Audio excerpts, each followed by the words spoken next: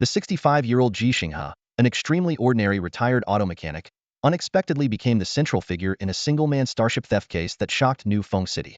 Surprisingly, this seemingly unremarkable old man calmly claimed in the interrogation room that he could operate such highly classified military equipment, leaving the police both astonished and skeptical. The officer in charge of the interrogation initially assumed he was dealing with a retired veteran of the Federation, as the skills required to operate a single-man starship are not common knowledge. However, when he pulled up Ji Xinghe's records, they painted the picture of a life as ordinary as they come. Born in Longzhou, with modest education and an unremarkable work history. This stark contrast between his background and the audacious theft only added to the mystery of the case. Amidst the officer's puzzlement, Ji Xinghe revealed an answer that was both laughable and astonishing. Had learned to pilot the starship by playing a virtual reality game called Star Glory. This response would have been laughable, yet Ji Xinghe's accomplishments in the game were once again shocking. 21 consecutive seasons as a Glory King, 19 seasons with a peak score of 2,200, and 12 national server heroes. These achievements demonstrated his extraordinary performance in the virtual world. However, the gap between reality and virtual reality remains. The officer, with a hint of sarcasm, pointed out that no matter how realistic a game is, it remains just theta game. Professional players and streamers are far above Ji Xinghe's level. Faced with such skepticism, Ji Xinghe remained silent. He did not explain the astonishing fact that he had only started gaming at the age of 55, nor did he emphasize the age gap between himself and the younger experts.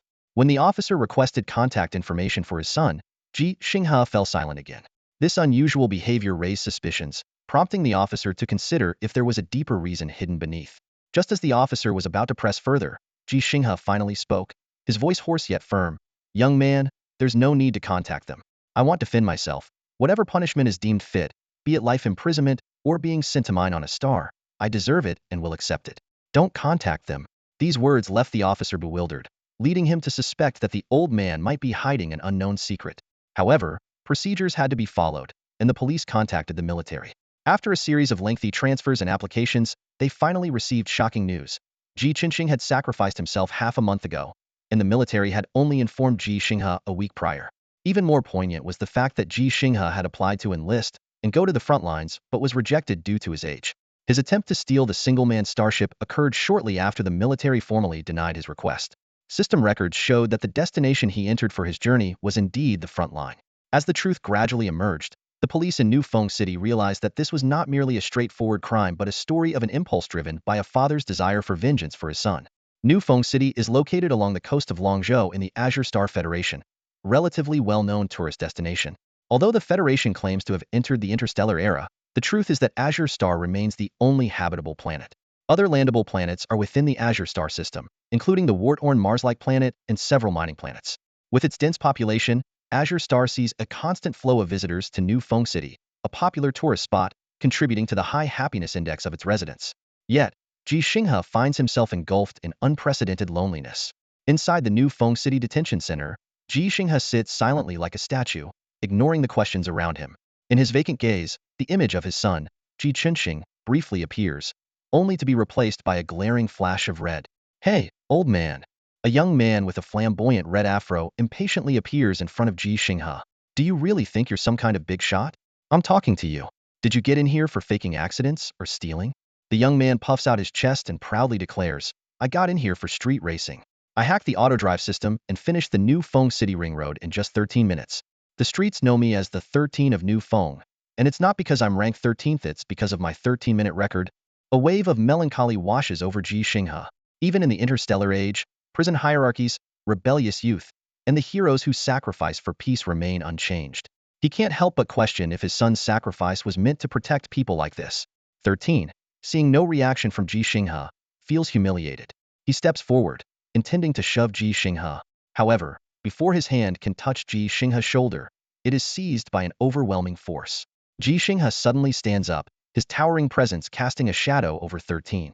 Despite his recent despondency, the aura he exudes now is like that of a long-dormant beast. Terrified, 13 tries to apologize, but it's too late. Ji Xinghe grabs his right arm with his left hand and swiftly throws him over his shoulder, slamming him to the ground. 13 feels the world spin and pain sears through his body as if he were a painting hung on a wall. "Help! Help!" 13 cries out in terror. "The old man's attacking. He's going to kill me." When Shi Xiao fell from the wall and curled up, crying out, The alarm in the cell had already started blaring. The monitoring camera's motion detection function had captured the unusual activity within the cell, and the piercing alarm quickly spread throughout the detention center. The officers at the detention center rushed to the cell. As they pushed the door open, they were met with a puzzling scene. The tall Ji Xinghe stood expressionless in the center of the cell, while Shursan Shao was curled up on a chair in the corner, trembling. Seeing the officers arrive, Shursan Shao, as if clutching at a straw, leapt up from the chair. He shouted hoarsely, "He hit me. This old man hit me. He's a violent person. Send him to prison. The detention center isn't suitable for him." Shursan Shao's hysterics abruptly stopped, as if an invisible hand had gripped his throat. He had locked eyes with Ji Xinghe's cold, icy gaze and instantly fell silent. With a click, the iron door swung open. The officers, eyeing Ji Xinghe warily, sternly ordered, "Raise your hands, then put them on your head and squat against the wall." Ji Xinghe took a deep breath, calming himself, and obediently complied. Seeing this, Shursan Shao started to act up again but was quickly subdued and forced to squat down by the officers. "You two, squat down quietly," one officer reprimanded. Shursan Shao protested, "Officer, I'm the one who got hit. This old man hit me." The officer laughed derisively. "You're 19, he's 65, and he hit you? So what if he's 65? Shursan Shao retorted defiantly. "You think 65-year-olds are weak? This old man could take on 4 of you, believe it or not." "Shut up," the officer commanded sharply. Yet Shursan Shao seemed determined to prove his point and directly asked Ji Xinghe, "Old man, tell them, can you take on 4 of them?" Ji Xinghe initially didn't want to respond but reconsidered, thinking it might help him with something crucial. He calmly said, "Not just 4. I can take on 10. Shursan Shao, excited, tried to get up but was pushed back down. He persistently questioned, "Wait, 10? Taking on 4 is already impressive. Are you exaggerating about 10? I'm serious, answer honestly. You know honesty is the best policy, right? It's 10. Ji Xinghe replied coolly as he was handcuffed. Shursan Shao was also cuffed, and the two were ordered to stand by the officers. Remembering how he was easily overpowered earlier and still feeling the pain, Shursan Shao asked, half believing, "Old man, what martial art do you practice?" Ji Xinghe paused briefly and replied, "Wing Chun." "Damn, you're 65 and not practicing Tai Chi for health but Wing Chun." Shursan Shao exclaimed, wide-eyed. "You really are a dangerous violent person. Officer, sentence him. If you let him out, he'll be a threat to society." Shursan Shao, once recklessly endangering society with his racing, now had a newfound understanding of the term threat to society and was calling for someone else's sentencing. When the newly recognized combat hero of the Federation, Han Li, received the military medal signifying his merit, his heart felt heavy, as if the medal hanging on his chest weighed him down. His expression was grave, his lips slightly downturned, and his eyes betrayed a hint of pain. The Federal Major General Tu Yuan, who presented the medal, was not surprised. His weathered eyes also reflected a sorrowful glimmer. Tu Yuan understood well that behind every military medal lay the sacrifices of countless Federation soldiers. He had heard it said that these medals were stained with the enemy's blood and were symbols of honor. But he knew that they bore not just the blood of enemies, but also that of their own. The most heart-wrenching part was that many of those brave warriors who gave their lives for their country could not even wear the medals they earned. Many didn't even have their remains recovered, making each medal unbearably heavy. Tu Yuan took a deep breath and gently patted Han Li on the shoulder, ready to leave. Today, Han Li was the sole recipient of the medal, as his entire mecha infantry unit had been wiped out, with most bodies unrecoverable. Yet, it was their sacrifice that enabled the Federation forces to hold a crucial position on the alien frontline. During the battle, Han Li not only commanded the operations but also personally piloted a mecha into combat, achieving significant feats. Just as Tu Yuan was about to turn away, Han Li suddenly spoke, "General." His voice trembled slightly, filled with hesitance. Tu Yuan turned back, frowning slightly. "Is it official or personal? Is it your matter or someone else's? Is it a lawful request, or are you asking for a favor?" Han Li's hand instinctively clenched. He knew that corruption was virtually non-existent in the Federation military, and Major General Tu Yuan was renowned for his strict adherence to rules. Even when dealing with distinguished service members, Tu Yuan never bent the rules, always prioritizing legality and compliance. Han Li, having just been promoted to major, had the chance to approach a general officer, but opportunities like this were rare, and he would soon be heading back to the front lines. Biting his lip, Han Li mustered the courage to speak. "In my mecha infantry unit, there was a fallen second lieutenant pilot named Ji Xinghe. He was a level 1 mecha pilot. When our unit was wiped out, his mecha had already been marked with 12 gold stars." Han Li briefly explained the Federation military's ranking system for mecha pilots and the rules for marking gold stars. He mentioned that Ji Xinghe only needed 8 more gold stars to become eligible for promotion to a special grade pilot, a rank achieved by only 300 out of the Federation's 300,000 mecha pilots. Continuing, Hanli said, Ji Xinghe had a father named Ji Xinghe, who is 65 years old. I visited his home recently to deliver the news of his son's sacrifice. Hanli paused, taking a deep breath. Mr. Ji requested that we take him to the frontline battlefield. He said even without a mech or a personal starship, just give him a gun, and he would avenge Ji Xinghe. Nonsense. Tu Yuan scolded with a frown. A 65-year-old man, 25 years older than me. How could he go to the front line? The Empire's warriors are incredibly strong. Ordinary civilians can't grasp this from watching TV or the news. And you, Hanli, can't feel it either? Even with mechs, we struggle against them. Without mechs, one of their soldiers could take on an entire unit of ours. Has he gone senile? And have you too? General Tu Yuan reprimanded harshly, his brow furrowed. There's no need to ask. I won't let him go to the battlefield. Hanli maintained a calm demeanor in the face of the scolding. He realized that his nerves had caused him to speak too quickly, failing to clarify the situation. Taking a deep breath, a hint of sadness and helplessness flickered in his eyes as he slowly explained, General, I'm not asking you to help send him to the front. In fact, he acted on his own yesterday, stealing a single soldier starship from the Xian Feng City police station. It was an unarmed patrol type. The destination he input was the front line. Then he got caught. General Tu Yuan was taken aback by this revelation, surprise flashing across his eyes. Seeing this, Hanli hesitated for a moment before adding, the police in Xian Feng City informed our unit that he also brought several knives as weapons. What kind of knives? Tu Yuan inquired, his face expressionless. Kitchen knives, fruit knives, cleavers, Hanli replied truthfully. He took all the knives from his kitchen. Tu Yuan couldn't help but let out a derisive laugh. Truly senile. How could someone like that have a son like Ji Xinghe, a top-tier mech warrior? Realizing his words might be inappropriate, he hesitated before asking, is Ji Xinghe, his father, a retired soldier? Hanli shook his head. No, he's a mechanic, a master mechanic. Ji Xinghe often mentioned that his father is excellent at repairing vehicles, capable of fixing any car, including Topophthaline space vehicles. Tu Yuan laughed in exasperation. A master mechanic is still just a mechanic. Does he think he can repair a single soldier starship, or a mech the same way he fixes cars? Hanli paused before adding. Ji Xinghe also said his father is very good at games. He used to take Ji Xinghe to reach the highest rank in Glory of Kings.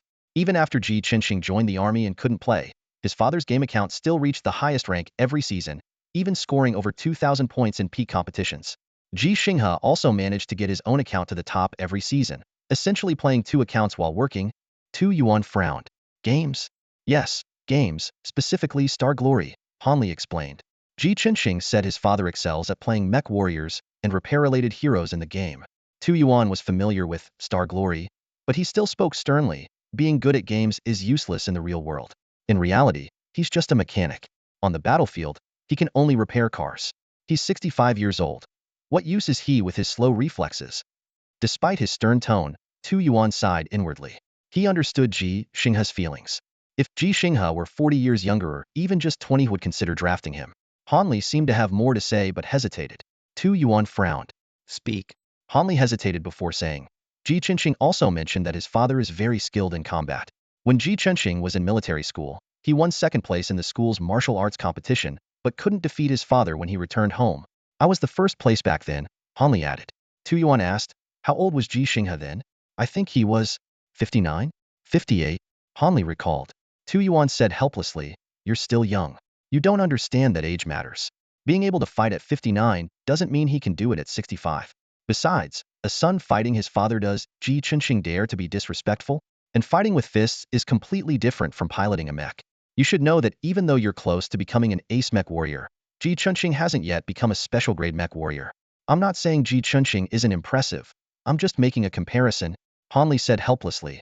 I know, that's why I refused him. But I never expected him to steal a single soldier starship. He got caught by the Xian Feng City police, and I only received the news this morning.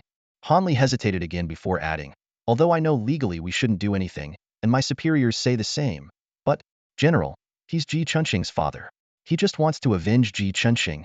Tu Yuan was silent for a moment before suddenly asking, did you say Xian Feng City? Yes, Ji Xinghe's hometown is Xian Feng City. I'm going there for recruitment publicity anyway. I'll take a look while I'm there, Tu Yuan said. Hanli understood, expressing his gratitude. Thank you, General. He knew that the supposedly incorruptible General Tu Yuan had decided to make an exception for Ji Qinghe and also for Ji Xinghe. Tu Yuan stared impassively at the holographic projection screen in front of him. On the screen, 65-year-old Ji Xinghe was repeatedly demonstrating a swift and clean over-thresholder throw. Even someone as experienced as Tu Yuan couldn't help but silently admire the skill. This old man certainly had some moves. Despite his inner admiration, Tu Yuan's expression remained stern. He watched the footage several more times before shifting his gaze to another screen displaying Ji Xinghe's detailed profile. To his confusion, there was no mention of martial arts skills in Ji Xinghe's records. Why? Tu Yuan asked directly. The people from the detention center and the new Fengqing police station exchanged puzzled looks, unsure what this renowned federal major general was referring to. Despite being only 40 years old, Tu Yuan had been promoted to major general 3 years ago, making him the youngest in the Federation's history. Tu Yuan's aide quickly grasped the crux of the question and speculated, could it be possible that he knows Wing Chun, but his learning and practicing process was never captured on surveillance? Tu Yuan frowned slightly and pressed further, if you possess martial arts skills and are highly capable, yet from childhood to 65 you've never fought anyone, why do you think that is? The aide tentatively replied, maybe he has a good temperament and never found the need to fight? Good temperament? Tu Yuan gestured to the screen showing Ji Xinghe's takedown of a young man, his tone stern. Is this what you call a good temperament? A good temperament leads someone to steal a single-pilot starship? To take a kitchen knife and try to attack the Empire's mechs on the front line? The aide suddenly understood. Yes, he always had a good temperament, but after his only relative, Lieutenant Ji Xinghe, was killed, he must have changed after experiencing such a loss. You got it wrong. Tu Yuan corrected immediately. He doesn't have white hair. Everyone present confirmed this point. The aide, still puzzled, remarked, being 65 without white hair suggests good maintenance, and coupled with his martial arts skills, it shouldn't be a problem, right? Tu Yuan pondered for a moment and asked, then why is he so sad and impulsive, unable to control his temper, yet still without white hair? Overnight graying? Though the question seemed odd, no one dared to question the promising young major general. Give me Ji Qinghe's file, Tu Yuan requested, quickly taking the tablet from his aide. As he perused the information, he suddenly froze. Suspected? Yes, suspected. The aide confirmed. We're still verifying. It should take about 3 days. Those around grew more curious. Could it be that Ji Qinghe wasn't actually killed? But the military is usually strict about such matters. Mistakes are unlikely. Tu Yuan nodded, returned the tablet to the aide, and then seriously addressed the police and detention center staff. I would like to meet him. Is that possible? Yes, of course. No problem. We'll arrange it right away. After ruling out the possibility that Ji Xinghe was an imperial spy or terrorist, the police were ready to drop charges. However, that wasn't enough. The prosecutor's office also needed to withdraw charges to prevent a court trial. The police, prosecution, and judiciary formed the crucial components of the Federation's legal system. As Ji Xinghe was led out of his solitary cell, a staff member at the detention center kindly advised him, it's Major General Tu Yuan who's here. Be careful with your words. Cooperate, and you might be able to go home. Ji Xinghe thanked them quietly and walked with newfound determination. Upon entering the interrogation room, Ji immediately spotted Tu Yuan. He had known of Tu Yuan before, but now he hoped Tu Yuan would recognize him as well. No need, Tu Yuan said, gesturing for the staff to stop putting handcuffs on Ji and motioning for him to sit down. Even seated, Ji Xinghe's 6'3" frame exuded an imposing presence. His face bore some wrinkles, but his eyes were sharp and intense, as if he could spring into action at any moment. He didn't look like a grieving father nor a criminal facing a general. Stop pretending. I won't let you enlist, Tu Yuan said bluntly, cutting through Ji's facade. What's the deal with your martial arts skills? Before Tu Yuan could finish, Ji's posture crumbled, as if his towering height had suddenly collapsed. His energy vanished, and his voice turned raspy. Does it matter? If you won't let me go to the front line, nothing else matters. You know very well, Tu Yuan replied candidly, there's no point in you going to the front. The Federation's mechs are precious, and your physical condition can't utilize their full potential. You'd just be wasting resources. I can fire the cannons, Ji insisted. If it were that easy to hit Imperial mechs and positions with artillery, why would we need mechs? This is an alien planet, not Earth. The combat methods are entirely different. I can pilot a single-man starship, Ji continued to plead. I know some missions require someone to risk their life. I'm not afraid to die. Give me a starship, and I'll crash wherever you need me to, as long as there are Imperial forces there. Tu Yuan paused, then slowly shook his head. It's pointless. You won't be able to utilize the starship's capabilities either. You'd be intercepted and shot down halfway. Can I at least have a gun? Ji's voice grew more hoarse. I have money. I'll buy it from you. Just let me go to the front. Tu Yuan fell silent again, unsure if it was Ji's words or the despair in his voice that affected him. Unwilling to give up, Ji pressed on, sensing this might be his last chance. I don't eat much. I can pay my own way. I don't need to stay in the barracks. I can live in a tent. My retirement and pension funds are enough to buy my way in. I'll give it all to you. Just let me go to the front. He spoke faster and faster, as if trying to spill out all his thoughts at once. I don't need a mech or a gun. Give me any scrap metal you don't need, and I'll make something that can withstand the alien environment. Not a mech, just a spacesuit. I won't waste the barracks oxygen or the base's oxygen. I can live outside. His words tumbled out in a rush, fearing interruption. If that's not possible, the next time you use a warp gate to attack an Imperial planet, just toss me through. Give me 2 knives. A pair of blades would be best. I know how to use them, even if I don't have them. I really do. He looked Tu Yuan straight in the eye, a hint of pleading in his voice. General, I'm a good fighter. Really good. After a moment's hesitation, he added, I could take on 10 of you. Tu Yuan finally lost his composure, shouting, I'm a desk-bound major general. What good is it if you can take on 100 of me? You're 65. If you were 20 years younger, I'd let you go, but you're 65. Can't you just enjoy your retirement? Ji Xinghe was silent for a long time before quietly replying, I can't, because my son is dead. Age is irrelevant, as is the war between the Federation and the Empire. Ji Xinghe, who has lived an honest and ordinary life, now seeks only vengeance. His eyes burn with the fire of revenge. Yet reality stands like a high wall in his path. The alien frontline, a harsh environment where humans struggle to survive, is the first major obstacle on his path to vengeance. Without specialized equipment, surviving there for more than a few minutes is nearly impossible. The thin atmosphere acts like an invisible net, ready to claim the life of any intruder. The extreme temperature fluctuations between day and night are unimaginable, and without the protection of a spacesuit, the fragile human body cannot endure it. Moreover, the chaotic magnetic fields and unpredictable storms render many high-tech devices useless. In such an environment, even the Empire's guerrillas, known for their robust physiques, struggle to survive without equipment. Humans are even more vulnerable. Cumbersome spacesuits hinder movement, and any damage can lead to fatal oxygen leaks. This disadvantage led to the Federation's comprehensive defeat in the early skirmishes. However, crises often breed opportunities. The Federation's Academy of Sciences developed a new generation of war machines mechs that demonstrated astonishing power on this alien battlefield. The low gravity and conditions unsuitable for high-tech weaponry became the perfect stage for mechs. The Federation used this to rebuild bases, barracks, and mines on the alien planet, simultaneously extracting resources and defending against foreign threats. Although the Empire's gorillas and monkeys can reach the alien planet directly through jump gates, they cannot yet invade Azure Planet directly. If the alien frontline falls, Azure Planet will face the threat of direct invasion. While high-tech weapons can be effective on Azure Planet, no one wishes to bring war to their homeland. The Empire has already mastered some advanced technologies, and if the war spreads to Azure Planet, the consequences would be disastrous. In this dire situation, everyone who can go to the alien frontline undergoes strict selection. Even miners, cooks, mechanics, scientists, and artists at the base can transform into warriors during wartime. Some people spend most of their lives on the alien planet, but for an elderly man like Ji Xinghe, the authorities see him as a waste of resources, incapable of completing the seemingly impossible mission of revenge. Tu Yuan's words lingered in his ears before departing.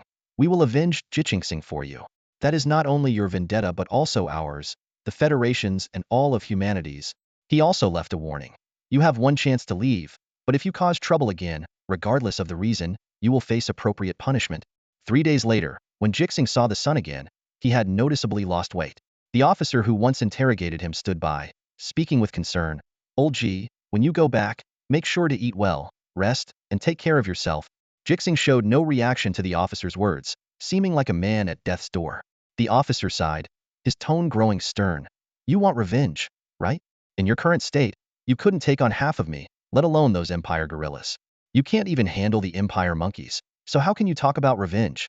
The officer's voice softened again. Old Ji, while I don't want to say this and hope it doesn't happen, the situation at the front isn't good. Otherwise, General Tu Yuan wouldn't be personally recruiting troops everywhere. If, just if, the Empire does invade, and the war reaches this very planet, you might have a chance for revenge, provided you're still able to fight by then. At that moment, Ji Xinghe seemed reborn. His hunched body straightened like parched grass finding rain under the sun. His intense gaze met the officer's, leaving him at a loss for words. The officer, somewhat flustered, said, Old Ji, if you have anything to say, just tell me. I'll help in any way I can. Ji Xinghe finally spoke, his voice so hoarse it was almost unrecognizable. These past few days, he really hadn't been taking care of himself. Proper meals and rest had become luxuries. By the time he threw Shi's sanshao over his shoulder, he was at the peak of 8 days of weakness. Can I forge 2 knives myself? He asked, a hint of anticipation in his eyes. The officer frowned, a touch of exasperation in his voice. You're not talking about those Bajan knives, are you? Old Ji, this is the era of mechs and starships. What's the use of making Bajan knives? Besides, those are regulated weapons. Ji Xinghe calmly explained. I won't sharpen them, not for now. What's the point if they're not sharp? The officer was even more puzzled. I haven't practiced in years. I want to get the feel back. Ji Xinghe paused. And if the situation you mentioned arises, then I'll sharpen them. The officer was a bit speechless. He knew well what the Bajan knives looked like, short and compact, no more than 30 to 40 centimeters in length. And mechs? They stood at least 3 meters tall, with the average height of imperial mechs reaching 4.5 meters. He couldn't help but remark, you think sharpening them will let you cut through mechs? In the end, the officer chose not to argue with the 65-year-old man.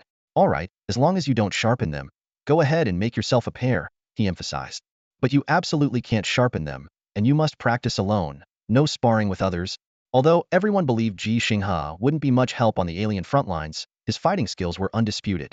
Even General Tu Yuan had remarked that Ji Xinghe could take on 100 of him. Though Tu Yuan was a non-combat general, he was still a general. Taking on 100 generals was no small feat. All right, don't worry. I've never sparred with anyone, except... Ji Xinghe suddenly became chatty, but when he mentioned the only person he'd sparred with, he fell silent. The officer, unaware that Ji Xinghe had once placed second in a military academy combat competition, curiously asked, except who? Ji Xinghe took a deep breath and replied softly, my son. The officer was taken aback and quickly changed the subject. You must be really impressive, practicing alone and still being so skilled. If you... Hey, by the way, General Tu Yuan is in New Feng City recruiting soldiers. Why don't you train a few apprentices to enlist? They say this kind of open recruitment will happen every year now, and they don't care about background or education. You've got a chance. Open recruitment? Ji Xinghe's eyes lit up. Is there an age limit? They say you need to be over 18, but there's no upper limit, since they're recruiting for other professions too, the officer explained. He immediately understood Ji Xinghe's intent and sighed. Don't even think about it. There's a physical fitness test. At your age, you definitely won't pass it. No one over 45 could. Physical fitness test?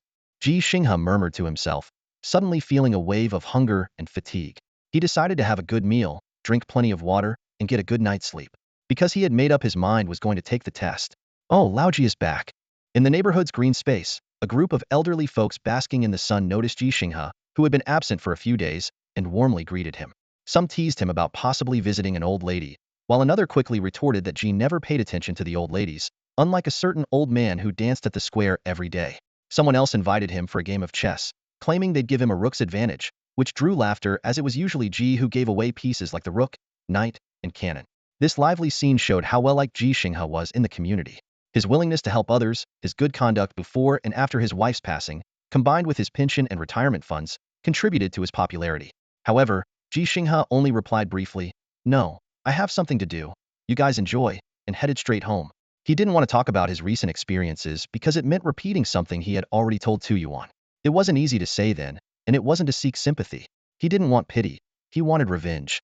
The seniors were puzzled, wondering what could keep a retired man so busy.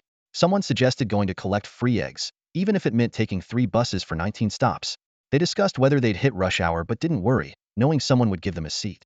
When Ji Xinghe got home, the place felt empty. After 10 days without cleaning, there was only a slight layer of dust. The furniture and appliances in the living room were neatly arranged, with only the essentials, making it look somewhat sparse. There was no forgotten kitchen waste, nor any rotten food in the fridge. Instead of wallowing in sadness, Ji Xinghe headed straight to the kitchen and took out 2 pieces of homemade marinated steak from the fridge. There were over 30 neatly packaged steaks, which were originally intended for, but now, he would have to eat them himself. He skillfully lit the stove, heated the pan, and added butter.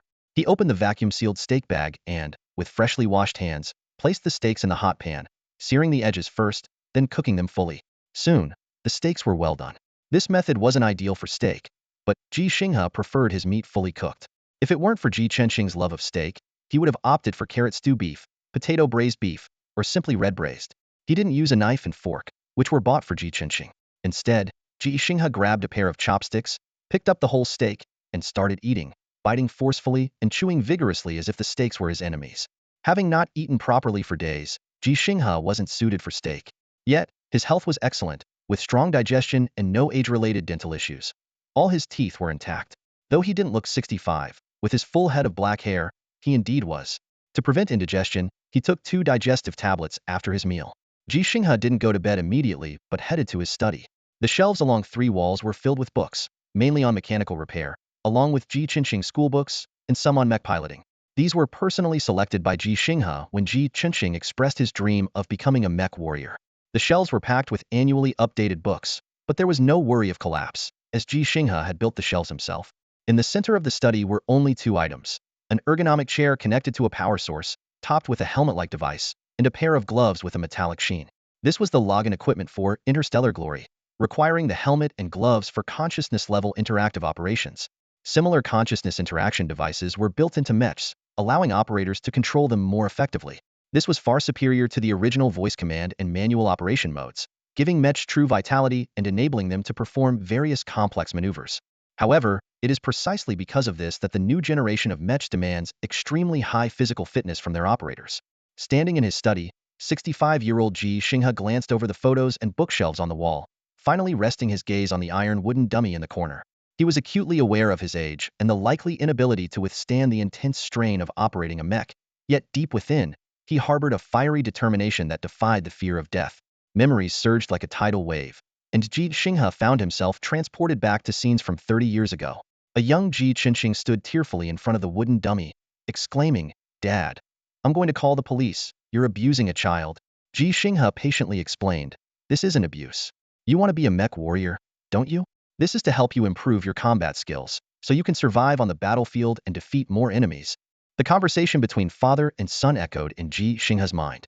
Ji Xinghe questioned the need to learn traditional martial arts, while Ji Xinghe gently guided him, explaining the advantages of humanoid mechs and the importance of traditional martial arts. Although his son was initially resistant, Ji Xinghe remained steadfast, convinced that this training would ultimately benefit Ji Xinghe for life. With these thoughts, Ji Xinghe suddenly struck the wooden dummy with a powerful punch. The iron structure spun, and 2 iron rods swiftly retaliated. He quickly blocked the attack with his elbows and knees. Despite the pain from the impact, he found solace in it, as if it temporarily eased his inner turmoil. In the days that followed, Ji Xinghe immersed himself in training. After meals, he practiced boxing to aid digestion, unleashing astonishing power from his 65-year-old body in the confined space. After each session, he carefully applied healing ointment and drank medicinal wine to replenish his blood and strength. At night, he used medication to numb himself, trying to escape the heart-wrenching dreams. On the 7th day, something unexpected occurred. The iron wooden dummy that had accompanied Ji Xinghe for 30 years suddenly broke. Was it due to wear and tear, or had his skills reached new heights? Ji Xinghe preferred to believe the latter. At that moment, he recalled the words he once said to his son. "Son, don't believe in limits, because if you don't believe in them, they don't exist." This phrase now echoed in his heart, serving as both encouragement to himself and a nostalgic remembrance of the past. "Daughter, you're already 29 and still haven't found a partner. Are you planning to grow old alone?" The mother's voice was filled with urgency and dissatisfaction. "Mom, what do you mean 29? I'm only 18 years and 132 months old," the daughter playfully replied, trying to lighten the mood. Unfazed, her mother became more stern. "Nonsense. I'm telling you, if you don't bring a boyfriend home for the new year, I'm setting you up on a blind date." "Fine, set me up then. Find me an old man with a house, savings, and a pension," the daughter replied nonchalantly, with a hint of defiance. The mother perked up at this. "Oh, so that's why you haven't been dating. You have your eye on old G. Have you secretly promised yourself to him?" Before the daughter could explain, her mother was already on her feet, ready to storm out. "That old G, how dare he woo my daughter at his age? I'm going to confront him right now." Seeing her mother's determination, the daughter hurriedly called out, "Go ahead, but let me warn you, old G's son is with the space fleet, a mech warrior. If you make a scene, I won't be bailing you out." At the mention of mech warrior, the mother's steps slowed. In these turbulent times, ordinary Federation citizens held deep respect for soldiers, especially mech warriors. It was these brave souls who fought on the front lines, allowing the people of Azure Star to live in peace and not become the pitiful captives of alien races. Though she halted, the mother kept her sharp tongue. "Humph, impressive. But it's your fault for not settling down sooner. If you'd married earlier and given me a grandson, he might be enlisting now." "Even if I married early, the child would only be 8, the daughter reasoned helplessly. "So what if he's 8?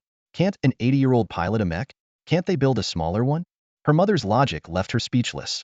Just then, the daughter remembered that today was the official recruitment day in New Fengqing. She quickly turned on the TV and switched to the live broadcast channel. Her mother's nagging ceased as they both focused on the screen. The TV showed a bustling stadium in New Fengqing. Reporter Pei Jing was on site. Hello viewers, this is New Fengqing TV, and I'm Pei Jing reporting live. It's the weekend, and the crowd here is enormous. Besides those registering for the recruitment exam, many have come to see them off. Let's interview some of them. Suddenly, a familiar figure appeared on screen. Ji Xinghe, trying to weave through the crowd but stopped by the reporter. Sir. Pei Jing extended the microphone to Ji Xinghe. Are you here to see your grandson off for the recruitment exam? Ji Xinghe pondered expressionlessly for a moment, calculating something. Finally, he spoke. No, I'm not here to see my grandson off for the exam. Oh, then are you here for your son? Pei Jing pressed on. Not for my son either, Ji Xinghe replied, because my son is already enlisted. His name is Ji Xinghe, and he graduated third in his class from the mech department at Longzhou Military Academy. He's a mech warrior in a division of the Space Fleet. His words left the mother and daughter in the living room wide-eyed in shock. Similar gasps echoed throughout the neighborhood, in the auto repair shop where Ji Xinghe worked for 40 years, and even in the New Fengqing police station and the detention center where Ji Xinghe had been recently. No one could have guessed that this seemingly ordinary old man had such an extraordinary son. The surrounding noise suddenly diminished significantly, and people's gazes, filled with surprise, envy, and respect, focused on Ji Xinghe. Pei Jing realized she had inadvertently stumbled upon a big story, her excitement evident. She eagerly asked, Are you here to see your son, Ji Xinghe? Has he come to enlist? Will your son perform in the mech demonstration? Can recruits directly join the mech forces as mech warriors this time? Ji Xinghe remained silent for a moment. Although he had resolved to do whatever it took, articulating certain words was still difficult. After taking a deep breath to calm himself, he looked directly into the camera lens and slowly spoke. No, my son hasn't come to enlist because he has already sacrificed his life. This statement hit like a heavy blow, plunging the surroundings into a profound silence. This silence seemed infectious, quickly spreading to the tens of thousands gathered outside the stadium. In reality, through mobile live streaming, far more than tens of thousands heard Ji Xinghe's words. This recruitment event covered 10 cities each session, with New Feng City, the most populous, drawing the most attention. Pei Jing snapped back to reality, her voice slightly choked. Please accept my condolences. She bowed deeply to Ji Xinghe, an act captured by the camera and broadcasted widely, touching countless viewers, although some thought the reporter was being a bit theatrical. Pei Jing continued, Sir, your son's sacrifice was for all of humanity. We will not let his sacrifice be in vain. We will avenge your son and all the heroes who have fallen on the alien front. Our Federation. Ji Xinghe suddenly interrupted her. Young lady, can you answer a question for me? Pei Jing immediately responded, Sir, please go ahead. Why must you avenge my son's death for me? Ji Xinghe's question left those around him and all the viewers stunned. Pei Jing quickly replied, Sir, because your son sacrificed himself for us, for the entire Federation. So we all have the responsibility and duty to avenge him. From the perspective of our Federation and the Empire, this isn't just about revenge, it's about… Hold on, Ji Xinghe interrupted again. Are you saying that because my son sacrificed himself for the entire Federation, everyone in the Federation has the responsibility and duty to avenge him? Pei Jing thought for a moment, then resolutely answered, Yes, that's what I mean. Ji Xinghe continued to press. Then, young lady, am I a member of the Federation? Yes, of course you are. Do I have the responsibility and duty to avenge my son? Pei Jing instinctively nodded. Of course you do. Not only because you're a member of the Federation, but also because you're his father. You definitely have the responsibility and duty to avenge him. Ji Xinghe, expressionless, posed his final question to the camera. Then, is there any issue if I want to enlist, go to the alien front, and avenge my son? Everyone who saw Ji Xinghe's aged face and heard his hoarse voice had the same answer in mind. No, there is no issue. Did Chunqing really sacrifice himself? In the largest auto repair shop in New Fengqing, the mechanics gathered around the TV, their faces filled with disbelief. Some had watched Ji Xinghe grow up, while others had grown alongside him. Memories came flooding back. Ji Xinghe often brought the young Chunqing here, working and teaching at the same time. However, Chunqing was never passionate about car repairs. His heart was always set on mechas. The old hands at the repair shop knew well that Chunqing only wanted to learn how to drive and repair mechas. Unfortunately, no one there understood such advanced technology. Their expertise was limited to cars. Because of this, Ji Xinghe began to teach himself about mechas, but his theoretical knowledge alone was hard to convince Chunqing and others. Old Ji came in this morning and forged 2 knives, said a master mechanic nearing retirement, stirring everyone's memories. That morning, they had all witnessed it. Ji Xinghe was outside the warehouse, crafting two short knives from a special alloy plate meant for upgrading the bulletproof features of spacefaring cars. He insisted on paying for the materials, but never explained the purpose of the knives. The repair shop crew had planned to visit Ji Xinghe after work. Despite his usual steadiness, this unusual behavior was concerning. However, before they could act, the truth was revealed. On TV, Ji Xinghe posed a question that left everyone in silence. Instinctively, they wanted to say there was no problem, but reason told them otherwise. "Old Ji, you're too old for this," was a thought that spread not only through the repair shop but also in Ji Xinghe's neighborhood, the new Fengqing police station, the detention center, and the minds of countless viewers. Outside the new Fengqing sports arena, Pei Jing, who was interviewing Ji Xinghe, struggled to speak. She wanted to say no problem, but the words wouldn't come. "Sir, you..." She hesitated, finally saying, "You must be nearly 60, right?" "I'm 65, Ji Xinghe stated firmly, staring into the camera. He was determined to use public opinion to fight for his chance by any means necessary. "At 65, can I avenge my son? Can I join the military and serve the Federation? Am I just a burden, wasting resources, unable to contribute anything to our society?" Those who knew Ji Xinghe felt he was unrecognizable, while those who didn't thought he was playing the age card, making it a big issue. Pei Jing found herself in a difficult position. She was acutely aware of the Federation's aging population problem, with those 65 and older making up 17.2% of the total population. A wrong response could offend this large demographic, and losing her job would be the least of her worries. At that moment, Pei Jing anxiously awaited instructions from her earpiece, but heard nothing. She wondered to herself, "Are they still airing my interview live, trying to stir up trouble?" The director at New Fengqing TV was also in a bind. As the ratings continued to climb, he didn't dare cut the live broadcast abruptly. He cursed inwardly. "Pei Jing, out of all people, you had to interview him. Are you trying to stir up trouble?" "I'm not implying that, sir," Pei Jing quickly clarified, trying to salvage the situation. Pei Jing looked at Ji Xinghe with a slightly hurt expression. She was a beautiful woman, and this tactic usually worked like a charm. But today, she was facing Ji Xinghe, a 65-year-old man who had spent his life as a blacksmith, a man referred to as tough as the years he has lived by Major General Tu Yuan. "What do you mean by that?" Ji Xinghe asked, his face emotionless and his tone cold. "What do you mean by that?" Pei Jing countered. "You say anyone over 18 can enlist, so why am I here? And yet I'm not allowed to sign up?" Pei Jing blinked, suddenly realizing the oversight. "Sir, no one's stopping you from enlisting. It's just that after you sign up, there are physical and skills tests to pass. At your age, I'm afraid you might not make it through." Ji Xinghe's eyes were sharp as he stared directly at the camera. "What if I can pass those tests?" Pei Jing opened her mouth, wanting to dodge the question, but the silence around her and the microphone in her hand forced her to respond before the live broadcast cut out. "Well, then of course you can enlist. I think that's how it should be," Ji Xinghe said, raising his voice as he looked around. "What do you all think? Isn't that right?" The crowd erupted with a mix of agreement, discouragement, and a flurry of phone cameras capturing the moment. Amidst the noise, Pei Jing was just beginning to relax when Ji Xinghe's next words startled her. "Young lady," Ji Xinghe said, locking eyes with Pei Jing, "you're a reporter, right? If you want to interview me, why not live stream the whole process of me taking the tests?" Pei Jing instinctively wanted to refuse, but the instructions in her earpiece left her no choice but to agree. "Sure, sir. As long as the federal military doesn't stop us, we can live stream it." Without another word, Ji Xinghe strode confidently toward the registration desk. The crowd parted to make way for him. Pei Jing and her cameraman hurried after him, eager not to miss a single detail. "Hello, I'd like to enlist. Here is my identification," Ji Xinghe said firmly as he handed his documents to the staff. The staff member hesitated, about to speak. But with hundreds of eyes watching, they silently accepted the documents and began the registration process. This recruitment drive had only set a minimum age, and no one had expected a 65-year-old to sign up, let alone dare to refuse a father seeking justice for his son who died on the front lines. Pei Jing seized the opportunity to confer with the staff about filming and broadcasting. She quickly received authorization from her superiors. After all, this was a public enlistment event, and the military leadership hoped to use it to draw more attention and encourage more people to join. Only the military leaders truly understood that they were nearing their breaking point. The new Fengqing Stadium was bustling with activity. Groups of young people were verifying their identities and collecting number tags before orderly lining up to face the physical fitness test of the day. The test was a long-distance run, starting at the stadium and ending 10 kilometers away. The roads along the route had been cleared in anticipation of the runners' arrival. The fifth group of young participants had just left the stadium, maintaining a steady and composed pace. They understood that a 10-kilometer run was not a sprint. Expending energy too early would only lead to elimination. Each runner was determined to succeed, as no one who had progressed from online registration a week ago to being present today was willing to give up easily.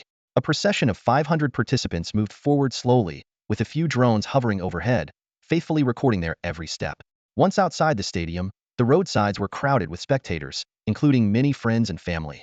However, the expected cheers were absent, replaced by a heavy silence as all eyes were glued to their phone screens, as if some major news was unfolding. Unaware of this, the frontrunners didn't know that the sixth group was ready to start, and an unexpected elderly participant had quietly joined the seventh group. This elderly man, named Ji Xinghe, was the only contestant among the 10,000 applicants from New Fengqing over the age of 35. His participation caused quite a stir, accompanied by a journalist and a cameraman. Standing among the young competitors, Ji Xinghe became the center of attention. He calmly looked towards the podium, where military representatives, New Fengqing officials, legislators, and social elites were seated. One person caught Ji Xinghe's particular attention: Tu Yuan, the youngest major general of the Federation, who had once threatened Ji Xinghe to quietly retire on Azure Planet. Their gazes met across the distance, and despite being far apart, it felt as if they could sense each other's presence. Tu Yuan's aide quietly asked if action should be taken, but Tu Yuan shook his head, declining. It's fine.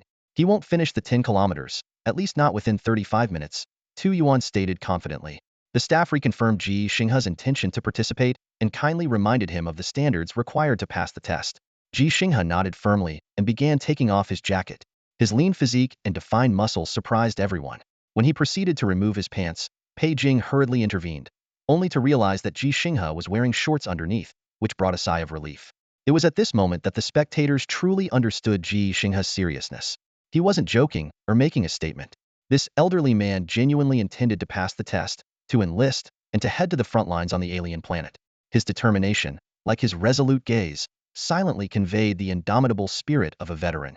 Because he was well prepared, at least when it came to his clothes and shoes. Ji Xinghe glanced around, and his eyes landed on Pei Jing beside him. Young lady, please keep an eye on my bag, thank you, Ji Xinghe said, handing the bag to Pei Jing. This was the same bag he entrusted to her when they entered the venue, containing 2 knives he crafted himself. With Pei Jing's assistance, he was able to bring the bag into the competition area. Pei Jing took the bag, unaware of its contents, and simply nodded. She watched Ji Xinghe with concern as he began to stretch, but as the participants in this round were about to start, she stepped onto the borrowed hoverboard.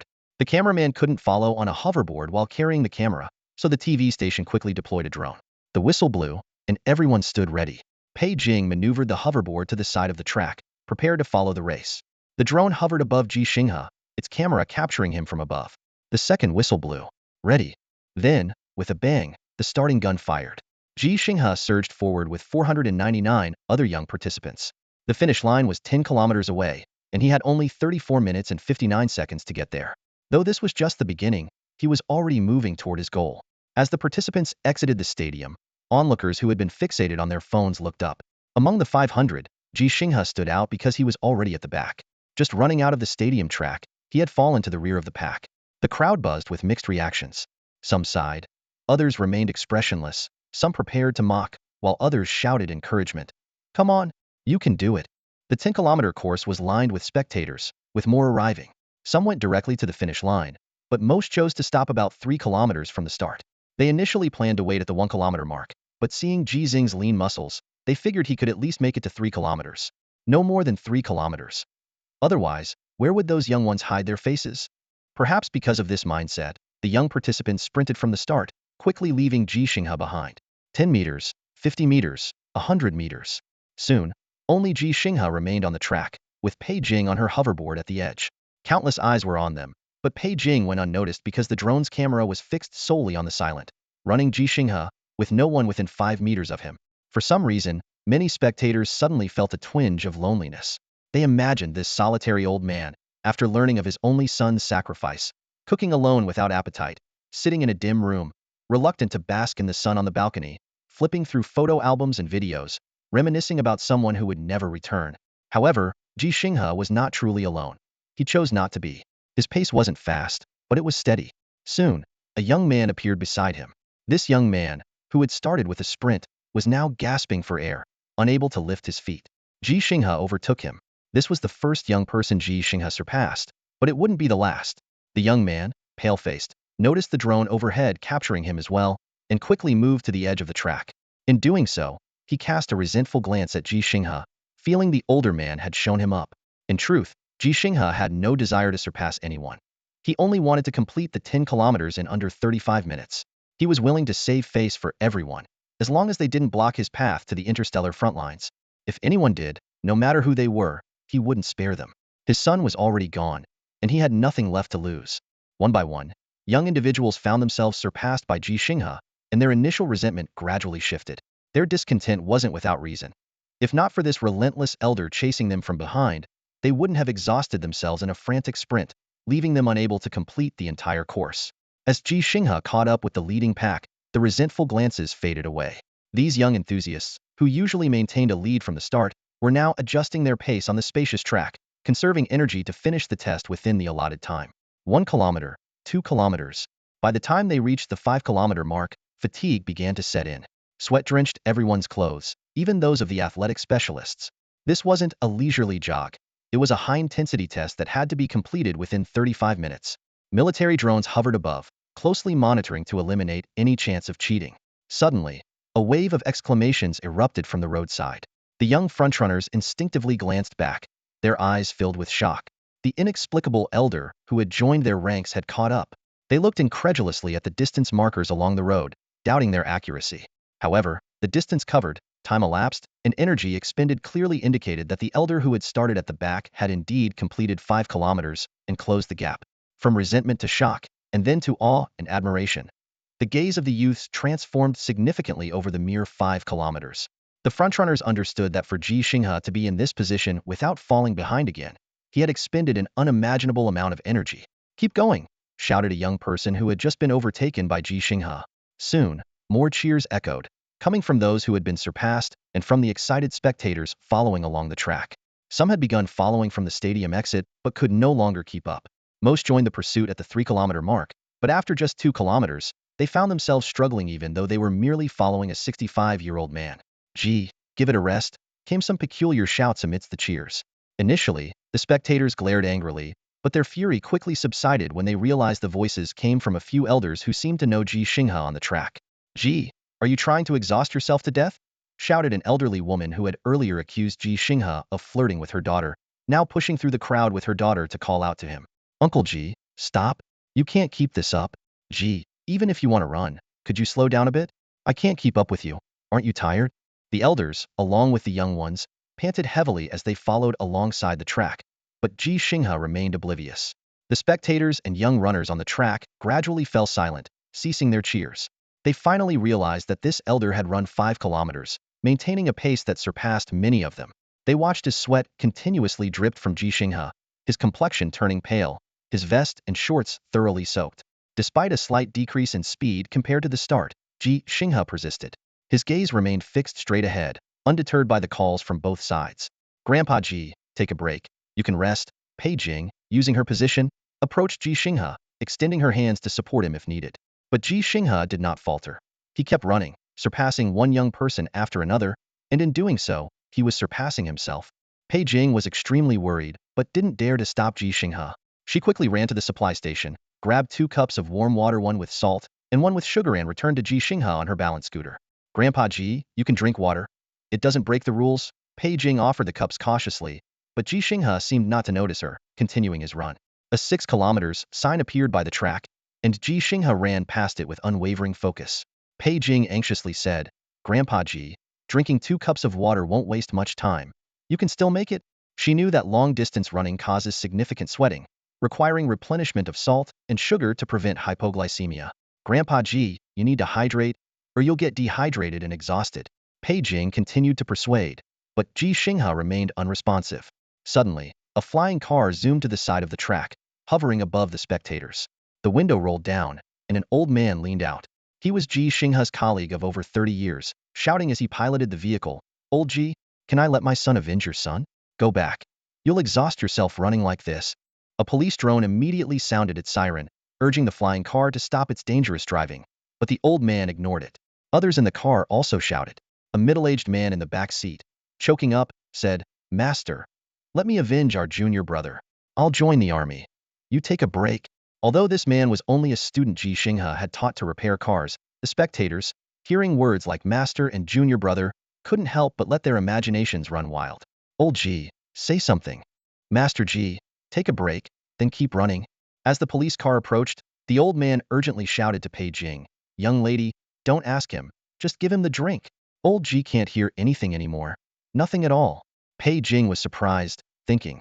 He could hear just a moment ago. How could he suddenly? But she believed these people wouldn't lie about something like this.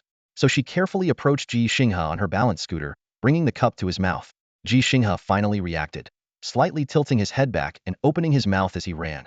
Pei Jing tilted the cup accordingly, allowing him to drink it all in one go. Throughout the process, Ji Xinghe never stopped running and even overtook a young man. The young man, witnessing this scene, felt an inexplicable pang of emotion. He muttered to himself, I'm joining the army because of a breakup, and now I'm being fed dog food during the fitness test, by an old man and a young woman no less. Oh heavens, where did I go wrong? Dad, I can't run anymore. Ji Xinghe panted, his pace visibly slowing. Ji Xinghe sternly replied, keep going, but I really can't. Can I take a break and then continue? Ji Xinghe pleaded, sweat dripping down his forehead. Ji Xinghe's voice was firm. When you're on the battlefield, will those imperial apes let you take a break? Ji Xinghe stubbornly retorted, if I'm on the battlefield, I won't run. I'll smash those imperial apes' heads. You must run when you need to run, Ji Xinghe insisted, his tone leaving no room for argument. No, I won't run. I'll fight them to the end, Ji Xinghe said defiantly. Ji Xinghe patiently explained. But if you die, there will be no one left to fight them. But if I run, no one will be able to stop them, Ji Xinghe countered. This conversation replayed over and over in Ji Xinghe's mind. If he could turn back time, he would have tried harder to persuade his son. However, reality is harsh, and time cannot be reversed. He knew all too well that with Ji Xinghe's stubborn, heroic nature, his persuasion likely wouldn't have worked anyway. You should have run, son, Ji Xinghe repeated in his heart. At this moment, he no longer cared about the battles that must be fought, the war between the Federation and the Empire, or who would ultimately rule humans or the apes. His only wish was for his son to be alive. In his memories, Ji Xinghe had taken Ji Xinghe for morning runs every day for a decade. Even after Ji Xinghe was admitted to the military academy, Ji Xinghe would run in Xinfeng City at the same time as his son's group runs, as if that would keep him close, despite the miles between them. His simple hope was that Ji Xinghe would be physically fit enough to run for his life in a critical moment. Yet reality often defies expectations. Ji Xinghe did not choose to flee. He stood his ground on the alien front line, fighting to the death. He single-handedly destroyed 6 Imperial mechs before being obliterated in an enemy explosion. The footage from the black box that Hanli had brought back replayed in Ji Xinghe's mind. It showed the perspective from Ji Xinghe's mech as Imperial mechs came at him, seemingly endless. Finally, Ji Xinghe's mech was overwhelmed. In the fiery explosion, the black box captured Ji Xinghe's final words. Dad, I didn't run because I didn't want to embarrass you. Yes, son, you didn't embarrass me. So I won't embarrass you either, Ji Xinghe silently responded. The part you didn't run, I'll run for you. At this moment, Ji Xinghe entered a state of intense focus, familiar to his colleagues. Whenever he faced a challenging repair, he would become silent and fully absorbed like this. It's not that he couldn't hear or see the world around him. He simply wouldn't allow himself to be distracted until the task was complete. Today, he had only one goal to finish this 10-kilometer run. In his imagination, if he could complete it, his son could escape from that deadly battlefield. If he could complete it, his son could come back to life. If he could complete it, his son would be there to give him a long-awaited hug at the finish line. Time vanished from his consciousness, but years of experience as a mechanic and the routine of daily morning runs enabled his body to maintain a pace that would let him complete the task within the allotted time. Despite his exhaustion, he neither stopped nor slowed down, because his son hadn't let him down, and he wouldn't let his son down. He was running, but it wasn't to escape, nor was it to run away for his son. He simply wanted to run to a place closer to his son, even if what awaited him was death.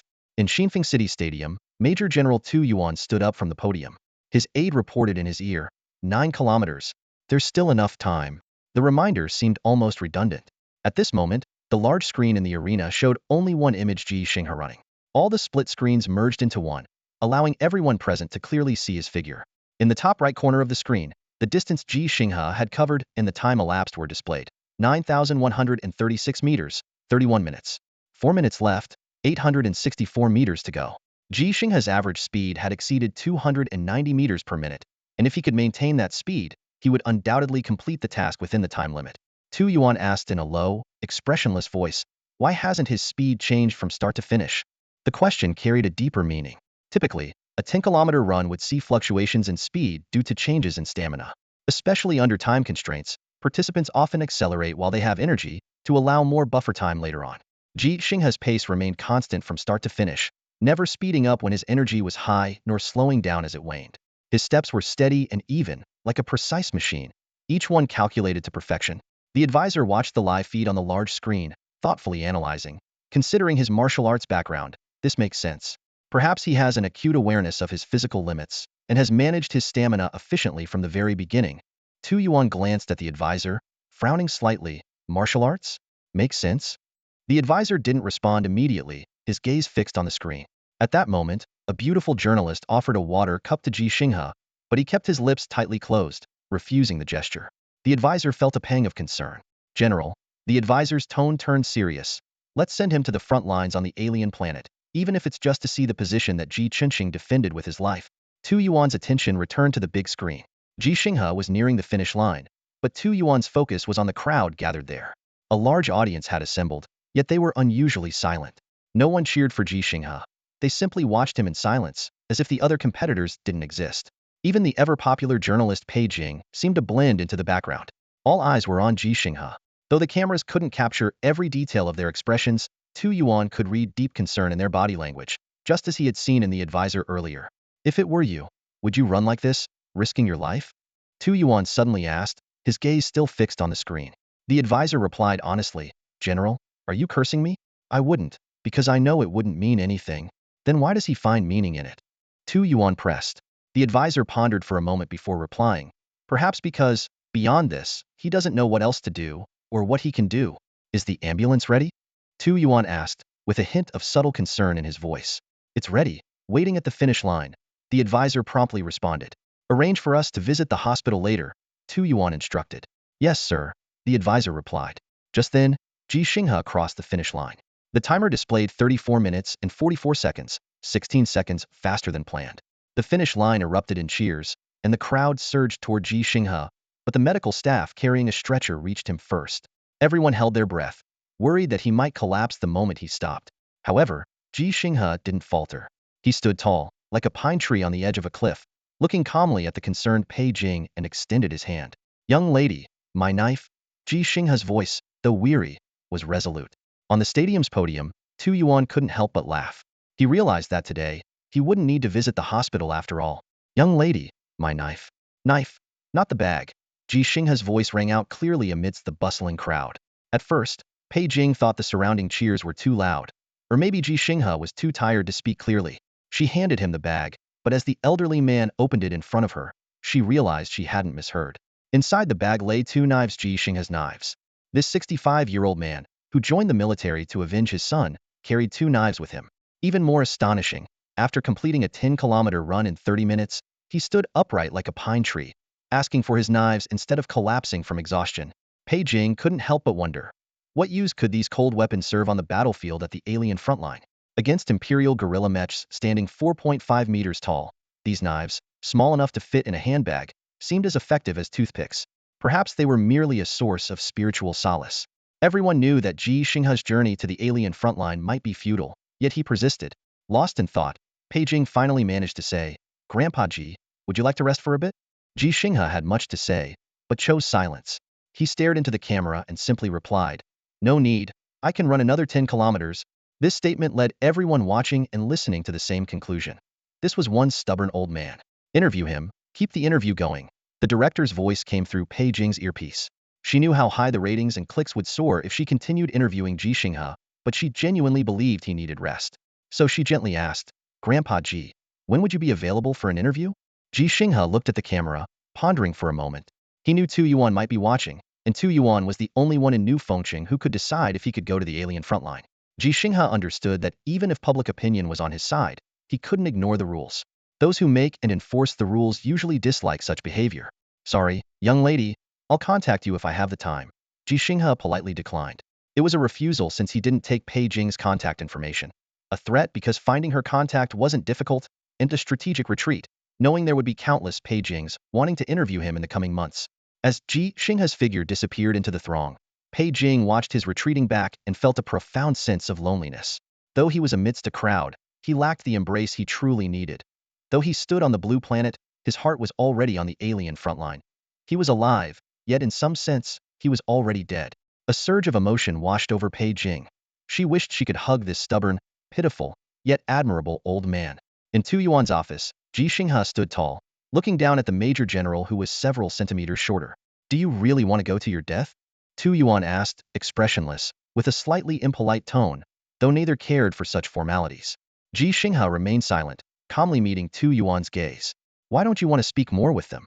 Tu Yuan continued, referring to those who recognized Ji Xinghe and came to see him. These people struggled through the crowd, only to shout old Ji as they watched him leave in haste. Ji Xinghe knew the reason, and he knew Tu Yuan understood as well. So he continued his silence, his eyes a mix of determination and a hint of pleading as he looked at Tu Yuan. After a moment of silence, Tu Yuan said, today's physical tests are all done, and they took much longer than expected. That's because the number of participants far exceeded those registered online from 7,000 to 13,000. The extra 6,000 all because of you. Tu Yuan explained that registration usually involved filling out information online, with on-site registration being a mere formality. No one expected those who couldn't bother to fill out forms online to actually show up.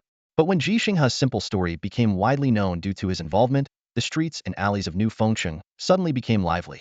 People who had originally registered online but hadn't shown up started appearing at the assessment site. Even some citizens who had never registered hurriedly came to fill out forms, eager to join the physical fitness test. With a population of only a few 100,000, getting 13,000 people to participate in the assessment was already impressive for New Fengcheng. However, when an additional 6,000 people flooded the site, even the organizers were surprised. Although the number of those who would pass was still unknown, this enthusiastic participation undoubtedly inspired the entire federation. Amid this bustling atmosphere, Ji Xinghe finally spoke, his voice calm. No need to thank me. Tu Yuan chuckled at his words.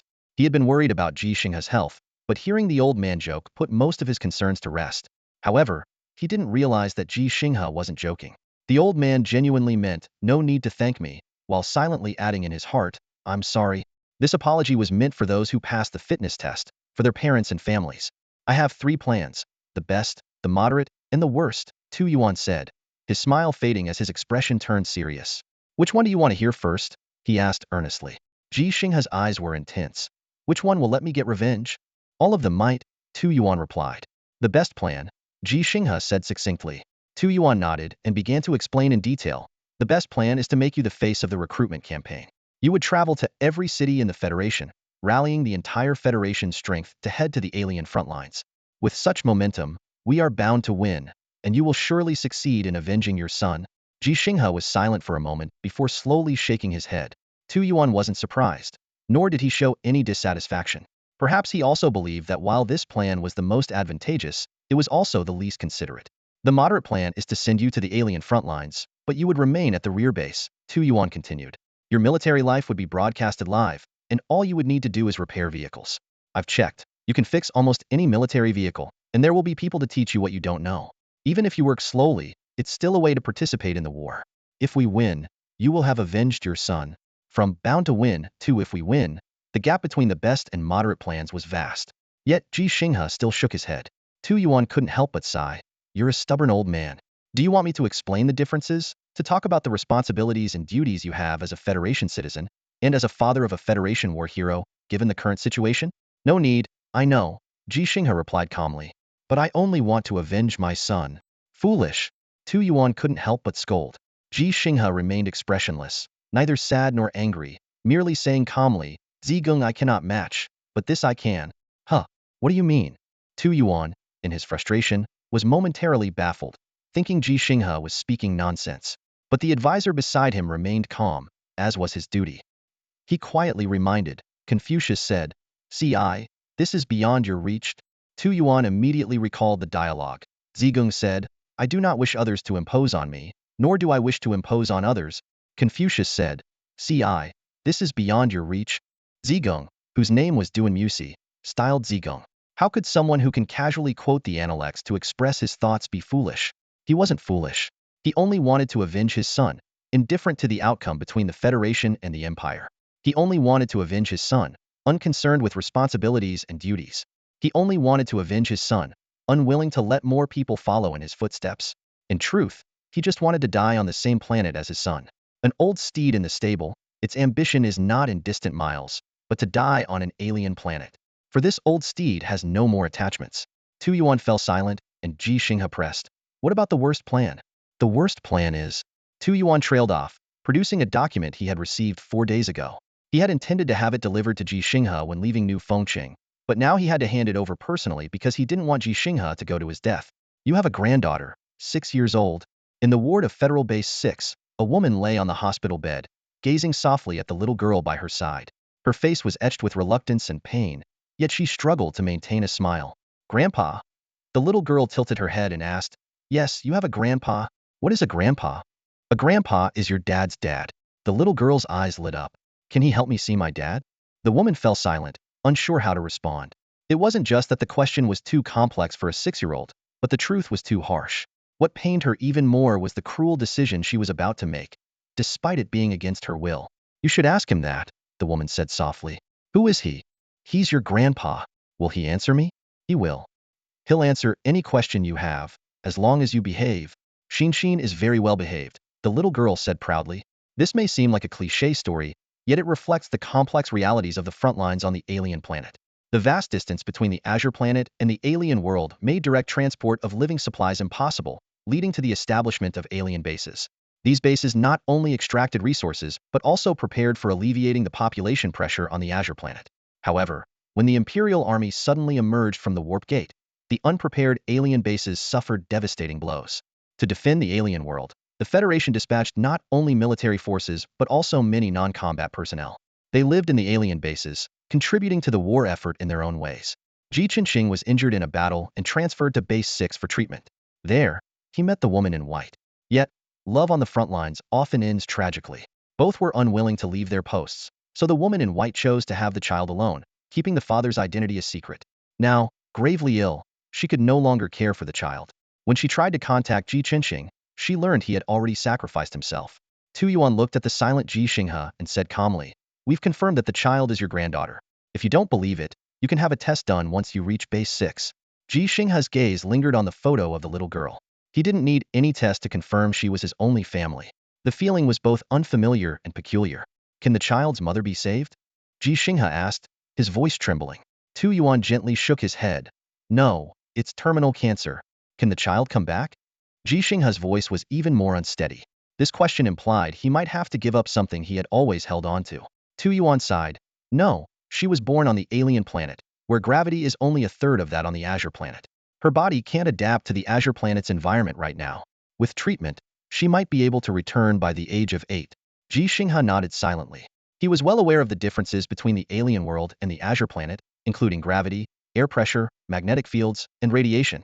The Federation bases couldn't perfectly replicate the Azure planet's environment. Adults could adapt, but it was challenging for newborns. He understood that if the treatment didn't go well, his granddaughter might never be able to return to the Azure planet. She would grow up on the alien world, facing various risks, and he might once again find himself all alone. The middle option, Ji Xinghe said hoarsely, looking at Tu Yuan. I choose the middle option. Tu Yuan frowned slightly. Actually, the best option is preferable. Tu Yuan sighed inwardly. He knew all too well that a year or two was enough to change many things. Yet, he couldn't find a suitable reason to delay Ji Xinghe's meeting with the girl. All right, can we leave today? Ji Xinghe asked, eagerness sparkling in his eyes. Tu Yuan shook his head and explained. No, you need to undergo a detailed medical examination, an interview, and professional training. The earliest you can depart for the other planet is in 2 months, and the journey will take 3 months. He continued to explain that the distance between the blue planet and the other planet isn't constant. At its closest, it's just over 50 million kilometers, but at its farthest, it reaches 400 million kilometers. Every 15 years or so, the two planets come closest, then gradually drift apart until the next cycle. For the next 7 years, the distance between the two planets will continue to decrease, Tu Yuan added. This means the pressure on the front line will increase because the Empire's forces are aware of this too. Ji Xinghe pondered for a moment and then stated his conditions. I can accept the medical exam and interview, and even agree to you broadcasting my life on the other planet. But I want to leave within a week. I know you have a spaceship ready to go. Tu Yuan frowned. If you skip the training, you won't be able to adapt to life on the other planet. I can manage, Ji Xinghe insisted. I've read plenty of books and can take the test. All theory, Tu Yuan murmured but eventually nodded. If you don't pass the test, you must undergo professional training until you do. Fine, Ji Xinghe agreed readily. Any other requirements? Can I bring my sword? What do you need a sword for? To slash at the Empire's mechs? Tu Yuan asked, surprised. If I get the chance, Ji Xinghe replied calmly. No, you can't bring it, Tu Yuan said firmly. All right, Ji Xinghe didn't persist. He had already planned to forge 2 new swords once he reached the other planet. The other planet had superior mineral resources to create better alloys, which was one of the most sought-after resources by the Federation. Later, Ji Xinghe went for an interview. To his surprise, the interviewer wasn't a military journalist or a famous host from an official TV station, but Pei Jing, who had interviewed him before. The interview was straightforward, as Ji Xinghe's story was not complex. At the end, he made a request to Pei Jing. Young lady, could you do me a favor? Sure. Grandpa Ji. What do you need? Pei Jing responded enthusiastically. Help me find a lawyer. I want to sell my house quickly and cash out my pension and retirement fund. Of course, but... Pei Jing hesitated. Grandpa Ji, aren't you planning to come back? Ji Xinghe was silent for a moment, a flicker of uncertainty in his eyes. I don't know. He thought of his granddaughter, whose treatment might require a large sum of money. He handed a bag to Pei Jing. Thank you, young lady. This is for you. It's not worth much, but if you don't like it, you can throw it away. Pei Jing carefully accepted the bag, knowing it contained 2 unsharpened short swords. Though not inherently valuable, they once embodied Ji Xinghe's hope for revenge, a hope that, though brief, flowed like an endless river. I won't throw it away. I'll keep it safe. Pei Jing promised solemnly. Take care, Grandpa Ji. Thank you. Ji Xinghe whispered his gratitude. After the interview, Ji Xinghe didn't return home, nor did he visit friends, neighbors, or colleagues who cared about him. He signed the necessary authorization agreements, and then followed Tu Yuan out of New Fengqing. After taking a test, he boarded the spaceship bound for the other planet. Ji Xinghe carried 2 goals in his heart, to care for his granddaughter and to seek an opportunity for revenge, just as he had told Tu Yuan, if I get the chance. For the first time, Ji Xinghe laid eyes on a Federation spaceship in person. This colossal structure was nothing like what he had seen on TV, in games, or on his phone. It resembled more a giant, somewhat bulky airplane. In fact, most of the Federation spacecraft are upgraded versions of space shuttles, still relying on reusable rockets to break through the atmosphere. Although there are already cars and single-pilot starships capable of flying directly into space, their payload capacity is limited. Ji Xinghe thought it was akin to mountain climbing. Those traveling light could reach the summit of Everest, while those burdened with a heavy load could hardly take a step. Sending 2 tons into space is vastly different from transporting 20,000 tons, with a world of difficulty in between. Ji Xinghe mused that the Federation's engine technology didn't seem to have made any qualitative leaps. However, as long as it could get him to the alien frontline, these technical details were of little concern to him. After passing the physical and exam smoothly, Ji Xinghe donned a simple, reusable spacesuit and boarded the spacecraft. The cabin lacked luxurious seats and the hibernation pods often seen in sci-fi movies. Everything was minimalist. He secured himself to the cabin wall with safety clips and belts, surrounded by fellow warriors heading to the front line, their faces obscured by helmets. Silence filled the cabin, with all eyes focused on a central metallic giant. This 3.9-meter-tall humanoid war machine, though simply designed, exuded an imposing presence. One shoulder mounted a miniature missile launcher, while the other bore a machine gun. Metallic spikes gleamed at its elbows and knees, with one hand equipped with a cutting mechanism and the other resembling a brass knuckle-like weapon. These seemingly simple weapon configurations implied greater durability and sustained combat capability. Though not as ornate as other custom mechs, it commanded the attention of everyone in the cabin.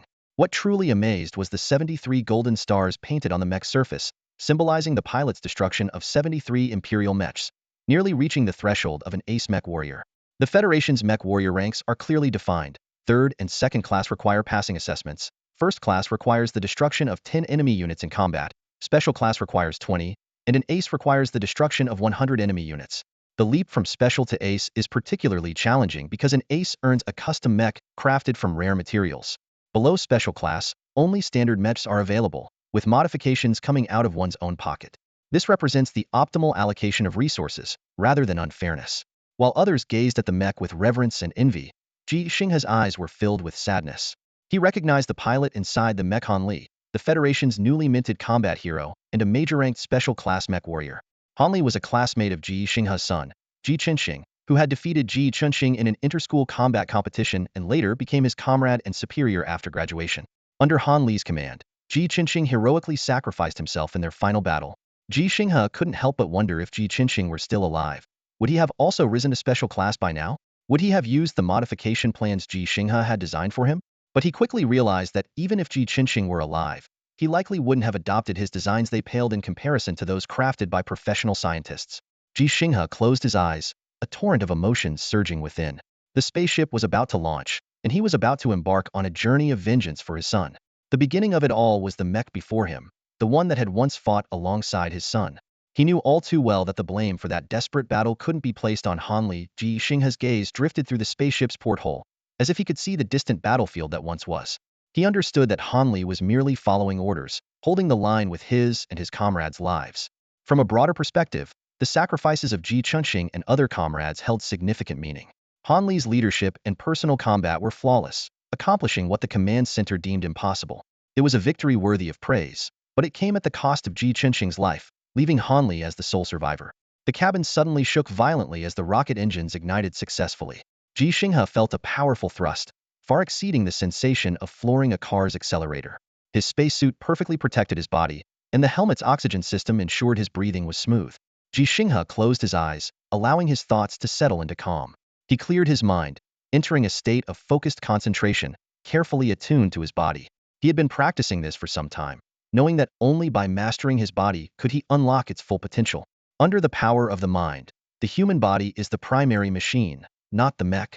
He had once told Ji Xinghe this, but Ji Xinghe had scoffed at the notion, as Ji Xinghe had never piloted a mech, only played mech warrior games. Ji Xinghe believed that no matter how realistic virtual games were, they were ultimately just games. Otherwise, the Federation's battle heroes wouldn't be people like Hanli, but those who spent their days in the gaming world as streamers and professional players. A sudden sensation of weightlessness interrupted Ji Xinghe's thoughts. A gentle announcement sounded in the cabin, informing passengers they could remove their spacesuits and move freely. The spaceship had entered space, making the bulky suits unnecessary until they landed on the alien frontline.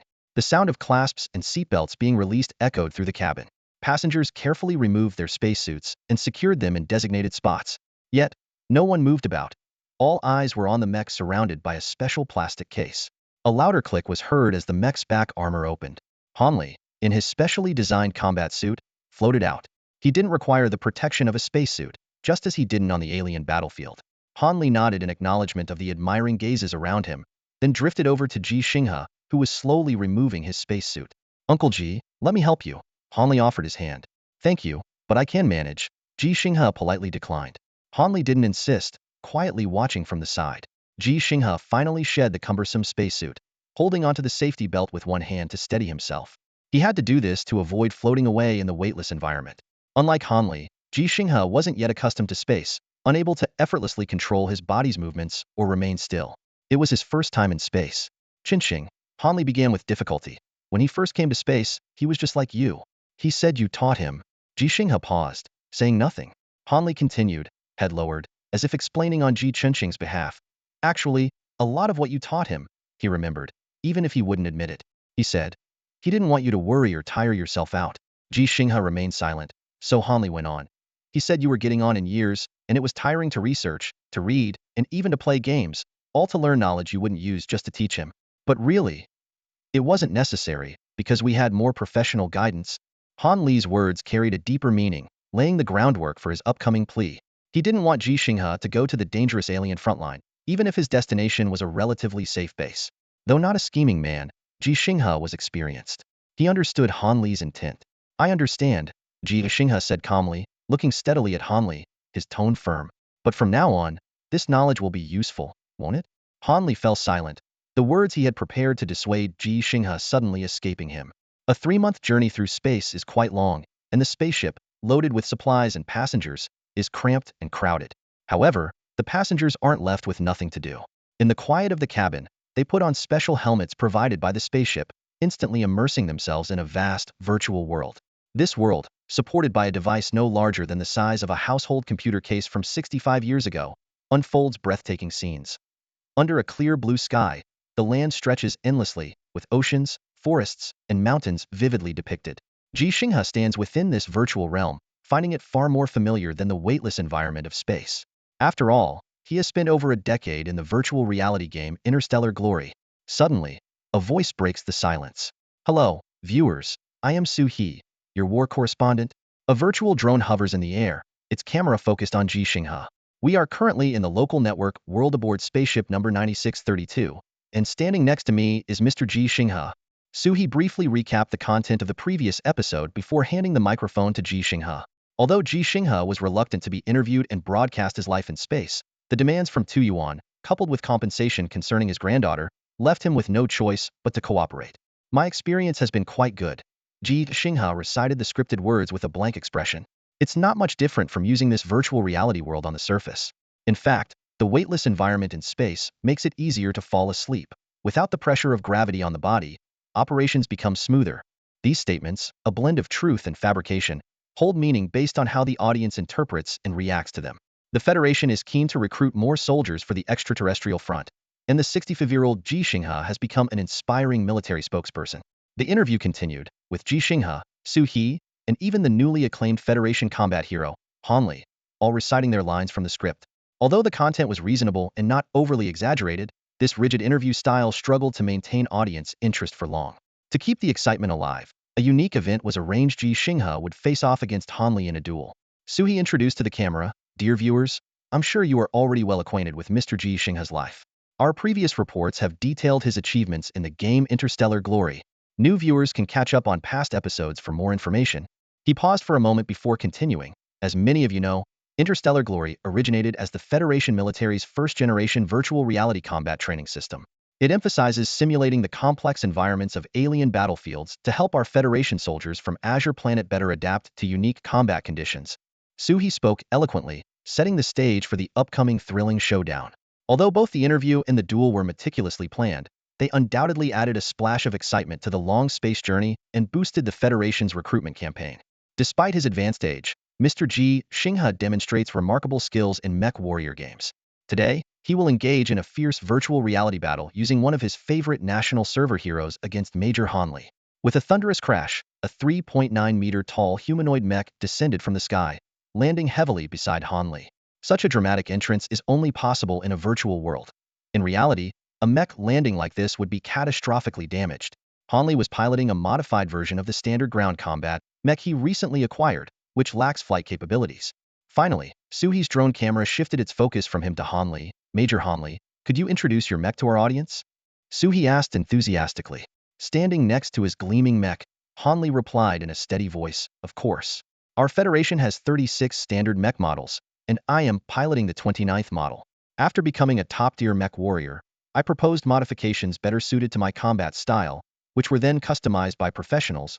After Han Li detailed the mech's features and capabilities, Su He pondered for a moment before posing a seemingly simple yet profound question.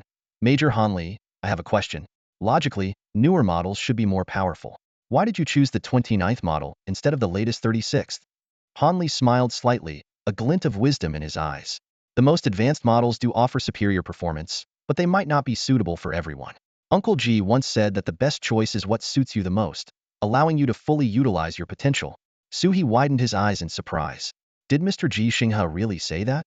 Yes, he did. Han Li confirmed with a nod. The camera then turned to Ji Xinghe, who was waiting silently. Su He, using Han Li's term of address, asked, "Uncle Ji, why did you say that?" However, Ji Xinghe remained expressionless and did not respond. That line wasn't part of the prepared script. Han Li sighed inwardly and then spoke up. "Let's cut that part out. It was my mistake to bring it up." Su He immediately realized the issue, looking slightly embarrassed.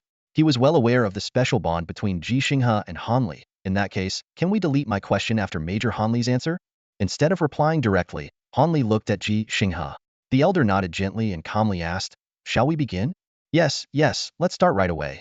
Su He quickly adjusted and faced the drone camera again. Major Han Li's mech has been introduced. Now, let's take a look at Uncle Ji's mech.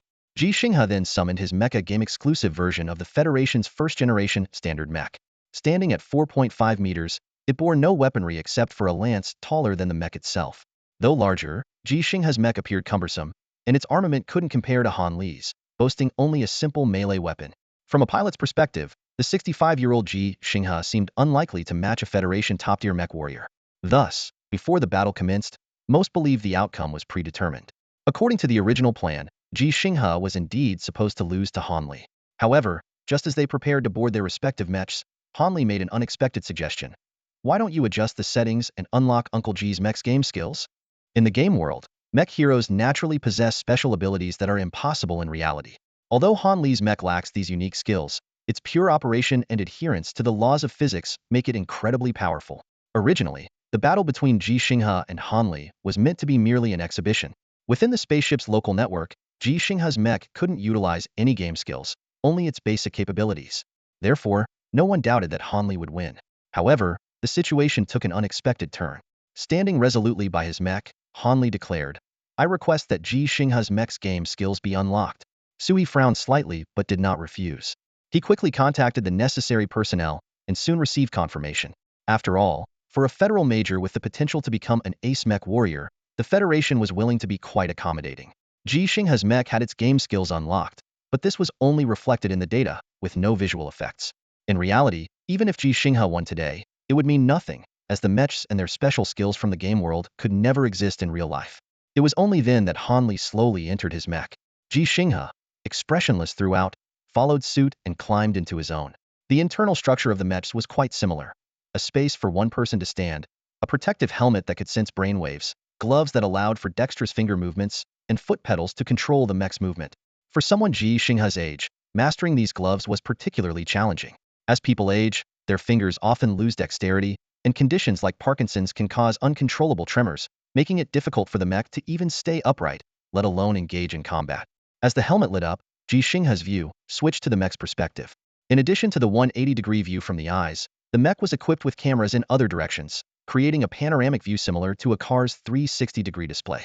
For older individuals, simultaneously monitoring two views was a challenge, easily leading to oversight and affecting performance. Suddenly, a soft beep broke the silence. It was a communication request from Han Li. Ji Xinghe accepted, and Han Li's voice came through. "Uncle Ji, if you still lose after unlocking the game skills, I hope that when you go to the alien planet, you stay at the base and don't venture out." Ji Xinghe did not respond, instead tightening his grip on his sole weapon, a nearly 5-meter-long spear. Seeing this, Han Li felt both helpless and found Ji Xinghe somewhat stubborn, even foolish. He thought to himself, does anyone really believe that piloting a mech with game skills can defeat a Federation special class mech warrior? Are the 73 gold stars on my mech just for show? Did I merely stumble upon them? Uncle Ji, Han Li continued, I just found out about Chen Xing's daughter too. I will do my utmost to ensure she receives the best treatment. When she can return to Azure Star, I hope you'll accompany her. The alien front will not fall with me there, and Chen Xing's vengeance will be fulfilled with me on the job. I want revenge more than you do, because it wasn't just Chen Xing who sacrificed, but all my soldiers and many, many comrades of mine. Ji Xinghe, unsure how to respond to Han Li's goodwill, chose silence. He activated his mech and began the charge. The 4.5-meter-tall humanoid mech dashed forward, each step leaving deep imprints on the ground. Thud, thud, thud. The 3.2-ton mech moved with surprising speed, its long spear poised. In the camera feed, the 4.5-meter mech and the 3.9-meter mech didn't seem so different in size, but the contrast was like a sumo wrestler charging at a Victoria's Secret model. Ji Xinghe piloted a bulky first-generation standard mech, weighing 3.2 tons, while Han Li's was a sleek 29th-generation model made of high-strength special alloy, weighing only 1.6 tons. Observing from afar, several second-tier mech warriors watched Ji Xinghe's charge, yet the difference in their sizes didn't lead them to believe Han Li would be easily skewered like a small bird. One of them murmured, "Grandpa Ji's going to lose. I bet it will take just one move. Have you all forgotten that Ji-Day has gaming skills?" The words echoed in the battle simulation room, plunging it into silence. Several level 2 mech warriors exchanged puzzled looks, struggling to recall the specific abilities of the first-generation Federation standard mech in the game Galactic Glory. Although the Federation officially refers to its mechs using a numerical system from Type 1 to Type 36, most people prefer calling them Generations 1 through 36, as each generation surpasses the last in strength. Even though the first-generation mech has been gamified as a hero character in Galactic Glory, players no longer favor this outdated choice. In the battle simulation room, Ji Xinghe's mech charged at Han Li with its gun raised. He knew such a straightforward attack couldn't defeat a top-tier mech warrior, but he had no other option. Han Li appeared to stand still, yet just as the long gun neared, he sidestepped effortlessly, dodging the attack. Han Li's mech remained unscathed and, in one smooth motion, slid along the gun's shaft towards Ji Xinghe, raising a fist with knuckle spikes aimed directly at Ji Xinghe's mech eyes. The cameras are among the most vulnerable parts of a mech. Once damaged, Ji Xinghe would lose his vision. In a split second, Ji Xinghe activated his game's skill chaotic waveform leap. The bulky mech suddenly soared into the air, not only evading Han Li's attack, but also bringing its knees crashing down towards Han Li's head. Han Li ducked to avoid the blow, reaching to grab Ji Xinghe's foot. For a ground combat expert, an airborne opponent is often the perfect target. However, The essence of chaotic waveform leap lies in its unpredictability. Ji Xinghe shifted bizarrely in midair, dodging Han Li's grasp, completing a spin, and pointing the gun's tip charged with a waveform beam straight at Han Li below. This transcended the realm of physics, verging on the supernatural. No real-world mech armor could withstand such an assault, and Han Li's mech was no exception. But Han Li, a top-tier mech warrior and a former gaming enthusiast, had already anticipated Ji Xinghe's attack pattern. Han Li successfully dodged again, his right hand's cutting disc spinning wildly. As the spear pierced the ground, he swept it cleanly, severing the gun. He didn't pursue further because Ji Xinghe's descending posture indicated an impending powerful strike. With a resounding crash, Ji Xinghe landed heavily, his feet sinking into the earth, losing mobility instantly. Han Li refrained from using ranged weapons, unwilling to employ harsh measures against the elderly man, the father of a fallen comrade. Amidst the swirling dust, Han Li pinpointed Ji Xinghe's location and once again charged at his eyes. Suddenly, a metallic clang rang out, and Han Li realized he had been struck. However, he was unharmed because what hit him was the gun's broken shaft, lacking lethal power in this virtual world. Han Li seized the opportunity, knocking the shaft aside, dodging Ji Xinghe's arm, and ghosting to his back, delivering a forceful double-fisted blow. With a loud bang, Ji Xinghe's mech head shattered. As the dust settled, the outcome was clear. Han Li stood unscathed, a result anticipated by everyone, including Ji Xinghe himself. Yet, Ji Xinghe harbored doubt. He had once pierced a solid wooden door with a stick. Could the combined force of a mech and a metal shaft truly fail to harm Han Li? Was it really the lack of a spearhead that made it ineffective? Perhaps next time, he should consider using a blade. What are you looking at, Lao Ji? A young man floated lightly to Ji Xinghe's side, his tone carrying a hint of teasing. Ji Xinghe wasn't bothered by this nickname. Lao Ji was a title he insisted on. Among these young people, some called him Uncle Ji, others Grandpa Ji, and the names were as chaotic as a pot of stew. Just when someone was about to call him Brother Ji, Ji Xinghe couldn't help but correct them. Despite his advanced age and considerable fame, his assessments, interviews, and stories were broadcast wildly across the Federation's major cities and platforms on Azure. His notoriety didn't equate to authority. Ji Xinghe was currently just a private, with a long list of ranks above him. Private First Class, Sergeant, Officer, Commander, General, and Marshal. The one with real power was Major Han Li. As a top-class mech warrior and the Federation's rising combat hero, Han Li had limitless potential. It was through Ji Xinghe's insistence and Han Li's assistance that Lao Ji became the unified way everyone referred to Ji Xinghe. Lao Ji, say something, will you? You're always so aloof. It's no fun, the young man continued. Another young man floated over and chimed in. Yeah, the most important thing in life is to be happy. So cheer up, okay? These young people knew Ji Xinghe's story and understood his silence, even his aloofness. But they felt they should find a way to make him more optimistic, even if it meant risking his wrath. They believed that if Ji Xinghe could release his pent-up negative emotions, it would be beneficial for his health. Ji Xinghe sensed the young men's concern and sighed helplessly. I'm looking at various mech specifications, seeing what they're truly capable of in the real world. Ji Xinghe had studied related professional materials before, but some information required confidentiality. Now, as a private, he had the appropriate clearance. Plus, with his identity as a mechanic, he could access much more information than an ordinary private. I see. Lao Ji, you're not satisfied with losing to Major Han Li, are you?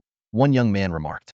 Major Han Li said that back then you poked him with a gun without a muzzle, and if it were in the real world, he wouldn't have been able to appear behind you so easily. So, Lao Ji, are you planning to face off against Major Han Li in the real world? Come on, Lao Ji, you can't. Another young man quickly interjected. Don't get me wrong, Lao Ji. I didn't mean it like that. Major Han Li's mech has 73 gold stars, and he'll soon become an ace mech warrior when he returns to the alien frontline. Not to mention you, even if we all banded together, we might not be a match for him. Why compete with him? By the way, Lao Ji, the first young man asked again, how did you manage to track Major Han Li's position and charge path in that dusty environment? The back-and-forth chatter of the two young men made Ji Xinghe a little agitated, but he understood their good intentions and didn't want to be too unkind. I'm not dissatisfied. I just want to understand things better, Ji Xinghe replied calmly. As for how I tracked him back then, let's just say it was gaming experience. Hearing the vague answer, gaming experience, the two young men didn't press further and switched topics. What good does understanding mechs do? One of them said. Even though you're a mechanic, aren't you only supposed to repair vehicles at the base, not mechs? Ji Xinghe explained. Mechanics are a branch of the Federation's forces, just like mech warriors. Just as mech warriors are classified into third, second, first, special, and ace levels, mechanics have similar unofficial classifications. Ordinary mechanics like me only handle vehicles. Professional mechanics repair tanks, armed vehicles, and other regular equipment. Expert mechanics have specializations. Some excel at repairing aircraft like fighter jets and single-pilot starships, while others focus on missile systems and other high-tech weapons, or even mechs. A jack-of-all-trades expert mechanic doesn't exist due to the vast knowledge required. There's no harm in knowing more. Ji Xinghe spoke calmly as he began closing the apps on his phone.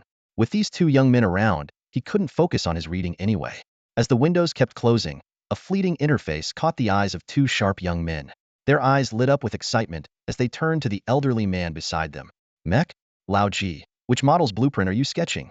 One of them asked eagerly. It doesn't look like any existing mech design. Don't tell me this is your creation. Ji Xinghe sighed, his wrinkled eyes relaxing slightly. Ah, age is catching up with me. My hands aren't as quick as they used to be, he said, a hint of self-deprecation in his voice. No, you must have seen it wrong. I was just doodling. Come on, Lao Ji, the other young man urged. We've got a long journey ahead. Show us, and let us give you some feedback. I'm sure I didn't see it wrong, the first young man said confidently. I'm an expert-level mech mechanic, after all. I won't claim to be your teacher, that would be out of line, but I can certainly offer my advice.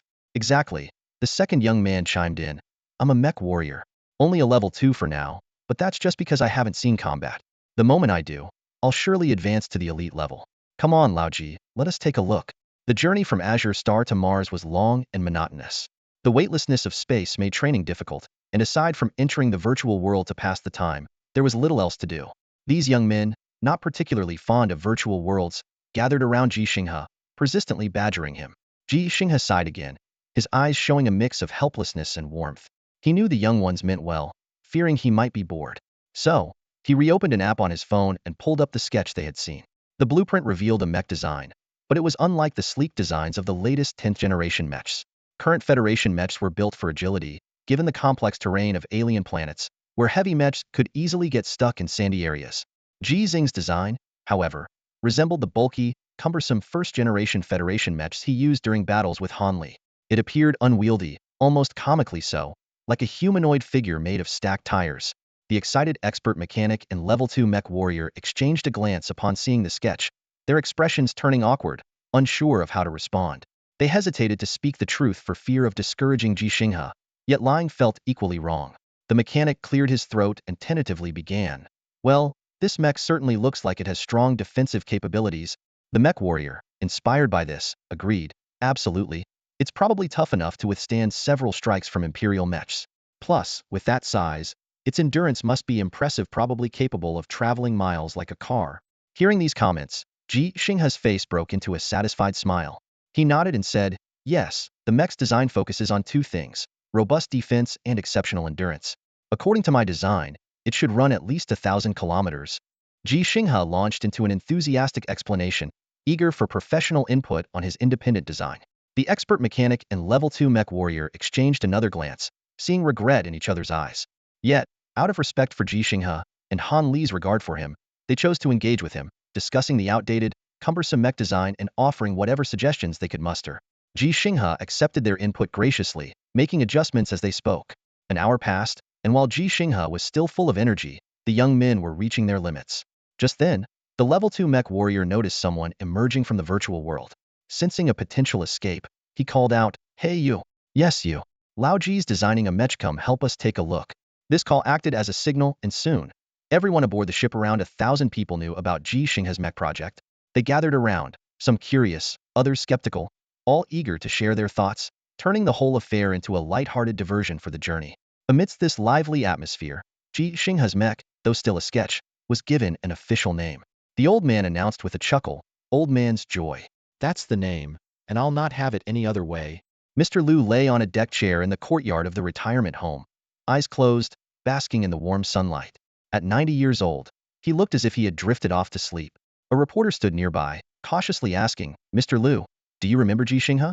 He was one of your students from the class of 2042 in the mechanical repair department. He had a distinctive feature. He was very tall, about 1.9 meters. Mr. Liu did not respond immediately, and the reporter waited patiently. About a minute later, Mr. Liu suddenly opened his eyes, as if startled awake. Ji Xinghe, yes, I remember. He was very tall, 1.93 meters. The reporter nodded in confirmation. Yes, that's him. Mr. Liu, what do you think of him? Mr. Liu closed his eyes again and gently rocked back and forth. The reporter felt a bit awkward and quietly explained. Mr. Ji was indeed 1.93 meters tall in his youth, but as he aged, his body became slightly hunched, and he measured only 1.9 meters during a recent health check. Mr. Liu is 92 years old now and somewhat forgetful. Another minute passed and Mr. Liu, as if an internal alarm had rung, opened his eyes wide and exclaimed loudly, he was an unrecognized genius. The reporter eagerly pressed on, a genius? Mr. Liu, are you saying Mr. Ji was a genius? Then why did he return to work at an auto repair shop in Xinfeng City after graduation? Mr. Liu fell back into slumber. The reporter waited helplessly.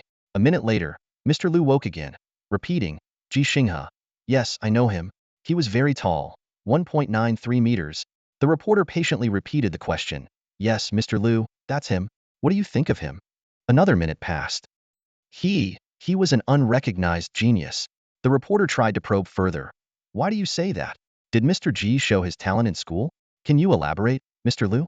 Mr. Liu? However, the interview could not proceed. Despite the reporter's patience, communicating with an elderly man suffering from memory loss proved challenging. Nevertheless, the footage of the interview was edited and released by the federal military. They needed to maintain the public interest in Ji Xinghe, allowing the story of avenging his son to continue inspiring people across the Federation. This was crucial for rallying the Federation's strength to win the war against the Empire. As the distance between the alien star and the blue planet continued to shrink, the Empire drew ever closer to the Federation. Should the defenses on the alien star fail, it would mean a catastrophe for all humankind. In such circumstances, Ji Xinghe needed to remain in the spotlight, but aboard the spaceship heading to the alien star, he was unable to create new stories. His feat of running 10 kilometers in 35 minutes at the age of 65, without collapsing or needing hospitalization, only provided temporary inspiration. Thus, the military began to delve into Ji Xinghe's past, but his life had been too uneventful, almost devoid of drama, with only subtle sadness quietly flowing through it. As a solitary figure, the only story in Ji Xinghe's life was the accident involving his wife. However, for the parents of a combat hero who sacrificed himself for the Federation, the military needed to maintain a degree of reverence, even when creating a narrative. They could mention Ji Xinghe because he was a federal soldier. They could discuss Ji Xinghe because he was now also a federal soldier. But they could not touch upon Ji Xinghe's mother, Ji Xinghe's wife, because she was just an ordinary woman, like all those whom soldiers were sworn to protect with their lives. With Ji Xinghe already fallen and Ji Xinghe still alive, the focus of the story shifted to Ji Xinghe. Everyone who knew him could potentially appear in documentaries related to him. Using Mr. Liu's words as a springboard, the reporter began interviewing Ji Xinghe's college classmates, high school friends, and even middle school peers. These individuals were now in their 60s and 70s, so the reporter respectfully addressed them as sir or ma'am. Yes, old Ji was a genius, one college classmate remarked.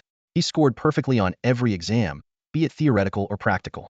Back then, we called him a top student. Yes, old Ji was a genius, a high school friend echoed. Even though I know he repeated a grade, he was indeed a genius. Knowing the reason for his repeating a grade, his classmate reminisced with a hint of nostalgia in his eyes. He was just too passionate about mechanical repair, which often led to him failing his academic exams. I remember he had a huge argument with his parents over applying to the mechanical repair program. The argument was so loud that even the neighbors next door could hear it clearly. Yes, Laoji was a genius, another middle school classmate said mysteriously. Let me tell you a secret, Laoji knew martial arts. He repeated a grade because he was secretly learning martial arts and spent his days volunteering at a repair shop, fixing all sorts of machinery. His eyes filled with admiration as he continued, from mice and keyboards to phones and computers, even televisions, bicycles, motorcycles, and electric bikes. Anything broken could be resurrected in his hands. If it weren't for these distractions, he wouldn't have had to repeat a grade.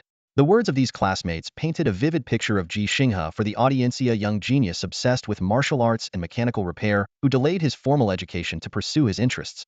Despite this, he persisted in his dream and eventually got into a university's mechanical repair program where his talents truly shone. Even 4 or 5 decades later, his teachers were still astonished by this unaware genius. The reporter turned the microphone to Ji Xinghe's friends and colleagues, asking, why did such a talented person like Mr. Ji choose not to further his education or work at a more professional place after graduation, but instead return to work at a repair shop in Xinfeng? What, you look down on our repair shop? A colleague immediately retorted, his face full of pride. Let me tell you, there's no more professional auto repair shop in all of Xinfeng, no, in all of Longzhou. The reporter quickly clarified, no, that's not what I meant. I'm just curious about why Mr. Ji made such a choice. Ji Xinghe's friend looked into the camera and calmly explained. The answer is simple. At that time, his parents weren't in good health, and he wanted to be home to take care of them. Besides, there were no mechs back then. A mechanical repairman was just a mechanic. Apart from repairing big machines in factories, it was all about fixing cars. Xinfengcheng is a tourist city without such factories, so he could only choose to repair cars. After hearing this, the reporter sincerely spoke to the camera. Mr. Ji is an unaware genius, yet he chose to give up a promising future to care for his parents. What kind of spirit is this? It's like even though Mr. Ji could have retired, he chose to enlist at an advanced age for the sake of the Federation and successfully passed the rigorous tests to join the military. What kind of spirit is this? I'm not sure how to describe it, but I would call it Lao Ji's spirit. Old Ji's ambition knows no bounds. Even in his twilight years, his heart remains unyielding. The audience, watching these scenes and listening to the reporter's emotional words, felt a complex mix of emotions. The number of applicants for this round of the Federation's recruitment campaign surged dramatically. However, what no one knew was that the reporter also interviewed one of Ji Xinghe's elementary school classmates, though this classmate's comments didn't make it into the final cut. A genius? Ha ha ha. The classmate laughed heartily. He always wanted to drive a transformer. He used to tell us he'd build one when he grew up and even bet with me that if he did, I'd have to let him marry my sister. But where's the transformer now? He can't even make a mech, and my sister's grandkids are in college already. Regarding the martial arts secret, the classmate continued, yeah, I know about that too. He said if he can't build a transformer, he'd capture one and ride it. Not drive, but ride, because it would be a captured transformer. So, he secretly learned martial arts, because without it, he couldn't fight a transformer. Ha ha ha. Finally, the classmate's tone turned serious. Oh gee, you damn fool. Joining the army at your age? If you die, I swear I won't pour you a drink at your grave. I'll drink it home and let you crave it, you fool. With collective effort and brainstorming, Ji Xinghe's mech design was not only completed but also successfully created as a data model in the virtual world. In this digital realm, a towering 6.3-meter giant mech stood before everyone, eliciting waves of amazement. The 1,000 passengers aboard the spaceship, restricted by communication limitations, hadn't seen Ji Xinghe's documentary. They jokingly praised Ji Xinghe as a talent. This compliment wasn't due to Ji Xinghe single-handedly designing the mech, it was the result of hundreds of people's hard work. Nor was it because of the mech's outstanding performance. The virtual world's data model doesn't equate to real-world feasibility. At 6.3 meters, it's taller than all standard mechs, right? Someone asked. That's right. Our Generation 36 standard mechs max out at 5.1 meters, and due to their size impacting agility, they're rarely used, another replied. I remember the earliest mechs were 7 or 8 meters, even over 10 meters tall, but they performed poorly on the alien front lines and were all phased out. Exactly, the alien terrain is too complex. Large mechs easily get stuck. Any pause makes them sitting ducks for the Empire's mechs. This mech of old G's weighs 4.6 tons, which isn't that heavy. Come on, that's just virtual data. If it were built, it would definitely weigh over 5 tons. If old G drove it, one wrong move and he'd be sprawling all over the place. Shinmu, one of the only 2 mech experts on the spaceship, pointed out a crucial issue. It can't be built in the real world. There are 2 technical challenges that haven't been solved, so it can only exist in the virtual world. What if we could get special alloys and advanced engines? Someone asked. If we could get those, why build a custom mech? Any Generation 36 standard mech would be better. For special needs, professional modifications would suffice. The discussion gradually subsided, and someone concluded, forget it. Old G just wants to have fun. As long as he's happy, it doesn't matter. After all, he's just a private mech mechanic, unlikely to encounter a real mech. Let's just consider it fulfilling everyone's mech dreams. True, not everyone can pilot a real mech. Forget about a 65-year-old man. Even most 25-year-olds can't pass the level 3 mech warrior test. The group stopped discussing, focusing their gaze on Ji Xinghe, who was testing his senior fun mech from afar. Hanli, Shunmu, and several mech warriors stood nearby, observing closely. After external tests were completed, it was time for the piloting test. Despite the presence of professional mech warriors, no one vied for the first test. Everyone watched with interest as Ji Xinghe remotely opened the mech's front armor and climbed inside via the outer metal grill. This scene made the mech warriors shake their heads in private. Except for the earliest generations of Federation standard mechs, all mechs have their entry hatches at the back. Old Ji, Shinmu suggested loudly. How about we modify it and move the entry hatch to the back of the mech? Otherwise, your mech's front defense is too weak. Hanli hesitated for a moment and remained silent. However, the other mech warriors nearby had no such reservations and spoke up one after another. Yeah, Lao Ji, having the cockpit at the front is a bad idea, one warrior pointed out. The enemy can easily target you through the gaps. Without the armor's protection, your body won't withstand mech weapons. Another added. Mechs are primarily designed to face opponents head-on. If the Imperial mechs manage to get behind you and you can't react in time, you're practically defenseless. Exactly, a third warrior chimed in. The main defense is concentrated at the front. No matter how secure the entry hatch is, it can't match the effectiveness of an integrated armor design. And, Lao Ji, a final voice warned, if someone hits your entry hatch from the front and jams it, you won't be able to get out. As they spoke, a hint of exasperation colored their tones. The Federation has so many experts who, after countless tests and combat applications, decided on the rear placement for the entry hatch. Your modification just doesn't make sense. Meanwhile, Ji Xinghe had already nimbly climbed into the mech. He sat down and closed the hatch without a word. Yes, he sat, rather than standing in the conventional manner. Seeing this, Han Li and the others couldn't help but twitch at the corners of their mouths. They simply couldn't fathom Ji Xinghe's thought process. All Federation mechs use a standing posture for piloting to align the pilot's stance with the mech's movements. The reasons are complex, but they were sure Ji Xinghe understood them. Over the past few days, Ji Xinghe managed to rally this group to help him build a mech not just because of his age or being Ji Xinghe's father, but because of his astonishing talent, learning ability, and knowledge. However, the problem was that Ji Xinghe, despite knowing the rules, refused to follow them. To put it nicely, he was blazing his own trail. Bluntly, he was just stubborn.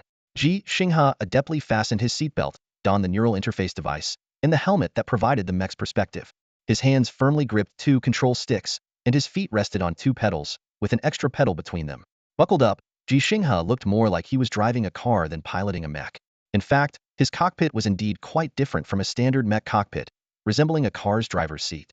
No, to be precise, it was more like an excavator's cockpit. Besides the two control sticks and three pedals, it was filled with various mechanical buttons. Through the holographic projection screen on his palm, Shunmu clearly saw the interior of Ji Xinghe's cockpit.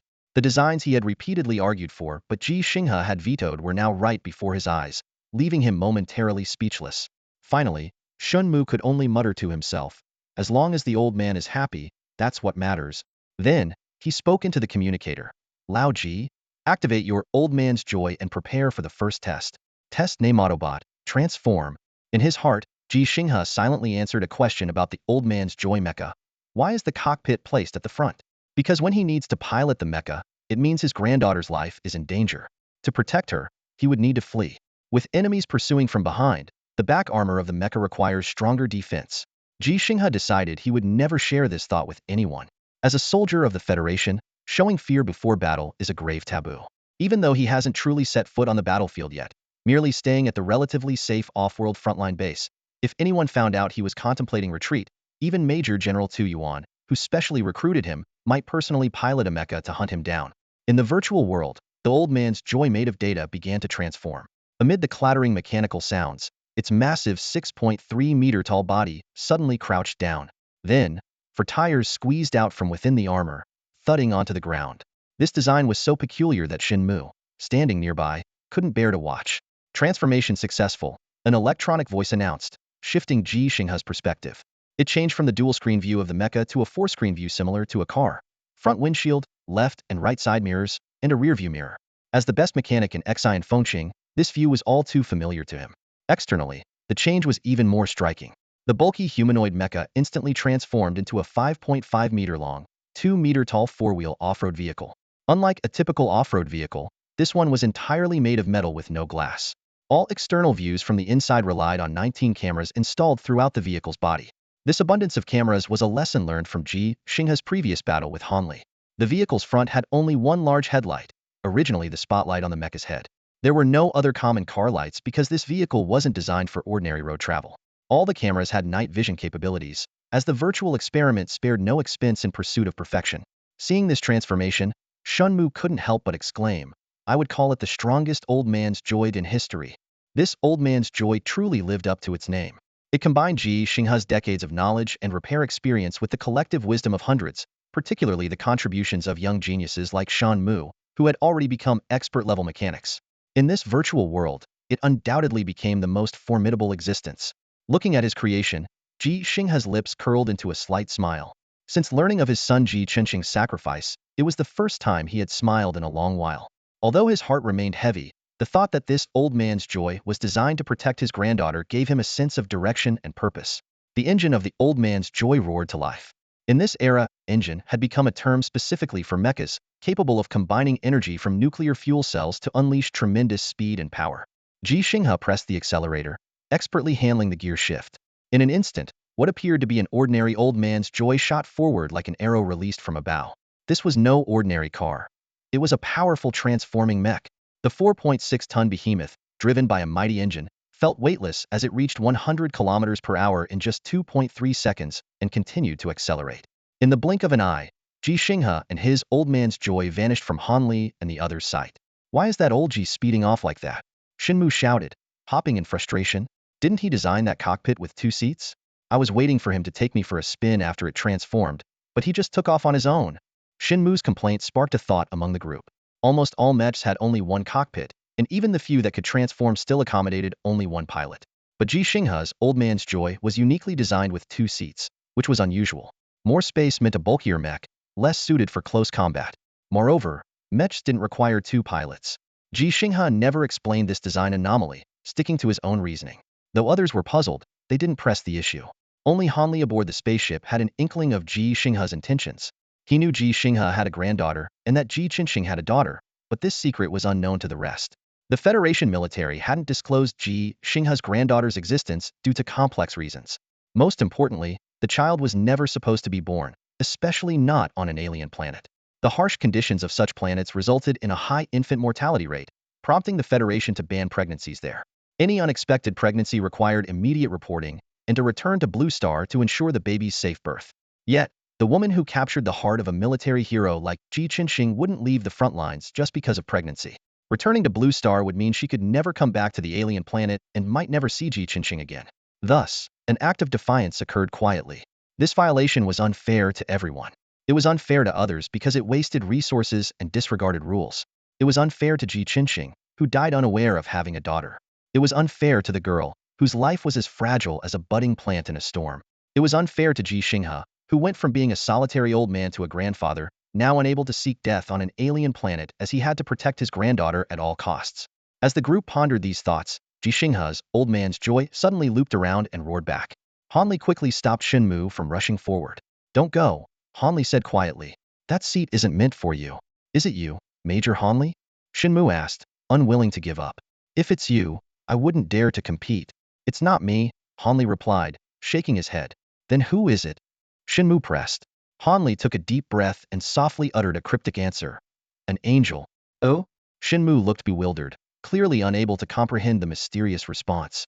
I don't think we should call it Old Man's Joy anymore. We should call it Transformer. No, let's stick with Old Man's Joy, because there's no way we can make something like that in reality. Ji Xinghe sat at his workbench, fingers gently tapping the table, lost in thought.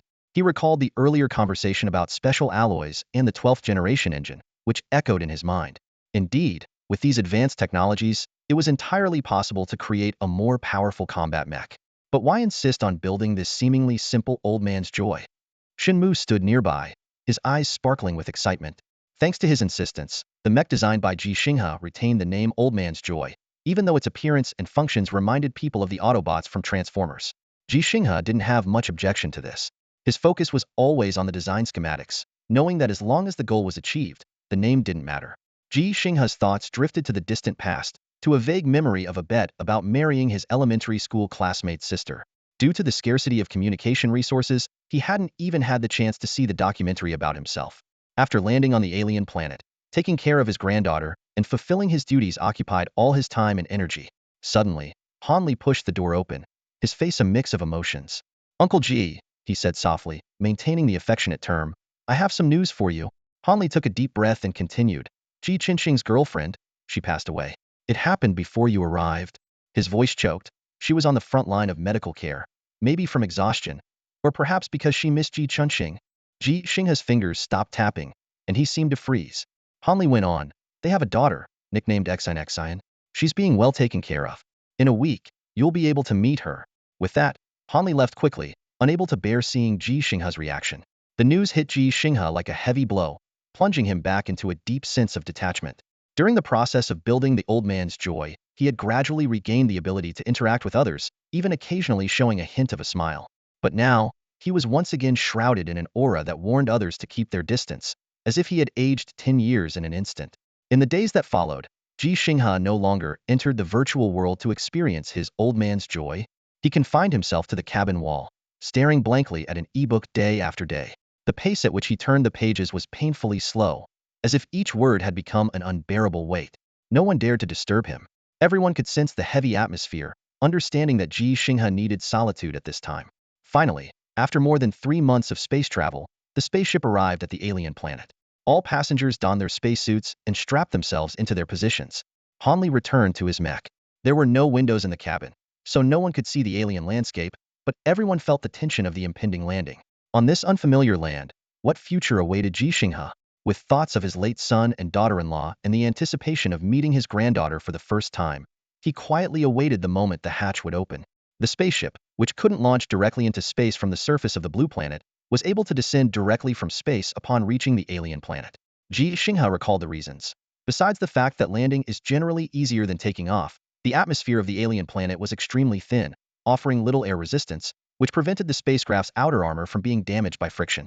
Additionally, the planet's gravity was only a third of that on the blue planet, which was another significant factor.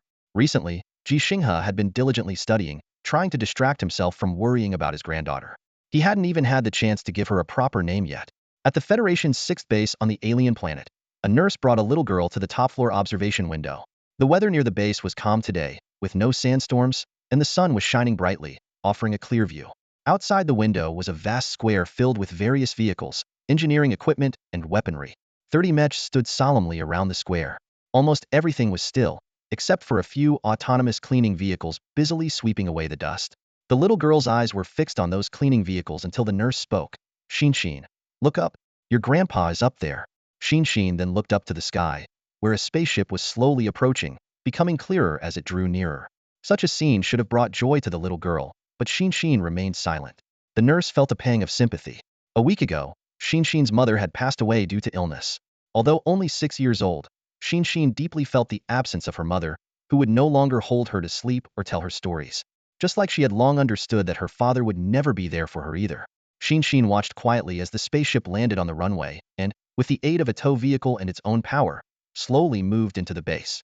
Holding Xinghe's frail little hand, the nurse led her towards another area of the base. Let's go, Xinghe. We're going to meet your grandpa. By the time we get there, they should have finished their medical checks and decontamination, and we'll be able to move around normally.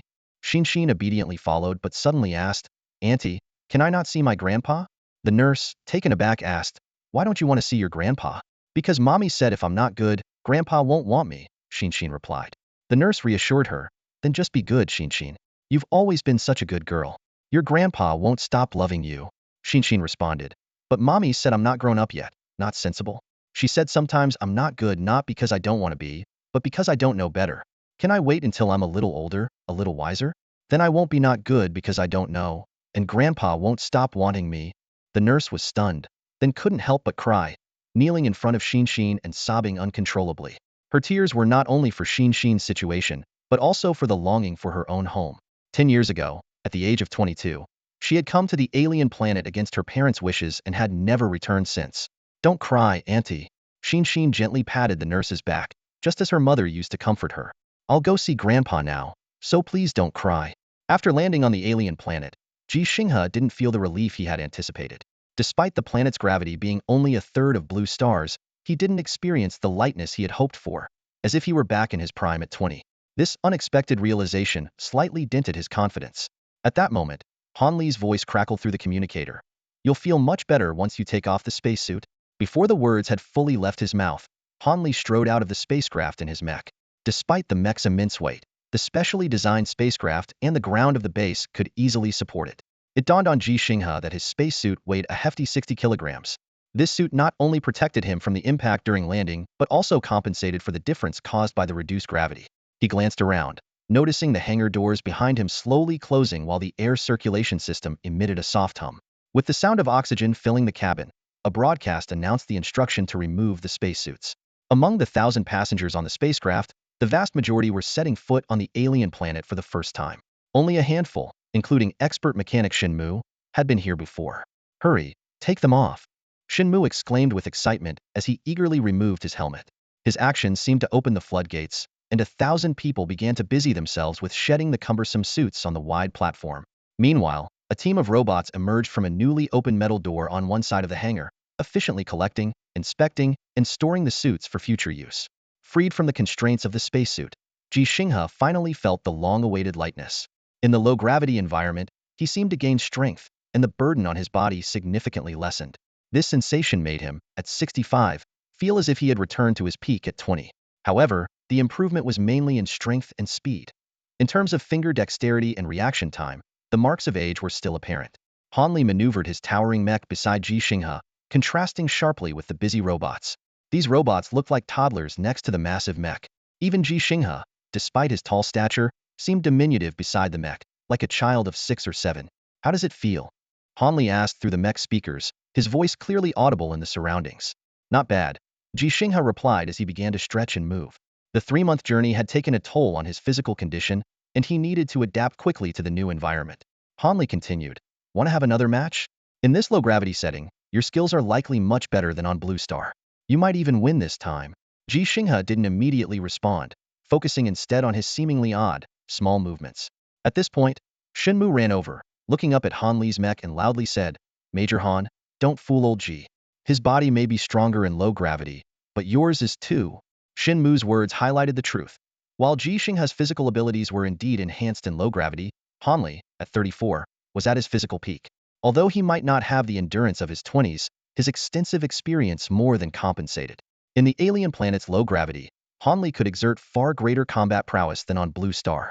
More importantly, the mech, which seemed cumbersome on Blue Star, saw its combat effectiveness increase several times in the low-gravity conditions of the alien planet. Even though Han Li's mech was made with special alloys and equipped with a powerful engine and nuclear fuel cells, it still felt somewhat unwieldy on Blue Star. On the alien planet, these limitations were almost non-existent. "I'm talking about the first-generation Federation mech that old Ji is best at using," Han Li explained. "Our battles in the virtual world simulated Blue Star's environment, not the alien planet's combat conditions. His mech was too heavy on Blue Star, and the operation was more difficult. But here, his mech speed and power will significantly improve. If we go again, I think Uncle Ji, you might just win." As Han Li's words settled, the crowd fell silent. Shenmu hesitated, clearly sensing Han Li's intention. It was evident that Han Li was setting up a scenario in which Ji Xinghe could achieve an initial victory after landing on the alien planet. His words served not only as encouragement for Ji Xinghe, but also as a subtle cue for those around, hinting at the outcome of the upcoming battle. In a typical scenario, how could a 65-year-old mechanic piloting a first-generation Federation mech defeat a 34-year-old elite mech warrior in a 23rd-generation Federation mech and not be elated? Yet, there was no trace of joy on Ji Xinghe's face. The surrounding crowd was silent, the air thick with a complex mix of emotions. Everyone understood that this victory hadn't come easily. It felt more like a collective achievement, much like when they aided Ji Xinghe in crafting the old man's joy. There was a shared understanding among them. This war should have been fought by the young to protect the likes of Ji Xinghe, the elderly, the children, and the vulnerable. They shouldn't have to be directly involved. Yet, Ji Xinghe had come anyway. After successfully landing on the alien planet, he became, aside from the scientists, the oldest Federation soldier on the entire planet. This fact commanded both admiration and a tinge of heartache. Ji Xinghe paused from stretching his body, looked up at Han Li, and slowly said, "If you really want to fight, then come out." As soon as he finished speaking, Han Li and the people around them froze, as if time itself had stopped. Shenmu broke the silence, sidling up to Ji Xinghe and trying to sound casual. "Old Ji, how about you go for a health check first? Or maybe let me touch your head just a little." Although he attempted to joke to ease the tension, he didn't dare to actually reach out, reflecting Longzhou's tradition of respecting the elderly and caring for the young. Ji Xinghe glanced at Shenmu, and then said something that made everyone think he might be ill. "You can come with Han Li?" Shenmu choked on his own saliva, coughing violently. This time, it wasn't a fake cough to draw attention. "All right."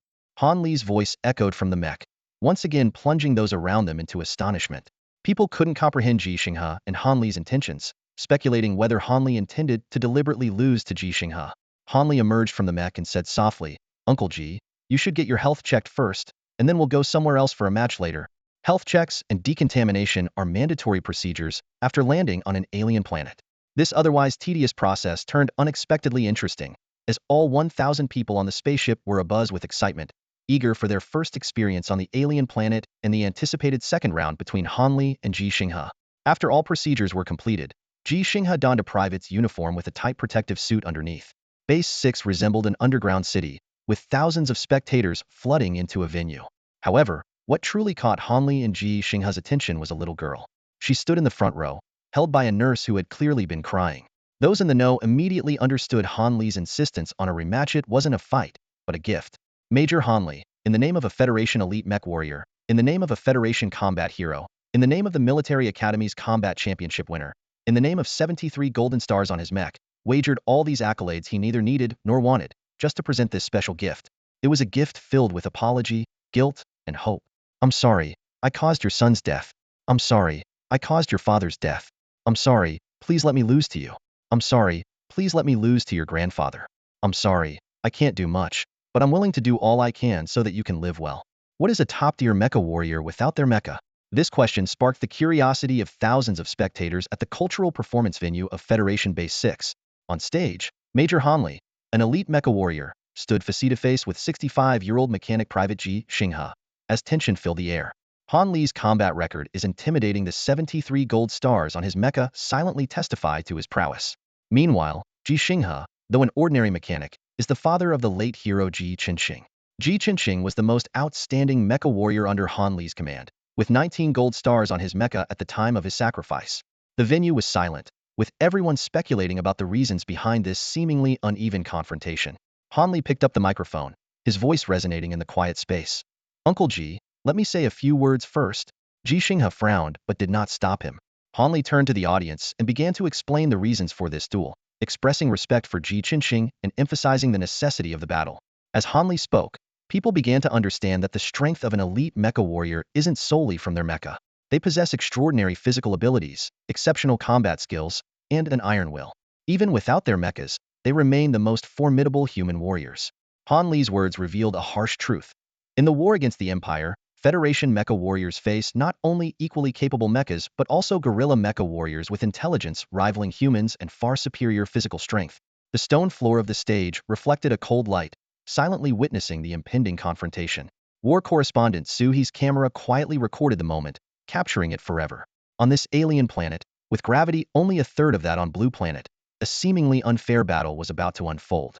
But as Han Li had stated, even without their mechas, elite mecha warriors remain the most powerful human fighters. The outcome of this battle might have been destined from the start. Han Li's voice echoed through the silent hall, his gaze steady and profound, as if he were reaching across time to those days fighting alongside Ji Xinghe. If Ji Xinghe were still alive, he would undoubtedly have become an elite mech warrior, Han Li asserted with unwavering conviction. Taking down another Imperial mech would be child's play for him. My fallen comrades and I always believed that Ji Xinghe would become our mech special forces' second elite warrior. Han Li lifted his head slightly, a hint of pride in his eyes. I was the first. Not just the first, but the very first. At that moment, anyone observing Han Li closely would notice he was lost in memories. Though his body stood there, his thoughts had drifted far away. In military school, I was the champion of our combat tournament. With Ji Xinghe right behind me, Han Li continued. I claimed 3 first places. He took 3 seconds. Starting from sophomore year, we dominated the top 2 spots in the school's combat competitions. There was a tinge of regret in Han Li's voice. We didn't place in our freshman year, not because we lacked skill, but because freshmen weren't allowed to compete. Had we been given the chance, I'm confident we would have taken the top 2 spots as well. Han Li's voice softened in reminiscence. Ji Xinghe and I were very close. We were classmates for 4 years at military school and served in the same unit after graduation. He never envied me for always being a step ahead. Nor was he upset when I was promoted before him. On the battlefield, he risked his life to protect me more than once, even getting injured to save me. A slight smile tugged at Han Li's lips as if recalling something amusing. I once asked Ji Xinghe why he never felt upset about losing to me. His answer always made me chuckle. Suddenly, Han Li's tone grew somber, and the hall fell into a hushed silence, with only his voice resonating. He said that when he went home on break, he'd learn a few tricks from his dad and come back to thrash me. Han Li repeated Ji Xinghe's words. In his own words, he would be able to hang me up and beat me. Han Li turned to look at the elderly man beside him. His dad is Ji Xinghe, the man standing next to me. An ordinary yet extraordinary father, an ordinary yet extraordinary mechanic, an ordinary yet extraordinary private mech technician. There was a catch in Han Li's voice. I've been waiting for Ji Xinghe to go home and learn those tricks. But he never had the time to go back during military school because the war was intense, and we had no breaks, even as students. After graduation, when we came here, he had even less opportunity to return. In fact, from the time we graduated and came here, he never went back and he never will. Despite speaking in front of a father and thousands of people about a fallen hero of the Federation, no one criticized Han Li. They all understood that besides Ji Xinghe, Han Li was probably the one most pained by the loss. Over a decade of friendship, camaraderie, and fighting side by side, Ji Xinghe was gone, and Han Li was left to face Ji Xinghe's father. Han Li continued, "We laughed at what Ji Xinghe said, my comrades and I, and he never argued because there was no time, and his father couldn't come, so there was no proof. But now, his father is here because he wants to avenge his son. So, I have the chance to face his father and prove Ji Xinghe wasn't lying." Han Li's voice grew resolute. Ji Xinghe once said that in the entire Federation, no one could defeat his father in an unknown duel. Because his father, who seemed like an ordinary mechanic, was actually a hidden master. "Now, I will verify that myself."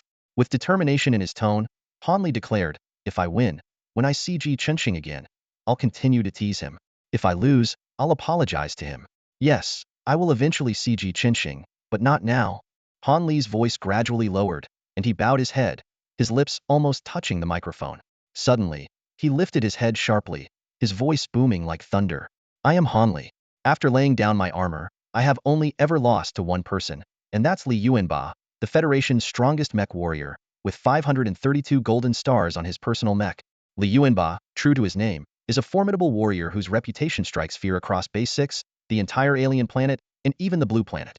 His legendary exploits are well known even on the distant Empire Star, where his accomplishments have infuriated the Gorilla Emperor so much that he rampaged through the palace in a mech suit to vent his anger. Among the 532 golden stars on Li Yuanba's mech, 3 stand out prominently. They represent an Imperial Prince, an Imperial General, and an Imperial Crown Prince, along with the Empire's 3 most powerful mechs they piloted. This feat has cemented Li Yuanba's name as a legend in warfare. Against this backdrop, when Han Li declared in front of thousands that he had only ever lost to Li Yuanba after setting aside his armor, people did not belittle him. Instead, they quickly elevated his combat prowess in their minds. As a major in the Federation, one of only a few hundred elite mech warriors, and a hero who had just vowed to stay and fight on the alien planet, Han Li's words carried significant weight. The audience refocused on the stage, their eyes finally showing the anticipation and excitement one would expect at a combat match. What was initially perceived as a display of bullying, with the young overpowering the old, transformed into a thrilling showdown between one of the Federation's top fighters and a hidden master, capturing everyone's attention. After speaking, Han Li handed the microphone back to the staff. He consciously avoided making eye contact with the girl sitting in the front row, a flicker of unease and apology in his eyes. He had just revealed a harsh truth, one that adults usually hesitate to share with children. Yet, no one blamed Han Li. Those unaware saw no reason to, while those who knew understood his intention. Ji Xinghe watched Han Li facing him again and softly remarked, "Actually, you didn't need to do this." This time, Han Li didn't deny it. His words had been clear enough, at least to Ji Xinghe. "Uncle Ji, you must create the old man's joy, otherwise, all the collective effort of hundreds would be wasted," Han Li said, a relieved smile on his face. This was what he could do for Ji Xinghe, a modest mechanic gain, the reputation needed to secure the precious resources for building the old man's joy. Seeing Ji Xinghe's complex expression, Han Li worried he might deliberately throw the match, unwilling to win even if Han Li went easy on him. So, he quietly added, "Uncle Ji, don't worry, I don't need this kind of fame. I have my golden stars, and the next time you see me, there will definitely be 3 digits of them on my mech." Having a mech with 3-digit golden stars would qualify him as a Federation ace mech warrior. With only 9 ace warriors in the entire Federation, Han Li was confident he could become the 10th or even the 9th. But even so, did he really not mind leaving behind such a blemished record? Being defeated by a 65-year-old man in front of thousands, with even more people watching? Han Li did mind, but he was willing to do it. He knew that Ji Xinghe couldn't fight in a mech and couldn't earn golden stars. Simply repairing cars and other basic vehicles at the base, along with some simple weapon maintenance, would never allow Ji Xinghe to create his dream project, the old man's joy. In this war, everyone's contribution was indispensable, but resources were limited. Distribution couldn't be absolutely fair, only relatively fair and reasonable. "Uncle Ji, I'm serious," Han Li continued to persuade. "I really don't need these empty titles, they're exhausting. Before I failed against Li Yuanba, people constantly challenged me and Chan Xing for fights. It was so annoying." Han Li and Ji Xinghe spoke softly, even though the nearby referee and battlefield journalist, Su He's camera could capture it. Han Li was confident Su He would edit out this part of the conversation. In fact, besides Han Li and Ji Xinghe, Su He was the person most aware of Han Li's intentions, having heard everything clearly. The referee only vaguely guessed some of it, still standing there in thought. At that moment, Ji Xinghe suddenly sighed, interrupting Han Li's persuasion, and said in an unusually serious tone, "No, That's not what I meant. Huh. Han Li was taken aback. Then, Uncle Ji, what do you mean? Are you worried that if I lose too obviously, it will make the match meaningless? Don't worry, I'll lose convincingly. Ji Xinghe had seen the video of Han Li defeating the 13th young master in the detention center, and he had already made up his mind. Hesitating for a moment, he finally lowered his voice and said, "You don't need to intentionally lose." This statement left Han Li, Su He, and the referee stunned. Following the drone camera, Su He quietly reminded, "Old Ji, don't joke around. Major Han Li is really skilled.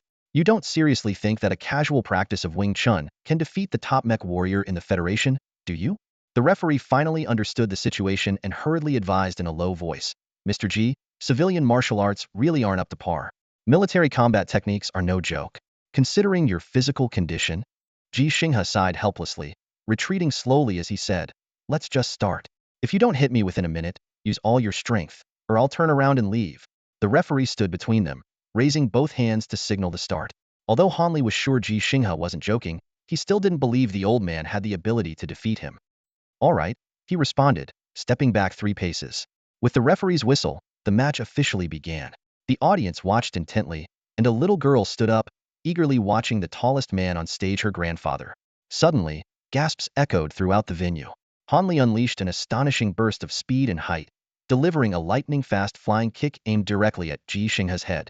The little girl instinctively wanted to gasp, but quickly covered her mouth with her hands. With a thud, the entire venue fell silent. Han Li was seen being caught by the neck and slammed to the ground by Ji Xinghe, who stood as if he had never moved. At that moment, he was undeniably a peerless master. The little girl released her hands from her mouth, her eyes sparkling, and whispered in a voice as soft as a mosquito's, "Wow." Ji Xinghe didn't pursue the advantage, understanding that this was just a sparring match, not a fight to the death. When Han Li awkwardly got back on his feet, he caught a glimpse of apology in Ji Xinghe's eyes. "Actually, I was aiming for your waistband, but you moved too fast," Ji Xinghe explained softly, recalling the heart-pounding moment earlier. He had ducked to avoid Han Li's flying kick and then shot up, reaching out to grab him. However, misjudging his opponent's speed, he ended up grabbing Han Li's neck instead of his intended target, the waistband. Ji Xinghe knew he could have chosen not to grab at all, but then Han Li would have flown past him. He could have aimed for the head, but that could have had more severe consequences than grabbing the neck. Despite his height fluctuating slightly due to age and the alien environment from 1.93 meters to 1.9 meters, then 1.91 meters, his large hands, capable of gripping a basketball with ease, remained unchanged. Han Li finally understood and shook his head with a smile, indicating he didn't mind. However, he had a serious misconception. Having only heard Ji Xinghe mention that he moved too fast, Han Li assumed it meant Ji Xinghe's reaction speed was slow, which could be a significant weakness in close combat. "No worries, Uncle Ji, I can take a hit," Han Li said confidently. "Go ahead and give it your all. Within a minute, I'm sure I can land a hit on you. Shall we continue with the time still counting?" "All right," Ji Xinghe replied briefly, without further explanation. In reality, his miscalculation wasn't solely due to Han Li's speed. It was also because he realized his body on this alien planet seemed more powerful than he had anticipated. The surge of strength he felt during the sudden rise from the crouch was surprising even to him, causing a momentary daze. The battle resumed, and the audience finally reacted, erupting in exclamations. Their response was even slower than that of a little girl on the sidelines, clearly astonished by Ji Xinghe's grip and Han Li's fall. Han Li launched another attack, aware that time was ticking and he had only about 30 seconds left. To avoid having to use his full strength, he decided to try hitting Ji Xinghe first. This time, he abandoned fancy moves, stepping forward directly and aiming a straight right punch at Ji Xinghe, while contemplating subsequent moves in his mind. However, Ji Xinghe neither dodged nor blocked. Since Han Li claimed he could take a hit, Ji Xinghe decided to use a bit more force. To Ji Xinghe, Han Li charging at him was like the solid wooden dummy in his study that he had once broken with a punch. Lacking real combat experience, Ji Xinghe relied on his practice with the wooden dummy and sparring with Ji Xinghe. Ji Xinghe too avoided fancy moves, going straight for the center line, fist meeting fist. The scene unfolded so quickly that Han Li didn't have time to pull back his strength, and their fists collided fiercely. The intense pain shot through Han Li's body, shattering all his planned follow-up moves. Han Li was indeed a skilled fighter, having only lost to Li Yuanba after removing his armor. But he had never expected anyone would directly punch his fist in combat, which defied common sense. Even a light touch on the knuckles can be painful, let alone a full-force collision between two martial artists. The pain was so intense that Han Li almost shed tears. Just as he was about to withdraw his hand, he felt a gust of wind hit his face. Ji Xinghe's already imposing figure suddenly seemed enormous, like a military SUV speeding towards him. Before Han Li could fully retract his right hand, it was slammed into his chest by Ji Xinghe's body. Though not at full force, the impact lifted Han Li off the ground. On this alien planet, where gravity was only a third of Earth's, Han Li, weighing 180 pounds, felt as light as a feather, soaring through the air. In this low-gravity environment, rather than weakening, the strength of Han Li's aging body seemed to have increased. His body shot out like a cannonball, tracing an arc through the air, reaching a height of about 2 meters and a distance of 7 to 8 meters. His back slammed heavily onto the smooth stone floor, sliding several more meters before finally coming to a stop. The entire venue fell into a dead silence. Everyone's eyes widened in disbelief at the scene before them. While a collision of fists might be faked, the way Ji Xinghe sent Han Li flying over 10 meters with just a close contact maneuver was undeniably real. Could this seemingly ordinary old man truly be the legendary martial arts master? In the front row, a little girl stood with her eyes wide and mouth slightly open. She had just uttered a soft wow, but before she could close her mouth, it gaped even wider at the sight. Excitement sparkled in her eyes. She wanted to cheer loudly but remembered that adults dislike noisy children. So she grabbed the sleeve of the nurse beside her with such force that her small hand turned pale. The nurse noticed the girl's reaction and gently held her hand. She crouched down, giving the girl an encouraging look, and was the first to cheer. Instantly, the entire venue erupted into deafening applause. Encouraged, the little girl finally joined in with her own cheers. The audience had no idea that their voices gave courage to a little girl who initially didn't dare to speak up.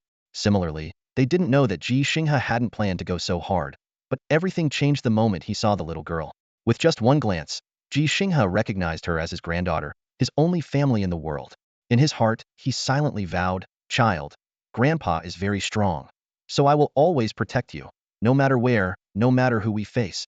Ji Xinghe knew the little girl couldn't understand a real fight, so he decided to use seemingly simple moves to create an astonishing effect. In his heart, he apologized to Han Li. "I'm sorry, Xiao Han.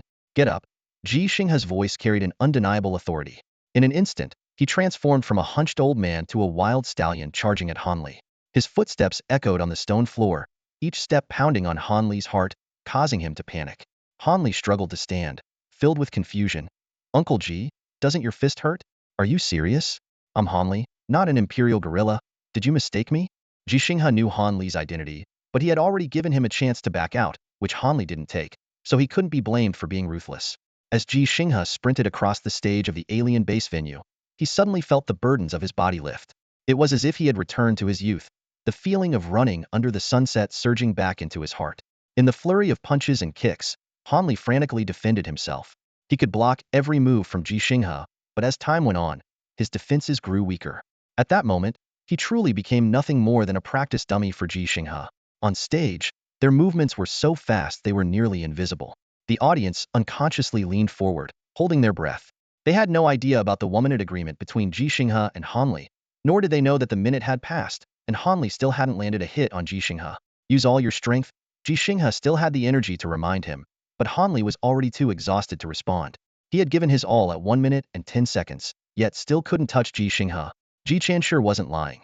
Ji Xinghe truly didn't need anyone to hold back, because Ji Xinghe was indeed the genuine martial arts master. However, Ji Xinghe himself didn't realize he was that master. He thought he was just very skilled, not a legendary figure.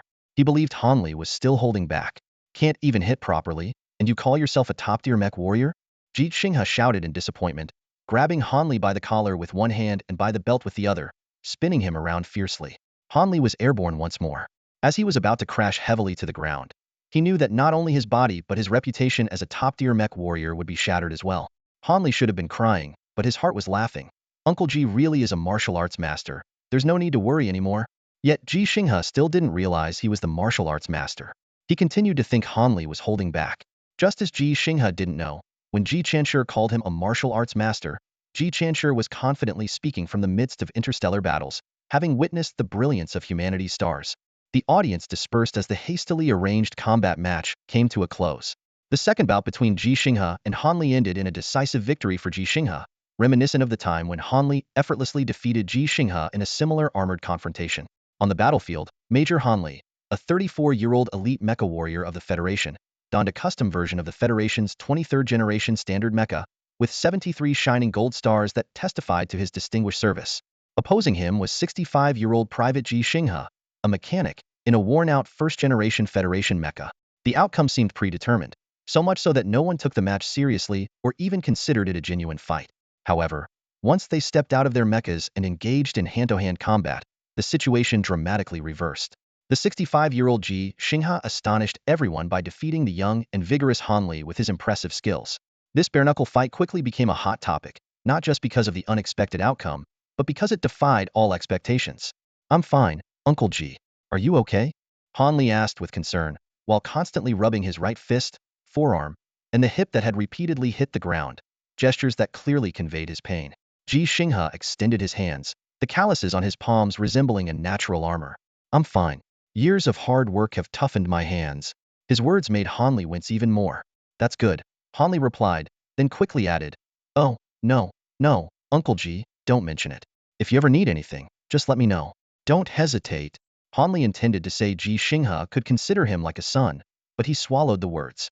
As a soldier ready to sacrifice for his country, he knew such promises carried a sense of foreboding in these turbulent times. Ji Xinghe was momentarily speechless, but Han Li excused himself citing military duties, instructing the personnel at Base 6 to take good care of Ji Xinghe, especially expert mechanic Shan Mu and war correspondent Su He, who also remained at the base. "I bet Major Han Li is heading to the medical unit first, right?" Shin Mu asked apprehensively, recalling the intense battle and feeling relieved he hadn't joined in. Su He nodded in agreement. "Probably. I saw the bruises on Major Han Li, but it's fine." He quickly added, "The medical technology here is advanced. These minor injuries won't be an issue." These words only intensified Ji Xinghe's guilt. He reflected on the fight, his first real combat experience, so different from solitary practice or mental simulations. Even sparring with his son Ji Xinghe couldn't compare, as neither father nor son would ever go all out against each other.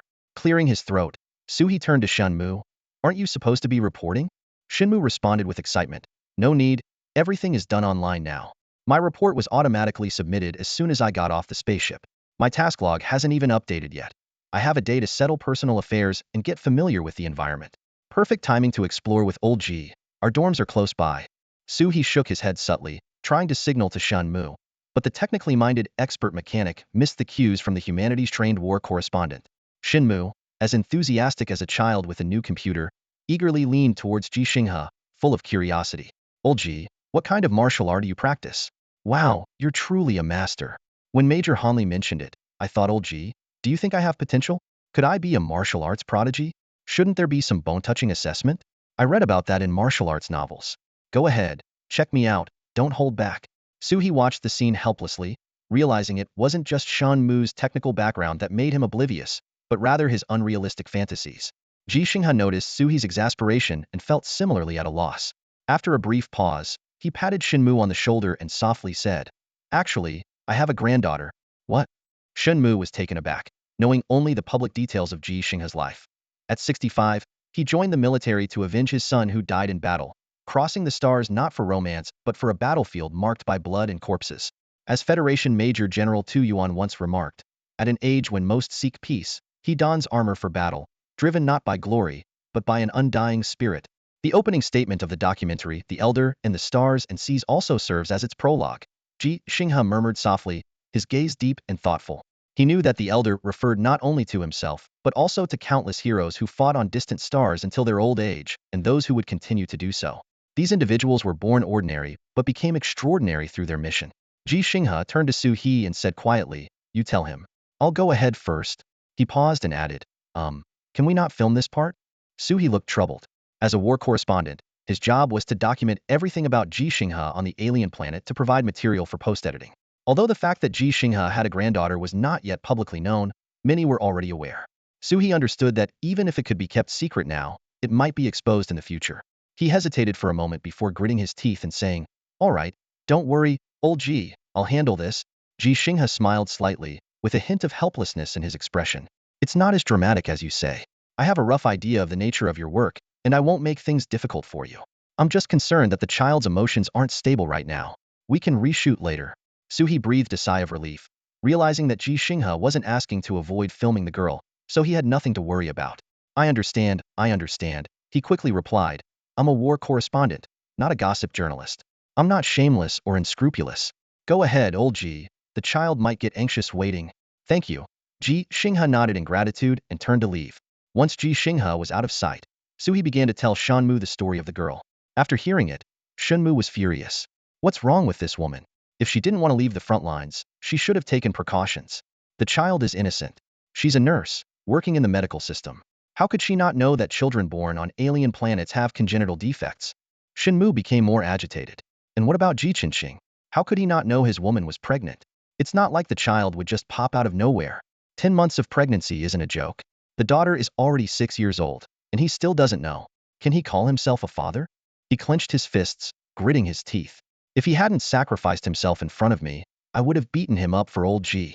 Because he's not only an unqualified father, but also an unqualified son. Now he leaves old Ji to take care of his child.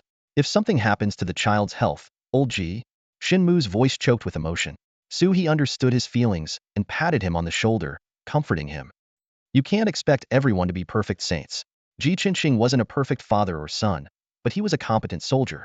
No, not just competent, but an outstanding one. A combat hero who sacrificed for us and many others. Suhi continued. Ms. Rong wasn't a perfect mother either, but she was a competent soldier, a battlefield nurse who was willing to sacrifice herself. Accidents are called accidents because they can't be controlled. If they were still here, they would be more heartbroken than us. The agony Ms. Rong endured over the past 6 years is unimaginable, something we can't fully empathize with. I know, Shanmu said, wiping his nose in tears, his voice filled with anger. But I still want to beat Ji Xinghe because they're forcing old Ji to be a perfect saint. Suhi sighed. You can't beat Ji Xinghe now, and even if time could turn back, you wouldn't be able to. Yeah, I can't beat him, and time can't turn back, Shinmu said, staring in the direction Ji Xinghe had left, recalling the old man's hunched figure and feeling a pang of sadness. He knew this was because a grandmaster didn't know how to face his granddaughter. If time could turn back, it would be great if old Ji could be a bit younger, Shinmu murmured. He truly is a genius, whether in designing mechas or in combat. Well, he does tend to get a bit whimsical when designing mechas, but it's understandable since he's not professionally trained. Suhi nodded in agreement. Yes, he really is a genius. Even though I don't understand combat, I can see he's truly more formidable than Major Hanley. And while I don't understand mecha design, I can tell you genuinely believe the old man's ideas have value. He paused and continued. At his age, it's really not easy. So, do you want to help old Ji bring his ideas to life? Shinmu didn't answer immediately. He called up the holographic projection screen on his portable smart device and opened a blank task log, writing down a task not issued by the base system. Create the old man's dream. This task didn't explicitly say, help Ji Xinghe create the old man's dream. But if it were truly brought to life, it would undoubtedly belong to Ji Xinghe. Walking through the underground base, almost entirely constructed of metal, Ji Xinghe felt a twinge of anxiety. This nervousness didn't stem from being in an unfamiliar environment, nor from not knowing how to greet his granddaughter.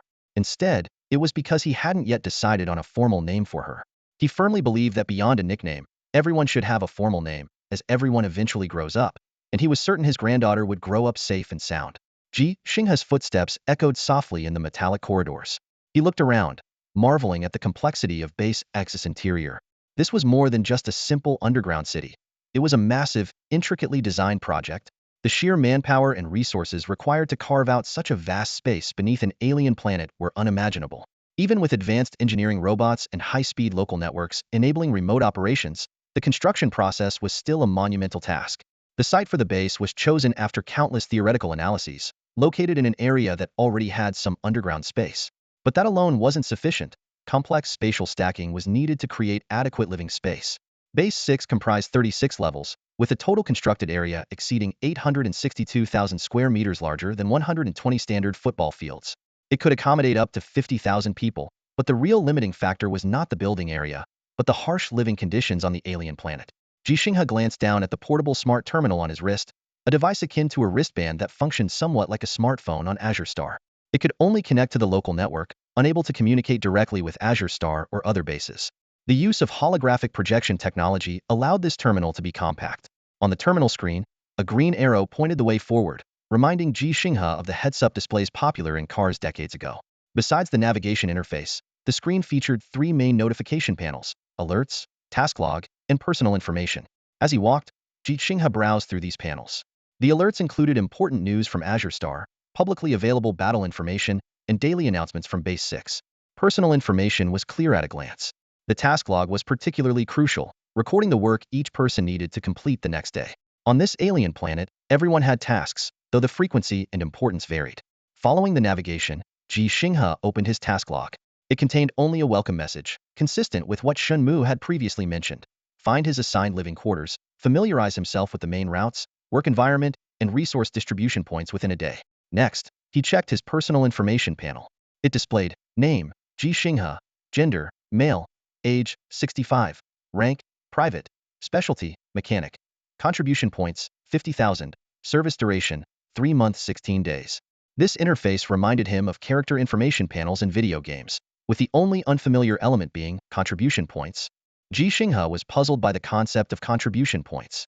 This was the universal currency on the alien planet, not directly exchangeable for federal currency. To earn contribution points, one must contribute to the Federation and Empire's war efforts on the alien front. The system aimed to integrate capital power from Azure Star while minimizing its direct influence on the war. Contribution points could be exchanged for unique alien resources, which piqued Ji Xinghe's interest. However, he still didn't understand why he had as many as 50,000 points.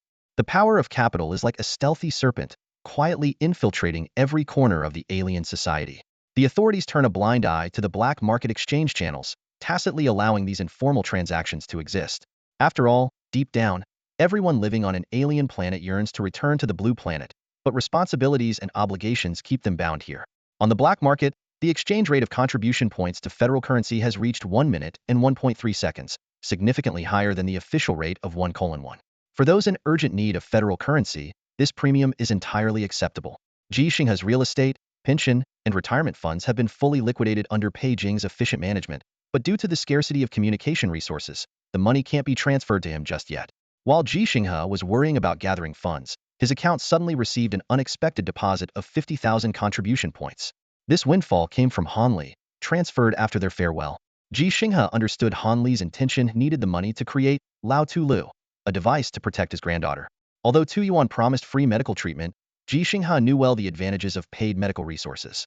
Out of pride, Ji Xinghe attempted to return the money. However, the system indicated that Han Li had blacklisted him. Ji Xinghe hurriedly tried to contact Han Li, only to find that he had already left the base and was out of communication range. With mixed emotions, Ji Xinghe approached a metal door. He knocked gently, and the door opened to reveal a little girl standing timidly at the entrance. Ji Xinghe crouched down and softly said, "Hello, I am your grandfather." The little girl's voice trembled slightly. "Hello, I am your granddaughter." Behind this simple exchange lies a reunion of familial bonds across the stars, a wondrous twist of fate, and the beginning of a new story.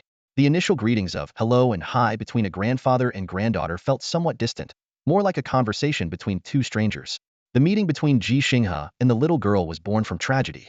If not for the girl's mother suddenly being diagnosed with terminal cancer, Ji Xinghe might never have known he had a granddaughter. Before Ji Xinghe's sacrifice, the girl's mother chose silence to avoid affecting his future. After his death, she continued to keep the secret to protect his reputation. The mother and daughter, who should have relied on each other, were now separated, leaving the little girl alone. She became the most important bond in Ji Xinghe's life. Ji Xinghe was overwhelmed with complex emotions, unsure of how to express them. He believed the little girl might not understand and didn't want to burden her with heavy topics too soon. However, what he didn't realize was that the little girl understood a lot, but also didn't know how to speak up. The little girl had many unspoken thoughts. She feared forgetting to say you respectfully, as her mother had told her that adults dislike impolite children. She worried that if Ji Xinghe didn't like her, he would abandon her. She wanted to grow up, avenge her father, and save people like her mother. But she kept these thoughts to herself. Nurse Wang gently patted the little girl on the back, encouraging her. "Xinxin, didn't you have many questions you wanted to ask your grandfather? You can ask them now." She turned to Ji Xinghe. "Mr. Ji, let Xinxin say whatever she wants." Ji Xinghe nodded in agreement, looking at Xinxin warmly. "Yes, you can say anything you want. Grandpa won't leave."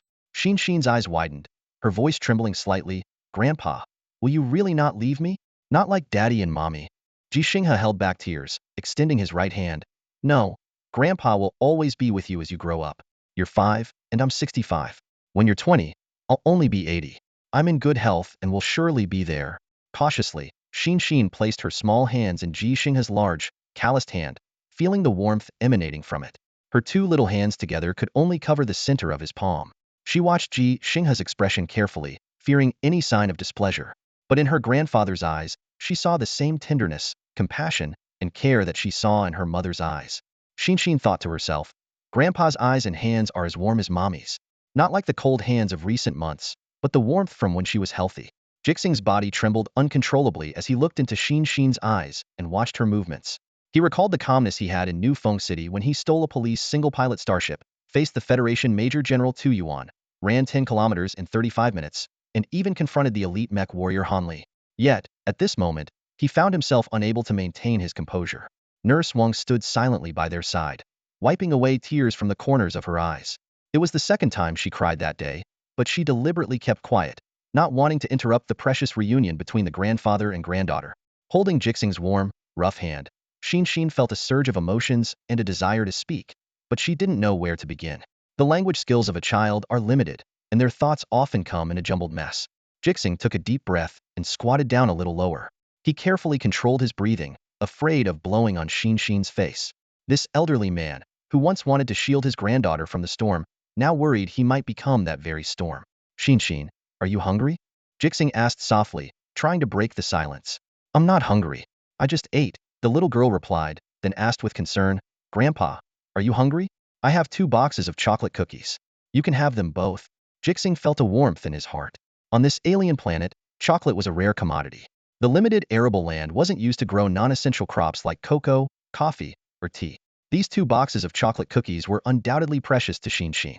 Grandpa isn't hungry, Ji Xinghe said gently. Do you like chocolate? Grandpa will buy some for you. Nurse Wang hesitated to speak.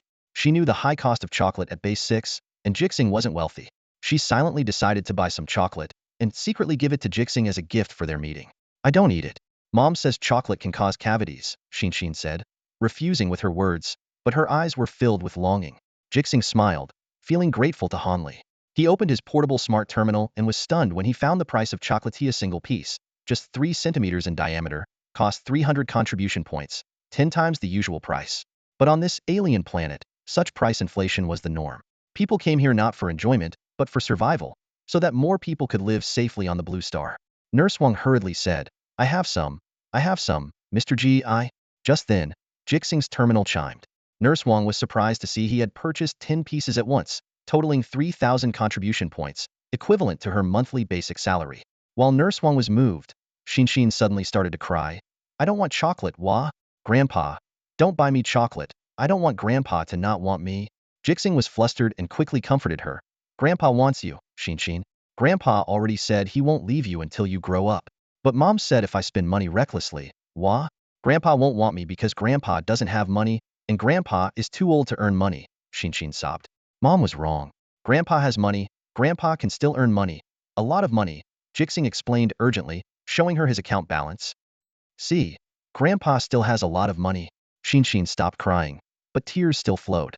She stared at the screen and asked through her sobs, Can we save it? Sell the chocolate and save the money. You don't need to sell the chocolate. Grandpa bought it for you to eat, Ji Xinghe said softly. Grandpa can still earn and save money. What do you want to buy? Tell Grandpa and he'll get it for you. Xin hesitated for a moment, and as Ji Xinghe's warm hand wiped the tears from her face, she mustered the courage to say, I want to buy a mech. I want to avenge Dad. Ji Xinghe's movements froze instantly, and his breath caught, just as it had when he first learned of Ji Xinghe's sacrifice. After purchasing the chocolates, they weren't sold. The delivery speed of the smart robots from Base 6 was incredibly fast. 10 pieces of chocolate were swiftly delivered to Xian's room, a small haven left to her by her mother. The room was quite small, only 10 square meters, with a layout resembling a hotel studio, consisting of 1 bedroom and 1 bathroom. It contained minimal furniture, a single bed, a desk, a chair, and a wardrobe, giving it a very bare appearance. Ji Xinghe watched the delivery robot's clumsy movements and couldn't help but sigh. He imagined that if the Federation's robotics and artificial intelligence could advance further, perhaps humans wouldn't need to pilot mechs into dangerous situations themselves. However, he quickly realized this was just a fantasy. The battlefield environment is complex and ever-changing, and communication conditions on alien surfaces are extremely poor. Even human-to-human communication often faces obstacles, let alone remotely piloting mechs or combat robots. Ji Xinghe contemplated that even if intelligent combat programs, similar to car autopilot systems, were embedded in mechs and combat robots, it would still be challenging to respond to the rapidly changing battle conditions. He recalled the incident with the 13 young masters of New Fengcheng, who chose autopilot and ended up in a car accident. Ji Xinghe understood that artificial intelligence struggles to calculate the complexities of the human mind, and the Empire's mechs are not under the Federation's AI control. If the Federation rashly used such immature technology, their mechs could easily be crushed by the Empire's. Nurse Wang, observing that the grandfather and granddaughter had calmed down a bit, began to relay the instructions Xian's mother left before leaving. This room was left by Sister Rong.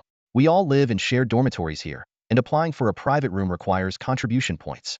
Sister Rong didn't want Xian to live in the dormitory, fearing she might be bullied by other kids. Actually, the children don't have bad intentions, they just… Before Nurse Wang could finish, Ji Xinghe understood the implication. These children grew up confined in the base, lacking the blue sky, fresh air, and even basic toys.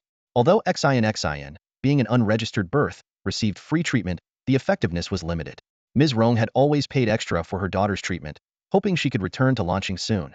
Suddenly, Ji Xinghe's communicator beeped with a notification of a transfer 10,000 contribution points, the entirety of Ms. Rong's wealth. Nurse Wang hesitated and said, "This room's monthly rent is 2,000, much cheaper than chocolate. Xian really needs a private space." Ji Xinghe nodded.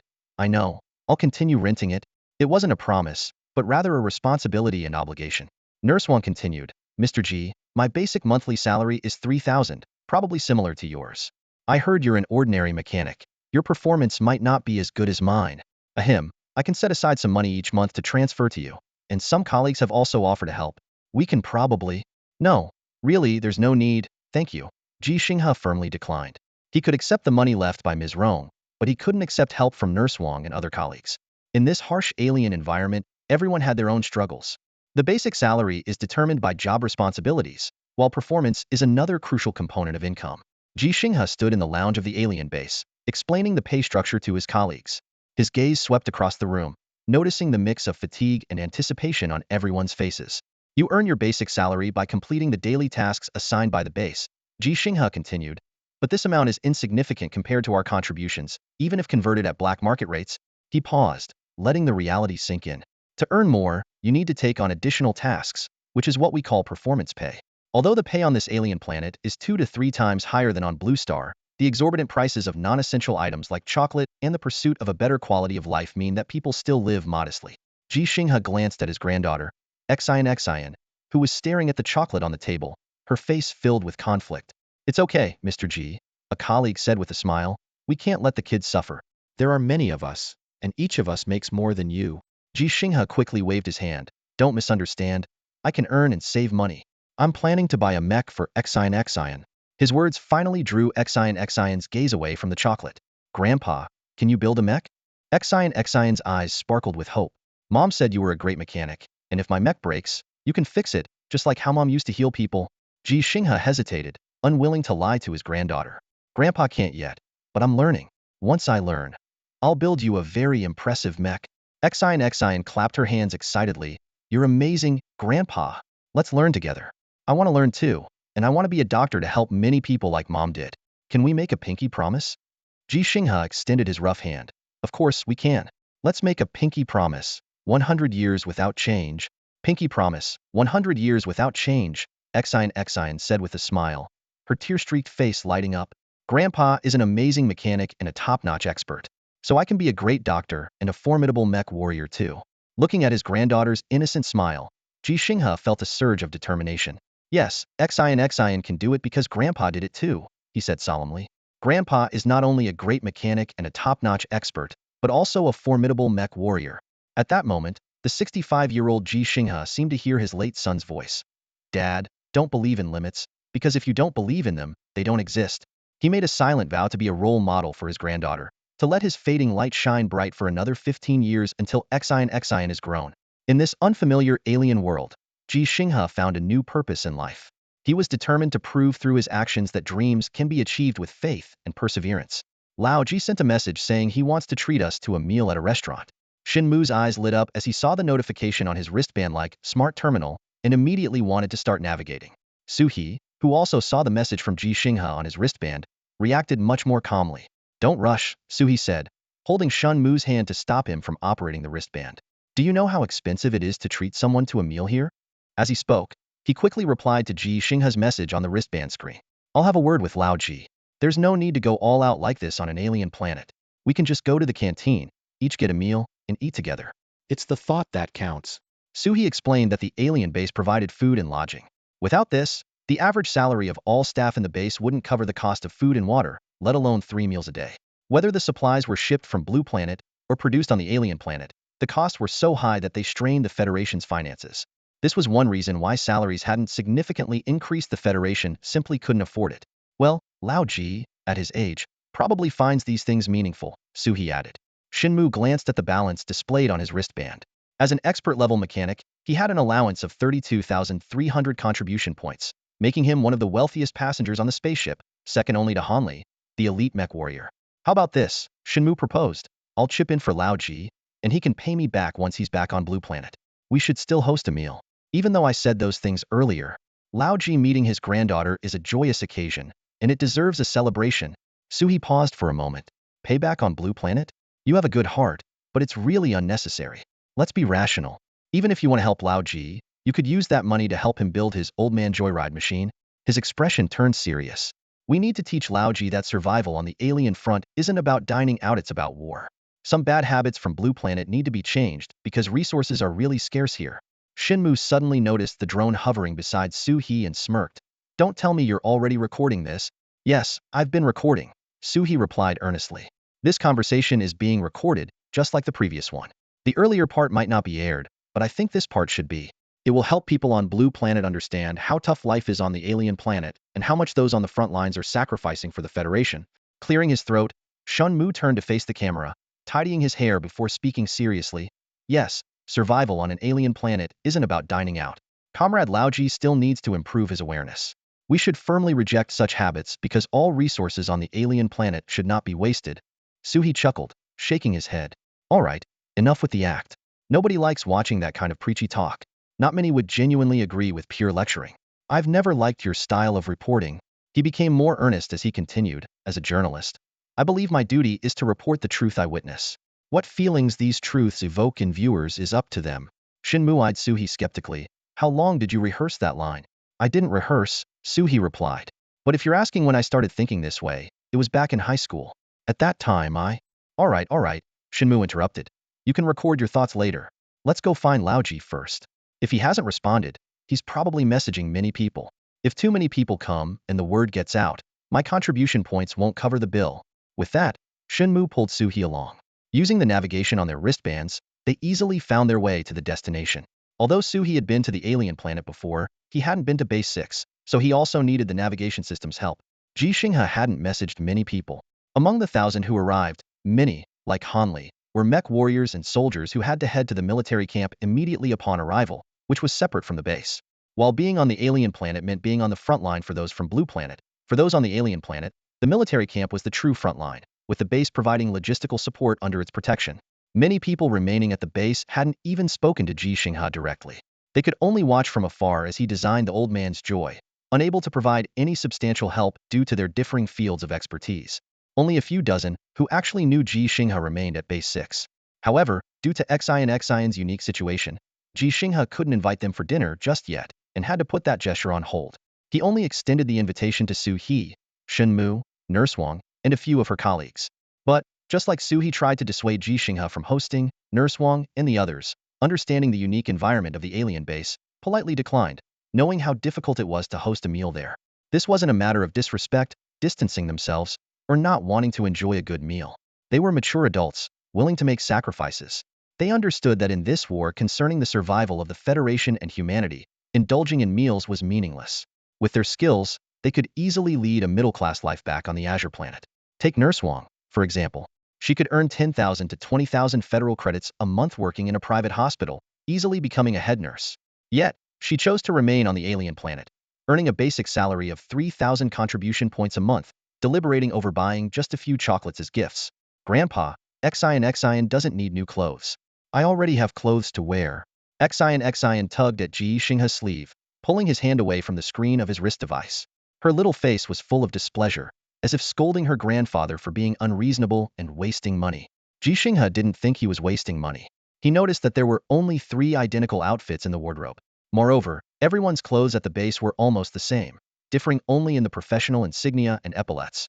This was to conserve resources, but having lived on the Azure planet, Ji Xinghe wanted his granddaughter to dress beautifully. The base was kept at a constant 22 degrees, making it perfectly suitable for wearing a pretty dress, yet there were no such options in the store. All right, Grandpa won't buy it.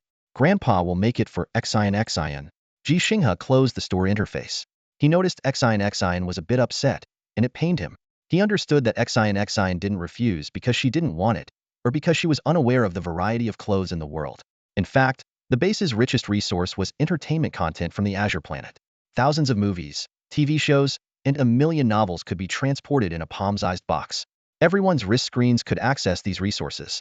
Xian had seen those pretty dresses, toys, amusement parks, the blue sky, and green meadows. But she didn't want to waste money. She was too sensible. Good grandpa. Xian gently patted Ji Xinghe's hand, flashing a sweet smile. Just then, there was a knock on the door. Shunmu and Suhi had arrived. As they entered, Suhi turned off his drone's camera. Though he could edit the footage later, he chose not to film, as he didn't control the editing rights. It's okay. Ji Xinghe noticed the change in the camera's indicator light and said, holding Xian's hand, I've asked Xian, and she said it's fine. Suhi smiled awkwardly and turned the camera back on, unsure of what to say. He could speak freely in front of Shunmu, but with Ji Xinghe and Xian, he felt a lump in his throat. Xian said it was okay, but she didn't truly understand what that meant. She agreed because she knew the adults wanted her to. What a pretty little girl. Shunmu was much more enthusiastic, kneeling in front of Xian. What's your name? Can you tell uncle? My name is Xian, and I'm 6 years old. Xing. Shunmu was taken aback, as the Federation was quite sensitive about the word Xing. It's Xian, as in rising and flourishing. Xian explained seriously, clearly having encountered this confusion before. My mom's surname is Rong. Shunmu's eyes grew misty. This man of science was more emotional than those in the humanities, and he found himself at a loss for words. Olji, no dinner then. Suhi changed the subject. Let's just grab a bite, and you can take the kid around the base to get familiar with the place. Xian, can you be our guide? That means showing us the way. Of course, I know what a guide is, and I'm very familiar with the place. Xian agreed cheerfully, as the base was her entire world, having been born and raised there. All right, no dinner then. We'll just grab something simple. I was presumptuous. Ji Xinghe admitted his mistake. His granddaughter was so sensible. He should be too. He crouched down to ask Xian, where would you like to take us first? Xian tilted her head, thinking seriously before saying, let's go see the cars. Watch them fix cars. Ji Xinghe was a bit delighted. Do you like cars, Xian? Grandpa is really good at fixing cars. Yes, I like them, and Mom said that when Grandpa is fixing cars, I should quietly watch from the side. Though Xian said she liked them, the three adults could tell she wasn't really that interested, just following her mother's advice. Ji Xinghe recalled the wish Xian mentioned earlier. Between cars and mechs, which do you like more? Xian hesitated for a moment before honestly admitting, her voice lowering and her head bowing, I like mechs more. Then let's go see the mechs first. Ji Xinghe gently patted Xian's little head, because Grandpa will fix mechs in the future, too. Yay. Xian was genuinely excited this time. Shunmu and Suhi didn't expose Ji Xinghe's fib. They knew full well that Ji Xinghe was just an ordinary mechanic, without the qualifications or skills to repair mechs, even though he designed the Old Man's Joy. If it could be considered a mecha, it wouldn't be called Old Man's Joy. Fortunately, they had Shunmu. Otherwise, the group of four wouldn't have been able to enter the mech zone. Since it wasn't yet time for a meal, they headed straight to the mech zone for a tour. After Shunmu scanned his wristband, the electronic system prompted him to confirm his companions. Once confirmed, the metal door slowly opened, revealing a vast space. Inside the 50,000 square meter mech zone, over 1,000 technicians were spread across more than 100 teams, busily repairing and manufacturing the Federation's most formidable weapons.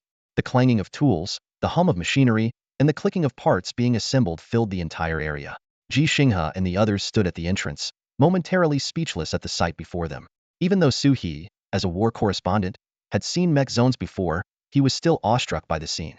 During the tour, Suhi quietly explained to the others the origin of the base's internal access control system. He mentioned that when the base was smaller, there was no such system, but as pressure increased, some individuals couldn't handle it and went insane, leading to severe safety incidents. To prevent similar occurrences, the base implemented strict access management. Hearing this, Shunmu couldn't help but worry and asked if lifting the restrictions in emergencies could pose greater risks. Suhi explained that in certain emergencies, such as when the oxygen supply system is compromised, not lifting the restrictions could endanger lives. His explanation enlightened Ji Xinghe and Shunmu, making them realize the necessity of this system. Xin, however, seemed uninterested in these serious topics. She cheerfully followed Ji Xinghe, occasionally swaying from side to side and holding his hand with childlike innocence and energy. As they delved deeper into the mech zone, the scene became even more awe-inspiring. Hundreds of uniquely designed mechs stood within, some undergoing repairs, others seemingly freshly manufactured. Technicians worked intently, operating various complex instruments and tools, with robotic arms moving deftly to assist in their precise tasks. Ji Xinghe watched it all, a mix of emotions rising within him. Each mech here embodied humanity's hope for survival and combat on alien planets. Without these steel giants, humanity would have long been defeated on this unfamiliar land. After the fall of the alien star, the Empire's armies of gorillas and monkeys were itching to move. They wouldn't wait for the closest alignment between the alien star and the blue star. A 3-month or 1-month space journey made little difference to them. This harsh reality weighed on everyone's hearts like a massive stone. Second Lieutenant Shan Mu stood at the gate of the military base, his uniform crisp, his eyes betraying a hint of unease. "Your reporting time is tomorrow morning at 8. A voice suddenly sounded in his ear. A lieutenant colonel marched towards him, his face devoid of any expression, as if wearing a cold mask. His wristband glowed with blue light, clearly having already accessed Shan Mu and the other's identification information. The lieutenant colonel's gaze swept over Shan Mu, then focused on Su He and Ji Xinghe. "Reporter Su He," the lieutenant colonel's voice was as cold as steel. "You haven't applied for interview and filming permissions. Shut off your camera immediately and report your purpose for being here." His gaze turned to Ji Xinghe. "Private Ji Xinghe, you do not have clearance to be here. Please leave immediately." At that moment, Ji Xinghe felt the duality of the alien star keenly. On one side were the warm concerns of Hanli, Shan Mu, Su He, and Nurse Wang, while on the other was the merciless military law embodied by the lieutenant colonel. Shan Mu stood there, regretting his rashness in bringing people without knowing the full situation. Su He, an experienced war correspondent, quickly realized the gravity of the situation and prepared to comply by shutting off his camera. Just then, Ji Xinghe's voice broke the tense atmosphere. "Sir, I do have clearance to be here." He stood protectively in front of the retreating Xin, holding her hand behind him with his right hand and covering it with his left, as if shielding the little girl. Shan Mu and Su He looked at Ji Xinghe in surprise, worried he might get into trouble. However, the lieutenant colonel merely said impassively, "Private Ji Xinghe, please present your clearance proof immediately." Ji Xinghe gently squeezed Xin's hand. The little girl, understanding, let go but still held onto Ji Xinghe's left hand. "Sir, may I have Second Lieutenant Shan Mu or Reporter Su He operate my wristband?" Ji Xinghe calmly requested. The lieutenant colonel nodded in agreement. Shan Mu quickly stepped forward and deftly operated Ji Xinghe's wristband. As he scrolled through Ji Xinghe's personal information and former professional details, he was astonished to find a long list of certifications: automotive mechanic license, electrician certificate, welder certificate, and even a civilian aircraft pilot license. Shan Mu's fingers began to tremble as he continued to scroll in disbelief. Ji Xinghe remained expressionless, though he was far from calm inside. He understood that the lieutenant colonel was simply fulfilling his duty, just as his son had chosen to fight to the death without retreat. He urged Shan Mu to keep scrolling, for the truly important certificate was yet to come. Finally, Shan Mu stopped and opened the last certificate. His eyes widened in disbelief as he looked at Ji Xinghe. "Old Ji, are you cheating or something?" Ji Xinghe, a veteran champion of the interstellar game Glory, may be 65 years old, but he is far from out of touch with the times. Not only is he a master of the game, but he also understands modern slang like cheating quite well. Shan Mu's gaze lingered on Ji Xinghe's professional profile, particularly the fitter category. Ji Xinghe had reached the highest level of senior technician in the standard fields of general fitter, maintenance fitter, and tool fitter. However, what truly astonished Shan Mu was the fourth category, a standalone fitter, where Ji Xinghe held an impressive level 8 certification. "Old Ji," Shan Mu said, staring at the screen with skepticism in his voice, "if you didn't cheat, then you must have made this up when you filled out the form." "This isn't something to joke about," Ji Xinghe calmly explained. "I didn't. I simply authorized the system to connect to the Federal Human Resources database. The information was retrieved automatically." Shan Mu persisted. "Then you must have hacked the official website and altered the data. An 8th level fitter? That level was abolished last century. Where did you get the certificate?" Despite Shan Mu's barrage of questions, Ji Xinghe remained composed. He explained that 20 years ago, the Federation reinstated the 8th level fitter exam, provided one had already achieved senior technician status in the 3 standard fitter categories. "I met the criteria, so I took the exam. Honestly, it was quite challenging. I almost didn't pass." Shan Mu, still incredulous, remarked, "Out of 80 billion people in the Federation, only 12 managed to pass? Come on, old Ji, be honest. Do you have some kind of system cheat? Or are you the reincarnation of some ancient sage?" Ji Xinghe shook his head and offered a straightforward answer. "Read more, practice more. As long as you have a lifelong learning mindset and are willing to take action, by the time you reach my age, You'll have more certificates than I do. Shenmu was at a loss for words. He realized Ji Xinghe was speaking the truth. If he truly dedicated himself to learning and certification, he could indeed have more credentials by the age of 65. Yet he couldn't help but wonder if those certificates would hold any real value for him. Some of the professional knowledge might never be applied in his lifetime. Shenmu stood there with a slight frown, his eyes flickering with confusion and admiration. He murmured to himself, "And who exactly is this Shenmu?" Shenmu recalled his own credentials, a full scholarship recipient from the most prestigious university in the Federation, earning a master's degree in mechanical engineering in his 20s.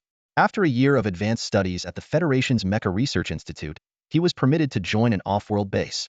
His decision not to pursue a PhD wasn't due to a lack of ability, but rather a desire to contribute to practical work as soon as possible.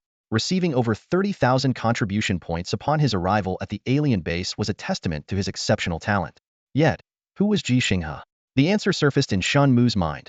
A retired master from the largest auto repair shop in Xinfeng City, an ordinary car mechanic. Although Ji Xinghe held numerous certificates, most weren't of the highest level. However, his level 8 machinist certificate stood out. Shenmu couldn't help but wonder if he could pass such an exam before turning 40, assuming the Federation still held such exams.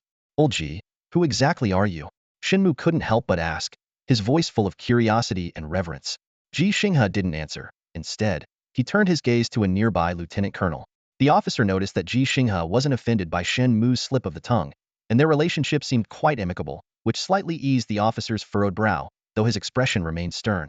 Private Ji Xinghe, this is not your authorization proof, the lieutenant colonel said sternly.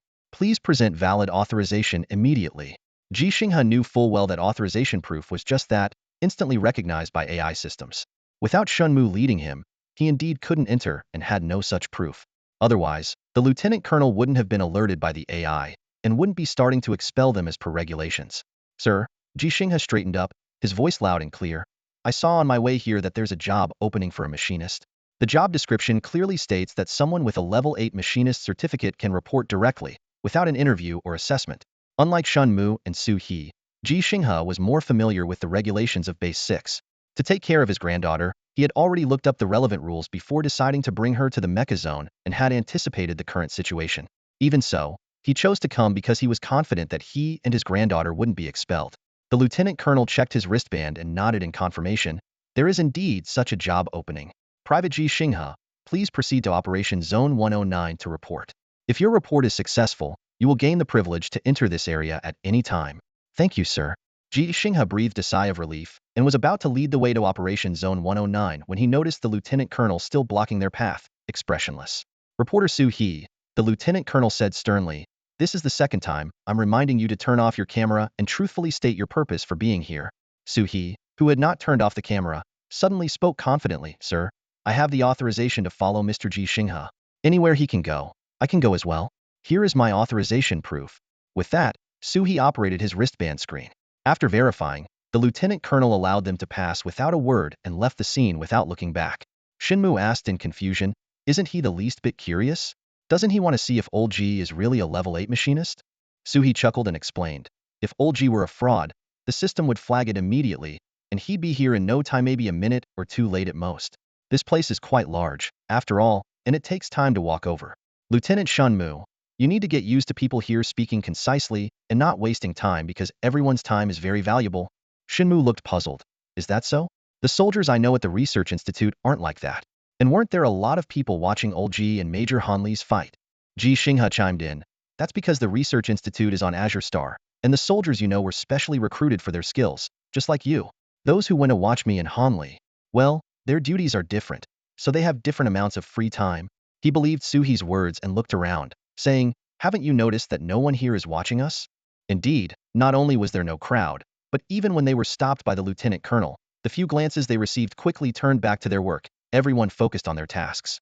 Shenmu remained dazed in this unfamiliar environment, still adjusting at his young age of 20-something. Ji Xinghe crouched down and asked his granddaughter earnestly, Xin, do you want to go see the mechas? Yes, yes. The little girl replied excitedly. So Ji Xinghe stood up again, leading the group towards Operation Zone 109.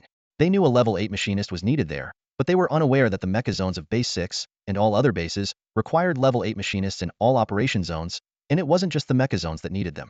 Most people who filled out job requests didn't know there was a living level 8 machinist who had come to the alien planet. His name was Ji Xinghe, and he had the credentials. The ground of the mech area was clearly marked, making it easy for Ji Xinghe and his companions to locate Operations Zone 109. This work area was divided into 150 operation zones scattered across a 50,000 square meter space. As they approached, a gruff voice rang out, "What do you want?"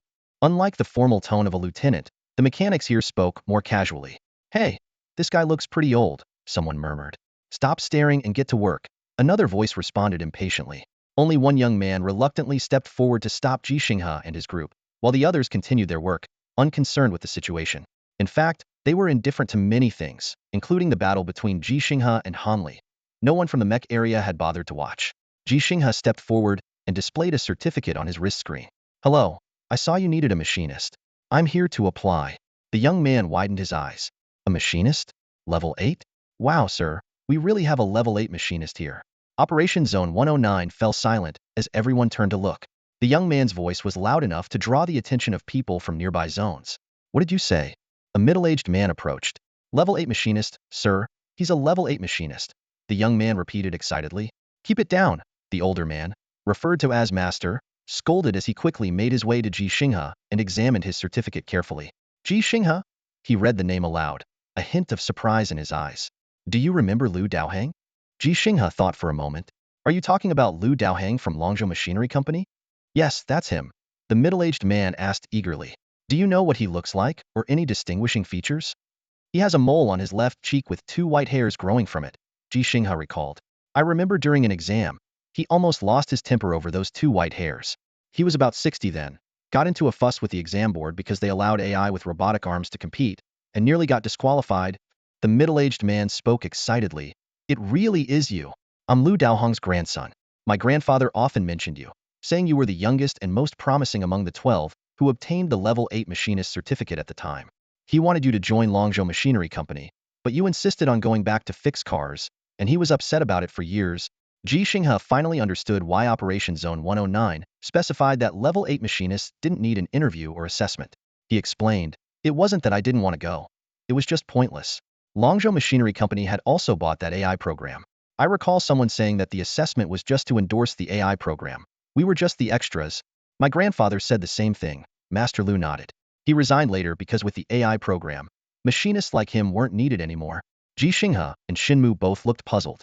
Ji Xinghe asked, "If you have AI programs and robotic arms, why are you still hiring level 8 machinists?" Master Liu explained, "Because of resource limitations.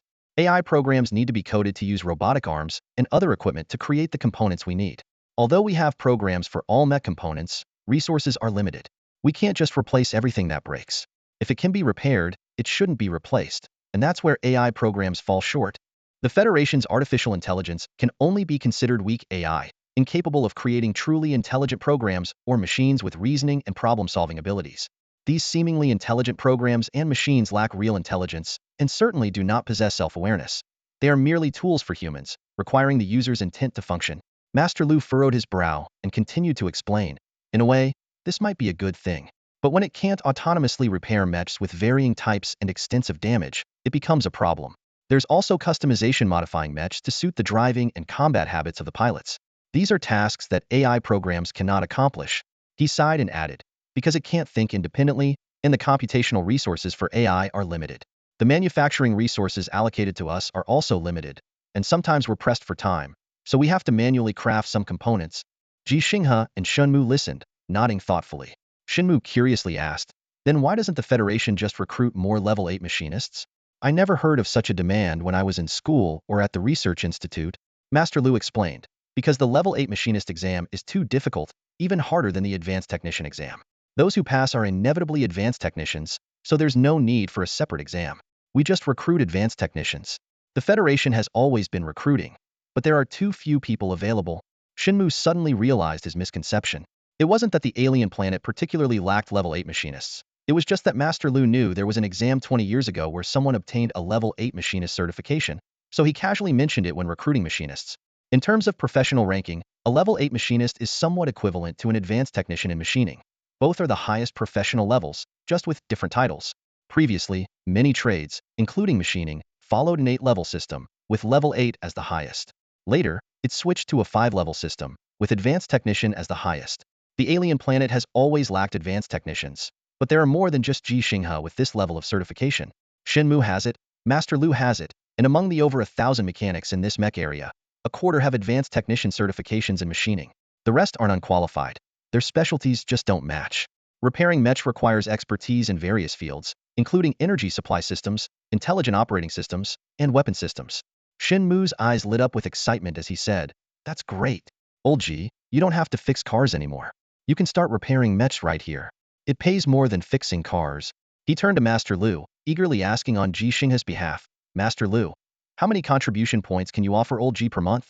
Master Lu didn't immediately answer Shenmue's question. Instead, he looked at Ji Xinghe in surprise and asked, "Mr. Ji, have you really only been working on cars and never touched a mech?"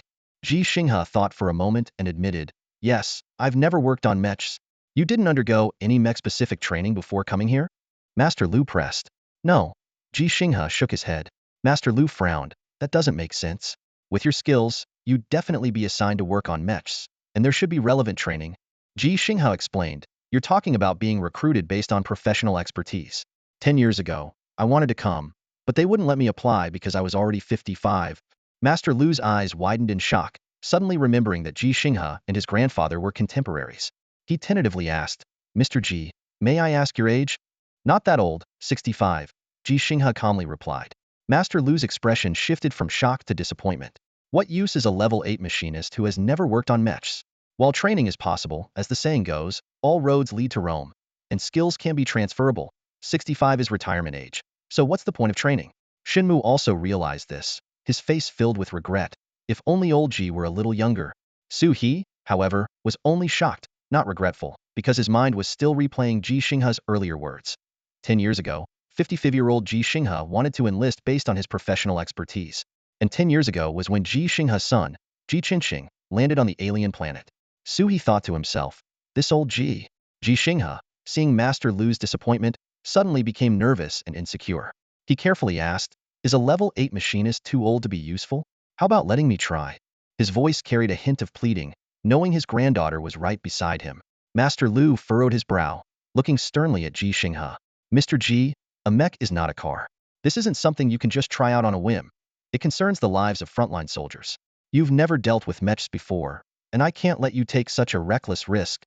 Ji Xinghe was about to speak, but Shenmue, eager to explain, was gently held back by Ji Xinghe. He took a deep breath, meeting Master Lu's gaze with unwavering determination. "I understand your concerns, Master Lu, but please, hear me out." Ji Xinghe's voice was calm yet resolute, as he began to detail the situation at the alien frontline.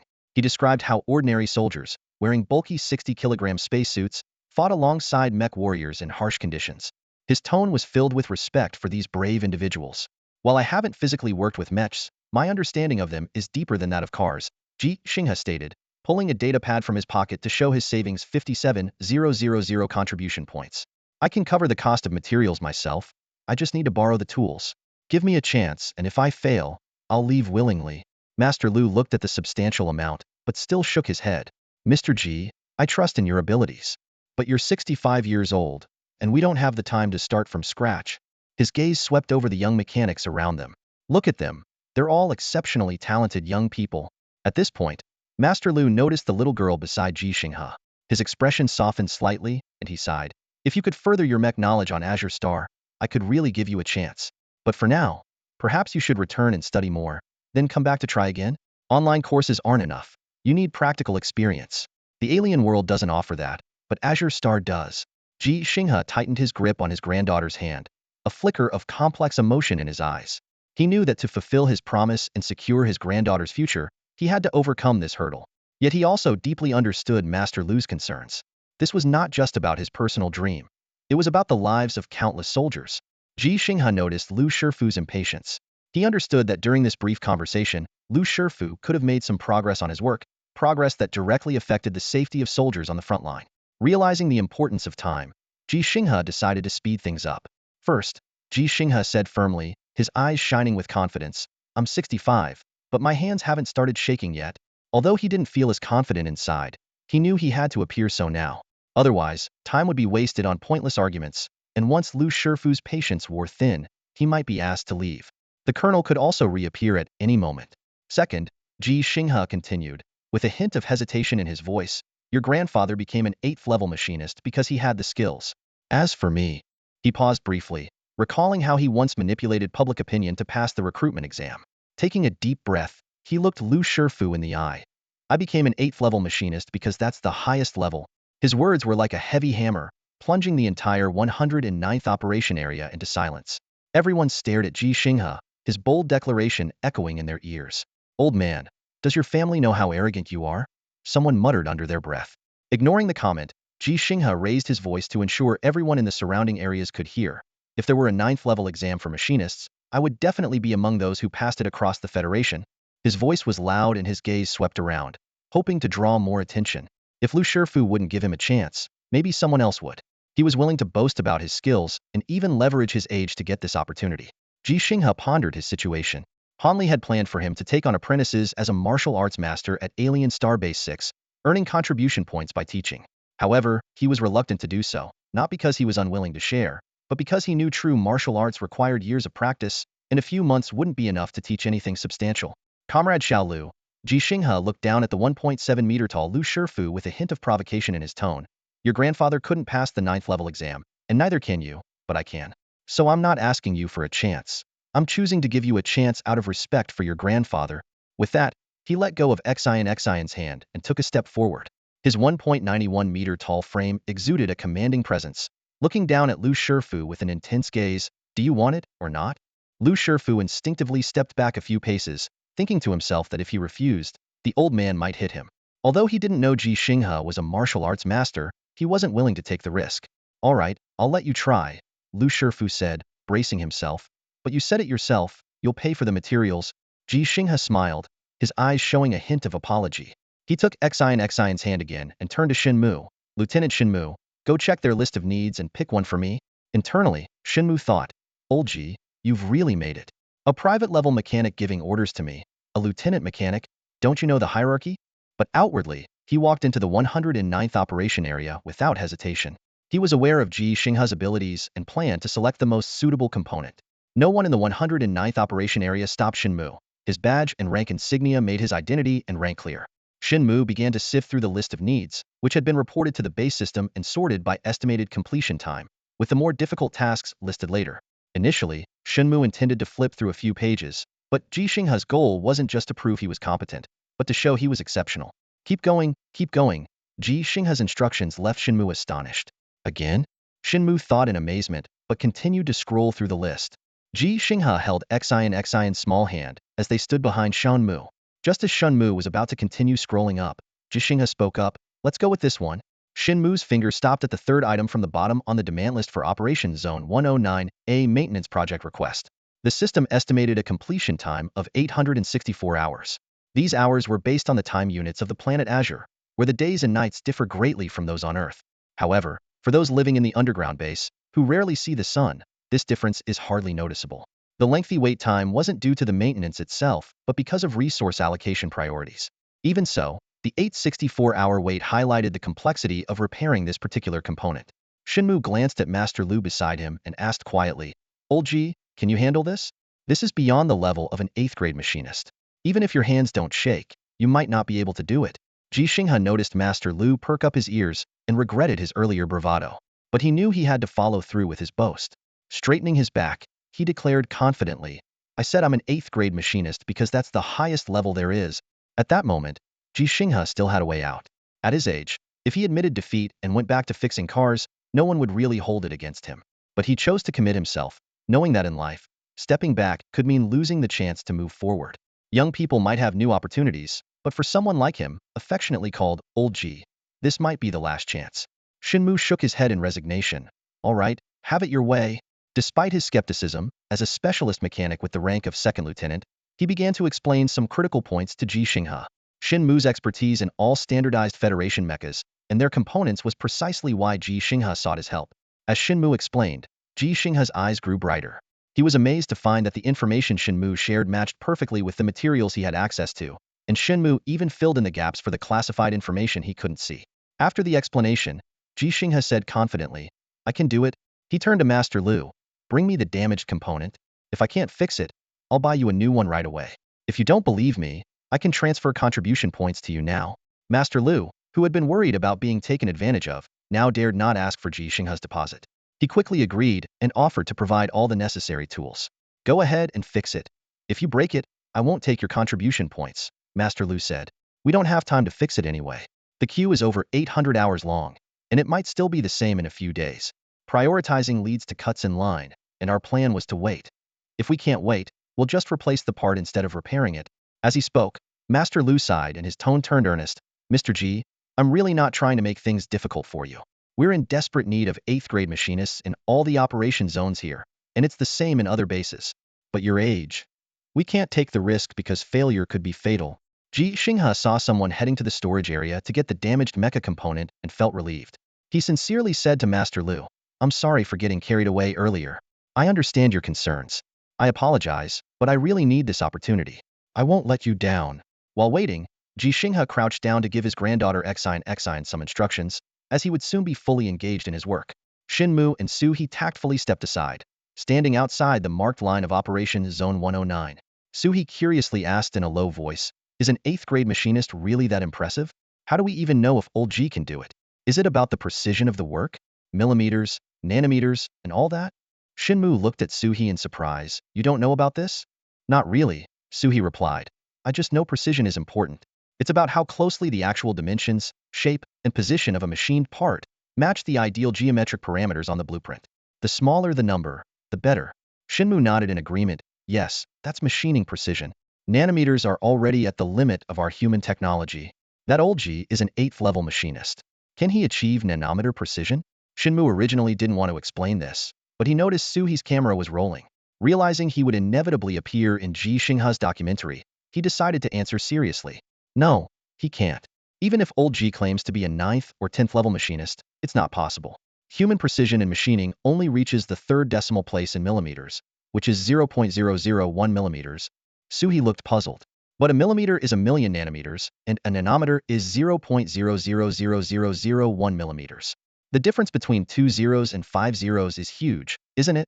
Shinmu took a deep breath, trying to calm his mixed feelings about such a basic question from an outsider. It's not just the difference between 2 zeros and 5 zeros that's significant. The gap between 0.009 and 0.001 is also huge. I can achieve 0.009 millimeters manually, but I can't guarantee 0.001 millimeters not just once, but over my entire lifetime. You? Su-He asked skeptically. Shinmu held his head high. I'm Shinmu, the youngest lieutenant mechanic in the Federation. I received a 30,000 contribution point bonus just for coming to this alien planet. Do you know why? Why? Because the maximum bonus for special talent is 30,000 and I... Wait a minute, cut that part. Let me try again. Shinmu cleared his throat and said seriously, some people get a 30,000 contribution point bonus because that's all they're worth. I got 30,000 because that's the highest the Federation offers for special talent. Su-He gently reminded him, everyone who comes to the alien frontline is a hero. Isn't it inappropriate to talk about worth? Is it inappropriate? Then cut that part too. I'll rephrase it. Shinmu said awkwardly. Su-He steered the conversation back on track. Let's not dwell on that. You can't aspire to be like old Ji. He can rely on his seniority, but can you? With machines like robotic arms, machine tools, and lithography machines achieving nanometer-level precision. What's the point of machinists who can only reach millimeter-level precision? Besides what Master Lu said, Lieutenant Shin, do you have anything to add or summarize? Shinmu frowned, deep in thought, and finally looked at the camera seriously. If something exists, it has a reason. It takes 3 years to become a competent lathe operator and 10 years to become a mediocre machinist. The existence of machinists is necessary. What Master Lu said is the meaning of their existence. At the level of an 8th level machinist like old Ji, you could even call him a master craftsman. In terms of precision, old Ji can't compete with nanometer level machine tools and robotic arms. But precision is just one measure. It's important, but not everything. Machines only see zeros and ones, but we need more than that. We need the judgment that an 8th level machinist brings beyond zeros and ones. Su-He was surprised Shenmu could articulate this, despite some flaws. He encouraged him to continue. What else? Shenmu racked his brain, sweating, and finally added, an 8th level machinist can create nanometer level machine tools and robotic arms. But those machines can't create an 8th level machinist. As Su-He gave him a thumbs up, damaged mech parts were brought in. Ji Xinghe stood up and began putting on the work clothes that were brought along. Xine ran over to Shenmu and Su-He, standing outside the operation area, and turned to Ji Xinghe, raising her fist. Grandpa, you can do it. With that cheer, Operation Area 109 resumed work. No one watched Ji Xinghe's repairs. Master Lu and the others had already wasted too much time. Time ticked away, yet there seemed to be little progress on Ji Xinghe's side. As it neared the end of the workday, a colonel appeared nearby. Shenmu grew anxious and stepped forward to enter the operation area to assist Ji Xinghe again. But as he took a step, a small hand firmly tugged at his shirt hem. Turning around, he saw Xian looking at him with a serious expression. The little girl shook her head vigorously, as if trying to convey her stance. Uncle, Xian said, my grandpa said you can't always help him. You have your own work, responsibilities, and duties, and my grandpa needs to have his own too. Shenmu was taken aback, a hint of surprise flashing in his eyes. It had been quite a while since Xian left Ji Xinghe's side. Yet this little girl could still flawlessly carry out Ji Xinghe's instructions. He couldn't help but wonder if this child might be a genius. At that moment, Ji Xinghe's calm voice suddenly echoed in Operating Zone 109. I've fixed it. Master Lu, could you please check it? There's no rush, though. You can do it later if you like. Master Lu and the others were still in shock, staring at Ji Xinghe in disbelief. Shenmu, however, was anxious and quickly stepped forward, saying, Old Ji, what's going on? The child hasn't eaten yet. You might not be in a hurry, but she surely is. He then turned to Master Lu. Could you please find some time to check it? If you're really too busy, I can do it. I know how to run the diagnostics. She hasn't eaten? Ji Xinghe's expression suddenly turned to one of surprise, followed by regret and a bit of panic. He quickly left the operating area, taking Xian's hand. I'm sorry, Xian. Grandpa lost track of time while working. Let's go. Grandpa will take you to eat. Xian softly replied. I'm not hungry, Grandpa. You've worked so hard. Ji Xinghe was already gently leading her away. Everyone else stood there in shock, including Su He, who was responsible for filming. He hesitated, unsure if he should stay to capture the component inspection. Shenmu couldn't help but shout, Old Ji, wait a second. This is urgent too. Weren't you just about to get into a fight over it? How can you just leave like that? Without turning back, Ji Xinghe waved his left hand dismissively, while holding Xian's hand with his right. It's already fixed. He walked away with his granddaughter, not looking back. This was not just because he had confidence in his technical skills, but because he believed that ensuring his granddaughter ate on time was more important. A healthy body is the foundation of everything. In his heart, Ji Xinghe thought. He had once recklessly stolen a single-man starship with nothing but a kitchen knife from home, ready to die on a foreign planet, only to end up hiding in an underground base. Wasn't all this for the sake of his granddaughter's healthy growth? He silently told Xian, Granddaughter, you must grow up quickly and healthily, because Grandpa doesn't have much time left to avenge your father. The cafeteria at Base 6 suddenly became lively. An elderly man with white hair walked in, holding the hand of a little girl, immediately drawing the attention of hundreds. Whispered conversations rippled through the crowd like waves. That's him. It's really him. Who? The legendary master. What legendary master? Oh, I forgot you were working then. A spaceship from Azure Star arrived today, bringing over 1,000 people. As soon as they got off the ship, they wanted to spar. Spar? Yes, this gentleman here. No, this legendary master. Have you been secretly drinking? Let me smell your breath. Stop joking. Look at his height, that frame. He's like a human weapon. Are you saying this old gentleman can fight? At his age. That's the truth. Do you know who his opponent was? Who? Hanli. Hanli? That name rings a bell. Major Hanli, a top mech warrior with 73 gold stars on his personal mech. Oh, I remember. Wasn't he a captain? He got promoted for his achievements in the last battle. The main point is, this old gentleman defeated Major Hanli. What? This old gentleman can also wear armor? How many gold stars does his mech have? He doesn't have a mech. He's not a mech warrior. They fought without wearing armor. No way. Seriously? Hanli has only ever lost to Colonel Li Yuanba, right? Exactly, and this time Hanli lost miserably. At that moment, the murmurs filled the cafeteria, giving it a lively atmosphere reminiscent of those on Azure Star. But these whispers didn't bother Ji Xinghe. He was only concerned about whether the attention would affect his granddaughter. Xin, would you like to eat here or go back to our room? Ji Xinghe asked softly. Xin wants to eat here. There are so many people here. The little girl replied excitedly. All right, then we'll eat here. The grandfather and granddaughter each carried their trays and found an empty spot to sit. Although Base 6 has a permanent population of 30,000, the cafeteria didn't seem very large. However, since meal times were staggered, finding a seat wasn't difficult. Dinner was quite sumptuous, with rice, steamed buns, and one meat dish with 2 vegetables. On an alien planet, this was considered a feast, even though the meat dish only contained 3 slices. I don't want it, Grandpa. You eat. Xinxin skillfully used her chopsticks to return the meat slice Ji Xinghe had given her back to his plate. Xinxin, don't worry about cleanliness. Grandpa hasn't used these chopsticks yet, Ji Xinghe said gently. Xinxin isn't worried about Grandpa. Mom says you need to eat meat to grow, so Grandpa should eat meat too, the little girl explained earnestly. Grandpa can't grow any taller, Ji Xinghe sighed inwardly and patiently explained. Grandpa has already grown up and doesn't need to grow anymore. Xinxin needs to grow. Besides, Grandpa ate a lot of meat on Azure Star. Azure Star? Xinxin's eyes shone with longing, which tugged at Ji Xinghe's heart. He regretted mentioning Azure Star, wanting to tell Xinxin all about it, yet fearing it would make her sad. At that moment, a voice interrupted their conversation. Excuse me, Mr. Ji, may I sit here and have a word with you?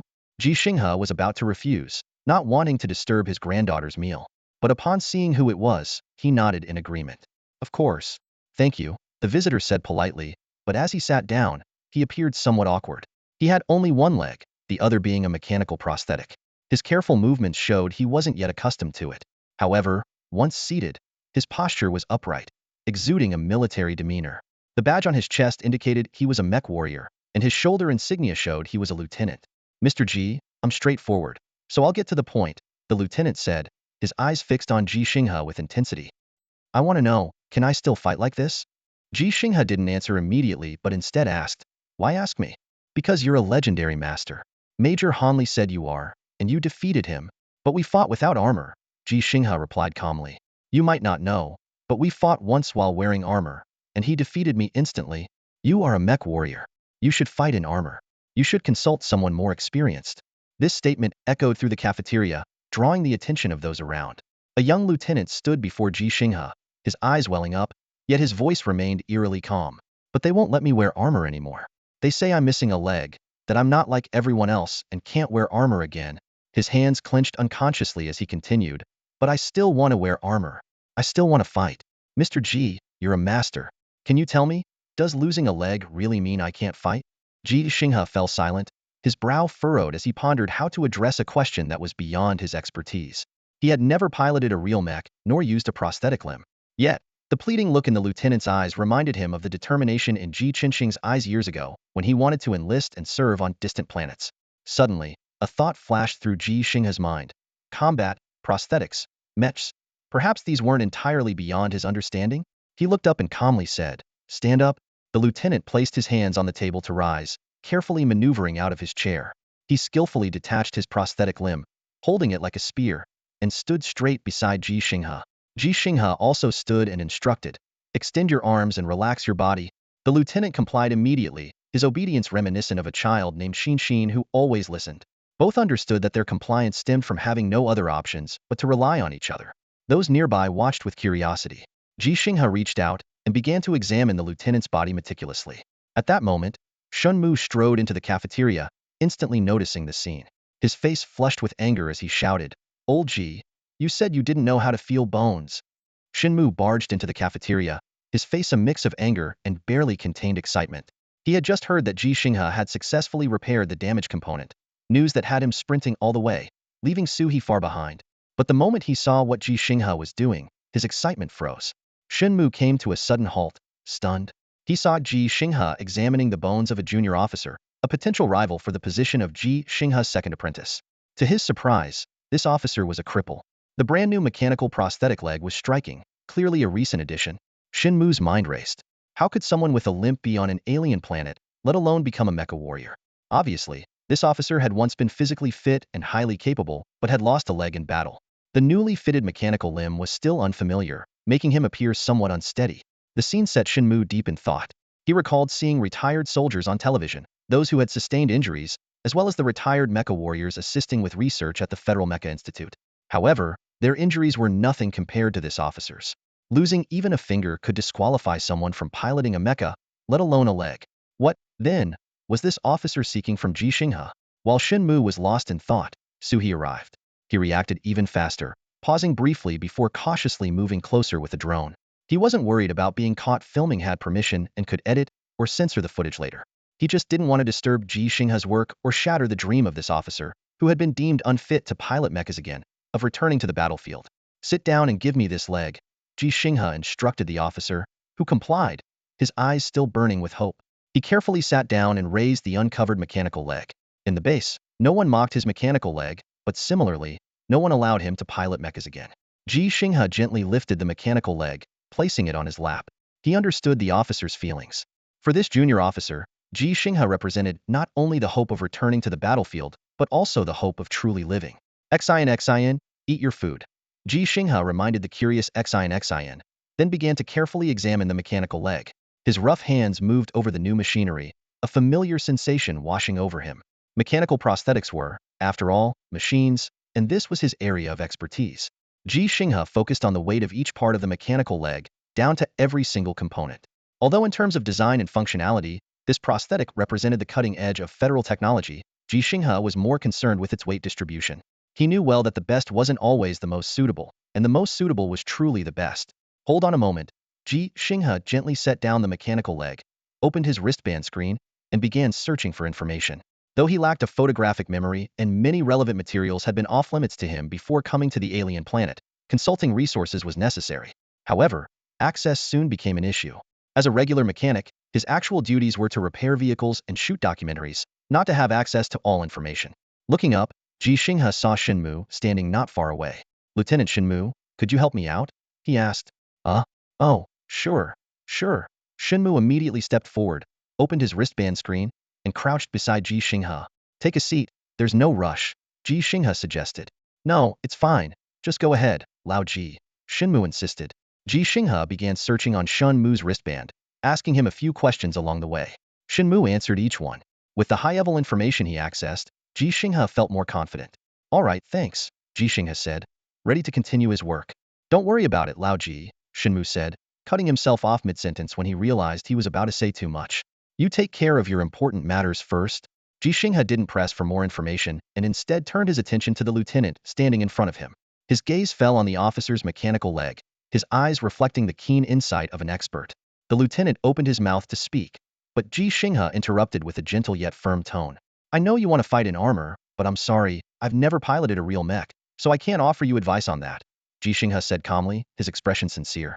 However, if you're asking whether you can defeat a regular person in a fight without armor, even after losing a leg, I can confidently tell you that not only can you beat an ordinary person, but you could even defeat Major Han Li.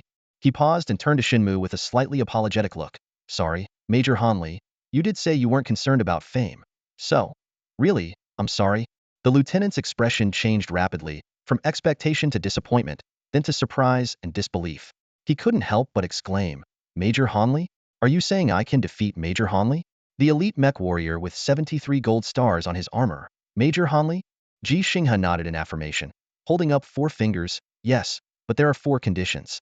First, your mechanical leg needs to be modified to better suit you, more like your original leg while retaining its mechanical strength. Second, Major Han Li's skills must not have improved during this time. Third, I will teach you how to fight, or rather, how to use your leg. Fourth, you must fight without armor. A bitter expression appeared on the lieutenant's face. He understood that the base's resources were always tight, and providing him with a mechanical leg instead of sending him back to Azure Star for retirement was already a recognition of his previous achievements. How could he ask for more?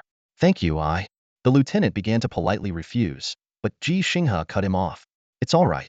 I'll help you, Ji Xinghe said with determination. I'll not only teach you how to use this leg, but I'll also help you modify it. The lieutenant was taken aback. He was about to question how an elderly man with exceptional skills could possibly know how to modify a mechanical leg, but then he noticed the mechanic's badge on Ji Xinghe's chest and understood. Yes, I'll help you. I can help you, Ji Xinghe reiterated, his voice full of confidence. Shinmu was about to vouch for Ji Xinghe but suddenly remembered Ji Xinghe's purpose for coming to the alien planet, and the high medical expenses for Xin, who was quietly eating nearby. He expressed his concern. Lao Ji, this isn't something that can be done in a few days, It's all right, Ji Xinghe said with a smile, his eyes shining with determination. I may not have much time, but his leg is incredibly important, because that leg was sacrificed for all of us. The clamor in the cafeteria abruptly ceased as all eyes turned toward the old man and the man with a limp. These labels, while blunt, were not meant to be derogatory, but merely factual descriptions of the situation. The lieutenant struggled internally, yearning to believe in the hope offered by Ji Xinghe. Yet, the words of others at the base, urging him to retire and return to a peaceful life on Azure Star, lingered like a shadow over his heart. You should retire. Go back to a good life on Azure Star. Leave this war to us.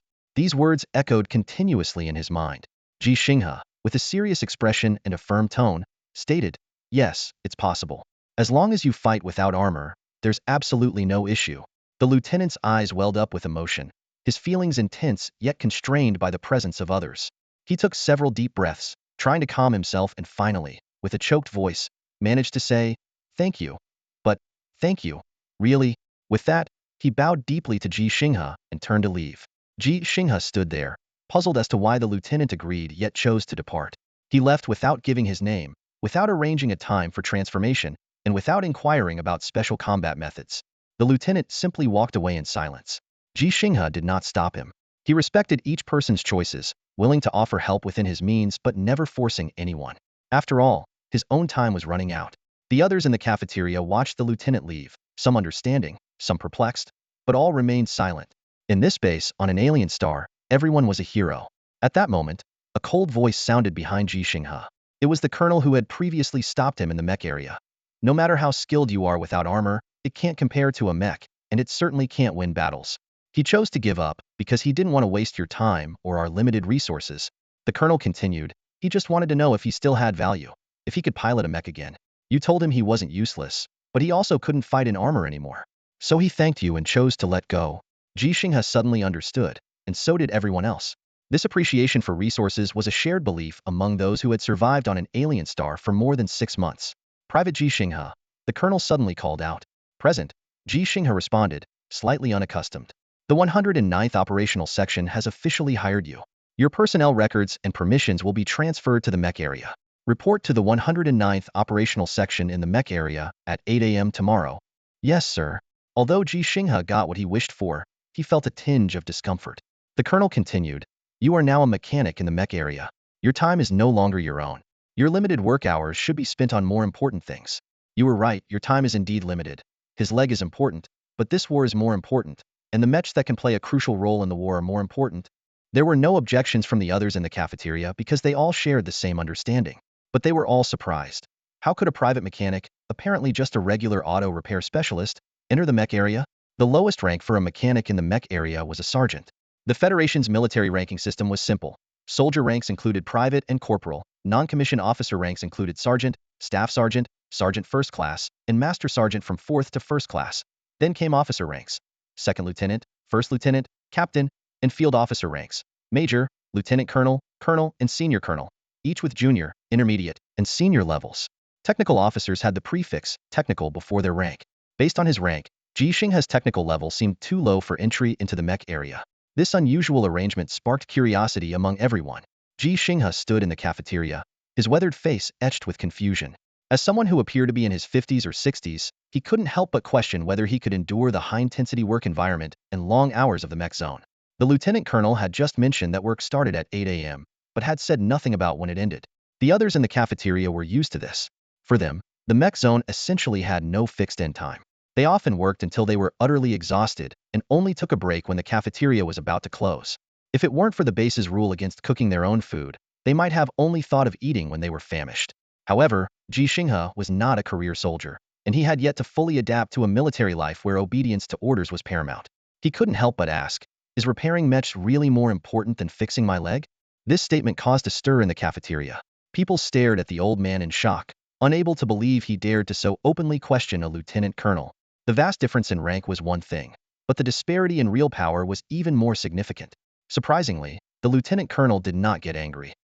His expression remained calm, and he replied in an even tone, "Yes, it is more important." Ji Xinghe pressed on. "Then why did you wait until he left to say this? Is it because you're afraid to face him?" "Old Ji." Shinmu and Suhi exclaimed simultaneously, looking more anxious than anyone else present. Yet, the lieutenant colonel remained composed. He explained, "No. I'm not waiting for him to leave, but for him to make his own choice. Why not force him to make a choice?" Ji Xinghe continued to question. "Because he has the right to choose, as do you." The lieutenant colonel looked Ji Xinghe in the eye. "Private Ji Xinghe, do you want to decline the formal offer for the mech zone's 109th operational section? I have the duty to inform you that if you formally refuse, your task log updates, content, salary, and merit accumulation will all change accordingly." Ji Xinghe was taken aback. "I have the right to choose? Is it because military law is lenient, or because I didn't enlist in the usual way?" Known for his decisiveness, he now found himself hesitating. His gaze drifted involuntarily to his granddaughter Xinghe, and thoughts of the exorbitant costs and precious resources needed for her treatment flashed through his mind. If he didn't repair mechs? However, Xinghe's words interrupted his thoughts. Grandpa, that uncle is a mech warrior just like Dad, and like the people Mom saved. Though this seemed unrelated to his decision, it brought clarity to Ji Xinghe. He turned to the lieutenant colonel and asked, if I refuse, can I still repair mechs? For instance, by taking on repair tasks freely. You can, the lieutenant colonel replied succinctly. All right, I refuse, Ji Xinghe said without hesitation. This decision surprised everyone. Ji Xinghe, who had gone to great lengths to enter the mech zone, chose to decline the formal offer. It wasn't out of sympathy. It was because he thought of his son Ji Xinghe. If Ji Xinghe hadn't died in battle but instead lost a leg like that lieutenant, would he have chosen to leave the alien frontline? Ji Xinghe knew his son well. He knew Ji Xinghe would never give up. No matter the method, he would choose to stay and continue fighting. For some, sacrifice isn't terrifying. What's terrifying is losing the ability to choose to sacrifice in battle. Just like Ji Xinghe himself, who no longer had the ability to choose sacrifice. As the crowd in the cafeteria dispersed, possibly due to the presence of a major, or because mealtime was nearing its end, Ji Xinghe, his granddaughter, Shenmu, and Suhe quietly enjoyed a hearty meal. Shenmu occasionally sighed softly, while Suhe couldn't hide his excitement. Just as they were about to leave the cafeteria, Master Lu suddenly blocked their path. His face was filled with excitement and urgency as he eagerly said, Mr. Ji, was it because of my poor attitude earlier? If so, please allow me to apologize. I'm sorry, I really didn't expect you to repair mechas, especially since you mentioned you'd never worked on them before. Master Lu's words flowed rapidly, but you can't refuse my offer just because of my attitude. Think of the mecha warriors who still need to fight with them, and give me a chance to make it right, even for my grandfather's sake. Our Operation Zone 109. Ji Xinghe raised his hand to interrupt Master Lu. Speaking calmly, Master Lu, you've misunderstood. It's really not because of that. In fact, it was my attitude that was lacking, and I should apologize to you. He briefly explained what had happened earlier, then continued, I've already inquired, and I can work on mecha parts as a freelancer, not under your Operation Zone 109. But for any repair needs you have, as long as I can handle them, I will take them on and complete them as soon as possible. A hint of determination flashed in Ji Xinghe's eyes. I just want to give that child another chance. Trust me, repairing his mechanical leg and teaching him how to fight won't take too much time. As I've gotten older, I sleep very little. Master Lu hesitated, his brow furrowed. As a professional technical lieutenant, he couldn't remain as detached as the major, focusing solely on duty. Yet, at the same time, he couldn't bear to lose Ji Xinghe, an 8th level fitter who understood mecha components so well. Ji Xinghe patted Master Lu's shoulder, a gesture slightly informal, but understandable given his age and his peer-like relationship with Master Lu's grandfather. How about this, he suggested. I've been sleeping on the spaceship for 3 months, so I'm quite energized now. After I put my granddaughter to bed in the evening, I'll head to the mecha zone to work. Let's talk less and do more. What do you think? Master Lu nodded in agreement. All right, Mr. Ji. Though you'll be working hard, please remember that your health is most important. As they were about to part ways, Master Lu suddenly remembered something. Wait, Mr. Ji, you mentioned teaching someone to fight? Haven't you been working on cars for over 50 years? Ji Xinghe chuckled. Yes, but I practice martial arts occasionally. You know, fixing cars isn't always that demanding. Seeing Master Lu's concern, Ji Xinghe reassured him. Don't worry, I know my limits. I'll see you at the mecha zone later. As they watched Master Lu enter the cafeteria, Shenmu couldn't hold back any longer. Old Ji, you haven't been sleeping for 3 months on the spaceship, have you? Weren't you always reading and designing those mobility scooters? You should really get a good rest tonight. Sleeping in zero gravity isn't great for your health. Suhe chimed in, agreeing with Shenmu. Seeing the concern in their eyes, Ji Xinghe explained, it's all right, I know my limits. Actually, I've always had little need for sleep. Ever since I started practicing martial arts, I've only needed 4 or 5 hours of sleep each day.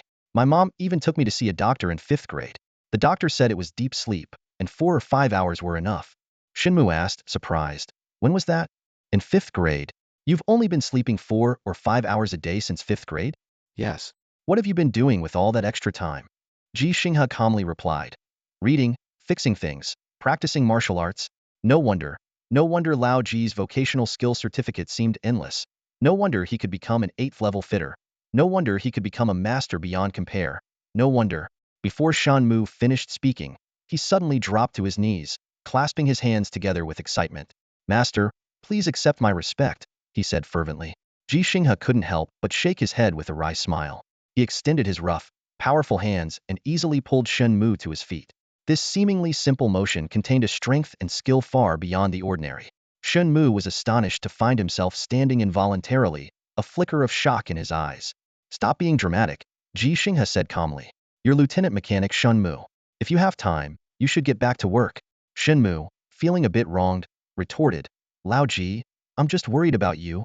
Ji Xinghe patted his shoulder, his tone softening. "No need to worry about me. I'll probably have lots of questions for you in the future, as long as you don't mind me asking." Shen Mu's eyes lit up eagerly. "What about martial arts? When will you teach me martial arts?" "If you want to learn, you can come by when you have time," Ji Xinghe replied nonchalantly. "All right." Shen Mu agreed quickly, then added, "Don't worry, Lao Ji, I won't waste work time or skip overtime. You're old enough to know, and I certainly know my limits too." As they spoke, the group reached a point where they had to part ways. Shen Mu prepared to return to the place assigned to him, to get familiar with the surroundings and prepare for his official reporting. After today's events, he decided to report in early and start work as soon as possible. Suhi stayed with Ji Xinghe until they returned to Xian's room, then left. He needed to go back to his place to replace his drone's battery, but had already arranged to meet Ji Xinghe later in the mech area. Back in Xian's room, the little girl asked with concern, "Grandpa, don't you need to rest?" Ji Xinghe replied warmly, "No need. I've been sleeping for 3 months." Xian frowned slightly, "But Uncle Shen Mu said you didn't sleep." "Trust Grandpa. I really only need 4 to 5 hours of sleep a day," Ji Xinghe explained patiently. Xian's eyes brightened. "Can you teach me, Grandpa? That way, I'll have more time to read, fix things, and practice martial arts like you." Ji Xinghe chuckled. "Of course, but first, Xian needs to eat and sleep on time. Only then can you learn." "All right, let's pinky promise," Xian said, extending her little finger. After the pinky promise, Xian suddenly started urging him, "Grandpa, go work. Xian doesn't need to be coaxed to sleep. I can do it." Seeing Ji Xinghe still hesitating, Xian adeptly operated his wristband. "Grandpa, you can watch over me with the monitor. Mom used to do that when she worked late, and I can call you from the room's communicator if I need anything." Under Ji Xinghe's watchful gaze, Xian quickly went through her routine of washing her face, brushing her teeth, and washing her feet, then obediently crawled into bed and pulled up the thin blanket. "Go ahead, Grandpa," Xian said seriously. "They need you, and I'll be good because I want to be someone they need too. Like Mom, like Dad, and like you." Faced with such a sensible Xian, Ji Xinghe was at a loss for words. He knew that brief separations were for longer reunions, for a better future. He couldn't let such a considerate Xian down. With mixed emotions, Ji Xinghe finally left the room. He silently vowed, "Mech area, here I come." Ji Xinghe stood before the metal door of the mech area, his mind in turmoil. He hadn't really wanted to come here. He would have preferred to visit the junior officer with the mechanical leg. Unfortunately, he didn't even know the officer's name, making it impossible to reach out. He imagined that officer might be tossing and turning restlessly, just like him. His thoughts drifted to Xian, his daughter. Ji Xinghe knew she must also be unable to sleep, yet she would lie still in bed, just as she used to when she didn't want to disturb her mother's work, and now, not wanting to worry her father. This realization strengthened his resolve to work even harder. Standing alone at the metal door, Ji Xinghe anticipated that without Shen Mu's presence, he might not gain entry. After all, he had declined the invitation from Operation Zone 109 and publicly questioned a seemingly authoritative major. However, to his surprise, yet somehow expected, as he approached, the access authorization was automatically granted. "Welcome, Specialist Technician Ji Xinghe." An electronic voice intoned as the door slowly opened. Even though he gained entry, Ji Xinghe faced a new dilemma. His task log was blank, leaving him unsure of what he should or could do. Just then, Shen Mu's voice echoed from around the corridor's corner. "Old Ji, wait for me to update your access." Shen Mu appeared with Suhi. Their accommodations were nearby, though Ji Xinghe hadn't returned yet. Before Shen Mu could get any closer, Ji Xinghe stepped inside. "No need, I already have access." He entered the mech area eagerly, not just out of determination, but because he had always been passionate about mech repair and construction. It had been his dream since childhood. Shen Mu paused, while Suhi jogged to catch up. They had also just received their access. Shen Mu followed closely, chattering like an attendant. "I've completed my registration and have been assigned as the head of Operation Zone 21. The previous head went to the front lines and hasn't returned. Old Ji, why don't you help me out? A real level 8 machinist, I never dreamed of this day." Ji Xinghe surveyed the bustling mech area. It was as busy as it had been before the shift ended, with a similar number of mechanics. He paused before politely declining, "No, thank you. I've checked. If I join you or 109, your task logs would include me." Not only would it be exhausting for you, but I wouldn't have time either. He explained that the base's AI and command center allocated tasks based on personnel configuration, skill levels, and other factors, essentially meaning that more capable individuals bore more workload. Shinmu was puzzled. But if you don't join us or 109, who will teach you? You can't do it alone. I know you're skilled, learn quickly, and sleep little, but self-study is inefficient. Working together will help you avoid detours. Old Ji, it's not that I don't want to help you, but I'm afraid once I'm busy, I won't have time to answer your questions. My task log will likely be full. You can't wait until I've finished my tasks each day to teach you. Suhi chimed in. Exactly, Old Ji. You know some things about mechs, but you're self-taught. These experienced professionals, and someone like Shunmu with formal training, can help you avoid many mistakes. If you want to help that junior officer, it won't take much time. He shouldn't be in a hurry. Once you start helping him, you won't need to rush. So, why not join 109 or Shunmu's 21? And if it doesn't work out, you can always resign later. Ji Xinghe gazed at the busy mech area and spoke slowly. I understand. I wasn't supposed to be here in the first place. I'm too old for this place. In fact, I'm an unnecessary addition. Yes, I've used some resources to be here, and living here will also consume resources, so I must contribute accordingly. But I believe I can do it. Shinmu and Suhi fell into silence, both fully aware of the brutal reality of battles on the alien front. Many soldiers, like the lieutenant they had just met, had become disabled and lost their ability to fight. These brave warriors, though unwilling to leave the front lines, could no longer truly engage in combat. Ji Xinghe turned to Suhi, a subtle glint in his eyes. Xiao Su, I need your help. There's a unit of disabled soldiers at the base. I want you to gather all their information. And about that lieutenant, I want to know his name, his past combat style, and if possible, find the black box records of his mech. Suhi hesitated for a moment, and Shanmu voiced the question on his mind. Why do you want to do this? Ji Xinghe's lips curled into a slight smile, his tone light yet meaningful. No particular reason, just felt like it. If I must give a reason, he paused, isn't it fitting for an old man that nobody believes in to be with a unit of soldiers that nobody believes in? Shinmu and Suhi exchanged glances, expecting some grand explanation or touching words, only to be met with this unexpected answer. Ji Xinghe's true thoughts were more complex than they appeared. He longed to pilot a mech and join the fight himself, but age restrictions made this dream seem out of reach. However, if those disabled soldiers could once again pilot and prove their worth, then why couldn't he, an old man, do the same? As for the potential sacrifices those heroes, who should have retired to their home planet, might face, Ji Xinghe believed the choice should be theirs. His role was to give them an opportunity, and in doing so, perhaps find one for himself as well. All right, Suhi agreed succinctly, asking no further questions. He felt this conversation aligned perfectly with the theme of the old man and the stars documentary. Shenmu also refrained from objecting, and the three continued their discussion as they walked to Mech Zone 109. Master Lu and his team were busy installing components on a mech, the very one Ji Xinghe had previously repaired. They were preparing for a live test to ensure everything functioned correctly. Ji Xinghe's arrival should have been timely, but he seemed uninterested in the test. Master Lu, could you show me your list of requirements? He asked. Master Lu was a bit surprised. Huh, Master Ji, aren't you going to watch the live test? While our time is precious, a few minutes won't make a difference. Ji Xinghe shook his head, his tone brimming with confidence. No need to watch. I already told you I fixed it. Ji Xinghe, who is generally polite and good-natured, becomes quite assertive when it comes to three things. The first, needless to say, is his granddaughter. The second is the martial arts that earned him the reputation of a peerless master. The third is anything related to mechanical repairs, even if he's working on mechs rather than the cars he's most skilled at. Master Lu and the others didn't insist on Ji Xinghe watching the live test. They extended the invitation out of courtesy. Out of the 8 mechanics in Operation Area 109, only Master Lu and 2 others were participating in the test at the moment, while the remaining 5 continued with their repair work. Ji Xinghe was intensely focused on the repair request list displayed on the holographic screen. Without looking up, he told Shinmu, you should head to Area 21 first, don't waste any time. Shinmu initially wanted to persuade Ji Xinghe to join him in Area 21, as it was important for everyone to get acquainted, but seeing Ji Xinghe's concentration, he reluctantly left. As a newcomer receiving top-tier treatment, Shinmu understood the responsibility on his shoulders and couldn't afford to spend too much time on Ji Xinghe. Suhi, who stayed behind, was well prepared. He maneuvered a drone to automatically follow Ji Xinghe while using a handheld camera to film the mech with newly replaced parts.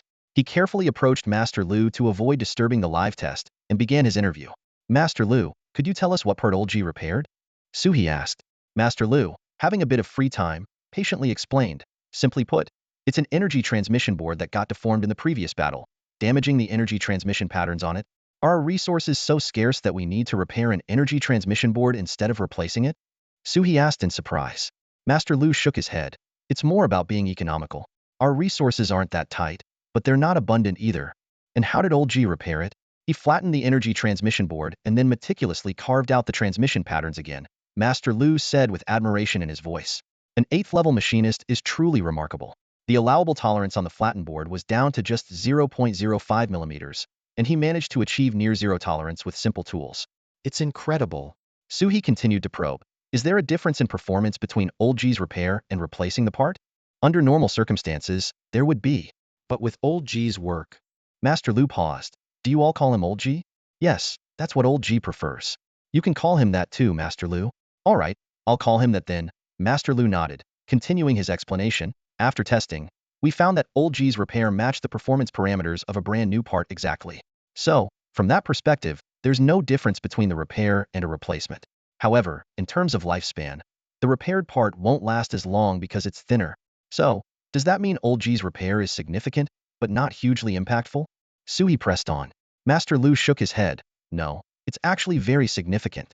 Because if our mechs could all reach their design lifespan, it would mean we've already won this war. Do you get what I mean? Suhi had an epiphany. I see. Because the battles are so frequent, the lifespan doesn't matter as much. As long as the performance parameters are met, it's just like replacing it with a new part. Exactly. Master Lu confirmed with a nod. At that moment, the live test concluded. Both the mech warrior and the system in the mech area confirmed that the mech was in perfect condition, marking the end of the repair task. A mech transport vehicle approached from a distance, ready to take the mech back to the battlefield. Suddenly, Master Lu excitedly shouted, "It's out, Xiao Dong! Quickly spray the gold stars, 11 of them." A young man named Xiao Dong, who was on standby, sprang into action. He grabbed a gold spray gun and a metal stencil with star-shaped cutouts and rushed to the mech to start spraying the gold stars. Although Suhi was familiar with this scene, he asked for the documentary audience's benefit, "Master Lu, has this newly repaired mech already found its new owner?" "Yes," Master Lu explained, "a first-class mech warrior. His mech was damaged in a previous battle and is on its way back for repairs. This mech, which we've been working on for half a month, has just been assigned to him by the system. It will be delivered to him in 3 days." The mechs that could be dragged back to the base for repairs were clearly more than just slightly damaged. Ji Xinghe stood in the hangar, surveying his surroundings, his gaze sweeping over the battle-worn steel giants. The 2 weeks needed for repairs indicated that 99% of the work was completed by Master Lu and his team. Ji Xinghe's contribution was merely making the final decision on whether to replace or repair when they hesitated. Standing nearby, Suhi wasn't focused on the mechs. His brow was furrowed, a more pressing issue swirling in his mind. 3 days, he murmured to himself. Are the enemies really that close? Although a 3-day journey might seem long, in the context of war, this distance was alarmingly close to Base 6. Curiously, Master Lu and the other technicians seemed unperturbed by this. Their expressions were calm, as if it were just an ordinary workday. Perhaps it was because they had witnessed battles beyond the base firsthand, making this proximity seem insignificant to them. Ji Xinghe quickly skimmed through the repair requirement list. As expected by Master Lu, he chose the project he was most skilled in repairing the mech's energy transmission boards. "Give me all these damaged boards," Ji Xinghe said, his eyes gleaming with eagerness, "and the repair tools I used last time." Master Lu frowned, questioning once more, "Old Ji, these boards are different from the ones you repaired before. They belong to different models of mechs and different sections. Are you sure you understand them all?" "Not entirely," Ji Xinghe admitted candidly, "but they're easier to fix with technical diagrams. I can just follow the instructions." "Follow the instructions?" Master Lu was taken aback. This isn't just about following instructions. Some boards have merely damaged circuits, which your skills can handle by smoothing out the old patterns and re-engraving them. But some are completely deformed and need panel beating before smoothing out the patterns. He pointed to one of the boards Ji Xinghe had selected. For instance, this one has a maximum error tolerance of just 0.01 millimeters after panel beating. If you make a mistake, the allowable error becomes even smaller. Only mechanical arms and machine tools can handle it. I was about to cancel the repair and opt for a replacement. Ji Xinghe remained unmoved. "Since you were going to replace it anyway, why not let me try?" "But you're not young anymore," Master Lu advised earnestly. "Your stamina and energy are limited. Why not use them on more meaningful repairs?" "Actually," Ji Xinghe calmly replied, "my stamina and energy are probably better than yours." This statement seemed to resonate with the 37-year-old Master Lu. He stopped arguing and quietly arranged for Ji Xinghe to get everything he needed. Surprisingly, Ji Xinghe didn't stay in the designated Area 109, but found an unused space to start his repairs. In Area 109, one of Master Lu's apprentices couldn't help but ask, "Master, why didn't you try harder to persuade him? Isn't he wasting time and resources?" Master Lu shook his head. Old Ji has a stubborn streak that's hard to change. Let him learn from his own mistakes. However, what Master Lu and everyone present, including Shinmu and Su He, didn't know was a simple truth. Some people are stubborn by nature, while others are stubborn due to their capabilities. Ji Xinghe undoubtedly belonged to the latter group. Ji Xinghe stood at the workbench, his eyes once again scanning the repair request list for Section 109. His brow furrowed unconsciously as he realized there were only a few tasks he felt confident handling. Master Lu's advice echoed in his mind. He needed at least a year of specialized training in mecha repair. Shin Mu's words also surfaced. Join the operational section and seize every opportunity to learn from others. However, Ji Xinghe was acutely aware that time was not on his side. His over 40 years of experience in auto repair didn't fully translate to the mecha repair field. It was like jumping from fixing bicycles to maintaining spacecraft. Even with an 8th level machinist qualification, he had to start from scratch. Focus on what you can do, Ji Xinghe, he silently reminded himself, his gaze settling on the energy transmission board. The slender metal board bent slightly in his hands, flexible like a soft sword. Ji Xinghe placed it flat on the workbench, picked up a special magnifying glass, and carefully examined the intricate patterns on it. His fingers moved over the screen on his wristband, pulling up the corresponding circuit diagram for comparison. Quickly, he identified the damaged section. Now he had to decide whether it could be re-engraved directly, or if it needed to be completely ground down and redone. If it was the latter, the margin of error would shrink from 0.05 mm to a staggering 0.01 mm, a challenge for many in the mecha section. Ji Xinghe took a deep breath, feeling the weight of the pressure. Yet, the moment he picked up the engraving tool, all his anxiety seemed to vanish. His breathing was steady, his hand as solid as a rock, his focus so intense that the entire world seemed to narrow down to just the energy transmission board before him. The laser caliper projected an accurate outline of the pattern, and Ji Xinghe's engraving tool moved slowly and steadily along these almost invisible lines. Under the magnifying glass, the new pattern seemed to come to life, forming bit by bit on the metal surface. With one energy transmission board restored, Ji Xinghe didn't pause to rest. His stamina seemed inexhaustible, reminiscent of his earlier feat of running 10 kilometers in just 35 minutes. For others his age, or even those 15 years younger, completing a 10-kilometer run in under an hour might require a stretcher.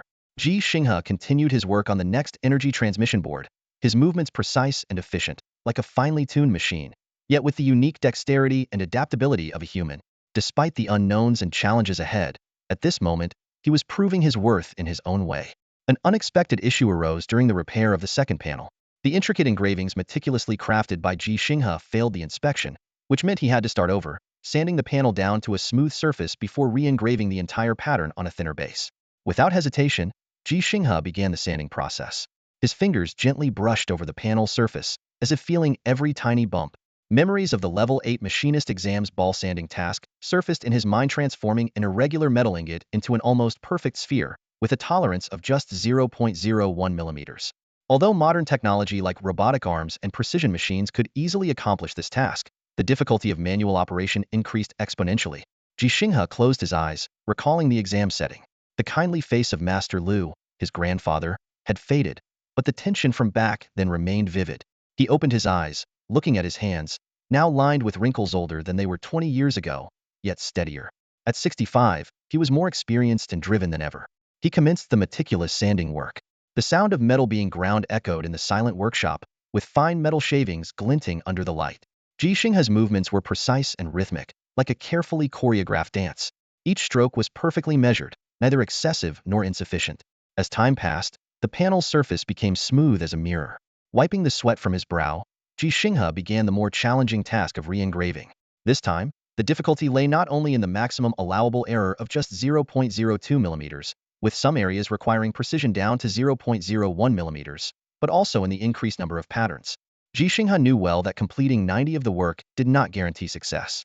Any minor mistake could render the entire effort futile. If he failed, the subsequent sanding and engraving would face even stricter demands. At error margin might shrink to 0.005 to 0.001 millimeters, reaching a nanoscale level of precision.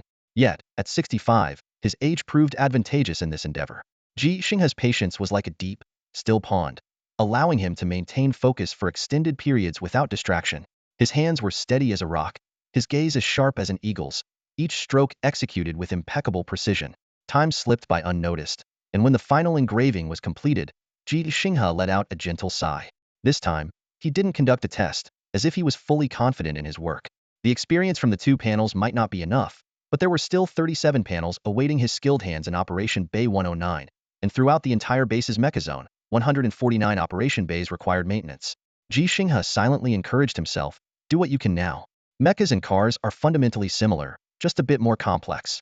One component after another, and eventually, you'll repair mechas as skillfully as you repair cars, perhaps even build them as you would a car. With this determined belief, Ji Xinghe started the repair of the 3rd panel. He was so focused on his work that he didn't notice his repair speed quietly increasing. This remarkable progress also went unnoticed by others in the mecha zone. At midnight, the sky outside the base remained bright, in stark contrast to the dimness enveloping the interior. Most areas had their lights dimmed, as those following the customary sleep patterns of Blue Planet might have already drifted into slumber or were preparing for bed. This schedule, a complete reversal of the rise with the sun, rest with sunset routine, was one of the major sources of stress for the inhabitants of this alien world. A day on this extraterrestrial planet actually spans 24 hours, 37 minutes, and 22.6 seconds. This subtle time difference occasionally results in a reversal of day and night. In this world where day and night blend together, the mechanics in the mecha zone are among the last to rest in the base. Their workload is staggering. After dinner at 8 in the evening, they work an additional 4 hours before they can return to their quarters for a quick wash and sleep. By 8 the next morning, they must be back in the mecha zone. This schedule severely limits their sleep time. Considering the time needed for washing up after work and before starting again, along with breakfast, they often get less than 7 hours of actual sleep. Facing such intense work and a severe lack of rest, lasting for several months is admirable, yet many have endured for years. Master Lu stands out among these resilient mechanics, having been on this alien planet for a full decade. Tonight, while others were preparing to leave, he stayed behind. Waiting for a moment beside Ji Xinghe, he finally spoke. Old Ji, it's time to rest. It's already midnight.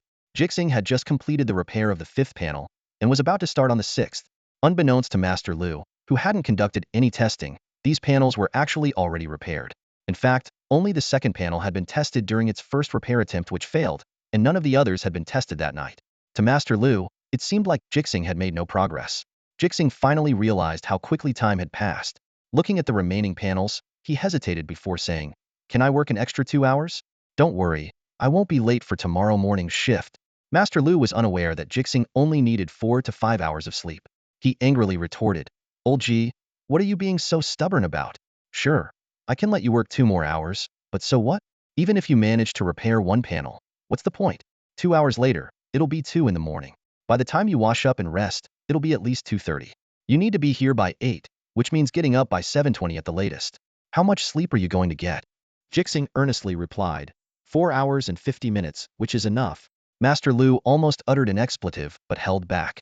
He sighed deeply, speaking with concern, "Old Ji, if you keep this up, I'll have to retract all the assignments I've given you. I can ensure no one here will assign you any work. Even if Lieutenant Shen gives you tasks, how much can he offer? If you can't even repair 1 panel in 6 hours, you might as well be fixing cars. I can't bear the responsibility if your health collapses." The staff in Operation Zone 109 were about to leave, exhausted as they were. However, intrigued by the exchange between Master Lu and Ji Xinghe, they stayed. Nearby, others couldn't contain their curiosity and gathered around. They had heard during dinner about a master craftsman in the base, an 8th-level mechanic who had repaired a panel typically only fixable by robotic arms. If not for their heavy workload, they would have come to see Ji Xinghe much earlier. Hearing Master Lu's words, everyone frowned. To them, Ji Xinghe seemed like an obstinate old man, stubbornly staying in the mecha zone despite lacking the capability, ignoring his health and disregarding others' schedules. Finally understanding the reason for Master Lu's anger, Ji Xinghe did not argue. Instead, he placed the first repaired panel onto the testing equipment in front of everyone, set the program, and began the test. With a ding, the green light on the testing equipment lit up, indicating a successful test. If it had failed, there would have been a beep and a red light. Master Lu was momentarily stunned, but this was just the beginning. Ji Xinghe then placed the 2nd panel on the tester, configured the program according to the mecha model and part it belonged to, and initiated the test. Ding, ding, ding, ding, ding. The clear sound of 5 bells echoed through the mech repair area, marking Ji Xinghe's achievement of repairing 5 panels in the past 4 hours. Although this pace couldn't compete with the robotic arms on Epinel permanent speed, the mechanics present were all astounded, clearly impressed by Ji Xinghe's efficiency, which far exceeded their expectations. Ji Xinghe paid no attention to the shock around him. He was focused on his work, aiming to complete as many tasks as possible while his physical and mental energy allowed. Turning to Master Lu, he calmly said, I can work another 2 hours overtime. I can guarantee fixing at least 2 more panels, maybe even 3 if things go smoothly. He hesitated for a moment before adding, I don't need overtime pay. Just give me the contribution points for repairing 1 panel. Master Lu was momentarily speechless, his cheeks flushed, unsure how to respond to such unexpected dedication. At that moment, Shenmu burst through the crowd to stand before Ji Xinghe, looking around with his sleeves rolled up, ready for action. What's going on? Old Ji, are you all right? What's everyone looking at? If there's an issue, deal with me. Su He, who had been dozing off, suddenly perked up and grabbed Shenmu by the shoulder. There's nothing wrong. Don't cause trouble. Besides, does old Ji need your help? Despite his strength, Shenmu, reminded of Ji Xinghe's prowess, allowed himself to be pulled back. He awkwardly explained, sorry, old Ji, I misunderstood. But why didn't you test the repairs? I saw a failed test record just now. Master Lu finally regained his composure, speaking with a mix of embarrassment and excitement. Old Ji, you're amazing. Less than 4 hours for 5 panels, and 2 of them were completely reworked? If I didn't know these were all broken, I think you found some easy fixes. Others chimed in with their astonishment and admiration, but Ji Xinghe wasn't interested in the praise. He interrupted their discussions, earnestly explaining, back on Cerulean Star, since 5th grade, I've only needed 4 to 5 hours of sleep a night. I know my body well, so can I work another 2 hours? His words only fueled the crowd's amazement. The head of Operations Section 107 couldn't help but ask, if you don't mind me asking, how old are you? How old were you in 5th grade? Before Ji Xinghe could answer, Shenmu interjected, old Ji is 65 now, and he was 11 in 5th grade. Don't bother calculating. I've done it. That's 54 years.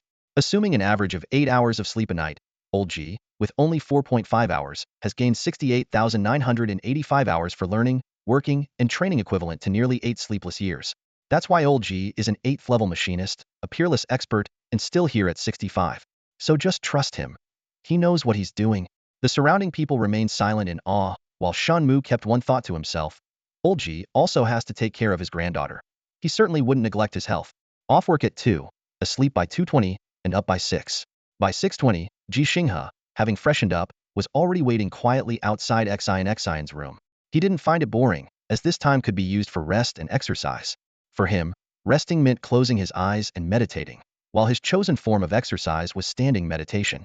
The environment inside the alien base was strikingly similar to that of Azure Star, with nearly identical air pressure and composition.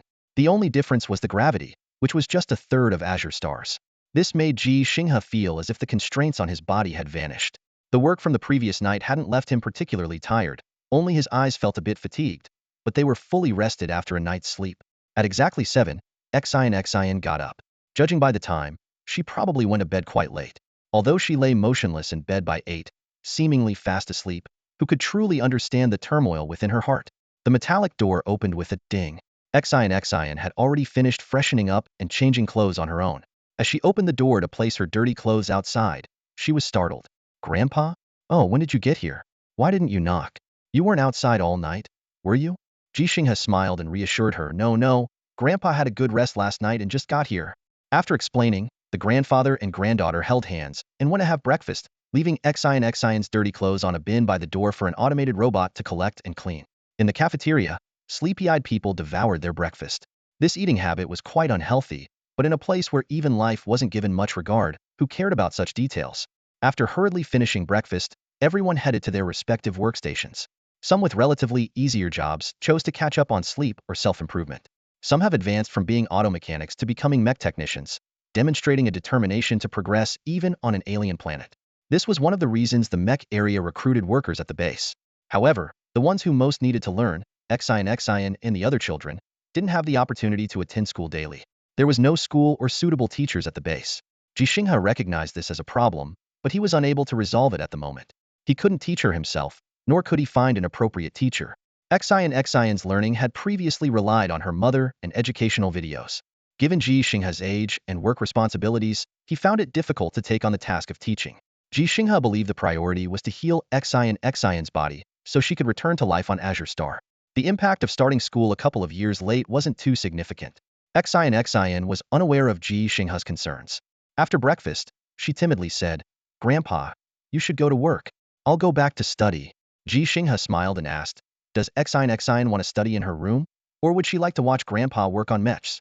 Xine hesitated, then lowered her head and said, Xine wants to go back and study. Ji Xinghe sighed inwardly and asked, what if Grandpa has to go fight? Fight? Xine looked up, her big eyes blinking. Why would Grandpa fight? Mommy said fighting isn't good. People can get hurt. Xine doesn't want Grandpa to get hurt. Grandpa won't get hurt. Grandpa's fighting is like what you saw last time. Xine hesitated for a moment before speaking her true feelings. I want to? Alright, Grandpa will take Xine to watch Grandpa fight. Ji Xinghe glanced at the message and location sent by Su He on his wrist screen and left the cafeteria with Xine. He was indeed going to fight. Meanwhile, Wang Gue wasn't in a good mood. Although he had been acknowledged by a master fighter the night before, he knew it meant nothing in reality. He got up early and even skipped breakfast. After mechanically finishing his morning routine, he dragged his still unfamiliar mechanical leg to the base's training area, observing the mech warriors in training. These warriors fell into two categories: those undergoing rehabilitation training, who had been injured in battle but less severely than Wang Gue and would return to the field once they completed their training, and the newcomers doing adaptive training, needing to adjust to the alien environment and real combat scenarios. Although not everyone could immediately go into battle, after a period of training, they would all eventually become part of the fighting force. However, Wang Gue could no longer rush to the battlefield. He had lost a leg, and like many other injured soldiers at the base, he was assigned to a temporarily formed unit of disabled veterans. His fate of retirement was sealed, and even the hope of staying on the alien planet was slim. Yet, among this group of soldiers unwilling to leave, Wang Gue was one of them.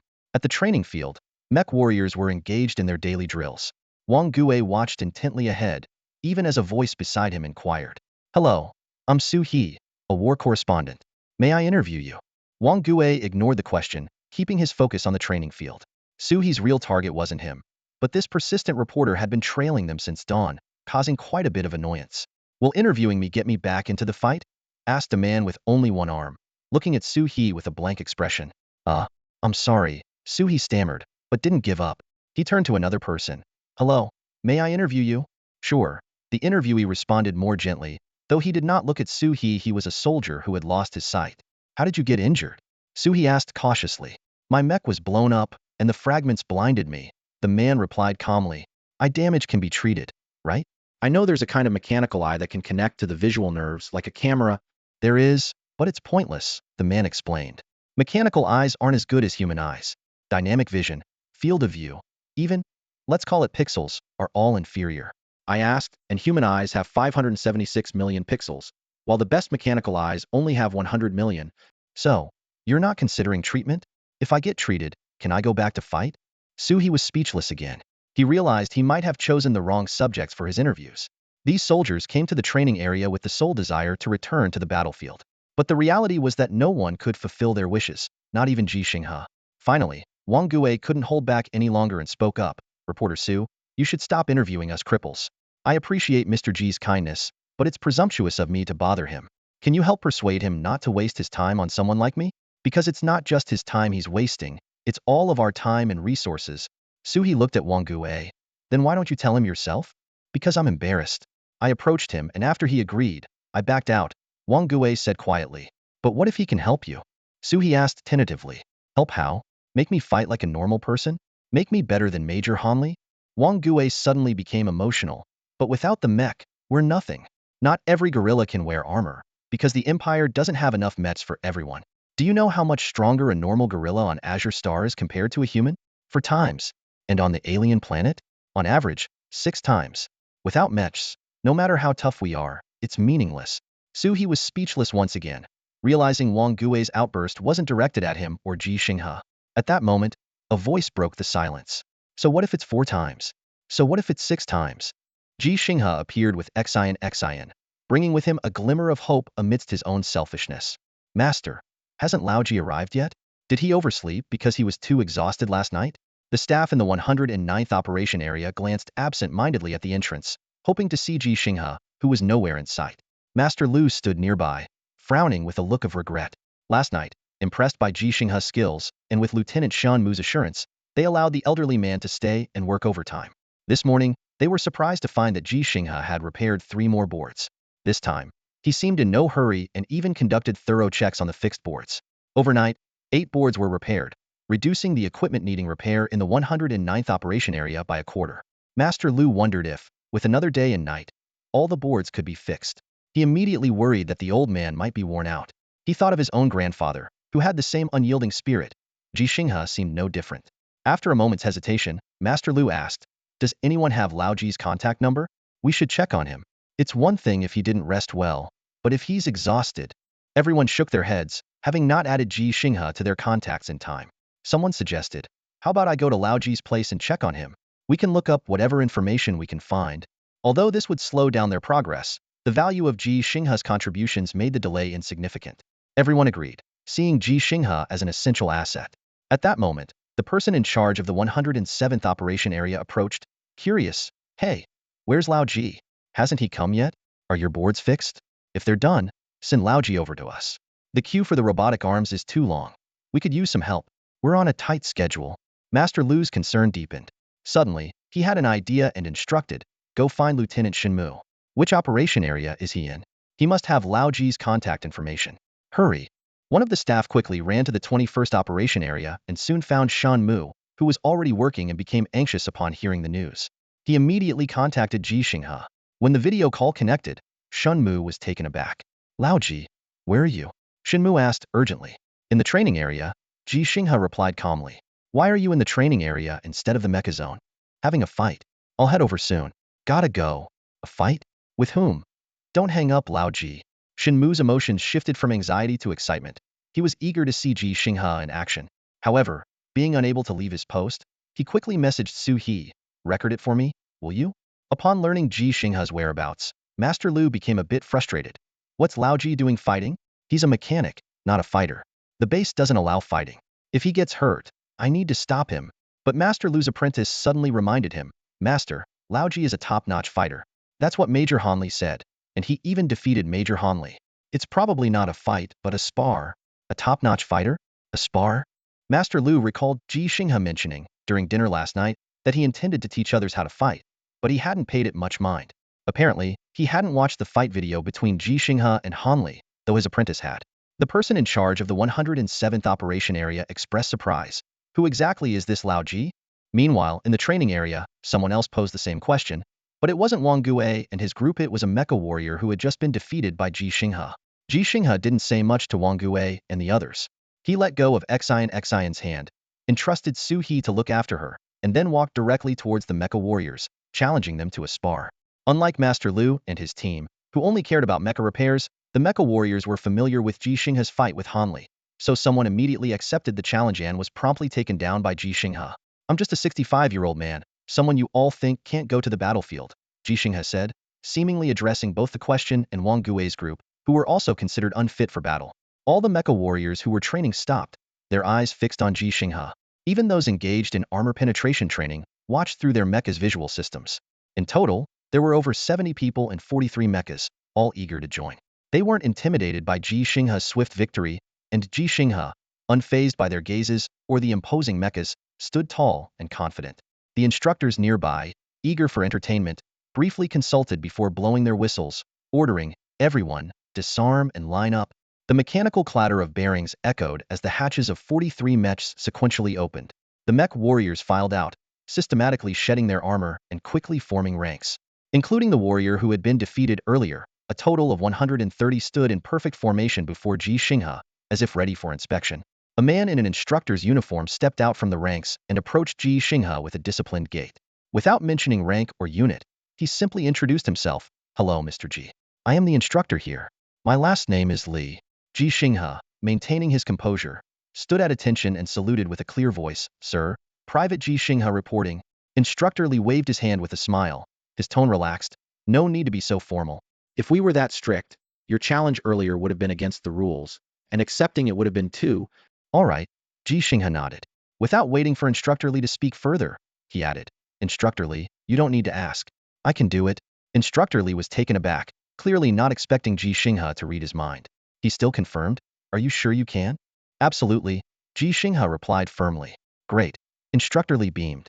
"I was planning to have a chat with you today anyway. Since you're here and willing, help me teach them a lesson. Especially those recruits who haven't completed their adaptability training. They're overconfident, trying to run before they can walk and eager to fight when they're not ready. That's a recipe for disaster.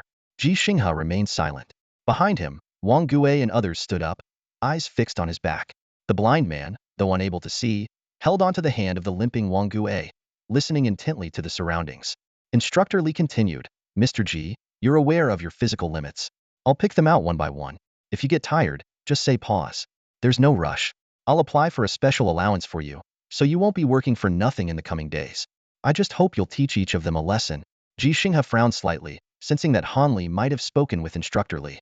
After a brief hesitation, he said, Instructor Li, I'm really pressed for time because I have my own responsibilities. So, can we avoid doing this one by one? Everyone, including Instructor Li, understood Ji Xinghe's implication, but Instructor Li was still taken aback, asking, Mr. Ji, what do you mean by that? Ji Xinghe's gaze swept over the neatly assembled mech warriors. He softly replied, I mean, I want to take on 10 at once. Why? Instructor Li asked, frowning. Ji Xinghe replied calmly, because I practice Wing Chun. This wasn't his true intention. Ji Xinghe's real challenge wasn't these mech warriors, but the guerrillas in the base the Empire's guerrillas. However, he kept this thought to himself, standing silently and waiting for Instructor Li's response. Instructor Li stood in the center of the field, his brow slightly furrowed. He couldn't quite grasp the connection between practicing Wing Chun and taking on 10 opponents at once. Yet, recalling the battle between Ji Xinghe and Han Li, as well as Ji Xinghe's swift takedown of a mech warrior earlier, he hesitated only briefly before starting to call out names. Reluctantly, 10 mech warriors stepped forward while the others watched with schadenfreude, though none dared to speak up or disobey. The air was thick with tension. Instructor Li turned to Ji Xinghe, his tone tinged with concern. Mr. Ji, please take it easy. Then he addressed the 10 mech warriors sternly. You all take it easy too. Remember what I've said, know when to attack and when to pull back. Consider this a pop quiz. Despite acknowledging Ji Xinghe's exceptional martial prowess, Instructor Li was still skeptical about his ability to defeat 10 men simultaneously. This was not just due to Ji Xinghe's age, but also because these mech warriors were no pushovers. On Azure Star, every mech warrior was capable of taking on 10 foes barehanded, and these 10 were the weakest ones he could find. Yes, sir. The 10 mech warriors replied in unison, promptly assuming their combat stances and surrounding Ji Xinghe. This scene made Su He, Wang Gue, and others tense, especially Xian. The little girl was anxious, hopping on her feet because the mech warriors she had once admired were now encircling her grandfather, obscuring him from view. Noticing Xian's distress, Su He considered lifting her onto his shoulders, but thought better of it. Instead, he crouched down, placing his wristband screen in front of her, while maneuvering a drone to film overhead, displaying the scene in real time on the screen. Seeing her grandfather again, Xian still felt uneasy. She regretted saying she wanted to watch him fight, wondering if he wouldn't have to if she hadn't asked. But the truth was, this battle and many more to come were unavoidable for Ji Xinghe. Standing atop an equipment box, Instructor Li observed the scene from above. Ready, begin, he commanded. However, the 10 mech warriors hesitated, unsure how to confront Ji Xinghe without harming the elderly man. Although none felt confident against him unknown, the thought of 10 against 1, especially against an elder, posed a risk they were reluctant to take. From their vantage point, Instructor Li and the other instructors remained silent, seemingly allowing the situation to unfold naturally. In this stalemate, Ji Xinghe had no choice but to seize the initiative. Apologies, Ji Xinghe suddenly said, both as a preemptive apology and a prelude to his actions. Before his words had fully settled, he had already darted forward like lightning. The 65-year-old displayed astonishing speed. The mech warrior directly in front of him barely had time to react before pain shot through his abdomen.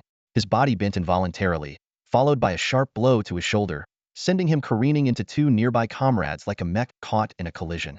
Instinctively, the 2 mech warriors reached out to steady their teammate, but this cost them their balance.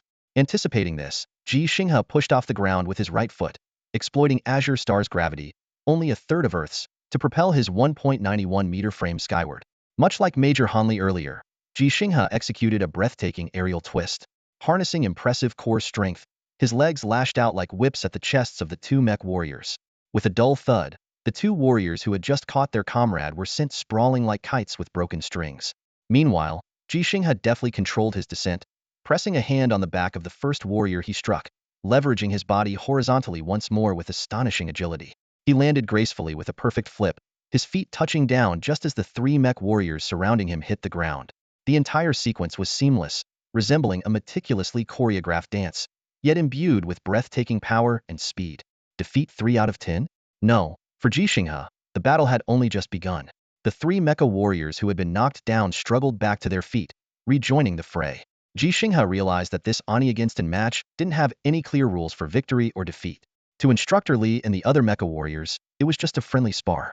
But for Ji Xinghe, it was a chance to prove himself a stepping stone to greater challenges. With eyes like a hawk, Ji Xinghe surveyed the 10 opponents before him. A fire burned within him, not directed at these warriors, but at those who doubted human capability. He was determined to prove that even without mechas, humans could stand against the Empire's guerrillas. Come on, fight! Ji Xinghe's roar thundered through the air, his eyes wide and fierce like a tiger ready to pounce. His sudden outburst caused the 7 warriors who had yet to make a move to instinctively step back. The observing instructors frowned, silently cursing the warriors' cowardice. Yet, what they didn't expect was that the usually composed Ji Xinghe had voiced their unspoken thoughts. Pathetic. Ji Xinghe growled under his breath, then launched himself like lightning at the nearest mecha warrior.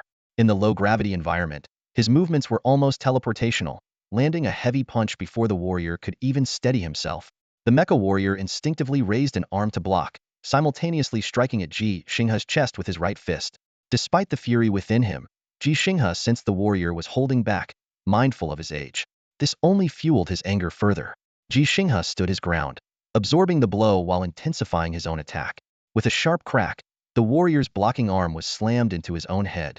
Ji Xinghe followed up with a sweeping kick, sending the opponent crashing to the ground. This seamless sequence of moves left the remaining 6 warriors stunned. Ji Xinghe dusted off his chest, his gaze electrifying as it swept over the remaining opponents. Can't even hit properly, and you call yourselves mecha warriors? His words struck like a hammer, landing heavily in the hearts of every warrior present. Hit me! Ji Xinghe roared again, charging at another mecha warrior. This time, no one hesitated. Even the 3 who had been initially knocked down joined in a fierce assault against Ji Xinghe. However, the outcome was unexpected. Accompanied by gasps of astonishment, the well-trained mecha warriors were sent flying like kites with broken strings. Against 10, Ji Xinghe claimed victory with overwhelming force. But he knew this wasn't the end. It was merely the beginning. The real challenges were only just unfolding. Clap, clap, clap. The sound of Instructor Li's applause cut through the air like machine gun fire, sweeping across the faces of the 10 mecha warriors who stood there, looking defeated and disheveled. He leapt down from the equipment box, and the other instructors joined in, their clapping echoing throughout the silent training area, forming an invisible net of pressure that made it hard for the warriors to lift their heads. Just then, a crisp clap rang out unexpectedly. Xian, who stood beside Su He, was blushing, her small hands red from clapping, a sight that made Ji Xinghe's heart ache. Yet, this innocent applause was like the final straw that broke the camel's back, leaving the 10 mecha warriors wishing they could disappear into the ground. Unfortunately, the training ground, full of pits and bumps, offered no cracks to hide in. After the battle, Ji Xinghe seemed like a different person as he apologized to the mecha warriors. I'm sorry, everyone. I tend to get carried away during a fight, and since you didn't fight back, I apologize for my harsh words earlier. Instructor Li interrupted. No, Mr. Ji, you didn't say anything wrong. He stared impassively at the 10 mecha warriors. They are useless, not fit to be mecha warriors. If they can't even punch, how will they fight the Imperial apes? How will they fight the Imperial mechas? The mecha warriors had no response, hanging their heads in silence. Instructor Li continued. I know what you're thinking.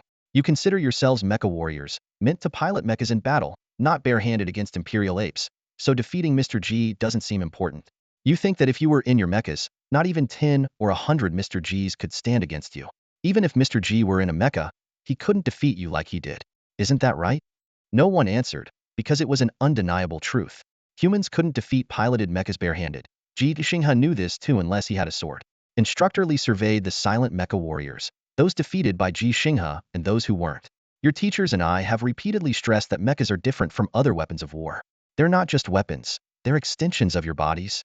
Mecha combat offers no second chances. One misstrike could be fatal. Mechas can protect you, but only if you know how to use them. Otherwise, they'll just be a burden. For the first time, Ji Xinghe heard such a perspective, and his eyes lit up. Instructor Li continued, piloting mechas is more like ancient hand-to-hand combat. Many close combat techniques can't be directly applied to mechas, but we train you in close combat because it significantly aids in piloting. What's truly valuable is not the combat techniques themselves, but the combat experience you gain through training. Human strength is limited, and so are the combat techniques available. Within these limits, Mr. Ji managed to fight 10 of you. So, if he could pilot a mecha and had the same level of skill as you, could he face 10 of you? The mecha warriors remained silent. I believe the answer is yes, Instructor Lee explained. Because when unarmored, your strength, speed, and reflexes surpass Mr. G's, yet you still lost. If everyone were armored, your advantages would be neutralized. What reason would you have to win? Ji Xinghe's eyes nearly sparkled, and he thought to himself, truly, Instructor Lee understands me. Ji Xinghe's eyes were intense as he fixed his gaze on Instructor Lee, eagerly awaiting the command to pilot the mech. However, Instructor Lee had no intention of giving such an order. After all, who would let a 65-year-old man operate such an advanced war machine? Though Instructor Lee spoke earnestly, he skillfully dodged the core issue. When piloting the mech, Ji Xinghe was limited by his physical condition, unable to fully harness the mech's capabilities. This meant he wasn't on the same starting line as the other pilots. Mr. Ji, Instructor Lee misunderstood Ji Xinghe's intentions and asked solemnly, "Is there something you'd like to say?" Ji Xinghe felt a twinge of disappointment, but refrained from rashly requesting to pilot the mech. He knew that his current abilities weren't convincing enough. Speaking up now would only lead to rejection, and he was most concerned about others sensing his true intentions, which might lead to resistance against him. All right, I'll say a few words. Ji Xinghe glanced at the time. It was already 8:30, and he was half an hour late. He looked around at the mech warriors and began slowly. I know you feel dissatisfied. In the earlier battle, I did use some tricks. At first, you didn't take it seriously, and by the time you did, I had already dispersed you. 10 people couldn't team up against me anymore, creating the illusion that I fought 10 alone. In truth, you're not that incapable. Incapable? Someone muttered under their breath. Old G, is that word necessary? Although the mech warriors felt disgruntled, they weren't resentful or angry. Ji Xinghe hesitated for a moment, but continued for the sake of his goal. Unknown, none of you should be my match. This statement immediately drew the attention of over 100 mech warriors. Instructor Lee added from the side, Mr. G, you can drop the should. In an unknown situation, indeed, none of them are your match. Really? Ji Xinghe's confidence soared upon hearing the expert's affirmation. He went on, earlier, I thought I might lose, but I won because you held back. So, from now on, I won't take on 10 at once. We'll start with Onion 3, and I'll take each of you on, then move to Onion 4, Onion 5. Take all of us on? Someone asked in surprise. Ji Xinghe pointed to the drones in the sky. I hope you take this seriously. Otherwise, you'll end up in a documentary about me. Yes, a documentary broadcast across the entire Federation. These words not only shocked the mech warriors, but also left Instructor Lee and others stunned. Ji Xinghe turned and asked, Reporter Su, how many views does the first episode of my documentary have? Suhi responded loudly, it's reached 300 million. Ji Xinghe turned back to face the more than 100 mech warriors. This time, his eyes glowed with the light of victory, as if it wasn't just him looking at them, but alongside 300 million viewers gazing down at this group of young warriors. Ji Xinghe stood at the entrance of the training area, his gaze steady as he spoke to Instructor Lee. I'll be back around noon. I'll have about an hour then, so I hope you'll be ready. His tone carried a hint of anticipation, as if he were about to face a challenge. Instructor Lee nodded in agreement, a flash of admiration in his eyes. Ji Xinghe turned and left, aware that this was also a job, even though the exact salary hadn't been determined yet. His impressive performance of taking on 10 opponents at once certainly served as compelling evidence for Instructor Lee to negotiate. Instructor Lee calculated that the morning should be ample time to secure a substantial allowance for Ji Xinghe. Originally, Han Li had expected Ji Xinghe to serve as a special instructor in the base's training area, teaching close combat skills to the mech warriors. However, Han Li underestimated Ji Xinghe's talent in mech repair, as well as his remarkable energy and time management skills. Ji Xinghe had gained new confidence in his abilities, drawn from various sources. Han Li's appreciation, his victory over 10 mech warriors, Master Lu's affirmation, and his exceptional speed and success rate in repairing the energy transmission boards. As Instructor Lee watched Ji Xinghe leave, he maintained a polite smile. All right, Mr. Ji, rest assured, everything will be ready when you return at noon. If you don't mind, just call me Lao Ji. Ji Xinghe replied warmly. All right, Lao Ji, take care. Instructor Lee continued to smile. However, as soon as Instructor Lee turned to face the mech warriors, his expression became stern, and his voice lost its previous warmth. You all have really let me down. When Major Han Li mentioned it to me, I didn't take it seriously. After all, Lao Ji is 65 years old. No matter how skilled, there's a limit. But now it seems I've been too lenient with your training. If you can't even defeat a 65-year-old, how do you expect to take on the Imperial guerrillas? In the midst of his reprimand, a mech warrior suddenly raised his hand. Instructor, can you beat Lao Ji? Instructor Lee was silent for a moment, not answering directly. He commanded sharply. Enough talk. Form teams of 3.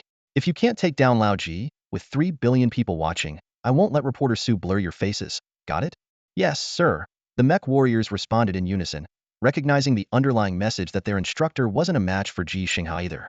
Suhi followed Ji Xinghe out of the training area, missing this exchange. He watched Ji Xinghe's retreating figure with admiration. If Ji Xinghe's previous victory over Han Li might have been staged, today's 1 against 10, even with some tricks, proved him to be an unparalleled master. Suhi's camera focused on Ji Xinghe's upper body, omitting Xin.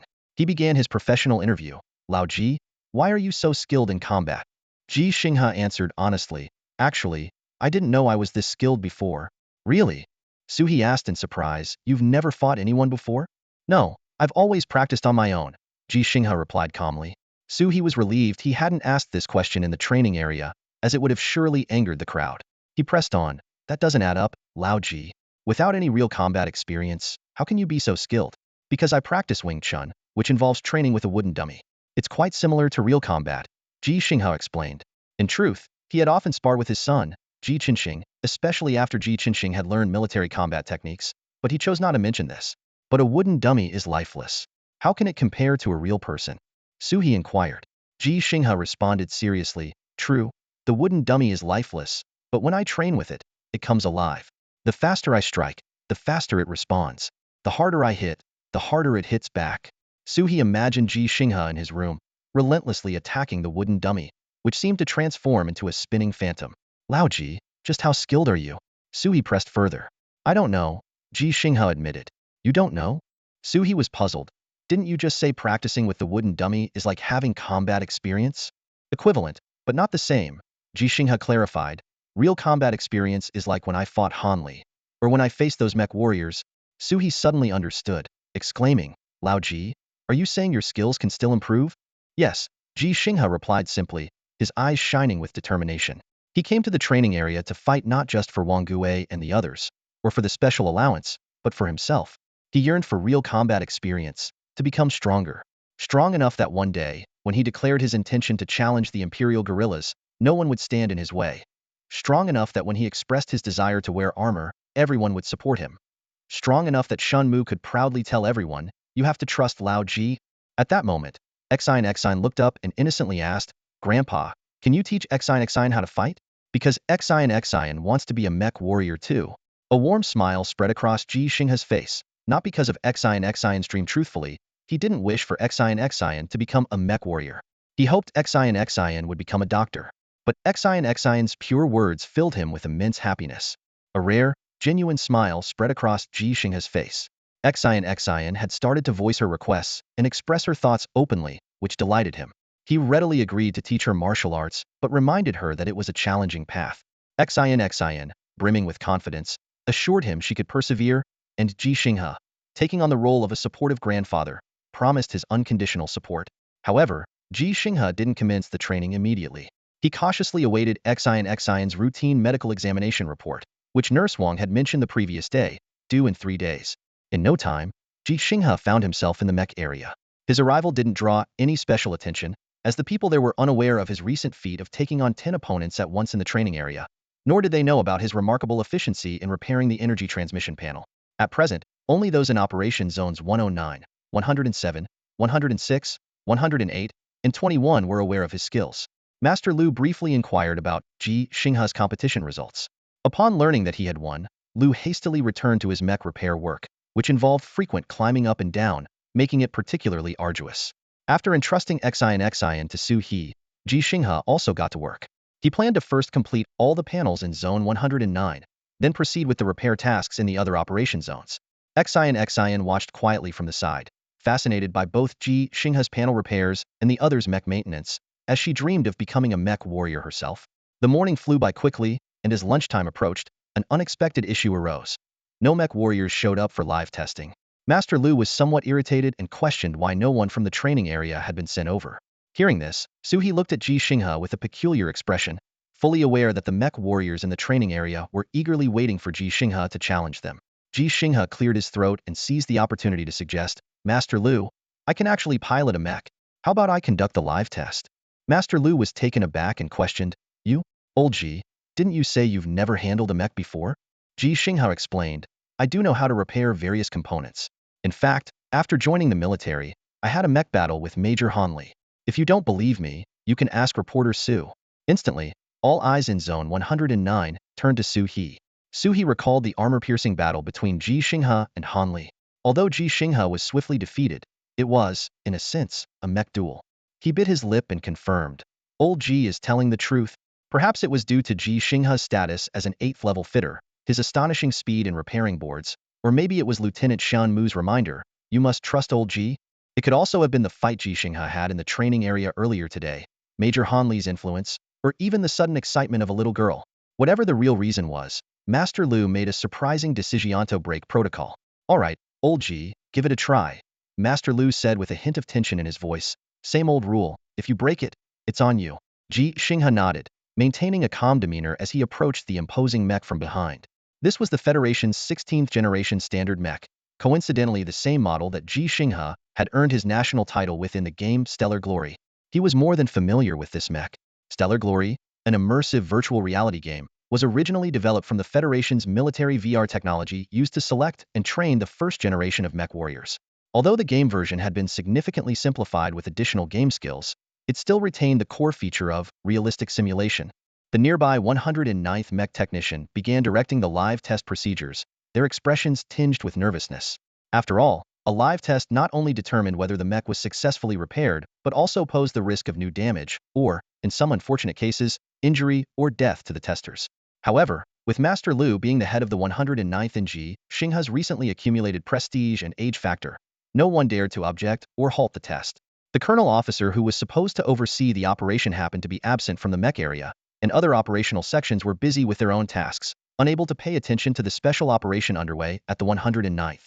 The live test officially commenced, with the first step being to open the hatch. Ji Xinghe had already put on another wristband and, upon hearing the instruction, pressed it twice. With a crisp click, the back of the 4.2-meter-tall mech split open, revealing the cockpit entrance 1.5 meters above the ground. Despite the lack of a convenient metal ladder or climbing handles, this posed no challenge for Ji Xinghe. Even on the normal gravity blue planet, Ji Xinghe could easily leap into the cockpit. On lower gravity alien worlds, his only concern was not jumping too high. As Ji Xinghe gracefully leaped into the cockpit, those around him showed surprised expressions. It wasn't that they were astonished by how high Ji Xinghe could jump, everyone there could do it, but his leap was unusually elegant, even more so than those of professional mech warriors. This simple leap seemed almost like a work of art. The second step was synchronization adaptation. Ji Xinghe was now standing firmly on two pedals inside the cockpit. The pedals extended into the mech's legs, with complex mechanical structures that even Ji Xinghe found challenging to repair. With a series of clacked sounds, metal rings automatically fastened around Ji Xinghe's feet and knees, without hindering his ability to bend his knees. Ji Xinghe skillfully donned his helmet, and his vision plunged into darkness. Unhurriedly, he inserted his hands into two cannon-like metal devices on his chest. With the sound of machinery, his 10 fingers found a perfect fit with the metal. Although there was some restriction on finger movement, it wasn't an issue because the 16th generation standard mech's hand design didn't emphasize finger flexibility. From the outside, it resembled wearing metal gloves, with 4 fingers together and the thumbs separate. An adaptation detection prompt sounded in Ji Xinghe's ears, and his field of vision returned. Images from the mech's head and other cameras integrated into a complex monitoring screen before him, along with various indicators from the intelligent assistance system. Adaptation successful. Welcome, Private Ji Xinghe. Such personalized prompts only appeared inside the base, as the mech could connect to the base's local network. Once outside the base, in complex alien environments, network instability could lead to data loss, resulting in just a simple welcome without the rank and name. The third step was the communication test. Old Ji, can you hear me? Master Lu's voice came through the communication system. Loud and clear. Ji Xinghe replied succinctly. Good. The fourth step, tactical movement test. Master Lu paused, his tone becoming solemn. Old Ji, you trust me? Ji Xinghe responded calmly, all right. Although the members of Team 109 had agreed to trust Ji Xinghe, when it came time to begin the tactical maneuver tests, they instinctively stepped back 3 or 4 meters.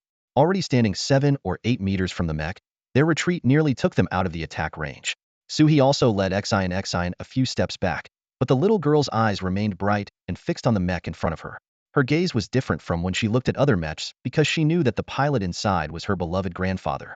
Standard Tactical Maneuver 1, commence, the mechanic from Team 109 softly reminded over the comms.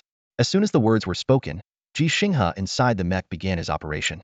He maneuvered 2 cannon-like metal arms with his hands, his feet moving in sync. With a thundering sound, the tall mech stepped forward with its left foot, its body tilting slightly, while the right hand formed a fist. As the left foot landed, the right fist shot forward simultaneously.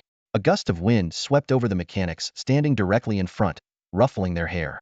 Some couldn't help but take a few more steps back. While they had all seen mechs throw punches before, Ji Xinghe's reaction speed exceeded their expectations. He completed the action as soon as the command was given. Not bad, old Ji, you've got some skills. This praise wasn't entirely sincere. As professional mechanics, each of them could perform such simple standard maneuvers. But the reason they were mechanics rather than mech warriors was that mech warriors needed to master more complex, high-load, non-standard tactical maneuvers. That's what set mech warriors apart from billions of others. Old Ji, return to position, then proceed with standard tactical maneuver 2. Ji Xinghe controlled the mech to step back, returning to its original position, and then flawlessly executed standard tactical maneuver 2, as precise as a textbook demonstration. Nice. Old Ji, return to position. Standard tactical maneuver 3. One command after another was issued, and Ji Xinghe completed each one. This orderly testing didn't actually align with standard procedures. A real test should randomize the sequence of actions. But facing a special pilot like Ji Xinghe, everyone unconsciously lowered the difficulty. Good, very good, test complete, system test passed. Old Ji, what do you think? Master Lu asked, looking at the system prompts. A real-world test required both system verification and the mech warrior's approval to be considered complete. Usually, as long as the relevant actions were completed without system alerts, it meant the mech was fully repaired. However, Ji Xinghe, who should have immediately responded with, no problem, suddenly fell silent. This made the mechanics of Team 109 tense. Old Ji, is there a problem? Master Lu pressed. Ji Xinghe was hesitating. He wanted to try non-standard tactical maneuvers. He felt he could do it. But he worried about scaring Master Lu and the others, and feared losing the opportunity for future real-world tests. Ultimately, he decided to stick to the routine. No problem, Ji Xinghe replied succinctly. Master Lu and the others breathed a sigh of relief. Old Ji, you scared us with that silence.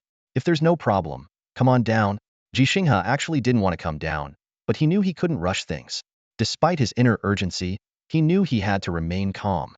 Young people could make mistakes, but he was no longer young. Reality wasn't a game. There were no doovers, so he couldn't afford to make mistakes.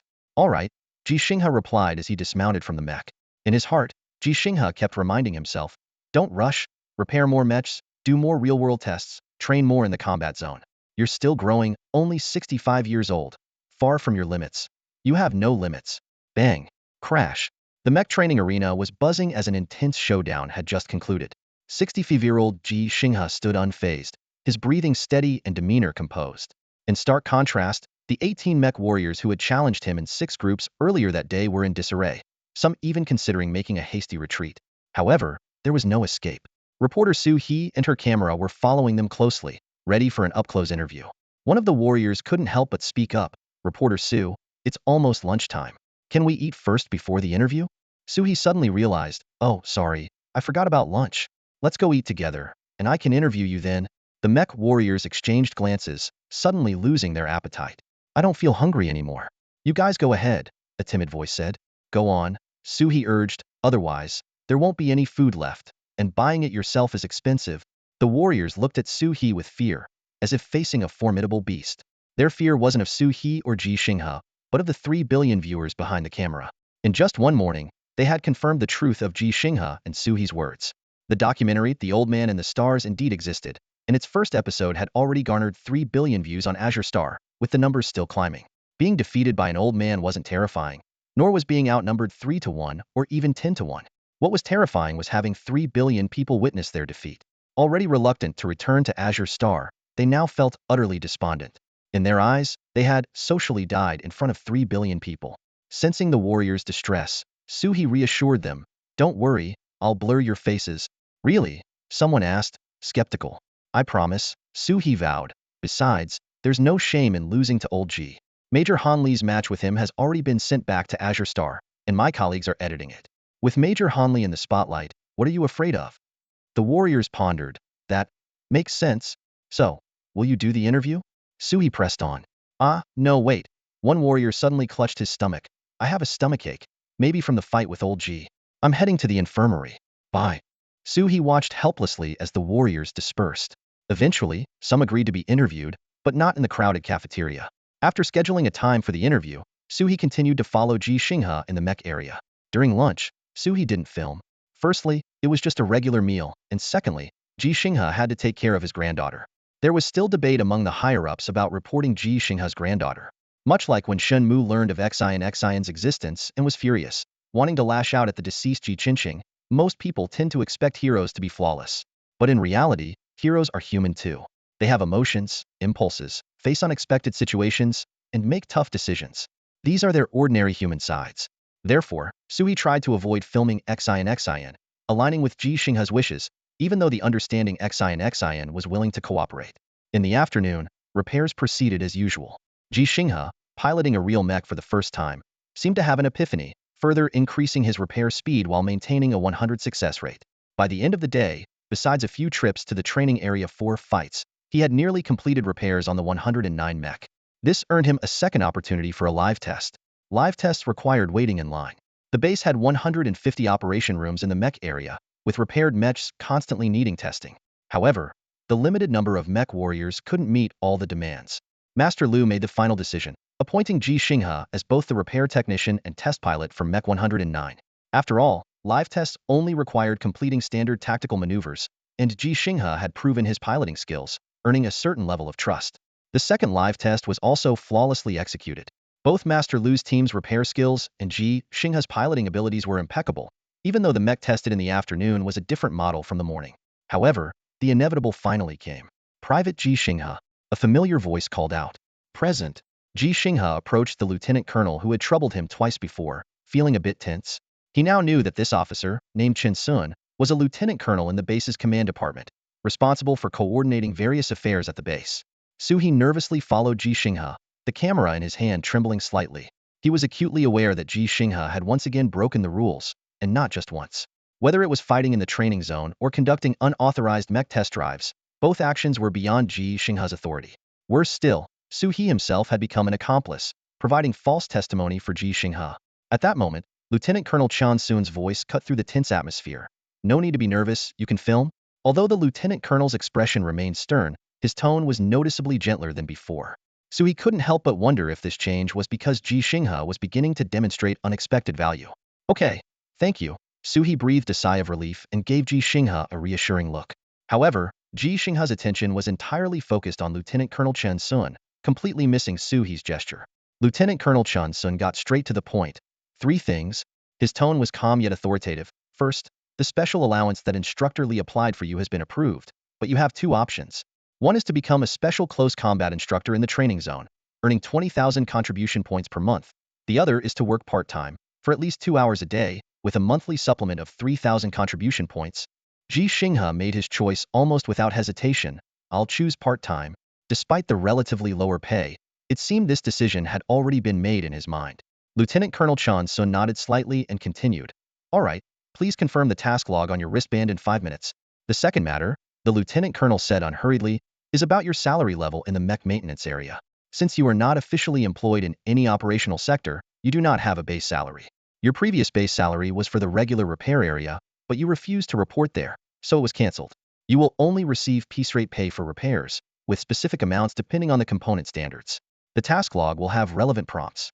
Do you have any objections? No objections, Ji Xinghe replied decisively. This seemed to suit him just fine, even though he had only been at the base for 2 days and was already juggling 2 roles. However, the tone changed sharply with the third matter. Lieutenant Colonel Chan Sun looked directly at Ji Xinghe. Private Ji Xinghe, your 2 violations today will be held accountable, and you will receive further notice regarding the specifics. Accountable? Ji Xinghe was taken aback. He wasn't worried about the accountability itself but feared losing the chance to gain driving experience through real test drives. He could clearly see the change in Ji Xinghe's expression, and from a distance, Xian wanted to come over, but was afraid her presence would affect her grandfather. Summoning his courage, Sui tried to defend Ji Xinghe. Lieutenant Colonel Chun, is there any remedial action? Besides, old Ji never had any issues while piloting the mech, even Master Lu approved. Lieutenant Colonel Chan Sun turned to Su He, his face impassive as he replied. Just because nothing has happened doesn't mean nothing will. Some things may seem minor, but if an accident occurs, the consequences could be severe. Reporter Su, can you take responsibility for that? Su He was left speechless, wanting to mention Hanli but recalling Ji Xinghe's dismal performance when he was instantly defeated in the virtual world. As the atmosphere grew tense, Lieutenant Colonel Chan Sun's gaze returned to Ji Xinghe, his tone cold yet hopeful. Private Ji Xinghe, if you're truly capable, you can take the exam. Exam? Ji Xinghe's eyes lit up with hope again. The mech warrior exam? But they said I couldn't take it, that I'm too old. This is an alien planet, not Azure Star. Lieutenant Colonel Chun Soon's tone remained icy, but his words carried a hint of warmth. As long as it complies with the law and relevant regulations and procedures, both people and resources should be utilized to their full potential. Ji Xinghe's heart warmed with these words, as if a new door was slowly opening before him. Ji Xinghe stood at the entrance of the training area, his heart filled with the desire to take the exam, yet he restrained himself from acting impulsively. He knew well that although he could pilot a mech, he was still some distance away from passing the exam. Just like obtaining a driver's license, hands-on operation was only one part of it. There was also a series of confidential theoretical questions that needed to be conquered. As Ji Xinghe hesitated, Instructor Li patted him on the shoulder and said confidently, "Don't worry, old Ji, I'll guide you." He glanced around and continued in a lowered voice, "These young guys are still quite unconvinced. Once you pass the exam, you can have a few matches with them in your mech. If you win, your allowance can increase." Ji Xinghe nodded slightly in appreciation, but he didn't promise victory. He understood that Instructor Li's words were more for encouragement. Piloting a mech is fundamentally different from barehanded combat. Even a martial arts master might not fully harness a mech's capabilities. The slower reflexes and decreased stamina that come with age are obstacles that cannot be ignored. As time went on, life in the training area gradually fell into a routine. Ji Xinghe dedicated 2 hours each day to practical training with the mech warriors. Motivated by the special allowance, he not only engaged in combat, but also shared techniques and experiences he had developed. This valuable knowledge greatly benefited the mech warriors. Meanwhile, work in the mech maintenance area also stabilized. After finishing repairs in Operation Section 109, Ji Xinghe moved on to Section 21. Thanks to the good reputation of Shin Mu and Master Lu, he received additional repair tasks from other sections. These tasks were recorded in his log through the system, and each completed task earned him contribution points. Although the points per task were modest, they accumulated over time into a significant total. After half a month, Ji Xinghe had virtually taken over the entire mech area's panel repair work. While amassing a large number of contribution points, he also began to explore new areas of component repair. Lieutenant Shinmu, despite his own heavy workload, used his limited free time to provide Ji Xinghe with intensive training. Generally, we divide mechs into 10 systems, Shinmu explained while displaying a holographic projection. First is the engine system, similar to a car's engine. Mech energy comes in 2 forms, nuclear fuel cells and miniaturized nuclear reactors.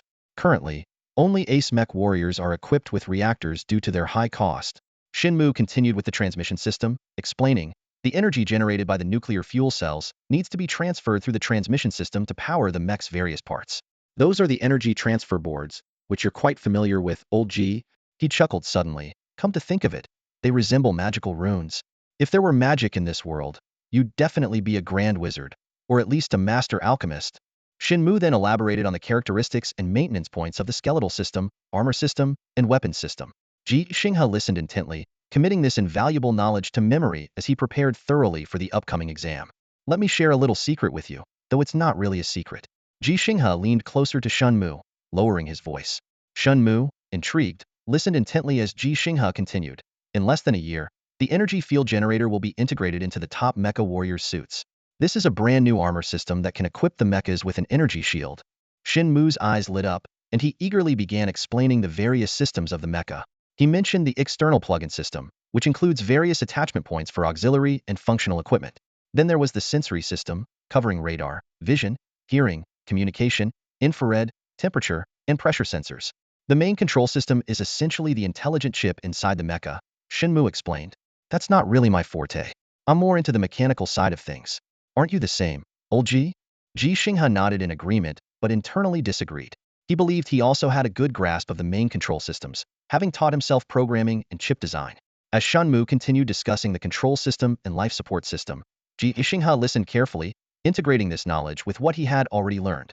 He felt himself growing rapidly, as this self-taught mechanic was gradually synthesizing his knowledge with the help of Shinmu, a formally trained prodigy. Ji Xinghe recalled his childhood dream of building his own transformer. Though life's challenges had pushed this dream deep into his heart, he had never truly let it go. Even when working as a car mechanic in Xinfeng City, advanced AI driving programs and in-car smart chips were no challenge for him. After arriving on the alien planet, Ji Xinghe's life was full and busy. He juggled 3 part-time jobs, including real mecha testing, a qualification he had not lost despite previous violations. Lieutenant Colonel Chun Soon seemed to tacitly approve, as if practicing the principle of making the best use of people and resources. Time flew by, and Ji Xinghe had been living on the alien planet for a month. He had thought he could continue caring for his granddaughter until he could take her back to Blue Star. However, fate dealt him another heavy blow. "I'm sorry, Mr. Ji," the base doctor said gravely. "We're out of medicine." Ji Xinghe was thunderstruck. This medicine was for Xian, and it was his lifeline as well. "Why?" he asked urgently. "Is it because of the war? But isn't base number 3 capable of production? What about the single-soldier starships? The spaceships? Can't they transport it from space?" Faced with Ji Xinghe's barrage of questions, the doctor remained silent. It wasn't that he didn't know the answers. It was that the truth was too harsh. Seeing the doctor's expression, an ominous feeling crept into Ji Xinghe's heart. The blind man finally saw Ji Xinghe, thanks to his newly installed mechanical eyes, a type of prosthetic limb. However, the sight before him was far from what he had imagined. In the training zone stood an elderly man, tall yet slightly hunched, with a lean face etched with wrinkles. His presence starkly contrasted the invincible one-man army, 65 and fierce as a tiger, Ji Xinghe that the blind man had heard about from Wang Gue and others. The legendary, vibrant Ji Xinghe with a full head of black hair seemed to exist only in imagination. The man before him had graying temples and exuded an indescribable weariness. The blind man was filled with confusion and disappointment. "Did Wang Gue lie to me?" he pondered. "That can't be right." Over the past month, he had heard numerous rumors, not only from Wang Gue, but also from other comrades in the disabled veterans unit, all saying Ji Xinghe looked younger than his actual age, with impeccably black hair. Initially, people speculated whether Ji Xinghe had dyed his hair before coming to the alien planet. However, as time passed in Base 6, which lacked such services, his hair should have shown signs of his true age. Yet, his black hair remained unchanged, and his tall frame was still full of vigor. Mech warriors who had sparred with Ji Xinghe privately discussed him, saying he was more like a precision humanoid mech than an old man. His speed, strength, and endurance amazed everyone and gradually inspired Wang Gue and the other disabled veterans. If a 65-year-old can be so formidable, what excuse do we have to give up? This thought quietly spread among the disabled veterans. Despite their lost limbs, vision, or other abilities, Ji Xinghe's presence gave them the courage to rise again. In the life-and-death struggle between humans and the apes and monkeys, they resolved to push their limits and contribute their share. Inspired, Wang Gue was the first to accept Ji Xinghe's proposal for mechanical leg modification and began training with other mech warriors under Ji Xinghe's guidance. The blind man witnessed Wang Gue's transformation and longed to see Ji Xinghe for himself, finally deciding to get the mechanical eyes. However, when he could finally see the world around him, the scene was far from what he had imagined. He couldn't believe, or perhaps didn't want to believe, that the weary elder before him was the legendary Ji Xinghe. "Is he really Lao Ji?" he couldn't help but ask. The nurse beside him quietly replied, "Yes, how could I lie to you? Besides, who else in Base 6 could be older than Lao Ji?" The nurse's tone carried a hint of helplessness as she explained that while there were indeed older people on the alien planet, most were at Base 2. Before Ji Xinghe arrived, the oldest person at Base 6 was just 50, and that was the base commander. Ji Xinghe's arrival suddenly raised the age limit by nearly 15 years. The blind man hesitated, unable to express his disappointment. The nurse seemed to sense his thoughts and, with a sigh, continued softly, "It's all because of poor Xian. Sister Roan wanted Xian to return to Azure Star early, always giving her non-standard treatments. After Sister Roan left, Lao Ji liked Xian very much too. Somehow, he managed to get contribution points to continue Xian's treatment. But now the medication has run out." The blind man was confused, only half understanding the information. "Sister Roan? Non-standard treatment? No medication?" he muttered. The nurse hesitated briefly but decided to clarify. "Well, there's no point in hiding it. Many people in the base already know. Xian is Lao Ji's granddaughter and my colleague Sister Roan's daughter. She was born with congenital issues on the alien planet and can't live on Azure Star. You should know this. You were trained to manage yourselves." The blind man was indeed familiar with these regulations. The Federation's management was quite humane, even in the military. Although their location was called a military camp, it was actually a combat base. While living bases were simply referred to as bases, even soldiers in the military camp, whether mech warriors or regular soldiers, had vacations. During non-combat periods, they could relax at the base. Compared to Azure Star, the living and entertainment facilities at the base were simple but precious on the alien planet. Soldiers and base personnel were free to fall in love, which was not prohibited. The only ban was on having children on the alien planet. The blind man had already figured out why Ji Xinghe was in such a state. He gazed at Ji Xinghe's weary face and asked the question that had been haunting him for days. "What about the medicine?" "It's all used up," Ji Xinghe replied, his voice filled with exhaustion and helplessness. The blind man frowned and said, "Have someone send it over." Don't supplies come from Azure Star every month? A bit of medicine is hardly anything. How much space could it possibly take up? Ji Xinghe shook his head and explained, the medicine doesn't come from Azure Star. It comes from Base 3. Azure Star doesn't have it, but Base 3 does. The blind man thought for a moment and suggested, can't you request Azure Star to produce it? A small amount of medicine doesn't need a production line. It can be prepared in a lab and wouldn't take up much transport space. The problem is time, Ji Xinghe said with a bitter smile. If we apply now, it would take at least 3 months to arrive. Although there's a monthly supply run, the journey from Azure Star to the alien planet takes about 3 months. That means the supplies for the next 2 or even 3 months have already left Azure Star, and no one submitted a request before that.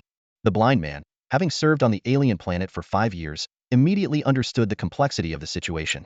He also knew that Base 6 facilities were not complete, and every base on the alien planet had its own specialties. What's the deal with Base 3?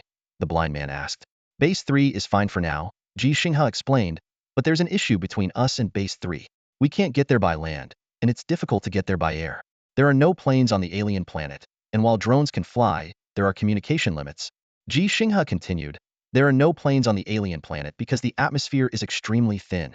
Helicopters are out of the question. There's not a single one here.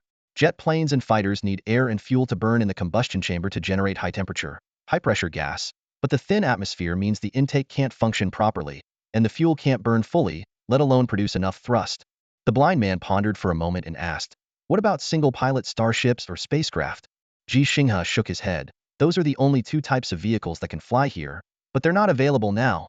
The nurse watched Ji Xinghe leave the medical area, dispirited and sighed. With the war so intense, you should know better than I do why they're not used.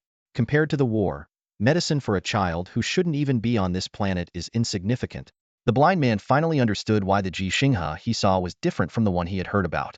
It wasn't just the medicine shortage. It was because the child, who was crucial to Ji Xinghe, was considered unimportant by many. The blind man recalled Ji Xinghe's efforts for the child, taking her to the training area, the mech zone, juggling 3 jobs to earn medical expenses.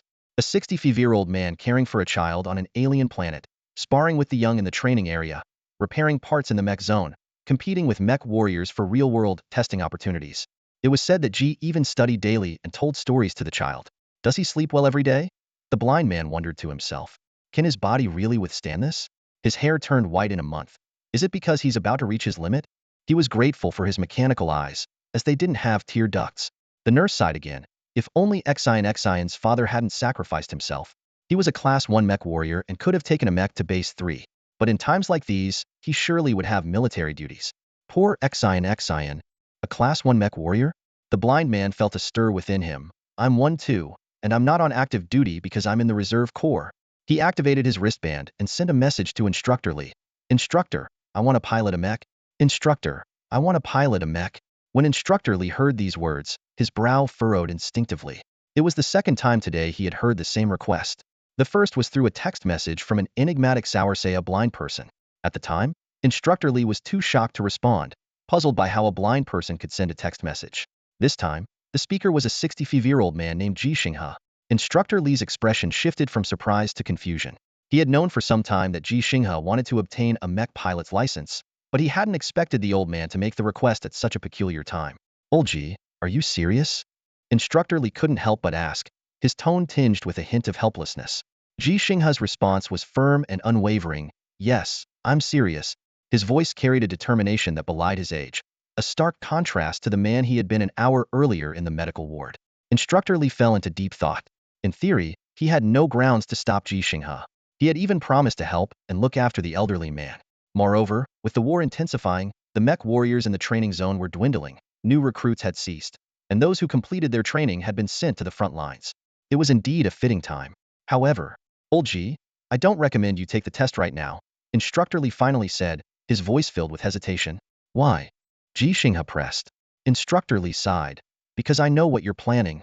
Ji Xinghe's expression remained unchanged, his gaze fixed intently on Instructor Lee. Instructor, I don't know what you're talking about. I've checked, and Major Chun Sun also mentioned that I can apply for the test anytime. It's my right and duty. Instructor Lee turned helplessly to Su He, the journalist who was filming the scene. Reporter Su, you're really enjoying this drama, aren't you? Could you take Xian somewhere else to play for a bit? I need to discuss something with Old Ji. Su He and Xian nodded in agreement, casting worried glances at Ji Xinghe as they left. However, Suhi's drone lingered, adding to Instructor Lee's headache. Old Ji, Instructor Lee said earnestly, we're on good terms. There's no need to deceive me or try to trick me. Are you planning to take the test and then use a mech to go to base 3 to get medicine for Xion? Don't deny it. I've read your record. I know you once stole a single-man starship. I must say, your courage surpasses your age. Ji Xinghe remained silent. That was indeed his plan, and denying it further was pointless. Though he had a thick skin, he wasn't shameless enough to persist after being called out. Instructor Lee continued, Old Ji, you should know that our Federation has 300,000 mech warriors, but only a little over 1,000 are level 1 mech warriors. Do you know why? Because level 1 mech warriors aren't made through exams. They require real combat, exchanging gorillas for stars. He explained that level 3 and level 2 mech warriors could be promoted through exams, but not level 1. Although the operational exams weren't vastly different across levels, the main differences lay in the mech models that could be piloted and the mastery of non-standard tactical maneuvers. In real combat, these complex maneuvers often proved useless. So, is it because we lack combat opportunities? Ji Xinghe asked. No. Instructor Lee shook his head. It's because we don't have enough mechs for 300,000 mech warriors. This, I believe you understand well as a mech mechanic, and now you feel it deeply, don't you? Ji Xinghe nodded silently. As a mech mechanic, he was acutely aware of the Federation's scarcity of mech manufacturing resources. Even components like energy transmission boards had to follow, repair rather than replace, policy, and mechanical arms and machine tools required waiting in line for use. 50,000 mechs, Instructor Lee sighed. We currently have only 50,000 active mechs, yet we have 300,000 mech warriors.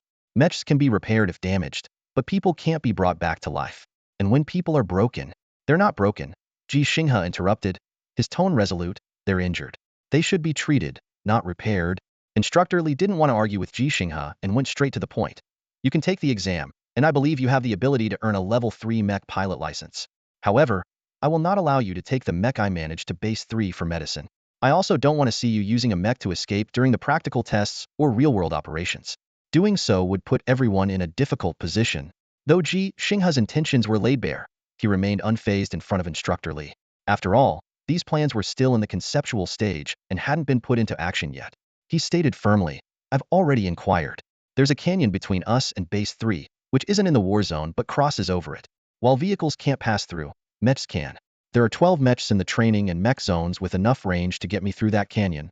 Instructor Lee was evidently prepared and promptly corrected him. Only 10, and 8 of those need to be sent to the war zone immediately. Ji Xinghe, undeterred, corrected once more. 12. I can repair 2 of them, which means there are actually 4 available. In his heart, he thought, I need them, and my granddaughter needs them even more. But he couldn't voice this. He knew well that his granddaughter's medicine couldn't compare to the lives of the soldiers on the front lines. Xion was his only blood relative in this world, but those mech warriors and ordinary soldiers needing protection were someone else's loved ones too. They could be someone's children, grandchildren, spouses, or siblings. Seeing Ji Xinghe fall silent, Instructor Lee gently persuaded, Old Ji, I've already asked, and a temporary pause in Xion's medication won't have dire consequences. Although the treatment will be delayed, it won't be life-threatening. Won't be life-threatening? Ji Xinghe looked directly at Instructor Lee, who couldn't bring himself to say the last word. Because neither Instructor Lee nor the doctors in the medical area could guarantee that suddenly stopping the medication wouldn't lead to more severe consequences. Xion's illness was not common, and the Federation lacked extensive treatment experience for it.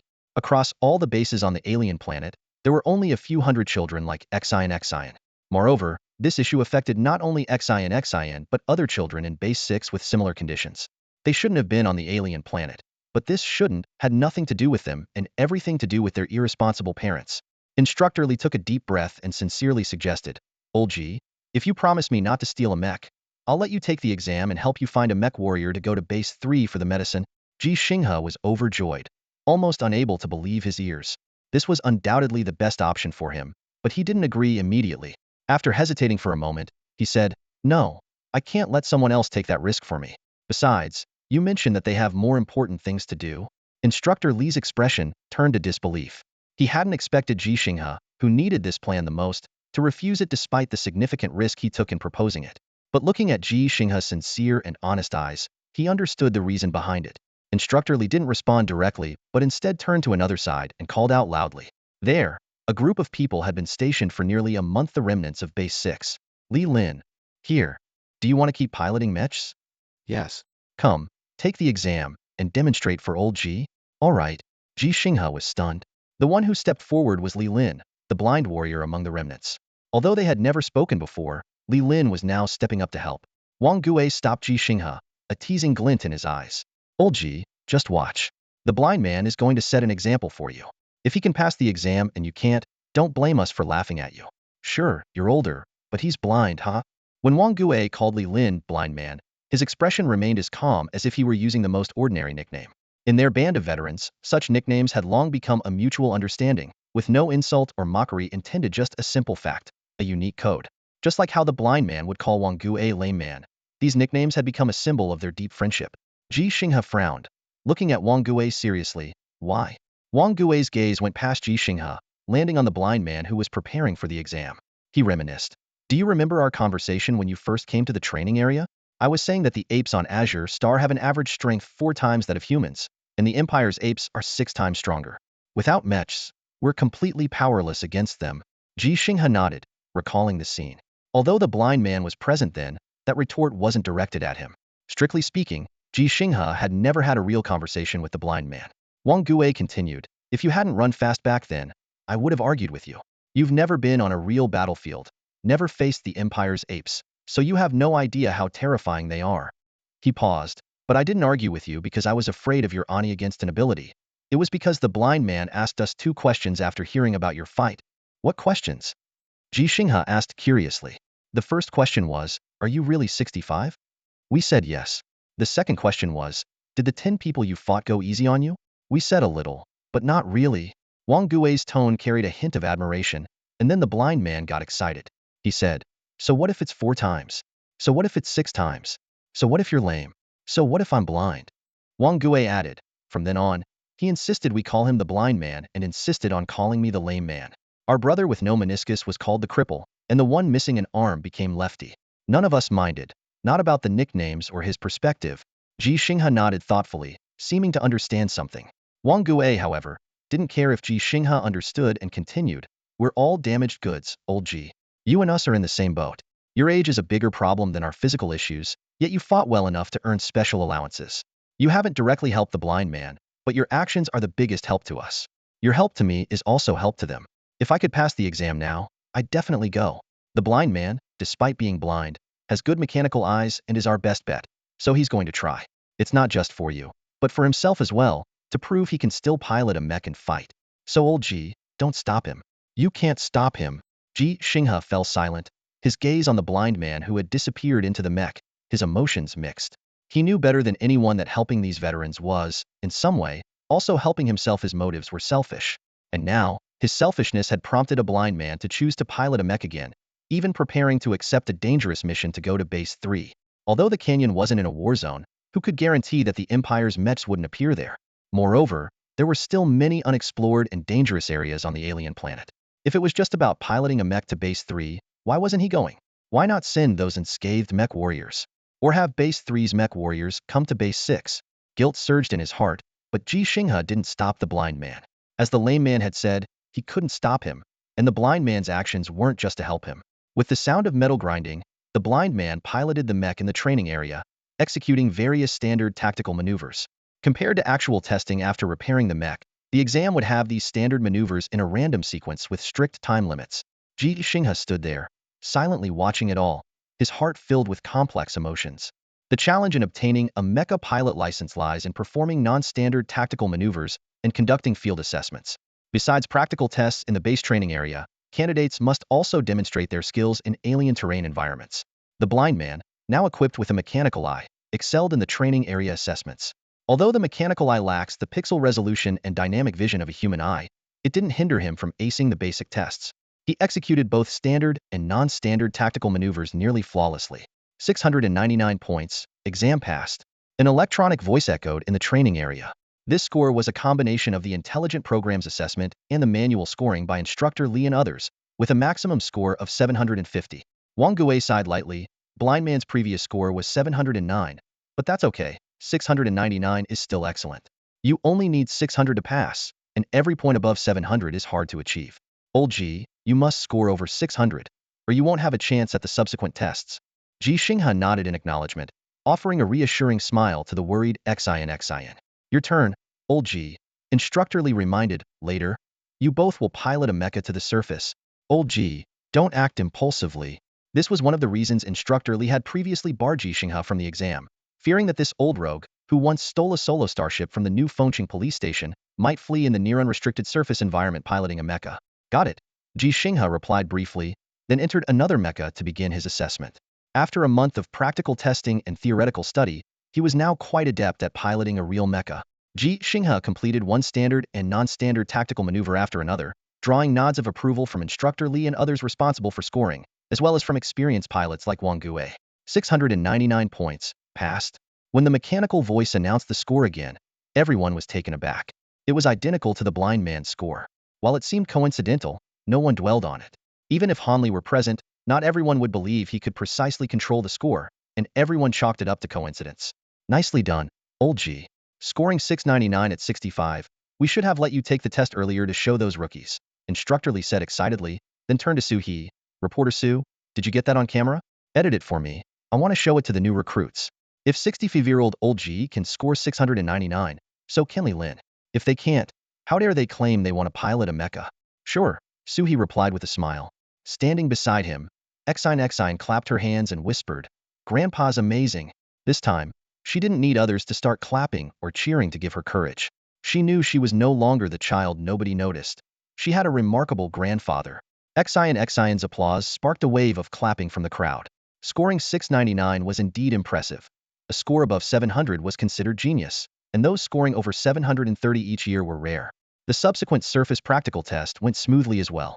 Both the blind man and the old man passed without issues, though their scores weren't identical this time, with the blind man outscoring Ji Xinghe by 3 points. No one was surprised, given the blind man's extensive combat experience, whereas it was Ji Xinghe's first time piloting a mecha on alien terrain. After the exam, only the blind man's assessments were complete. Ji Xinghe still needed to take a written test, while the blind man, who already held a certificate but had an eye issue, didn't need to retake it. Furthermore, compared to Ji Xinghe, who was about to receive a level 3 mecha pilot license, the blind man retained his level 1 license. He remained a level 1 mecha warrior, as his mecha could be adorned with 11 golden stars. Limbs might fail, and people might perish, but honor endures. I got it back, keep going, the blind man said, looking at Ji Xinghe. Old Ji, say no more, just rest up and wait for me to return for a match. I'm actually pretty good. Ji Xinghe, who was personally painting golden stars on the blind man's newly assigned mecha, didn't say much, only nodding solemnly. For great kindness, no words of thanks suffice. Old Ji had etched this gratitude into his heart. The blind man has left and won't be back for at least 8 days. In the meantime, Ji Xinghe's life seems to have returned to normal. He busies himself daily, moving between the mecha repair area, the real-world testing grounds, and the training zone, filled with purpose and activity. Despite the reduced number of mecha warriors in the training area, the members of the remnant company persist. Ji Xinghe bears the responsibility of providing specialized guidance, particularly for unique cases like Wang Gue. This isn't the perfect mechanical leg for you, but it's the best fit for you at this stage, Ji Xinghe told Wang Gue, who was adjusting his new mechanical leg. You shouldn't just get used to it. You should aim to master it, just like you would a mecha. Ji Xinghe made meticulous adjustments to Wang Gue's mechanical leg based on his training progress and results. These changes were not performance upgrades or extraordinary modifications, but rather tailored to Wang Gue's needs, thanks to Ji Xinghe's profound understanding of the human body, combat, mecha structure, repair, and piloting. Many have yet to realize that Ji Xinghe is not just the genius they speak of, he is a polymath. Though not a doctor, he has a deep understanding of the human body from years of martial arts training. Though not a professional soldier, he can take on 10 opponents at once in the training area, even surpassing elite mecha warrior Hanli. He is not a certified mechanic, yet he earns high contribution points by repairing various mecha parts. While not a mecha warrior, he has earned a level 3 mecha piloting license with high scores. Ji Xinghe's accomplishments are a testament to both his talent and his age, which is both a disadvantage and an advantage because he has had more time to learn and accumulate knowledge and experience than others. Although Wang Gue hasn't realized that Ji Xinghe is a versatile genius, he deeply trusts Ji Xinghe's judgment. Actions speak louder than words. Wang Gue no longer limps, and his combat abilities have significantly improved, all thanks to Ji Xinghe's guidance and mechanical leg modifications. All right, I'll master it, Wang Gue said confidently. If I can master a mecha, a mechanical leg should be no problem. He felt that regaining the title of a level 1 mecha warrior was within reach. While no one officially stripped him of his title, no one would let him pilot a mecha anymore. For Wang Gue, what was the point of being a level 1 mecha warrior if he couldn't pilot a mecha? He resolved. If a blind man can do it, why can't someone with a limp? After guiding Wang Gui, Ji Xinghe moved on to instruct other members of the remnant company. For regular soldiers, his task was relatively simple, assisting doctors and instructors in helping them regain normal mobility as quickly as possible. But for mecha warriors, the challenge was greater, as piloting a mecha requires not only strength but also precise control. In comparison, even though the blind man is visually impaired, he holds an advantageous position in the remnant company.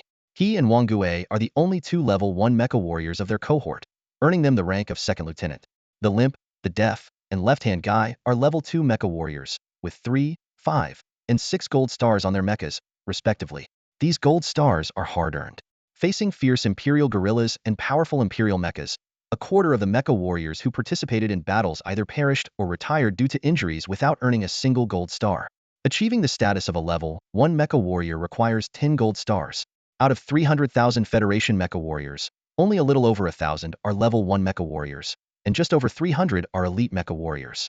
This is not only due to the limited number of mechas, but also because becoming a top-tier mecha warrior is extremely challenging. Therefore, the abilities of the limp, the deaf, and left-hand guy should not be underestimated. Major Hanli, with 73 gold stars, is a formidable warrior, and the Federation's strongest mecha warrior, Li Yuanba, boasts 532 gold stars on his exclusive mecha. In some respects, Ji Xinghe's prowess is also astonishing. He once defeated Hanli, who only lost to Li Yuanba after removing his armor, which is one reason he has gained widespread recognition in the training area. The One-Eye Dragon, inspired by the blind man's success, has gone for surgery and will take some time to return. Therefore, Ji Xinghe only needs to focus his energy on guiding 6 mecha warriors from the remnant company. Among them, the guidance for the blind man, the deaf, and the One-Eye Dragon is relatively straightforward, especially for the deaf, who, having received a cochlear implant and artificial auditory nerves, is recovering almost as quickly as the blind man. Ji Xinghe stood calmly before a group of mech warriors and said, "Honestly, there's nothing more I can teach you." His gaze swept over each young face as he continued, "Combat isn't just about technique. Muscle memory is something you need to develop on your own, and mastering both yourself and your mechs is largely up to you. In fact, when it comes to piloting mechs, you could be my teachers." He paused, his voice growing more resolute. "The only thing I can help you with is strengthening your belief. To tell you that humanity has limits, and yet, it has none." The crowd exchanged puzzled looks. Ji Xinghe's words were unlike his usual straightforward and experience-filled teachings followed by practical drills. Since the departure of Shazi 2 days ago, the seemingly calm Ji Xinghe had become somewhat restless, and this change had become increasingly apparent over time. Ji Xinghe continued, his tone echoing a perspective once mentioned by Chiezi. "The average strength of gorillas on Azure Star is 4 times ours, and those of the Empire are 6 times stronger. I know you have this notion that without your mechs, you're nothing. But that's not true, at least I don't think so." His gaze sharpened. "Lions, tigers, sharks, gorillas theory all stronger than us. But who are the rulers of Azure Star?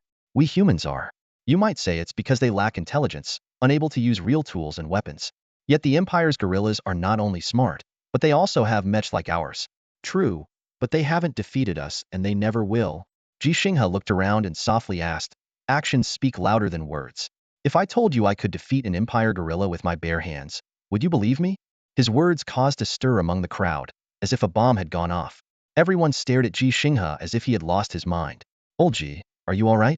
Don't worry, Shazi is amazing, he'll be back soon. Do you know how strong the Empire's gorillas are? Even the ones on Azure Star are beasts. Without weapons, it's impossible, Old Ji. Stop exaggerating. Defeating Major Hanli is already a lifetime achievement." In the face of their skepticism, Ji Xinghe calmly explained, "I'm not boasting. After being on this alien planet for over a month, I can feel that I can do it. It's not the low gravity boosting my confidence, but the intense work and combat that have made me more aware of my current strength." He recalled breaking an iron dummy at home over 4 months ago, initially thinking it was metal fatigue, but now he was sure his skills had improved. "As I said, actions speak louder than words. When Shazi returns, I'll show you in person. In the meantime, talk to Instructor Li and ask for his permission and help to apply." Ji Xinghe's expression remained calm. "This is a gift for Shazi, and for you all. This gift is called belief. The belief that humanity has no limits." The soldiers in the training area fell silent. They remembered how effortlessly Ji Xinghe had defeated them, like an adult to a child, or like an Empire gorilla with them. A glimmer of hope stirred within them perhaps. It was possible. However, reality is often harsh. It wasn't because Instructor Li disagreed there was enough security at the base to ensure Ji Xinghe's safety in a fight with an Empire gorilla. It was because Shazi would never return. At that moment, a non-mandatory task appeared on the mission logs of all mech warriors at Base 6, the search and rescue of mech warrior Li Lin. Search and rescue, not rescue, because no one could confirm whether the missing Li Lin was alive or dead. Ji Xinghe, a newly promoted level 3 mech warrior, also received the task notification. He hesitated for a moment, but ultimately chose to accept the mission. The unique and complex environment of the alien planet's surface significantly impacts human communication technology, much like the absence of conventional aircraft on the planet. It's not uncommon for communication to be lost. Sometimes individual mechs go silent, and occasionally entire squads lose contact. This could be due to the planet's magnetic field activity, electromagnetic wave-emitting minerals, or solar flares producing electromagnetic radiation that the thin atmosphere can't block.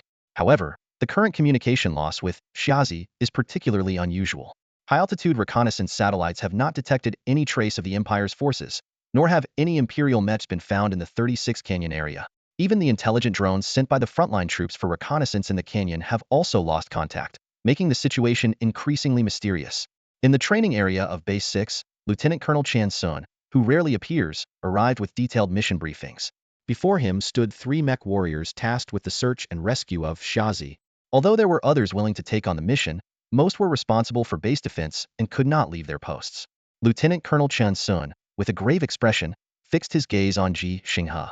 He sternly explained, the frontline cannot dispatch scouts or reconnaissance mechs without risking alerting the Empire's forces, which could lead to unpredictable consequences. If the Empire begins to explore 36 Canyon, they might breach our blockade and discover the exact locations of bases 3 and 6. He continued, 36 Canyon lies between the two bases, stretching approximately 375 kilometers and spanning the current war zone and the blockade line. The Empire has no satellites because we have shot down all they attempted to launch. This is one of the few advantages we hold in this war. Ji Xinghe stood as straight as a spear, his gaze unwaveringly fixed on Lieutenant Colonel Chan Sun. His mental state seemed exceptionally good, leading some to suspect that Xian had already obtained the medicine, or that he was unaware of the mission's dangers. Lieutenant Colonel Chan Sun glanced at the other 2 mech warriors, one a rostered guard, the other Wang Gui, both level 1 mech warriors. He continued, the mission's goal is not only to rescue Lieutenant Li Lin and his mech, but also to investigate the anomalies within 36 Canyon. If Imperial mechs have indeed evaded our reconnaissance satellites to appear in the canyon, this mission will become extremely dangerous, impacting the safety of over 75,000 people across both bases and the strategic layout of the entire alien planet. He paused, his gaze returning to Ji Xinghe. The staff department believes there is a 93% probability that non-imperial factors are causing the anomalies, but there remains a 7% chance of other risks. With the frontline unable to dispatch troops, we can only send 2 mech warriors for this mission.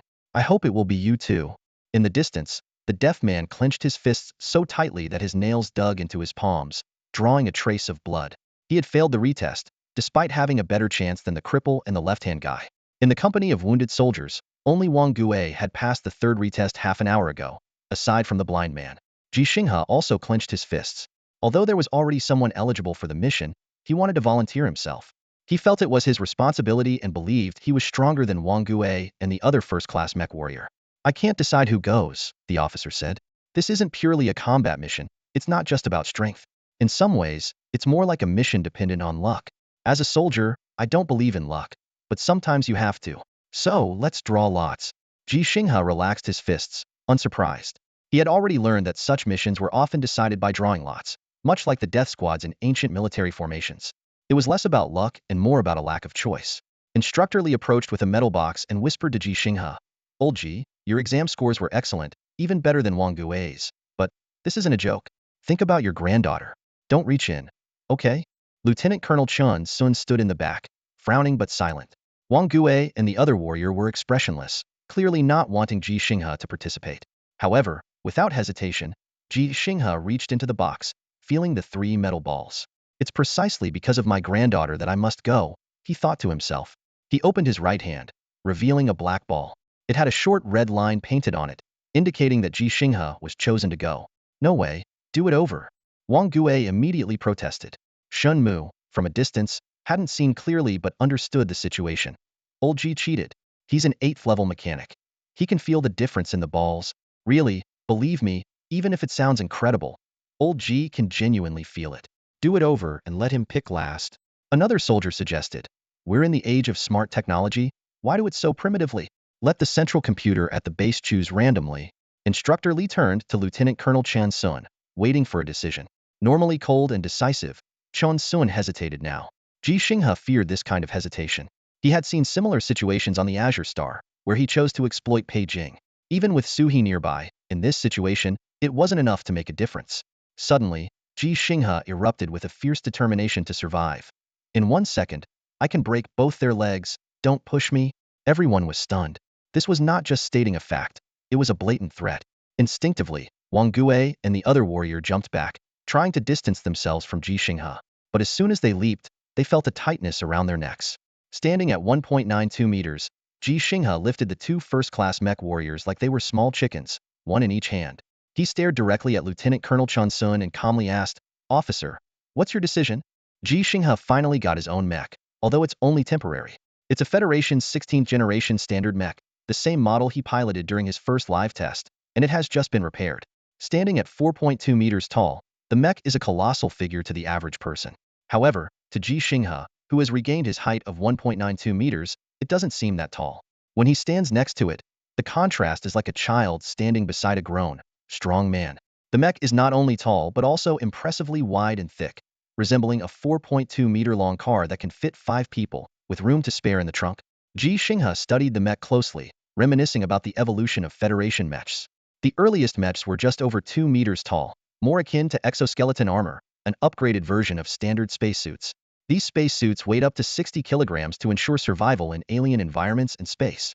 In low-gravity settings, this weight severely restricted mobility. Exoskeleton armor provided protection and mechanical assistance. Federation mechs evolved from these exoskeletons. They aren't the towering robots from science fiction, but practical mobile armor. Single-pilot mechs over 5.5 meters are classified as heavy mechs, which, despite enhanced firepower and armor, lose agility and often become easy targets under fire. While Ji Xinghe was inspecting the mech, Wang Gue stood nearby, chattering away. He showed little interest in mech diagnostics, trusting the mechanics and worrying about Ji Xinghe. "Old Ji, I know you're a great fighter. Without a mech, I wouldn't stand a chance against you, not even 10 of me. I even believe you could take on an Imperial gorilla barehanded. But with a mech, it's a different story," Wang Gue said earnestly. "Even Major Hanli or General Li would struggle to take on 10 opponents at once. Real battlefields are complex, and it's easy to lose focus." Wang Gue continued to advise, "If you encounter Imperial mechs, don't act rashly. Transmitting intelligence is the priority. Survival comes next. This mission isn't about fighting to the death. We don't have a position to hold." The General Li he mentioned is Li Yuanba, the Federation's only mech general. The other 8 ace mech warriors hold ranks no higher than colonel. Mech warriors, after all, are just soldiers, and combat skills alone aren't enough. As Ji Xinghe once said about Major General Tu Yuan, a general doesn't necessarily have to fight on the front lines. Wang Gue shifted to weapon selection. Newbies often get fixated on bullets and shells, wanting to arm their mechs with guns or cannons. But they're not very effective against Imperial mech armor. In close combat, powerful weapons can even backfire. The worst part is, once the ammo is gone, those attachments just become dead weight. While Wang Gue was speaking, Ji Xinghe had already chosen weapons for the mechtuo blades. This left Wang Gue dumbfounded. "Huh? What kind of blades are those? I've never seen them before. Aren't they a bit short?" Indeed, the two blades seemed somewhat short for the 4.2-meter-tall mech, but they were special weapons designed and crafted by Ji Xinghe himself. 8/blades, Ji Xinghe replied briefly, his eyes shining with confidence. Ji Xinghe voiced an answer, but it wasn't the correct one. He stood in the mecha area, holding 2 newly forged Bajan blades, each only a meter long. For humans, they were large knives, but for mechas, they seemed diminutive. The Bajan blade is actually a style of swordsmanship, not the name of a specific weapon, Wang Gue explained, a hint of concern in his eyes.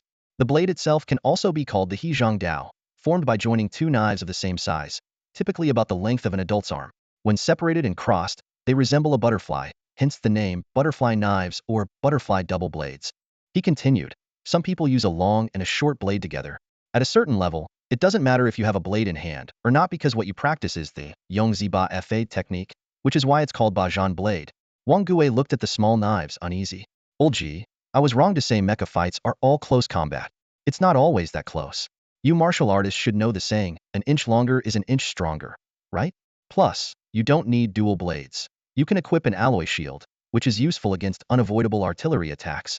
Ji Xinghe calmly replied, "There's also a saying, an inch shorter is an inch more dangerous." He briefly mentioned his proficiency with long weapons like spears and staffs. Yet deep inside, He hadn't shaken off the shadow of his virtual world duel with Han Li where his spearhead was cut off, failing to secure victory in time. My mecha, my rules, Ji Xinghe stated firmly. Wang Gui instinctively stepped back, not wanting to be lifted like a small chick again. All right, Wang Gui conceded. After all, our mission is search and rescue, and reconnaissance. Your mecha is equipped with basic machine guns and artillery systems. With that, he turned to check his own mecha. Ji Xinghe hung the toolbox on the back of his mecha and turned to his granddaughter, Xin. This moment was more challenging than any difficulty he had faced before, yet it seemed so easy.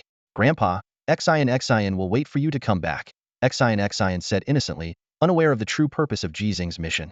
Okay, Grandpa will be back, Ji Xinghe assured her, suppressing his reluctance. He knew that keeping her in the dark was somewhat cruel, but on an alien planet, who could promise everlasting safety? Not far away, Shun Mu and Su He were whispering. It's over. Old Ji just set a flag, just like the blind man, Shin Mu exclaimed. Su He reassured him. It's actually fine. Old Ji doesn't care about that. Why? Aren't older people usually superstitious? Shin Mu asked, puzzled. Su He explained. Because Old Ji, like you, is a mech engineer. And do you know what he said when I advised him not to go and suggested asking Wang Gui to get the medicine from base 3? What did he say? He said it's better to rely on yourself than others, to become a god rather than pray to one. In the depths of a canyon averaging 3,500 meters, a once blind man is now running for his life. A camera installed at the back of his mech's head allows him to clearly see the 3 Imperial mechs relentlessly pursuing him. Although the mechanical eye offers a visual experience that feels like watching a video through an old phone screen, he could never mistake those 3 formidable Imperial mechs. These Imperial mechs originated from the Federation's designs, but because the Empire's guerrillas do not require bulky spacesuits on alien planets, their combat abilities have been significantly enhanced. In a low-gravity environment, these already powerful beings become even more terrifying. Their speed surpasses even that of heavy machine gun bullets, not because they outrun the bullets, but because their movement speed exceeds human soldiers' reaction and aiming capabilities. In close combat, the Empire's guerrillas leverage their immense physical strength and advanced weaponry to create an overwhelming advantage against Federation soldiers. To counter this, the Federation developed mechs, successfully reclaiming occupied bases and rebuilding new military facilities. However, the Empire boasts not only powerful guerrilla warriors, but also extremely intelligent monkey scientists and technicians. Once the first Federation mech fell into the Empire's hands, they quickly developed their own mechs. With more captured Federation mechs, the technological level of Imperial mechs rapidly advanced. Although the first-generation Imperial mechs were relatively simple in construction, their combat power generally surpassed that of the Federation mechs due to the superhuman physical capabilities of the guerrilla operators. This forced the Federation to continuously develop new generation mechs, while the Empire's mech technology also kept progressing. More concerning is that nearly every Imperial guerrilla can become an excellent mech warrior, whereas the proportion of humans capable of fulfilling this role is significantly lower. Coupled with the Empire's feudal system, which could concentrate the planet's resources on building war machines, this advantage placed the Federation at a disadvantage in the arms race. The once blind man, now no longer blind, found himself puzzled by the presence of Imperial mechs in this place, known as the 36 Canyon. It seemed to hold no obvious strategic value, despite containing some rare minerals that were extremely difficult to extract. The canyon's depth posed one challenge, frequent landslides another, and most problematic was the electromagnetic radiation emitted by the minerals, which interfered with communications and electronic devices. This was the reason he lost contact with the base. Suddenly, a terrifying thought crossed his mind. He immediately abandoned his plan to retrieve medicine from Base 3. His new priority was to convey this astonishing discovery, followed by investigating the true purpose of the 3 Imperial mechs. The safest course of action would be to avoid these mechs and head directly to Base 3 or any location with communication signals. However, in this section of the canyon, only about 3 kilometers wide, passing through undetected was nearly impossible. Worse still, his trail had already been discovered by the Imperial mechs, initiating the chase. Despite having a chance to escape, he chose to keep maneuvering, even allowing the enemy to gradually close in. His reasoning was that fleeing in any direction might inadvertently lead the Imperial mechs to a Federation base.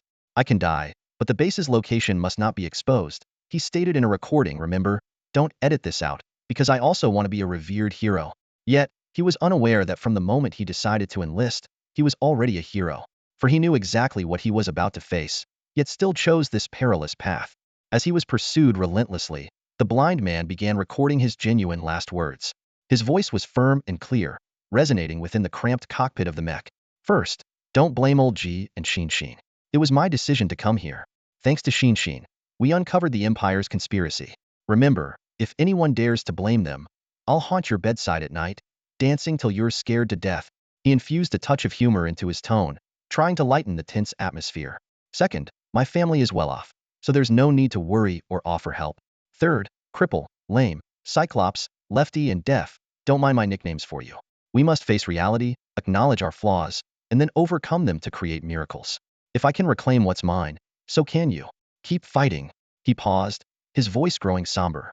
The fourth matter. This part is just for my family. His voice started to choke, even though his mechanical eyes couldn't shed tears. His eyelids and eye sockets were severely damaged by mech fragments, making it impossible for him to blink. Dad, Mom, I'm sorry, I can't come back. But don't be sad, your son is a hero. He chuckled wryly. Does saying that make me shameless? As he ran, he continued recording, deleting, and re-recording. His voice fluctuated between calmness, choking up, and then back to calm. Dad, Mom, don't follow old Ji to the alien planet for revenge. He's old, but he's really tough, in great shape, over 60 and not a single gray hair or bald spot. Oh, I forgot. He recently got some gray hair. Suddenly, he stopped. 3 Imperial mechs surrounded him, forming an equilateral triangle, trapping him in the center, about 300 meters from each mech. After another failed attempt to connect to the communication satellite, he calmly spoke his final words. Dad, Mom, I love you. I haven't shamed you, and I never will. He activated the mech's external speaker, his voice echoing through the canyon. I am Li Lin, a level 1 mech warrior of the Federation. See the gold stars on my mech? 11 of them. He pointed to the gold stars painted by Ji Xinghe himself, symbolizing the 11 Imperial mechs he had taken down. Although the Imperial guerrillas might not understand the language, they could grasp the provocation. Blind Man knew that even for a level 1 mech warrior, the odds of defeating an Imperial mech were 50-50. But those gold stars would provoke them, making them lose their composure. He remembered the saying, despise the enemy strategically, but take them seriously tactically. Come on, you worthless scum, he roared, maneuvering the mech's arms across his chest, metal palms pounding against the chest armor, creating a deafening roar, a direct challenge to the Imperial guerrillas. A thunderous roar erupted as 3 Imperial mechs charged toward Xiazi. The massive machines pounded the ground with their metal feet, kicking up clouds of dust. In the low-gravity environment of the alien planet, the dust lingered, creating a haze within the canyon. The towering cliffs blocked the sunlight from reaching the canyon floor, but the advanced night vision systems of the mechs allowed Xiazi to clearly track the trails of dust, precisely pinpointing the enemy mechs' positions and speeds. Xiazi refused to just sit back and wait. His last words echoed in his mind. I won't bring shame to my parents. True to his word, he targeted the nearest Imperial mech. With the roar of the engine, the mech he piloted kicked up its own trail of dust as it charged forward with unwavering determination. If I get my 12th gold star, I'll have hit the jackpot, Xiazi thought to himself, steeling his resolve. Despite having mechanical eyes, they seemed to shine with determination. However, this resolve was quickly replaced by a sudden shock. A voice suddenly crackled through the shortwave communication system, a channel accessible to all standard Federation mechs. Xiazi recognized it as the voice of Ji Xinghe, oldest mechanic at Base 6, especially appointed combat instructor in the training area, and the most senior mech warrior who had only received his level 3 mech pilot certification 5 days ago. This unexpected reinforcement left Xiazi both thrilled and astonished. He nearly lost control of his mech, almost stumbling as he ran at full speed. Ji Xinghe's slightly aged yet resolute voice came through the communication system. Xiazi, do you trust me? Old Ji, it seems we've lost contact with the base too. But don't worry, it's perfectly normal. Once we get through this area, we'll be able to communicate again, said Casey with a relaxed tone, showing no signs of tension. As a level 1 mech warrior with 12 gold stars in the Federation, he had every reason to remain calm. More importantly, he had to appear unruffled because he was accompanied by a unique comrade, the Federation's oldest rookie. Ji Xinghe, a name that paradoxically combines oldest and rookie, was not as nervous as Casey might have thought. Instead, he felt an unprecedented excitement. This thrill wasn't from piloting a mech across an alien landscape for the first time, but from the sense of vitality he experienced during the prolonged operation. He didn't feel the slightest fatigue. Rather, he felt a long-lost vigor. This vitality didn't originate from his body. Apart from a certain period, he had always maintained good physical condition. Nor did it come from the mech itself. A mech without a pilot is lifeless. Even the most advanced AI can't truly bring it to life. This vitality arose from the extraordinary sensation of his body and the mech becoming one during the operation. As a seasoned mechanic, Ji Xinghe was thoroughly familiar with the Federation's 16th generation standard mech he was piloting. Besides the core engine and auxiliary operation intelligence chip, He could confidently say he could craft every other component himself. This ability wasn't innate but was honed over a month on this alien planet, elevating his 40-plus years of mechanical repair experience and knowledge to new heights through diligent study and practice. Quiet, Ji Xinghe said curtly. Unlike Casey, who used the autopilot mode, he chose to manually control the mech, having already covered over 200 kilometers.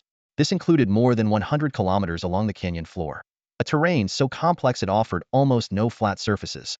On Blue Star, a multi-ton mech would have sunk countless times, but in the low-gravity environment of this alien planet, the mech's weight was significantly reduced, enhancing its movement capacity and off-road performance. Casey was unaware of Ji Xinghe's persistence. Although under normal circumstances, piloting a mech for routine travel and performing standard tactical maneuvers required minimal physical exertion from the pilot, akin to driving a car on Blue Star, the complex environment inevitably demanded extra mental energy. All right, I won't make a sound. Just don't follow too closely, Casey said, continuing to lead the way. Although he was using autopilot, he remained vigilant, occasionally intervening based on his driving experience to avoid areas that might cause the mech to become stuck, clearing the path for Ji Xinghe behind him. In Casey's view, Ji Xinghe's request for silence was because he needed to focus on memorizing the route, as the Federation's oldest rookie was intently controlling a mech in automatic mode, possibly still a bit nervous. However, the reality was quite the opposite. Ji Xinghe was not only strong but becoming even stronger.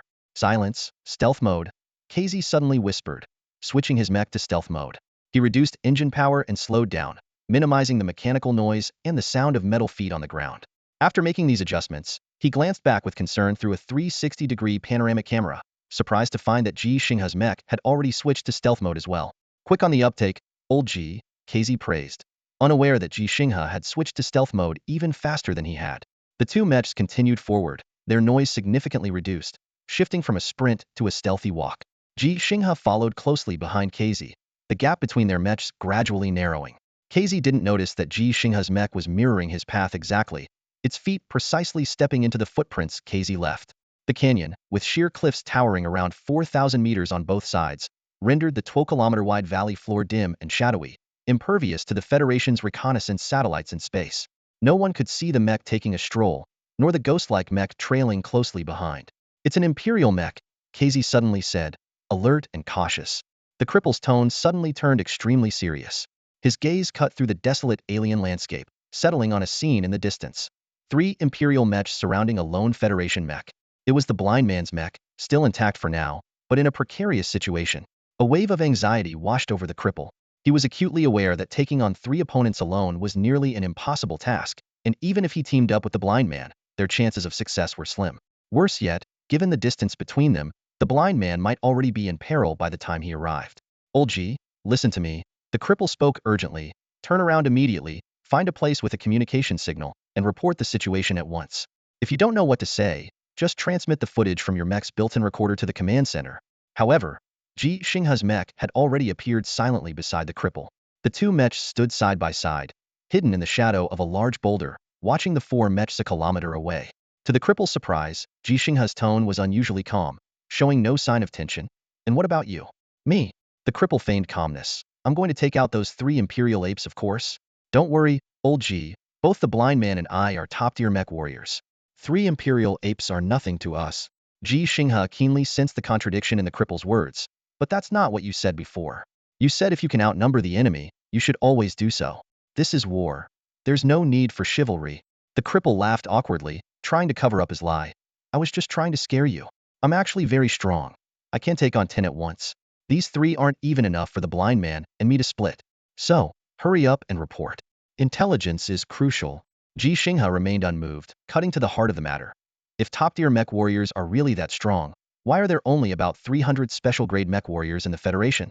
The difference between 10 gold stars and 20 gold stars is huge. It's so big that Wang Gue with 12 stars became the cripple, and Li Lin with 11 stars became the blind man, and my son Ji Xinghe. Ji Xinghe left his thoughts unspoken, but his discernment made him certain that the cripple was lying. He didn't argue. He simply said softly, actually, I'm very strong. The cripple dismissed him. I know, you can take on 10 by yourself? Of course you're strong. I mean, I'm strong when I'm in armor, Ji Xinghe calmly added. The cripple grew impatient, his tone turning stern, reminiscent of Colonel Chun Sun. Old Ji, enough nonsense. That's an order, Private Ji Xinghe.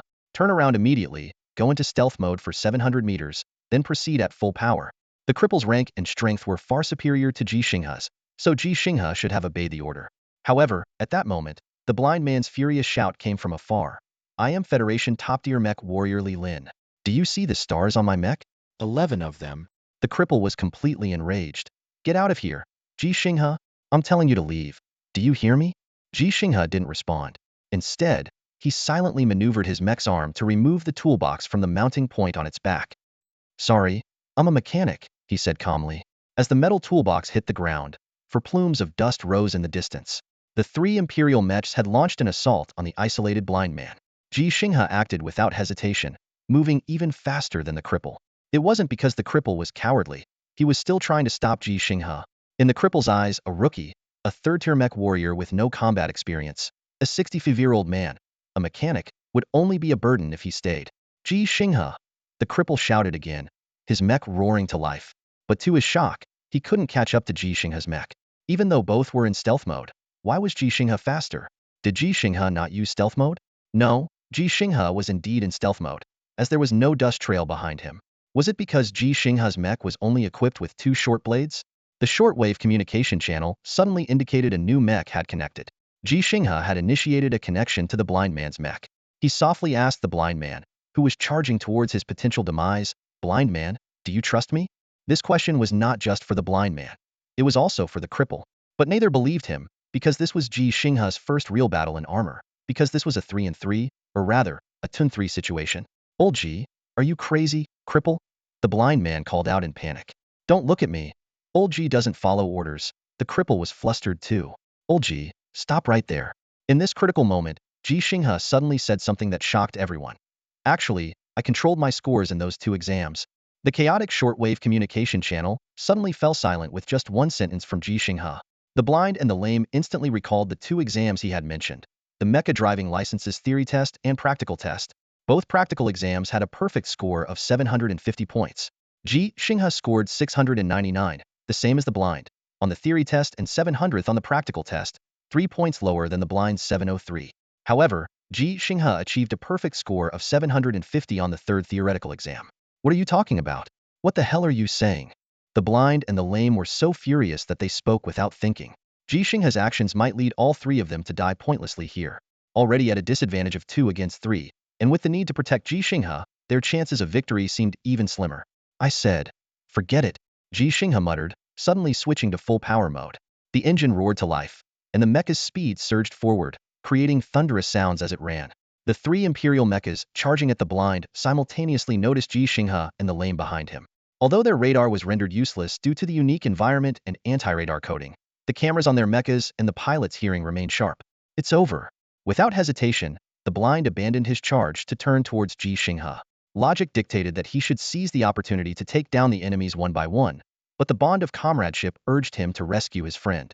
This was the kind of emotional impulse that had no place on the battlefield, yet it was a testament to their humanity. The lame also activated full power mode. Despite his anger towards Ji Xinghe, he chose to support him. However, already lagging behind and starting later than Ji Xinghe, how could he possibly catch up? Among the 3 Imperial mechas, aside from the one initially facing the blind, the other 2 quickly turned, shattering the smoke and dust as they charged at Ji Xinghe. They understood the tactic of picking off enemies one by one and knew that Ji Xinghe's mecha lacked the gold star, making it the weakest among the 3 Federation mechas. As the thunderous sounds of 6 mechas racing echoed, the blind and the lame could only watch in despair as Ji Xinghe's mecha drew closer to one of the Imperial mechas until they collided violently. Their hearts cried out, "Old Ji Xinghe," but they dared not shout, fearing it would distract Ji Xinghe, even though they felt it was already too late. In reality, Ji Xinghe wouldn't be distracted. In full power mode, the mecha responded to his commands as if it were an extension of his own body. Just before the collision, the mechanical legs suddenly halted their sprint, and the immense inertia propelled the mecha forward, gliding across the ground and carving a deep trench. The Imperial mecha's lance thrust forward. At 4.2 meters tall, the mecha found it difficult to dodge at high speed. Ji Xinghe chose not to evade because the mecha's knees had a bending limit, making it impossible to duck under the attack. Fortunately, the trench in the ground gave him an advantage, and combined with the opponent's 4.9-meter height, there was already a natural difference in their levels. Ji Xinghe raised his twin blades, lifting his arms with all his might.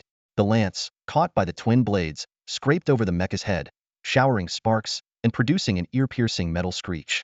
Then, A loud crash interrupted the screeching sound as the two mechas finally collided with great force. The fierce clashes between mechs are often the most common and lethal form of attack. Although Ji Xinghe is exceptionally skilled, at over 60 years old, he is no Iron Man. Mech combat not only tests a pilot's ability to perform unconventional tactical maneuvers, but also requires them to withstand tremendous impact forces. In a mech without airbags, a single violent collision can render the pilot incapable of fighting, not to mention the possibility of being directly hit by artillery on the protective armor. Ji Xinghe's success on the battlefield comes from his ability to quickly incapacitate his enemies rather than enduring damage.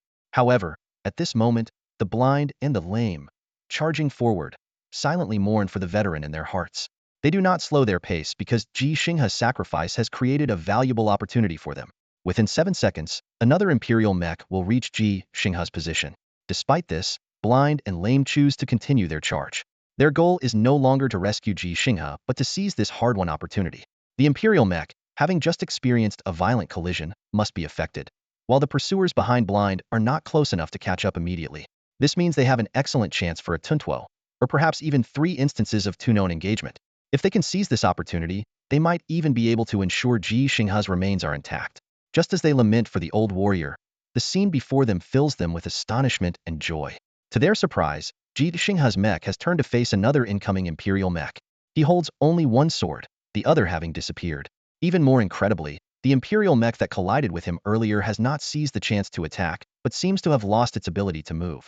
Upon closer inspection, that Imperial mech has become a golden star on Ji Xinghe's mech. This is Ji Xinghe's first victory, but it will certainly not be his last. The second golden star is set to appear before him in just 5 seconds. Apart from Ji Xinghe, no one knew what had just happened in the moment of collision. Even the Imperial guerrilla that collided with Ji Xinghe was unaware. The blind man and the cripple should have been curious, but their attention was entirely focused on the impending crisis. Old Ji, retreat. Quickly, retreat. They urged anxiously over the shortwave communication channel. 5 seconds passed in a flash. Ji Xinghe had just turned around when the second Imperial mech was already upon him. Like ancient cavalry charging into battle, the mech's immense power endowed its 6.5-meter lance with incredible piercing force. This weapon often managed to strike the critical point of a federal mech's neck in first contact. The armor there was thin, and if pierced, not only would it damage the intricate electronic components, but it would also cause oxygen to leak, threatening the life of the mech warrior. The front armor of Ji Xinghe's mech had already shown signs of denting. Though not severe, the condition of the internal components was concerning. Both the cripple and the blind man knew that the outcome of such collisions depended largely on luck. Some could withstand multiple hits and keep fighting, while others might lose combat capability in a single blow. 3 seconds. Could Ji Xinghe retreat? Could his mech still move backward? As a mechanic, he knew how to minimize damage from collisions. But he didn't retreat. At such close range, exposing his back would be tantamount to suicide. He calculated the time needed to accelerate again, and realized it was far less than the Imperial mech, which had already reached top speed. He also understood that the cripple and the blind man couldn't arrive in time to help. Ji Xinghe weighed the situation. By retreating as instructed, he might survive, but his mech would surely be damaged. Although the cripple and the blind man had a high chance of winning in a two-known fight, a third Imperial mech was approaching, soon turning the situation into a dangerous duel. Coupled with the damage to his own mech, he made his judgment from multiple perspectives. As a mechanic, he understood the mech's performance. As a combat instructor, he knew the fighting abilities of the cripple and the blind man. And as a confident expert, he believed in his own skills. Ji Xinghe didn't retreat because he didn't want to. He never forgot the real reason he came to the alien battlefield, nor did he forget what he had said to Major General Tu Yuan, if there's a chance. Through the panoramic view, Ji Xinghe looked up at the narrow, bright sky overhead. Others called it a line of heaven, but to him, it seemed like his son's eyes bright as stars, a treasure among the galaxies. Son, are you watching? Ji Xinghe silently spoke in his heart, his gaze firm, ready to face the challenge ahead. Do you guys trust me? Ji Xinghe's voice crackled over the comms channel. His mech had firmly grasped the disabled Imperial mech.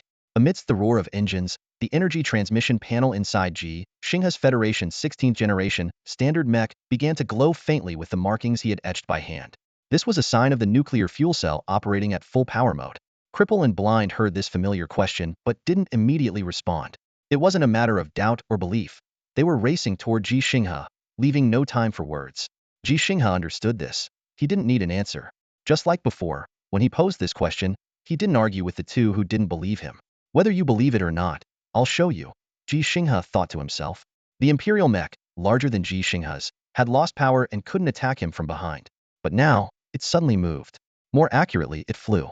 Neither Federation nor Imperial Standard mechs had flight capabilities. It was airborne solely due to Ji Xinghe and his mech. With his left mechanical arm holding a blade, Ji Xinghe locked one side of the Imperial mech with his arm bent. His right mechanical arm secured the other side, while the metal hand gripped the protruding mounting point on the Imperial mech's back. Ji Xinghe's mech fell backward intentionally, using the momentum generated to hurl the larger Imperial mech into the air.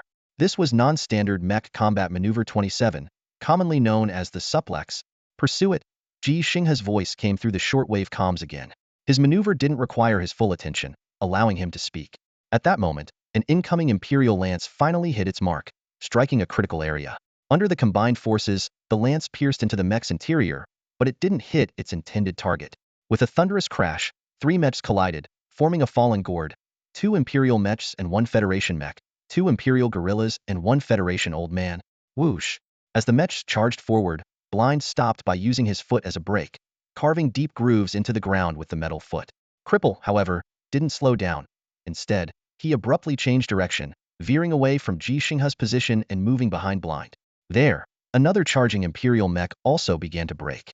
I believe you. Damn it, Ji Xinghe, I believe you. Cripple shouted defiantly, racing past the 3 entangled mechs.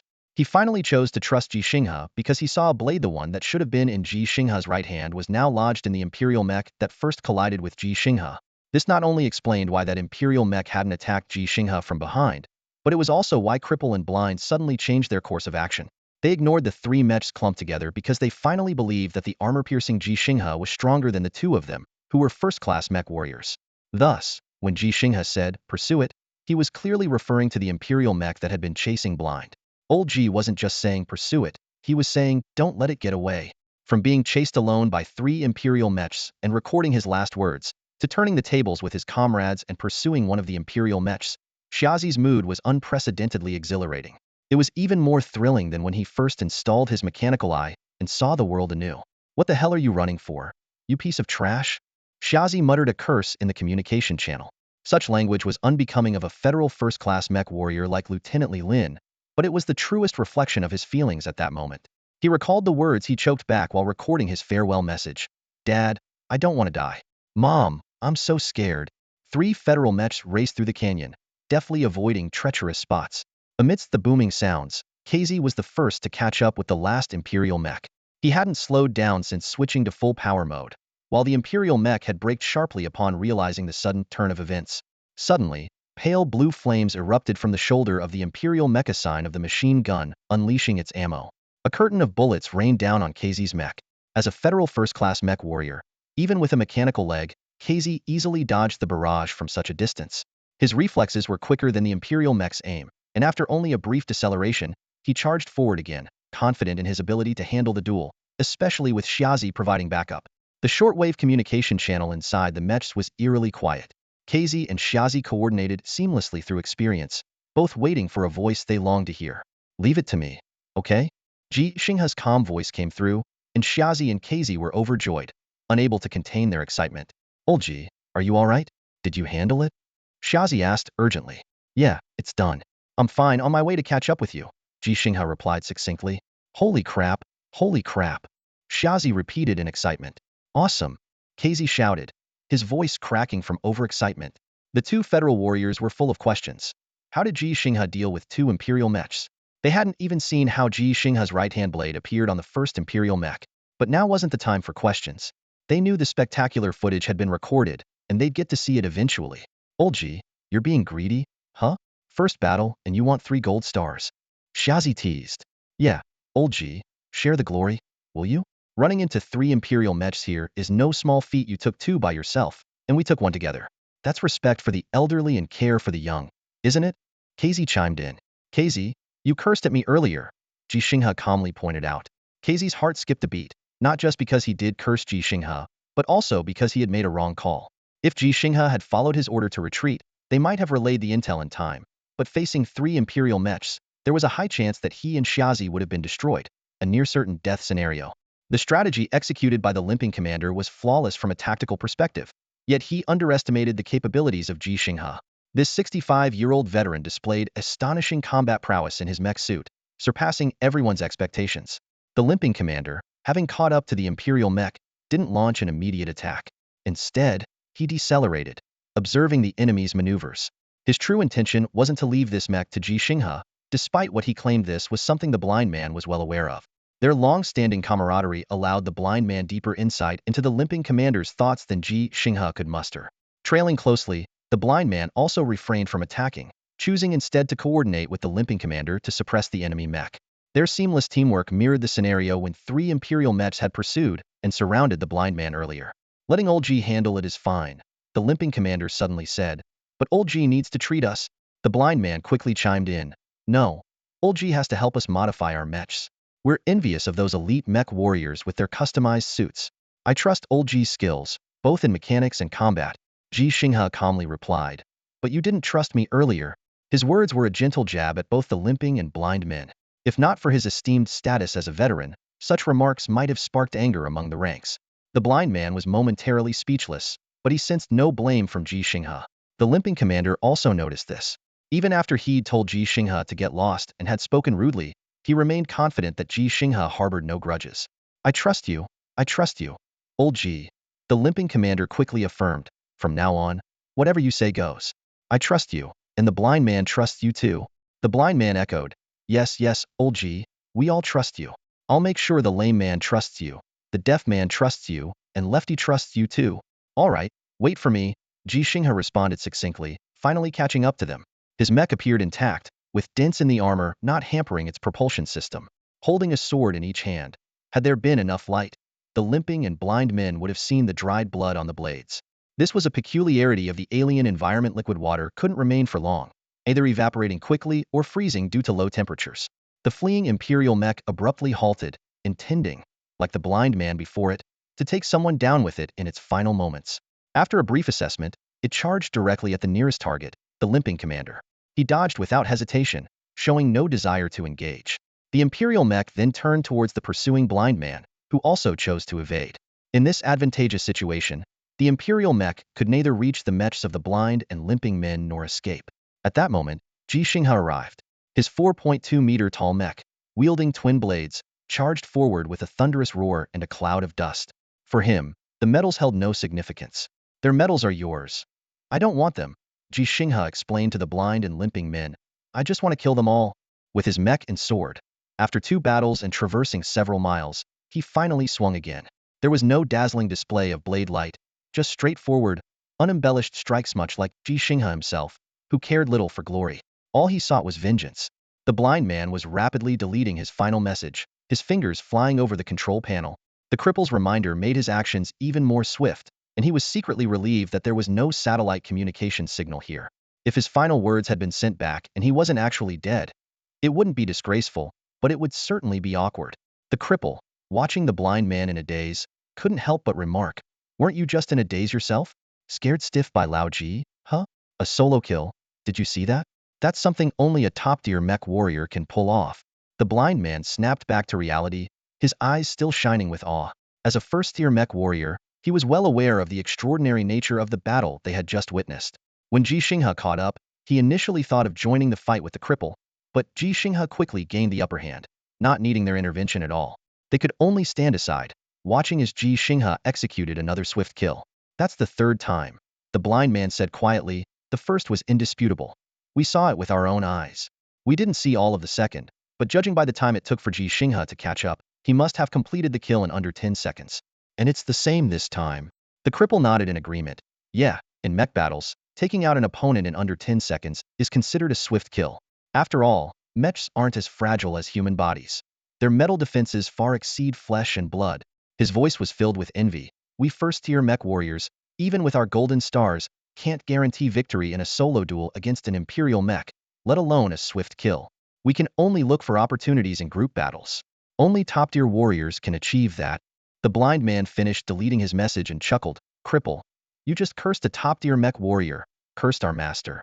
If Lao Ji doesn't give you trouble, I won't either. But if I edit together your words cursing Lao Ji, haha. The cripple immediately retorted. Hey, I saved your life, didn't I? Even though I didn't actually make a move. Do you think the 12 golden stars on my mech are just for show? They represent my standing as a first-tier mech warrior. My deterrence, you get it? The blind man remained unmoved. I don't get it. I just know you cursed Lao Ji. If you don't play nice, I'll edit the footage and show it not just to everyone at the base, but to our fellow warriors and even give it to reporter Sue for 3 billion people to see. Blind man, you're ruthless, the cripple said, though he didn't take the blind man's threat seriously. He did, however, acknowledge one thing: their master was Ji Xinghe, a 65-year-old mech engineer, a third-tier mech warrior who had never been on a real battlefield, with only 3 golden stars, yet more likely than them to become a top-tier mech warrior, the oldest new recruit of the Federation. The notion of master and apprentice was originally just a joke in the training area. Whether it was an official instructor like Instructor Li or a special instructor like Ji Xinghe, they should be called teachers, not masters. The two titles have different meanings. But now things had changed. Even if the blind man and the cripple still called Ji Xinghe Lao Ji, Ji Xinghe had accepted the title. If they wanted to call him master, so be it. After all, in the auto repair circles of New Phoenix City, he was already an undisputed master craftsman. At this moment, he was fully focused on observing the motionless Imperial mech in front of him. This was the third Imperial mech he had taken down, but the mech, though its pilot was dead, remained upright, just like the first one he had defeated in the canyon. The seam at the edge of the mech's front armor, which should have been airtight, now had a gash. Sparks flickered from within, and the internal oxygen generation system was still functioning, with air necessary for both Imperial apes and humans seeping out. Through this opening, Ji Xinghe could clearly see the Imperial ape inside. It wasn't even wearing a space suit, its body covered with black fur that Ji Xinghe found repulsive. Even with the ape's physical resilience, it couldn't survive long on the alien surface without the protection of its mech. This was clearly an overconfident Imperial ape, fully believing its mech was invincible, yet now it was dead. For the first time, Lao Ji witnessed an actual Imperial gorilla. His gaze lingered on the fallen mech. The cripple maneuvered his own mech closer. Though the cameras on his machine couldn't convey his internal amazement, the moment he saw the fatal breach, he instantly understood how Ji Xinghe had defeated this Imperial mech. Yes, it's my first time seeing one, Ji Xinghe replied after a brief hesitation. They're weaker than I imagined. The mechs. The cripple and the blind man were momentarily speechless, wondering who Lao Ji was mocking. Sensing their confusion, Ji Xinghe added, their mechs have too many vulnerabilities, and they don't seem to pay much attention to these weaknesses during combat. Hearing this explanation, the cripple and the blind man felt somewhat relieved. The cripple explained, because they're not afraid to die, and even if there are weaknesses, it's tough to hit them precisely in the heat of battle. What's that saying? The best defense is a good offense, and their offensive capabilities are strong. The blind man joined in, adding, another point is that the Empire doesn't care about the lives of these gorillas. Apart from the monkeys, you could say the entire population is militarized, which is something we can't do. Ji Xinghe scrutinized the fallen mech for a while before suddenly asking, then why are they here? Should I have kept one alive to interrogate? The cripple and the blind man's mechs exchanged a glance. They recalled Ji Xinghe's ruthless tactics against the Imperial guerrillas and instantly understood what he meant by interrogate. But they didn't find Ji Xinghe cruel, knowing his story and realizing that, if necessary, they could be even more ruthless than him. The blind man reminded, it's pointless. They wouldn't say anything, and even if they did, we wouldn't understand. The limitations of the auto-translation feature are significant unless we can restore communications and contact the experts at the base. Right now, we need to quickly dismantle their mech communication modules, clean up the battlefield, and leave here to communicate with the base, right? The cripple's tone suddenly lightened. With Lao Ji around, the blind man and I will leave the battlefield cleanup to the professional mech technician. Blind man, you keep moving forward, stay safe. Report the intel once communications are restored, and scout ahead. We're still heading to Base 3. Without hesitation, the blind man complied and departed. He was still alive, so he had to reach Base 3 to get the medicine. The cripple stayed behind to help Ji Xinghe with the battlefield cleanup. Ji Xinghe was pleased with this, as there were things he wanted from these 3 Imperial mechs. He had never given up on his goal to build his own mech. As his elementary school classmate mentioned in the first episode of The Old Man and the Stars, Ji Xinghe's initial dream was to create a transformer by hand. When he realized it was technically unfeasible, his dream shifted to capturing a transformer. After arriving on an alien planet, Ji Xinghe wanted to use the base's resources to build his design mech, Old Man's Joy. But when he found resources extremely scarce and the contribution points he earned needed to be spent on his granddaughter's medical treatment, he realized that Old Man's Joy might never be built. However, the current battlefield presented him with a new opportunity. Take what was needed from the Imperial mechs. First kill, then seize. That was Ji Xinghe's new strategy. With a mechanical click, the hatch of Ji Xinghe's mech opened. Since the cockpit had been depressurized beforehand, the opening didn't cause any noticeable air turbulence. Ji Xinghe donned his protective helmet and wore a lightweight, specially designed protective suit for mech warriors. Although this gear only provided an hour of operational time and relatively weak protection, it was light as a feather, allowing him to move without hindrance. Nimbly, Ji Xinghe jumped down from the cockpit, landing almost silently, leaving barely a trace. The green indicator light on his suit blinked, signaling his current good condition. Should it turn red, it would mean he was either experiencing physical issues or running out of operational time. Lame, piloting a mech nearby, assisted by turning on the floodlights, dispelling the gloom at the canyon's bottom. He suggested, "Old G, how about I drag that Imperial mech over here? That way, you won't have to keep getting in and out of yours." "But are you sure you can dismantle 3 mechs in an hour with just that little toolbox?" "No need," Ji Xinghe replied succinctly. His toolbox wasn't small. It only seemed that way compared to the mech Lame was piloting. Originally intended for potential mech repairs, it now served as a dismantling kit. Standing at 1.92 meters tall, Ji Xinghe, even in his protective suit, moved with agility, defying his 65 years of age. He took out specialized tools from his box, stood firmly on Lame's metal hand, and was lifted to the appropriate height to begin dismantling the Imperial mech's hatch. With his deep understanding of Federal mechs, Ji Xinghe easily mastered this Imperial mech, which was based on Federation technology. Once the hatch was open, he quickly pulled out the corpse of the Imperial gorilla, tossing it aside with distaste, unwilling to spare it another glance. What caught his attention, however, were the gorilla's 4 hands, a factor that gave it an advantage over humans in piloting mechs. "Wow, that's a noble gorilla," Lame exclaimed, then explained. A gorilla's strength and status are usually determined by its height. Ordinary soldiers range from 1.6 to 1.8 meters, and those over 1.8 are mostly nobles. This gorilla is 1.9 meters tall, almost as tall as you. As Ji Xinghe deftly dismantled critical components, he asked, "Why is that?" Lame shrugged. "I'm not exactly sure. Scientists say it's something about genetic locks. Different classes of gorillas have innate limitations in height, physique, and strength. It's rare to break through these limits. So, the most formidable in the Empire is their gorilla emperor?" Ji Xinghe inquired further. "Exactly," Lame nodded. "General Li's mech has those 3 giant golden stars because the 3 royal gorillas he killed were incredibly strong." He hesitated for a moment before adding, "Take that Imperial Prince gorilla, for instance. Its corpse was 2.2 meters tall, and I can't even guess how many times stronger it was than us. If it weren't for it, we'd have 11 ace mech warriors now." The Federation's ace mech warriors have always numbered just 9 survivors, not due to a curse but harsh reality. They earn glory on the battlefield, destined to fall there unless they choose to leave. Tragically, not one ace is willing to leave the fight. Ji Xinghe's hands paused slightly as he softly asked, "Why do they have to paint golden stars? Doesn't anyone understand the strategy of feigning weakness?" Lame sighed, recalling the words Blind shouted when he was ready to fight to the death. Ji Xinghe stood in the canyon, his gaze sweeping across the battlefield. 3 Imperial mechs lay scattered on the ground, emitting thin trails of smoke. Beside him, his companions, a limping and a blind fellow mech warriors of the same rank, were discussing how to handle the current situation. "Feigning weakness is fine, but we truly are weak," the limping one sighed. "Even though we're all first-class mech warriors, we're now crippled. Even if we join forces, we might not be able to defeat these 3 Imperial mechs. If we weren't injured, we might still have a fighting chance, but now," his voice turned calm, "we're stronger than the other mech warriors. So we must take on more firepower to give them a chance to survive and grow." As Ji Xinghe listened, he continued his work, skillfully dismantling an Imperial mech. The oxygen supply system inside was valuable, as both gorillas and humans have similar air requirements. Components like nuclear fuel cells, energy transfer boards, and engines could be used to upgrade Federation mechs. At that moment, the limping one suggested an idea. "Is it possible to have an AI program drive the mech and paint it with gold stars to attract fire?" Ji Xinghe paused his work and turned to face him. "Doing that would mean the Imperial gorillas will no longer trust the gold stars on us. We'd lose the opportunity to take on more responsibility and duty." After a moment of silence, he suddenly said, "Give me those 3 gold stars."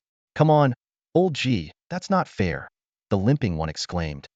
"You promised to give them to me," and the blind one. "Didn't you say that with great power comes great responsibility?" Ji Xinghe shook his head. "I never said that.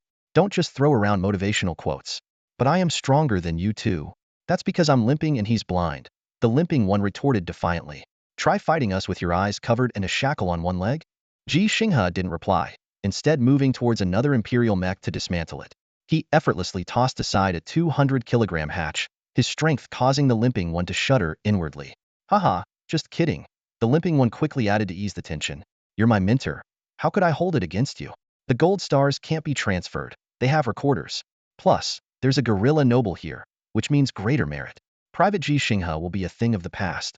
But Ji Xinghe showed no joy, instead questioning, if it's a noble, doesn't that mean their mission here is important? The limping one's expression turned serious, realizing that the situation might be more complicated than they had imagined. The atmosphere in the canyon suddenly grew tense, and the three fell into deep thought, considering the potential implications of this unexpected discovery. The dismantling process went exceptionally smoothly. Ji Xinghe returned to his mech cockpit, skillfully marked the location on the electronic map, and then carefully stored the dismantled parts. He secretly calculated in his mind that if given the chance, he must drag all three Imperial mechs back to the base. Meanwhile, the base, having received the news, was also planning to send people to collect the mechs during a lull in the battle. After traversing a 5-kilometer communication dead zone, Ji Xinghe and Lame finally re-established contact with the base. Blind had already provided a detailed report of the situation. They only needed to add some details and transmit the mech's recorded data. Corporal Ji Xinghe, please confirm your physical condition, as well as the mobility and combat capability of your mech, came the voice from the communicator, momentarily stunning Ji Xinghe. So, he had been promoted to corporal already? It seems that the speed of promotions during wartime is indeed tied solely to the situation and one's abilities. After Blind completed the report and transmitted the mech's records, Base 6 quickly conducted an assessment. Thus, Ji Xinghe, the oldest rookie in the Federation, was promoted from private to corporal, advancing 2 ranks in just 3 days away from the base. His mech warrior level also increased from level 3 to level 2. My body is fine, and the mech is in good shape, Ji Xinghe replied succinctly. We received the self-check report. Your mech's integrity is only at 89. Please be cautious in any upcoming battles, the base advised. Okay, thank you, Ji Xinghe responded, and the communication ended.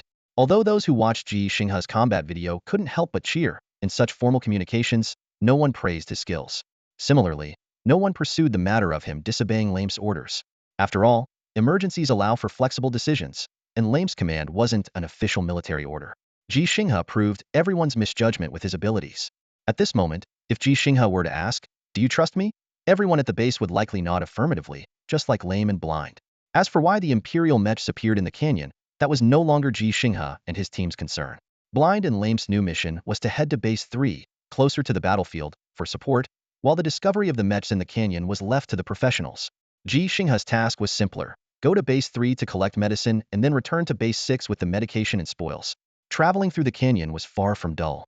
Once Blind recovered, the three of them could chat freely on a shortwave communication channel. Although the communications, initially capable of covering 10 kilometers, were reduced to 3 kilometers with interference due to the canyon's complex terrain, it didn't hinder their conversation. Ji Xinghe, full of curiosity, posed several questions to his experienced comrades. Why aren't there any guns? I mean, the kind that mechs can use. Lame explained. It's hard to aim. Controlling a mech to make maneuvers is already challenging, let alone aiming with a gun. Plus, combat consumes a lot of ammunition, and carrying a large amount would affect the mech's mobility. Changing magazines isn't easy either. Ji Xinghe realized how naive he had been when he told Major General Tu Yuan that he only needed a gun. Coming to an alien planet with just a sword to fight mechs seemed more like a joke. Without the powerful strength provided by the mech, his sword couldn't penetrate even the weakest part of a mech's armor. Blind added, but we do have some sharpshooters. Their guns can even pierce mechs directly. To make the most of their marksmanship, a bulky spacesuit won't do. They wear small mechs similar to single-soldier exoskeleton armor, which I've heard are quite expensive too. Lame continued, sharpshooters are indeed formidable. I've encountered them before. They assist in mech battles, making the fight much easier. But the problem is, on alien planets, dust storms can last for months. In such conditions, apart from mechs, other weapons and equipment are practically useless. They can't see the targets and thus can't snipe. On the alien planet, dust storms can reach speeds of over 180 meters per second, far surpassing the 32.6 meters per second wind speed of a Category 12 typhoon on the blue planet. These terrifying storms not only have incredible intensity but can also last for weeks or even months. They can cover areas spanning thousands of kilometers, and every few years, a superstorm engulfs the entire alien planet. Under such conditions, observing the alien planet from the blue planet is like seeing a dark red lantern suspended in space. I hate dust storms the most, a soldier complained. Communication is cut off, satellites are down, and you can't see a thing. The radar and sonar on the mechs are useless. It's like being blind on the surface. Despite this, the Empire's guerrilla warriors are fearless, even preferring to launch attacks during dust storms. Without satellite support and space firepower coverage, our single-person starships struggle to be effective. The soldier recalled, I once encountered an enemy mech in a dust storm and didn't notice it until it was just over 30 meters away. It scared me to death. Two veteran soldiers, nicknamed Lame and Blind, shared their battle experiences enthusiastically. They were not trying to show off, but were convinced that Ji Xinghe would not be content just being a base mechanic. His skills and personality meant he was destined for the battlefield. Just as he once confidently defied Lame's orders and asked Blind if he believed in him. The two veterans hoped to share their experiences to aid Ji Xinghe in his future battles, much like Ji Xinghe taught them combat techniques. The three of them exchanged knowledge about mech warfare and the alien environment. As they left the canyon and landed on the surface, it was afternoon on the alien planet. The blue sun hung high in the sky, and the yellow-brown land stretched endlessly. The biting wind chased the three speeding mechs like a knife, leaving orange-eared footprints on the ground, a common sight of hematite scattered throughout the dust. I miss the fiery red sun, one of them sighed. This damn scattering makes the sun look so blue. I miss the moon more, another chimed in. Haven't seen it in years. What about you, old Ji? Someone asked. Ji Xinghe was silent for a moment before softly answering. I miss my granddaughter. Then we better pick up the pace. We still have enough energy. The three mechs raced across the vast land, leaving trails of blood-like hematite behind. When Base 3 finally appeared in view, Old Ji, Lame, and Blind all smiled with relief. Base 3 is cleverly concealed within a mountain, with its entrance blending seamlessly into the distant mountain contours. Advanced optical camouflage and holographic projection technology allow this Federation base on an alien planet to perfectly evade the Empire's standard detection methods. In the distance, three galloping mechs seem to collide directly with the mountainside, only to vanish into thin air a moment later. In their place appeared a wide expanse of metal plating, resembling an aircraft carrier's flight deck. The design of this area is almost identical to that of Base 6. Ji Xinghe and his two companions passed through a series of metal gates, completing the procedures for disarming, cleaning, disinfecting, and medical examination. Although theoretically there are no local sources of infection on the alien planet, these safety measures are still essential, considering the Empire's guerrillas might carry unknown viruses. Feels great, exclaimed Blind, who couldn't help but shout after changing into his regular uniform. He showed no signs of restraint in the unfamiliar environment. This wasn't due to exceptional social skills, but rather because humans were sparse on the alien planet, making everyone both comrades and fellow countrymen. Blind had quickly integrated into the group at Base 6 as well, though he had been downcast during the period of his blindness. The reception staff efficiently completed their routine tasks and urged, "There's something even more comfortable coming up. We're just about to eat, so hurry up and join us. You can have a good sleep afterward." He was well aware of the hardships these three mech warriors had endured over the past 10 days. That's definitely a priority. Blind was about to agree when he noticed the reception staff's curious gaze lingering on Ji Xinghe. Perhaps they were puzzled as to why there was an older mech warrior, or curious why someone of his age was still a sergeant. Suddenly remembering something, Blind asked, "Oh, sorry, can we stop by the medical area first?" The reception staff became tense. Is someone injured? Why wasn't it reported earlier? The medical exam didn't find anything. Who is it, and what's wrong? His eyes remained fixed on Ji Xinghe, clearly suspecting the elder might have an issue. Blind quickly explained, No, we need to pick up some medication. We communicated with the base about it before." After verifying the information, the reception staff insisted, "You can get the medication, but you can't skip eating. You should eat and rest well before going back." Ji Xinghe intervened to stop Blind and Lame from arguing. "Let's eat first. There's no rush." He didn't want to delay his companions' rest and meals because of himself. Blind eagerly said, "All right, let's go eat." Base 3 is known for its medical, farming, and breeding expertise. There might be real meat in the cafeteria. I'm sick of artificial meat and artificial starch. Old Ji, you haven't had real meat in a long time either, right? Canned meat doesn't count. I'm talking about fresh meat. Yes, Ji Xinghe replied briefly. For someone his age, culinary desires were no longer a priority. Whether it's artificial meat, artificial starch, or nutritional supplements, as long as it fills the stomach and provides nutrition, it's sufficient. The three soon arrived at the cafeteria. Aside from unfamiliar faces, the interior layout of Base 3 was almost identical to Base 6. In fact, all Federation bases on the alien planet have similar internal layouts, with significant differences only in the core areas due to different technical focuses. Base 3's farming and breeding areas are the largest among the bases, which also makes its medical technology a step ahead. It is here that the special medication needed for Xinghe can be produced. Ji Xinghe stood in the mech area of Base 3, his gaze sweeping over the colossal machines before him. He had no interest in the Federation's agricultural or livestock endeavors on this alien planet, and even the mining and smelting facilities, which usually captivated him, were entirely ignored. This veteran possessed remarkable self-control, not only evident in his decades-long dedication to martial arts and learning, but also in his ability to regulate his own interests. While Blind and Lame wolfed down their meals, Ji Xinghe ate only until he was 80 full. This wasn't due to a lack of appetite, but rather his extraordinary self-discipline. Although his digestion was far superior to others his age, it couldn't quite match that of the younger generation. The three methodically rehydrated, picked up their supplies, and then headed to their respective mechs. Blind and Lame's mechs were almost unscathed, requiring only a change of nuclear fuel cells to be ready for action again. In contrast, Ji Xinghe's mech needed not only a new battery but also replacement armor, though the repairs were relatively straightforward. Upon seeing the diagnostic report, Lame couldn't help but exclaim, "Old Ji, how did you manage that? Two heavy impacts and the internal components are completely intact." Ji Xinghe calmly replied, "It's just like when we spar. You feel the pain, get knocked back, lose control, yet I can continue the pursuit." His words brought back memories for Lame and Blind of their training sessions, though Blind had only been a spectator. Blind, puzzled, asked, "Old Ji, could you explain a bit more? We've never sparred, and I'm not quite following." Ji Xinghe paused to think and then explained, "It's actually quite simple. It's about leveraging strengths against weaknesses. Whether in hand-to-hand combat or mech battles, the principle is the same. I use the strong parts to attack the opponent's weak spots. In mechs, the protective armor is our advantage. The key is to make the mech fight like a person, because we're piloting machines that resemble humans, not humans that resemble machines." He went on to outline the two main directions in mech development: existing humanoid mechs and various alien design mechs. Lame, somewhat understanding, said, "I get that mechs can fight like humans, which is why we learn combat skills. But I still don't understand how you do it." Ji Xinghe replied with a hint of mystery, "Is it possible I've already answered, but you didn't understand?" This left Lame and Blind feeling slightly offended, yet they couldn't fully grasp Ji Xinghe's meaning. At that moment, a voice interrupted their conversation. "Excuse me, are you second-class mech warrior Corporal Ji Xinghe?" Ji Xinghe turned to respond, "Yes, hello?" The newcomer got straight to the point. Well, could we have a match with you?" Lame and Blind were about to laugh, thinking someone was in for a beating. But when they spotted the insignia on the newcomer's chest, their smiles froze. It was a special-class mech warrior. The two exchanged glances, both pondering the same question. Why would a special class challenge a second class? "Sorry, I don't have time," Ji Xinghe replied bluntly, his gaze inadvertently drifting to the mech being repaired in the distance. He was calculating in his mind, planning to leave Base 3 as soon as the mech was fixed. His words momentarily stunned the Rank 1 mech warrior, who instinctively glanced at the special-grade mech warrior beside him, as if seeking some sort of guidance.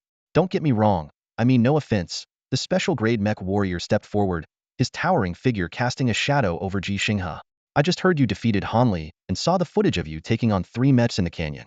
I'm eager to test myself against you." This special-grade mech warrior, named Jackson, stood a full 2 meters tall, his muscles bulging like those of a bodybuilder rather than a mech warrior.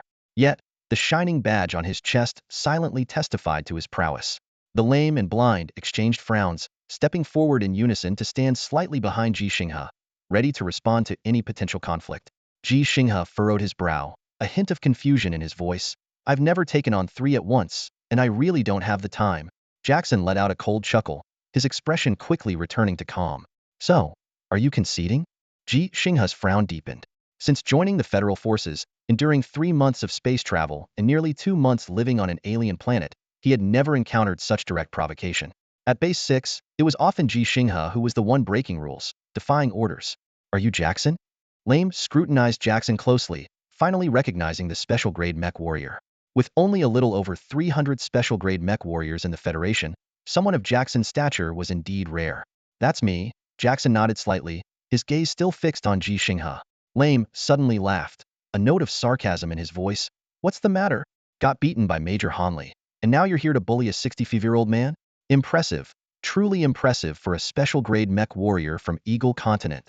Jackson's gaze finally shifted to Lame, his cold eyes exuding authority. "Lieutenant, state your number, name, and mission." Lame was still fuming, but he had to stand at attention and salute. "Lieutenant, reporting, Federal Dragon Continent Space Marine Corps, 39th Mech Battalion. Rank 1 Mech Warrior Wang Gue. Assigned to Base 3 for rotational garrison duty." At ease, Jackson returned the salute, outwardly formal. Yet the act felt like a subtle form of retribution. Ji Xinghe sighed internally, realizing that the reputation Hanli had brought him was indeed a double-edged sword. But it wasn't Hanli's fault. Nobody anticipated Ji Xinghe would end up at Base 3, nor could they have foreseen Jackson appearing here amid escalating tensions. When Jackson's gaze returned to Ji Xinghe, the old man naively inquired, "Why?" Jackson didn't assume the demeanor of a superior. Instead, he answered earnestly, "Lieutenant Wang's words are partly why. I wasn't satisfied with losing to Hanli back then. I wasn't as strong or skilled in close combat as I am now. I've grown, and I want to reclaim my victory, he continued, but Lieutenant Wang was wrong on 2 counts. First, I'm not that petty. Whether from Eagle Continent or Dragon Continent, we're all federals. Our common enemies are the Empire's gorillas and monkeys. On this alien planet, unity among federals is paramount. So, I'm speaking truthfully. This isn't a provocation. Of course, I don't deny there's room for competition between us, and that's necessary. Second, Jackson's tone grew serious. I'm not afraid to confront Hanli. In fact, I've always wanted a rematch, but the opportunity hasn't arisen.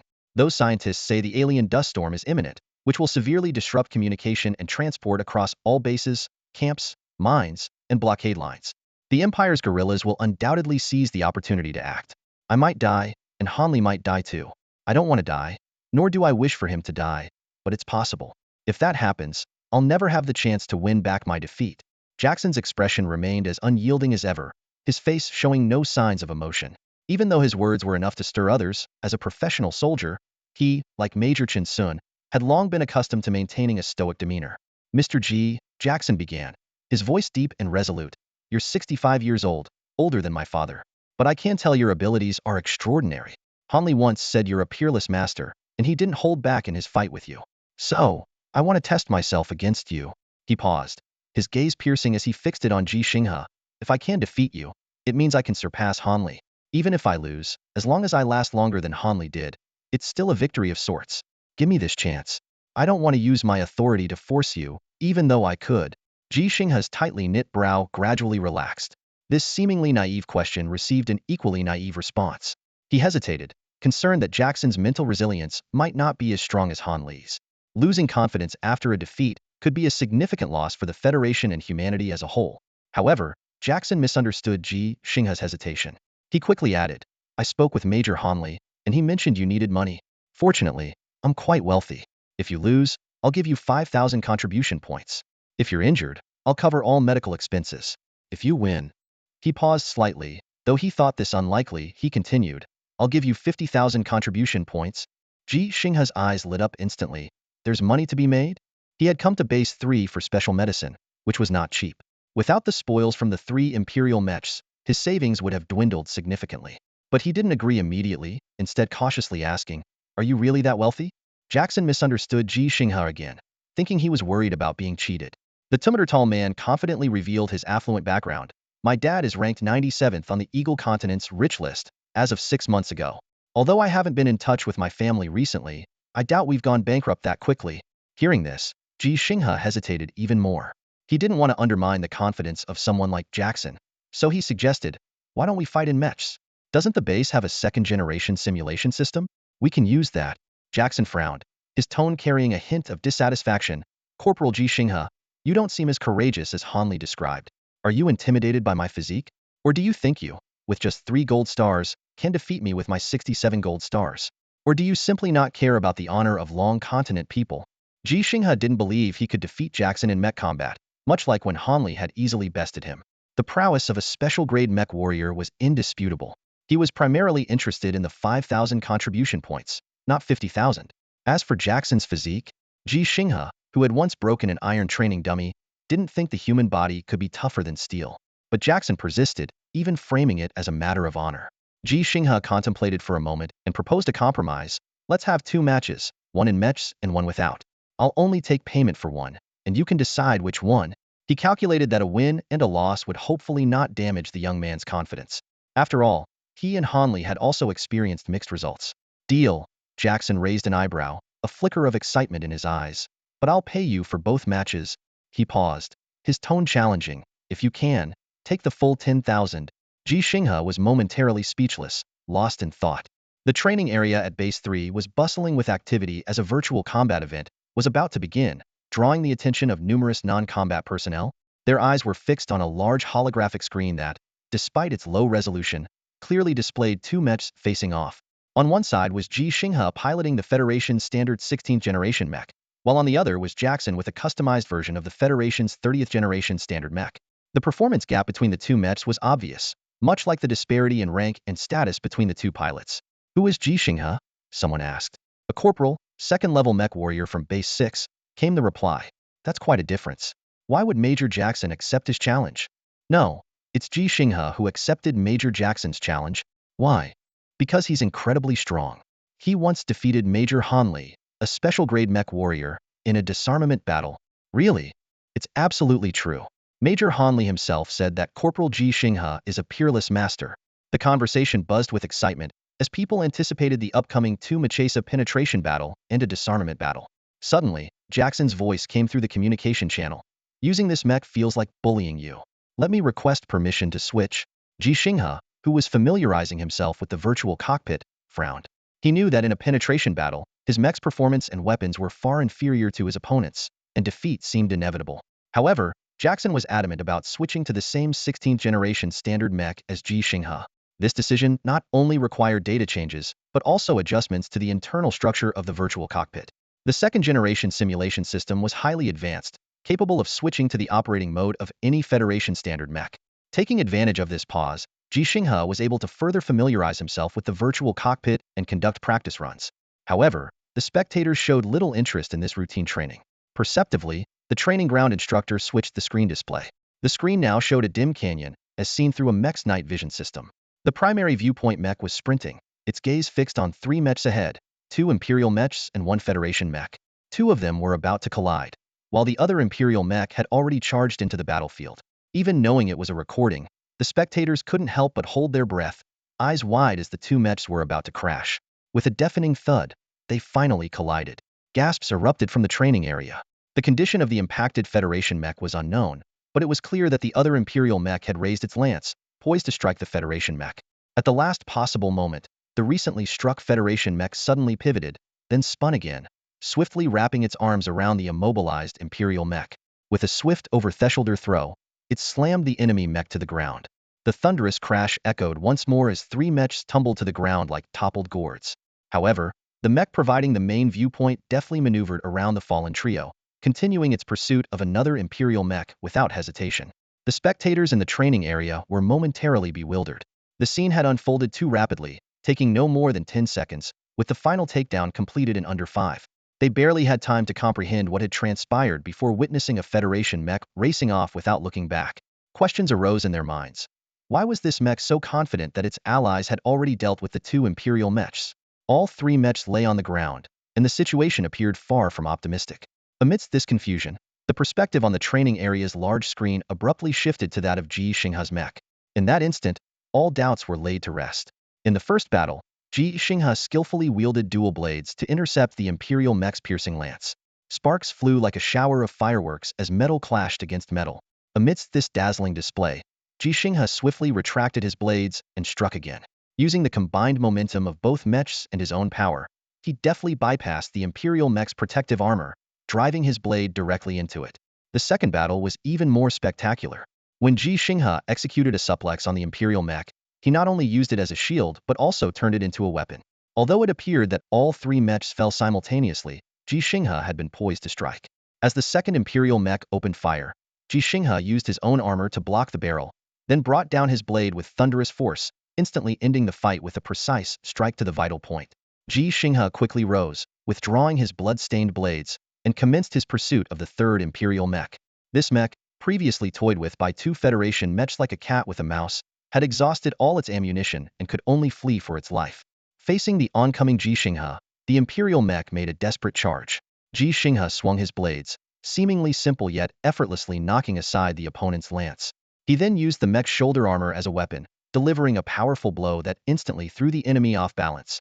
Though his blades, dulled by earlier battles, did not penetrate the mech's body, Ji Xinghe understood the truth that a blade is meant to slash, not stab. In a series of swift, relentless strikes, the Imperial mech's defenses crumbled within 10 seconds. A decisive slash created an opening, revealing the Imperial pilot, and thus concluded the third battle. The training area erupted in enthusiastic cheers. People celebrated the prowess of this exceptional mech warrior, the hard-won victory, and the fact that this skirmish ended with 0 human casualties. The screen continued to display the action, shifting views once more to the observing blind and lame. Although the trio's communications were jammed, the sounds of metal clashing, explosions, and the hum of mech operations were preserved, stirring the crowd's blood as if they were part of the action. When the battle footage finally faded and the screen returned to the virtual world, everyone held their breath. The scene depicted two identical Federation 16th generation standard mechs standing face to face, their only difference being their weapons. One wielded a greatsword and shield, Jackson's signature setup. The other brandished dual blades, identical to those in the recent video. At that moment, everything became clear to the onlookers. The thrilling combat, the hard-fought victory, and their heartfelt cheers were all for Ji Xinghe. Just then, Jackson's voice broke the brief silence in the training area. Did you really think a special class mech warrior like me would waste time bullying a second-class mech warrior? He is indeed strong, whether in disarming or penetrating armor. But he's not strong enough, because he hasn't faced a true test of strength, hasn't experienced failure, because I am stronger. Sergeant Ji Xinghe, your first defeat will be at my hands. For this, I am honored, and you should feel fortunate. Two Federation 16th generation standard mechs stood tall on the desolate battlefield, facing each other in a tense standoff. Although they appeared identical, their capabilities were worlds apart. One mech's cockpit gleamed with 67 gold stars, while the other displayed only 3, a stark disparity that seemed like an insurmountable chasm. Don't be intimidated by the number of my gold stars, the pilot of the 67-starred mech, Ji Xinghe, said calmly. Gold stars don't determine everything. A 67-starred pilot like me could fall in battle, just as a 77-starred Hanli or a 547-starred Li Yuanba could. And of course, the same goes for you with only 3 stars. Mentioning Hanli and Li Yuanba brought a flicker of joy to Ji Xinghe's heart. Their increasing number of stars meant they were still alive and fighting. The opposing mech's pilot, Jackson, spoke up suddenly. I've never really understood why you people from Longzhou are such fierce fighters, especially when your average physical strength isn't on par with us from Yingzhou. Jackson's tone was tinged with reluctance and confusion. He continued, while this is good for the Federation and humanity as a whole, it really bugs me. Faced with this straightforward rich kid, Ji Xinghe earnestly advised, please, give it your all. Ha ha ha, all right, Jackson replied cheerfully. Before the words were fully spoken, Jackson's mech's engine roared to life, switching instantly to full power mode. Even before the engine fully kicked in, he was already charging his mech towards Ji Xinghe. The 50-meter distance was covered in an instant by the towering mech. Ji Xinghe gripped the control sticks tightly but didn't react immediately. Just then, Jackson's voice rang out again. First, don't leap because a mech jumping will make you lose balance. Yet, as soon as he finished speaking, Jackson's mech suddenly leaped, its right-hand broadsword raised high, swinging down towards Ji Xinghe. Unless you can control your mech like I do, Jackson, even amidst battle, began teaching, demonstrating the confidence of an elite mech warrior. Ji Xinghe's mech abruptly tilted to the side, stepping sideways with its left foot, using the weight of the mech to accelerate its movement. In full power mode, the step was as swift as lightning.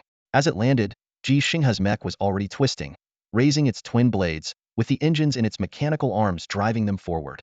By the time the right foot touched the ground, Ji Xinghe had completed the turn, not only dodging Jackson's aerial slash, but also swinging the twin blades in an arc aimed directly at the unshielded right side of Jackson's mech. The clash of metal resounded loudly, followed by the thunderous thud of a mech landing. Jackson's broadsword swung horizontally, blocking Ji Xinghe's twin blades, while his mech landed heavily on the ground. The second-generation simulation system was incredibly realistic. Not only were the sounds vividly replicated, but the ground perfectly mimicked the hardness of an alien surface. The multi-ton mech hitting the ground kicked up a cloud of dust, like a landmine explosion. The dust, rich in hematite, appeared orange-red, mingling with the sparks from weapon clashes, resembling the unseen sunset on this alien planet. Second, a mech should fight like a human, but a mech is not human, Jackson said while retracting his sword, his right-hand shield already smashing forward before the sword was fully withdrawn. This move defied human combat logic. Humans need to gather strength, coordinating body and mind. But while mechs also require power buildup, they don't need to engage their whole bodies. Mechs have not only a main engine, but also auxiliary engines on their limbs. Thus, Jackson not only bashed with his left-hand shield, but also kicked out with his right foot. Having just warned Ji Xinghe against leaping, he made a second potentially destabilizing attack move, yet remained as steady as a rock. In contrast, Ji Xinghe nearly lost his balance. His twin blades struggled to fend off the powerful shield, forcing him to retreat. But Jackson's right foot struck his knee joint, though the protective armor prevented any real damage. Third, don't always aim for the weak points. Jackson continued his lesson, maintaining complete control of his mech's balance while furiously swinging his broadsword. The weaknesses you know, they know too. So those weaknesses might be traps. Ji Xinghe could only keep dodging or blocking with his twin blades, as if their roles of sword and shield had reversed. Fourth, attack is the best defense. Jackson's assault remained relentless. But those skilled in defense often secure the ultimate victory. Both mechs were evenly matched, equipped with virtual cockpits. In this virtual world, They couldn't feel the impact of real mech battles, and the high load simulated by the second-generation system wasn't particularly taxing. This gave Ji Xinghe an opportunity to counterattack. However, Ji Xinghe's dual blade attacks were repeatedly blocked by Jackson's alloy shield with ease. Each attack left him vulnerable, as Jackson could not only defend but also counter with his heavy sword. The prowess of a top-tier mech warrior opened a new realm of possibilities before Ji Xinghe. While fighting, Jackson imparted his wisdom. Fifth rule: avoid trading injury for injury or life for life unless absolutely necessary. On the battlefield, unknown duels are rare.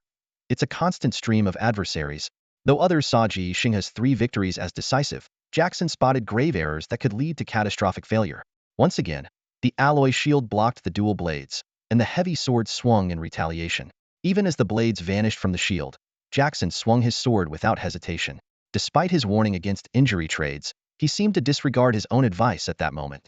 Ji Xinghe appeared to ignore Jackson's counsel, disregarding the incoming heavy sword and alloy shield. He leveraged the mech's momentum to stab his blades into the sides of Jackson's mech. The screech of metal and the deafening crash sent shivers down the spine.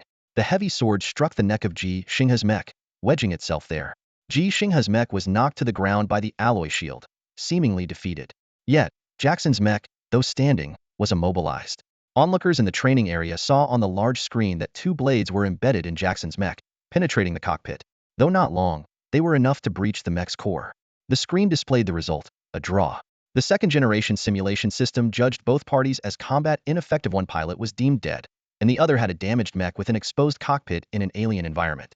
Ji Xinghe sensed something was amiss, but remained silent. Jackson also sensed an issue but chose not to argue, instead charging toward Ji Xinghe. Seeing his aggressive approach, others, including the base staff, quickly intervened. As Ji Xinghe emerged from the virtual cockpit, many spectators were surprised to see an elderly man with gray hair. Jackson halted, glaring. "Why didn't you listen to me? I told you not to trade injury for injury or life for life. Didn't you understand?" The crowd exhaled in relief, realizing it wasn't going to escalate into a real fight. But they soon sensed that a real confrontation might be imminent. Ji Xinghe calmly replied, "Because blind faith in rules is worse than no rules. Your experience is yours, but I'm not you. I listen, I think, but I won't blindly follow." The anger on Jackson's face faded, replaced by a smile. He even applauded Ji Xinghe, whether for the battle or his words was unclear. "You win, 50,000. I'll transfer it now, and we'll have a second round." Reporter Sue would have loved to be here. Lao Ji has gathered even more material. The lame man sighed, his eyes showing a hint of regret. The blind man nodded in agreement and chimed in. "Yeah, we can't always have 300 million viewers watching us get beaten by Lao Ji. They should see Jackson getting a beating too." The lame man frowned at this, his tone laced with sarcasm. "Have you ever been beaten by Lao Ji? It's easy for you to talk. I remember you said you'd fight Lao Ji when we got back. Now that we can't go back for a while, why don't you step in and fight him after Jackson's done? Don't worry, I'll make sure Lao Ji doesn't charge you an appearance fee." The blind man pretended not to hear. "Huh? What did you say? I can't hear anything." "Oh no, I'm as deaf as the deaf man now." The lame man quickly saw through his act. "Nonsense. Even the deaf man can hear now." While they bickered, the training area had been set up. The battleground itself didn't need much preparation. The main issue was the sheer number of spectators. The training area was flat and not ideal for viewing, so recording equipment and holographic projection devices had to be set up. Jackson had no objections to these arrangements. Although he had conceded after the system declared a draw, he didn't feel embarrassed and didn't mind more people watching his second bout with Ji Xinghe. As a top-tier mech warrior, Jackson's mental resilience far surpassed Ji Xinghe's expectations. If he couldn't handle this level of pressure, he wouldn't have become a top-tier mech warrior in the first place. In fact, despite Jackson conceding, no one really thought he'd lost the match. For one, the second-generation simulation system was still virtual, with minimal driving load. Many, aside from the lame man and the blind man, believed Jackson's load-bearing capacity hadn't been fully tested. Moreover, Jackson wasn't piloting his familiar mech, nor using his usual weapons. If he had his high-frequency, oscillating heavy sword, he could have easily sliced off the head of Ji Xinghe's mech. The armor wouldn't withstand a few strikes. The alloy shield he used earlier wasn't his usual weapon either. His personal alloy shield not only had higher defense but was also equipped with mini-engines, once smashing an Imperial mech with a single hit. Both parties were now in position, surrounded by a large crowd. Yet only 2 people believed Ji Xinghe could win. This was mainly due to the stark difference in their physiques. Jackson was brimming with confidence, entirely unfazed by his earlier concession. He emphasized, "I'm 2 meters and 1 centimeter tall, weighing 125 kilograms. When I fought Hanli, I weighed only 109 kilograms. Mr. Ji, you must know how crucial weight class is in combat sports, right? Ji Xinghe nodded. Though he lacked actual combat experience, he'd watched plenty of fight videos and understood the gap between weight classes could be like a chasm for fighters. This applied not only to combat sports but also to basketball, where many professional players gain weight to withstand high-intensity collisions and positioning. Of course, gaining weight inevitably reduces agility, a trade-off that depends on specific needs. My height is 1 meter 92, and I weigh 93 kilograms, Ji Xinghe stated, placing him in a completely different weight class compared to Jackson. According to a well-known mixed martial arts classification on Blue Star, Jackson had surpassed the heavyweight class 93 kilograms to 120 kilograms, while Ji Xinghe was at the upper limit of light heavyweight 84 kilograms to 93 kilograms. For his height, Ji Xinghe's weight seemed a bit light, but given his age, it wasn't considered thin. In his prime, he had weighed over 100 kilograms, reaching the heavyweight standard. Don't worry, I won't hold you up, Jackson said as he began to warm up. His tight uniform didn't restrict his movements, but instead highlighted his powerful motions, reminiscent of superheroes in Blue Star movies, minus the flowing cape. Ji Xinghe also started his warm-up, but his movements were more cautious and contained compared to Jackson's forceful and sweeping gestures. Remember, give it your all, Ji Xinghe reminded once more. Discovering Jackson's strong mental resilience and financial resources, he naturally aimed to win another 50,000 contribution points. Compared to armored combat, he felt more confident now. Jackson nodded expressionlessly, indicating he was ready.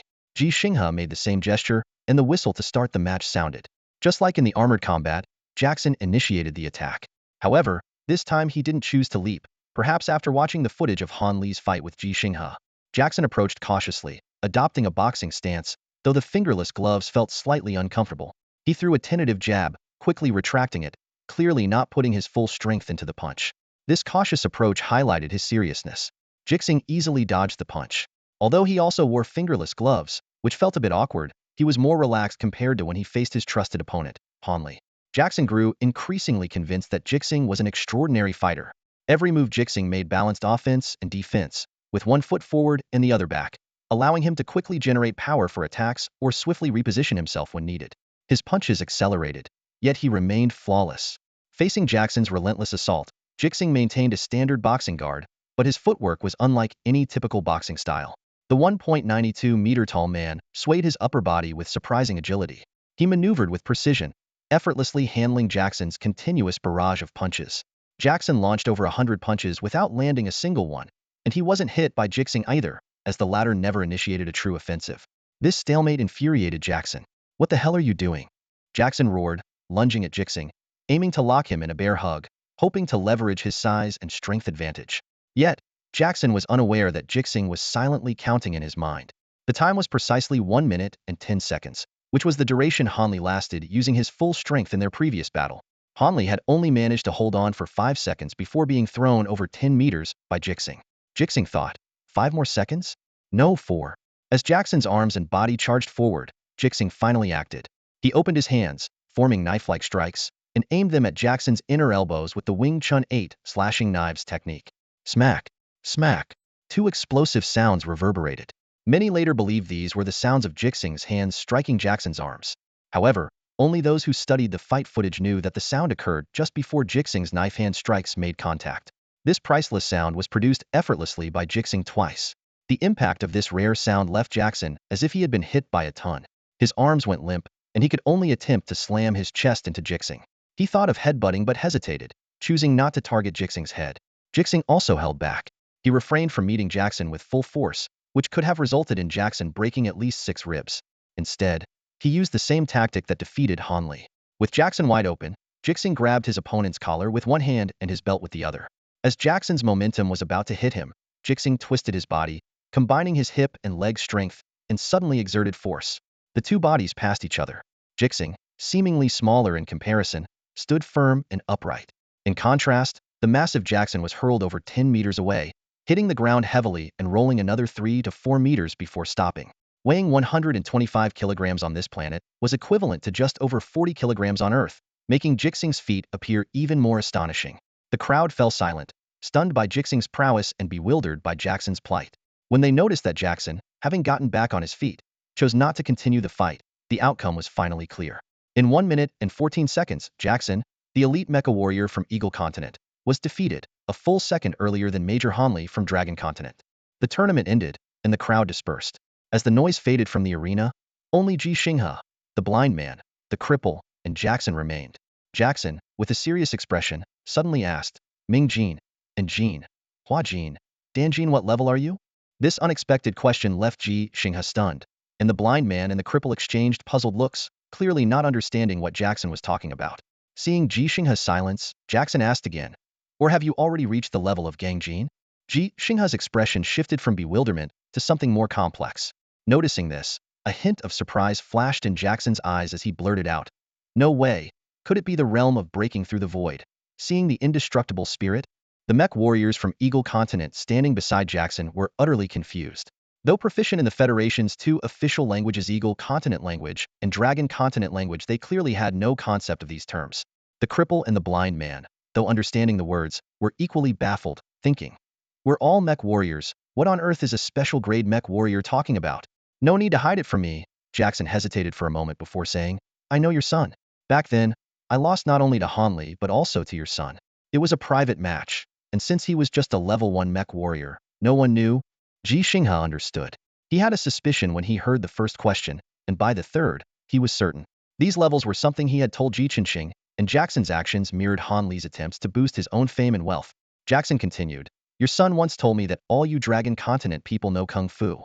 I didn't believe it at first because I'd met many from Dragon Continent who were weaker than I was back then. But your son explained that was because their Kung Fu wasn't up to par. Reaching Ming Jean was just the beginning. Then there are in Jean, Hua Jean, Dan Jean, Gang Jean, and the highest level is breaking through the void to see the indestructible spirit, with a parallel level called the Way of Sincerity to know the future. I'm at Dan Jean. Ji Xinghe interrupted, a hint of annoyance in his tone. Excitement flashed in Jackson's eyes, but he hesitated before asking, can I become your disciple? I don't mind if I have to be like your son. Your son mentioned your family's Kung Fu is a family secret, not taught to outsiders. Ji Xinghe remained silent. Seeing this, the blind man and the cripple were furious, thinking Jackson was touching on Ji Xinghe's sore spot. Hey, what's your problem? They demanded. Jackson quickly explained, I'm sorry, but don't misunderstand. I really mean no harm. It's okay. Ji Xinghe interrupted the impending argument, speaking calmly, I can teach you my Kung Fu, as well as anyone else. But if you want to master it, it'll take at least 20 years, and you can't train on another planet. You need to return to Azure Star. Jackson sighed in disappointment. Then forget it. I don't want to go back until we've won. Ji Xinghe nodded and took his leave, knowing his mech should be repaired by now, and it was time to return to Base 6. He had no intention of lingering at Base 3. Jackson didn't press the matter, efficiently completed the transfer, but before leaving, he earnestly advised, although you're right, someone else's experience isn't your own, I still hope you remember my previous advice. Don't trade injury for injury, and certainly not life for life, unless absolutely necessary. Thank you. Ji Xinghe waved goodbye without acknowledging further. He had already understood another reason Jackson sought him out for a duel. After Ji Xinghe left, Jackson was filled with regret. A level 1 mech warrior beside him asked curiously, Major, why did you hold back? I didn't hold back, Jackson replied. I really wanted to win because I wanted to show him he's not as strong as he thinks. Confidence is good, but overconfidence can lead to trouble. This was really Han Li's fault, but now I have to make up for it. Yet, I never expected to actually lose. Major Han Li's fault? The mech warrior pressed. Yes, Jackson explained. Ji Xinghe is actually a mech repair technician. I heard Han Li lost to a 65-year-old mech repair technician, so I contacted Han Li to mock him. Han Li then told me Ji Xinghe is Ji Xinghe's father, and he originally intended to lose on purpose, but, well, we both lost, and Ji Xinghe might not need our concern. A mech repair technician? The mech warriors recalled the recent battle, struggling to understand how a mech repair technician could possess such formidable combat skills. I apologize for any confusion, but as an AI language model, I don't have real-time data access or updates beyond October 2021. If you have content you need help with, such as translating or rewriting, feel free to share, and I'll do my best to assist you within the guidelines provided. The news of Ji Xinghe's safe return caused a sensation at Base 6, and the honor of receiving 3 gold stars made him the center of attention. However, for Ji Xinghe, these accolades were not as important as the life-saving medicine he brought back. His backpack was filled with various bottles of medicine, some for XIN and others for different children. The supply was enough to last all children in Base 6 who needed the special medicine for 6 months. Initially, he had only obtained a 3-month supply, but Jackson's payment of 100,000 contribution points allowed him to purchase an additional 3 months' worth before leaving. In the medical area, Ji Xinghe attempted to donate the extra medicine for free, but his offer was politely declined. The contribution points required are fixed, not a point more or less, insisted the medical staff. Many parents approached him to express their gratitude, often bearing gifts. Ji Xinghe always politely declined, saying, "These gifts are for the children. It's I who should be thanking you." One woman did not leave after handing over her gift. She watched her daughter and Xin as they took their trays to the recycling area, hesitating before speaking. "I know you might have issues with Nurse Rong, just as many have issues with me. Honestly, we are selfish." She took a deep breath and continued, "But when I felt a new life growing inside me, I just couldn't bring myself to do it. I considered going back to Azure Star to give birth, but I knew I wouldn't be able to leave my child or my husband, who would surely remain on the foreign star. This choice was difficult for me, and undoubtedly even more so for Nurse Rong." Her voice quivered. "In the end, I chose selfishness, wanting my child to stay with me here until about 8 years old, and then send her back to Azure Star. Yes, the mortality rate for pregnancy and childbirth on foreign stars is high, but from another perspective, at least they came into this world and got to see us. I think that's better than—" She couldn't continue, tears welling up in her eyes. Ji Xinghe responded earnestly, "I have no issues. I hold no grievances against my daughter-in-law, against you, or anyone else. Because I understand you don't truly want this. Because I am a father. Because bearing children is a human instinct." The woman nodded gratefully, saying nothing more. When her daughter returned, she took her hand and left. Ji Xinghe also took Xian's hand, but instead of heading to the mech area, they went to the logistics support area. After more than a month of applications, Xian's personal wristband and identity information were finally approved.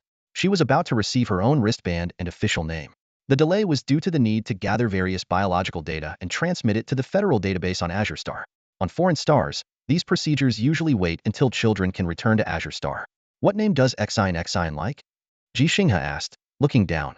Xian doesn't know," the little girl replied, tilting her head in thought. "Is there something Xian likes that can be part of the name?" "Chocolate." Xian's eyes lit up. Ji Xinghe laughed. "Well, it's possible, but names usually have only 2 or 3 words, with a surname in front." "For words." "Well, it's not impossible." He didn't dismiss the idea outright, as Xian could change her name when she grows older. "What surname will Xian have?" Xian asked, looking up, unafraid of falling because she knew Ji Xinghe would protect her. Xian can have the surname Ji or Rong. "Why can Xian have 2 surnames?" "Because your father's surname is Ji, and your mother's surname is Rong." "Father's surname is Ji because your surname is Ji, right, Grandpa?" "Yes." Xian is very clever. "So mother's surname is Rong because her mother has the surname Rong?" "No. It's because your mother's father's surname is Rong, which means your maternal grandfather's surname is Rong. Usually, surnames are passed down from the father," Ji Xinghe patiently explained. "Then why can Xian have the surname Rong?" "Because you are very important to your mother, and she loves you very much." "Because—" Xian is like Xian Xiang Rong, thriving and flourishing. "Can I have both surnames?" "Mom said Dad and Grandpa would love me too. And I know you love me very much, Grandpa." Ji Xinghe smiled warmly. "Of course, you can have both if that's what you like, Xian." She silently repeated the words Ji and Rong with a gleam of anticipation in her eyes. She liked the character, she, because it was part of her own name. Her thoughts drifted to things she loved, and the moon sprang to mind. Although she couldn't see the real moon from where she was, she could glimpse it on the television screen. And her mother had always told her that the moon was as beautiful as she was. Suddenly, she realized that she now had 3 characters, and adding "you" for the moon made it 5. With a spark of inspiration, she decided to create a name with 4 characters, using "you" to represent her beloved moon. This thought filled her with joy, and she couldn't help but jump with excitement. "Grandpa and Dad's Ji, Mom's Rong, my Shi, and the moon's you," she exclaimed excitedly. "I'll be called Ji Rong Shi Yu." Ji Xinghe listened to his granddaughter's words, feeling a whirlwind of emotions. Born in 2022, he might be considered old-fashioned in this era, but in his time, he was part of a new generation. He didn't really mind these things, but he always felt his son wasn't living up to his responsibilities as a father, focusing too much on being a hero and neglecting his duties to his wife and 6-year-old daughter. If surnames truly had significance, Ji Xinghe was willing to let Shi carry on her mother's surname, even placing Rong before Ji. However, he insisted that it must be Shi's own choice. He made a silent vow that if Ji Rong Shi wanted to change her name when she grew up, he would not stand in her way. In the logistics support area of Base 6, it was time to register her name, and Ji Xinghe encouraged Shi. The little girl carefully wrote down her name, each character neatly inscribed. Although Ji was the hardest to write, it was one of the first characters she learned, even before Rong, thanks to her mother's teaching. When the staff fitted Shi with a customized adjustable wristband, she laughed joyfully, her laughter as clear as wind chimes. She was unaware that from this moment on, she was officially a legal citizen of the Federation. As soon as the wristband was on, she received a series of money transfers, all from Ji Xinghe. This is the New Year's money I owe you, plus 5 birthday gifts, Ji Xinghe said gently. Ji Rongxiyu, what gift would you like? Without hesitation, she replied. I want Grandpa to teach me Kung Fu, to repair mechas, and to pilot them. Recent medical reports over the past month had shown that Ji Rongxiyu's health was improving well. In less than 2 years, with the help of special medicine, she would be able to return to Azure Star. Ji Xinghe thought it was time to start teaching Shi Kung Fu, as the essence of Kung Fu is to strengthen the body. All right, Ji Xinghe smiled and agreed. Grandpa will teach you. Azure Star. The second episode of the documentary, The Old Man and the Starry Sea, premiered to a wave of enthusiasm across the Federation. Within a short time, it garnered over 300 million views, with 90 of the clicks coming from Longzhou. Although the program is only an hour long, it sparked various interpretations due to the different perspectives of the audience. In the first episode, viewers learned that Ji Xinghe is a high-level player of the interstellar game Glory. Many gaming enthusiasts eagerly anticipated seeing Ji Xinghe showcase his in-game skills in real-life mecha battles. However, what they witnessed was Ji Xinghe's failure. On a spaceship heading to an alien planet, Ji Xinghe faced his first duel with Han Li. The battle took place in a virtual world, and despite allowing Ji Xinghe to use his gaming skills, the newly minted combat hero and elite mecha warrior Han Li easily defeated him with overwhelming superiority. This outcome was like a cold shower, dousing the players' enthusiasm. They complained, "We came to see the old man dominate, not get defeated in seconds." Yet, this might be a reflection of reality. Ji Xinghe is over 60 years old, and passing the recruitment physical test doesn't mean he can be invincible on the battlefield. If victory were that easy, the Federation wouldn't still be unable to land on the Imperial Star. The Old Man and the Starry Sea is essentially a documentary themed around recruitment. If it only showcased failure, it would lose its meaning. Ji Xinghe's initial defeat is just a prelude. The Federation aims to convey that war is far more difficult than imagined. Real mecha battles aren't games. Not everyone can become a celebrated hero, and most heroes ultimately sacrifice in obscurity. The scene suddenly shifts, and the familiar reporter Pei Jing appears on camera. This time, she is not on an alien planet but standing in a small room. Hello, everyone. I'm Pei Jing. She begins. As per Mr. Ji Xinghe's request, I have sold his house. His personal belongings are temporarily under my care. These words raised questions among the viewers. Why sell the house? Is Ji Xinghe not planning to return? Is he really seeking revenge? Has he prepared himself for death? Pei Jing doesn't directly answer these questions but starts introducing Ji Xinghe's remaining belongings. Mr. Ji didn't leave much behind. All the furniture and appliances have been sold. These are what I deemed worth keeping, like this iron wooden dummy, and the Bajan Dao crafted by Mr. Ji himself. She goes on to describe the wooden dummy, Wing Chun, and the Bajan Dao, leaving many viewers puzzled. In an era of mechas, single-man starships, and spaceships, what significance do these ancient martial arts hold? Pei Jing continues to explain. Mr. Ji Xinghe began self-learning martial arts from the 5th grade, practicing Wing Chun. Many viewers might be familiar with this martial art from films and TV shows. Some might wonder why Mr. Ji, who is over 1.9 meters tall and was evidently more robust in his youth, would choose Wing Chun. There are many martial arts better suited for his physique, like Bajiquan or Tongbiquan. For this, we interviewed Mr. Ji himself. The scene switches to the training area of Base 6. By now, Ji Xinghe has become a specially appointed combat instructor at the base. Both mecha warriors and regular soldiers have posed the same question to him. Dressed in the Federation's alien uniform, Ji Xinghe stands tall and spirited in front of the camera, his full head of black hair belying his 65 years. He explains, "When I was in the 5th grade, I didn't expect to grow this tall. Back then, I didn't understand that different physiques suit different martial arts. But it doesn't really matter. The principles of martial arts are ultimately the same." As soon as he finishes speaking, 3 elite soldiers, each wearing a mecha warrior badge, suddenly launch an attack on Ji Xinghe. With fierce expressions and swift moves, they charge at him. Before the viewers can even react, they are stunned to see Ji Xinghe effortlessly defeat the 3 soldiers in seconds, sending the nearest one flying 7 or 8 meters before he lands, rolling to a stop. The fight doesn't end there. Another trio charges at Ji Xinghe, only to be easily defeated again. Wave after wave, in just a minute, Ji Xinghe has taken down 15 elite Federation soldiers, leaving all the viewers speechless with shock. Isn't Ji Xinghe just a mechanic? Wasn't he supposed to be a mecha repairman on the alien planet? These questions linger in the minds of the audience. The scene cuts back to Pei Jing. As viewers see the iron wooden dummy again, their perceptions have completely changed. Ji Xinghe's true identity and capabilities seem far more complex than they ever imagined. At the impressive age of 65, Mr. Ji still manages to run 10 kilometers in just 35 minutes, a feat that speaks volumes about his background. Throughout his life, he has been relentlessly committed to martial arts and physical training, never letting his busy work schedule deter him. In fact, his job itself demands significant physical exertion. The scene suddenly shifts to a slightly shaky mobile phone recording. The focus remains on Ji Xinghe, though he appears surprisingly youthful, dressed in a mechanic's uniform and deeply engrossed in his task. Master, please begin your performance, the person filming prompts, amidst a lively crowd. With a blank expression, Ji Xinghe, referred to as Master, effortlessly lifts a car door from the ground, placing it precisely where it belongs. Instantly, someone begins installing it, and cheers erupt. Many excited voices are muted, indicating some inappropriate language was used in their excitement.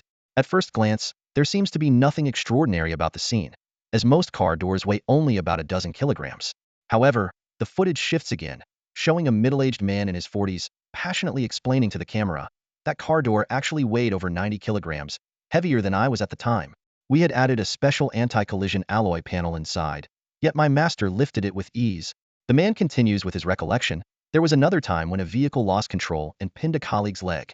My master rushed over and lifted the car's front end, allowing my colleague to crawl to safety." "How old was Mr. Ji at that time?" someone off-camera asks. "Around 45, I think. I'm not entirely sure," the man responds. "Mr. Su, do you recall any incidents where Mr. Ji got into conflicts with others?" "No, none at all. My master has a great temperament, and we didn't even know he was skilled in martial arts. If you hadn't mentioned it, we would have just thought he was really strong." Mr. Su hesitates, then asks uncertainly, "But is it true? Did my master really take down 3 Imperial mechs?" "It is true," confirms the off-camera voice. Mr. Su is overwhelmed with emotion. "Oh my, truly amazing. My master is incredible, truly." First-time viewers of this video are left bewildered. They were just hearing about Ji Xinghe's martial arts and strength, and suddenly it jumped to him defeating Imperial mechs? Many assumed it was an editing mistake, mixing unrelated content. However, it wasn't the editor's fault. Ji Xinghe himself had refused to release footage of his battles with Han Li and Jackson, along with their background stories. The production team had to work overtime, reconfiguring the content just before airing. The scene shifts again, but the anticipated mech battle scenes are absent. Instead, it shows Ji Xinghe repairing parts in the mech area of Base 6, learning mech knowledge from Shen Mu, and conducting real tests. Pei Jing's voice narrates in the background. Mr. Ji is a man worthy of respect. His decades of martial arts practice endowed him with great strength, yet he never engaged in fights, so those who knew him were unaware of his skills. After graduating from university, he chose to return to his hometown for his parents' sake, rather than seeking better job opportunities in other cities. Despite this, he never gave up his passion for mechanical repair, whether on Azure Planet or after moving to an alien planet. When tensions rose on the alien planet, and a first-class mech warrior went missing during a mission, Mr. Ji, who could have stayed safely at the base repairing mechs, chose to don armor and compete with 2 other first-class mech warriors for this perilous task. Pei Jing's voice fades as the scene shifts to Ji Xinghe taking part in an examination. When a cripple appears, viewers are deeply moved. Ji Xinghe, carrying the crippled man and another mech warrior, asks the commanding officer, "Sir, what's your choice?" This moment touched 3 billion viewers profoundly. Finally, the audience witnesses the long-awaited mech battle scene. With the assistance of 2 first-class mech warriors, Ji Xinghe single-handedly takes down 3 Imperial mechs. Pei Jing's passionate narration resumes, quoting, "If asked whether the old general can still eat, the answer is, like an old steed, his ambitions remain vast." In a luxurious villa in New Feng City, the 13th young master of New Feng, who had once been reprimanded by Ji Xinghe, was recently complaining about being jailed for 6 months for street racing. However, after watching the hour-long documentary, he fell silent, eventually leaving the villa, abandoning his sports car, and deciding to enlist in the army. "If Ji Xinghe can enlist at 65, why can't I at 23? He declared with pride at the recruitment office. A criminal record? Ji Xinghe also had one. He stole a single soldier starship and was detained. How do I know? Huh. Should I also tell you that I was cellmates with Ji Xinghe? Should I tell you that I once fought him? Honestly, I lost in just 1 move." The recruitment office staff, having watched The Old Man and the Stars and the Sea, were taken aback by his words, wondering if he was another hidden master, especially since he claimed to have only lost to Ji Xinghe by 1 move at such a young age. However, after reviewing footage from the detention center, their attitude shifted abruptly. "Get out? Fine, I'll go," replied the 13th young master, causing a scene at the recruitment office in his determination to reach the alien planet. Ji Xinghe watched his own documentary with mixed emotions. The film showcased his failures and victories, his talent and hard work, his learning and growth. Su He, standing beside him, explained that the official edit was done meticulously. They didn't want everyone to enlist, nor did they want people to think the Empire's mechs were weak. They highlighted Ji Xinghe's talent and diligence while also showing his failures to create a balanced narrative. The footage of your battles with Major Hanley and Major Jackson was cut, especially what Major Hanley said before the armor-free fight.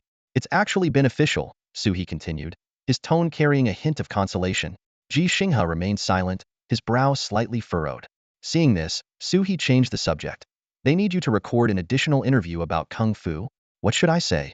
Ji Xinghe asked, his voice calm. Just tell them not to overly idolize Kung Fu.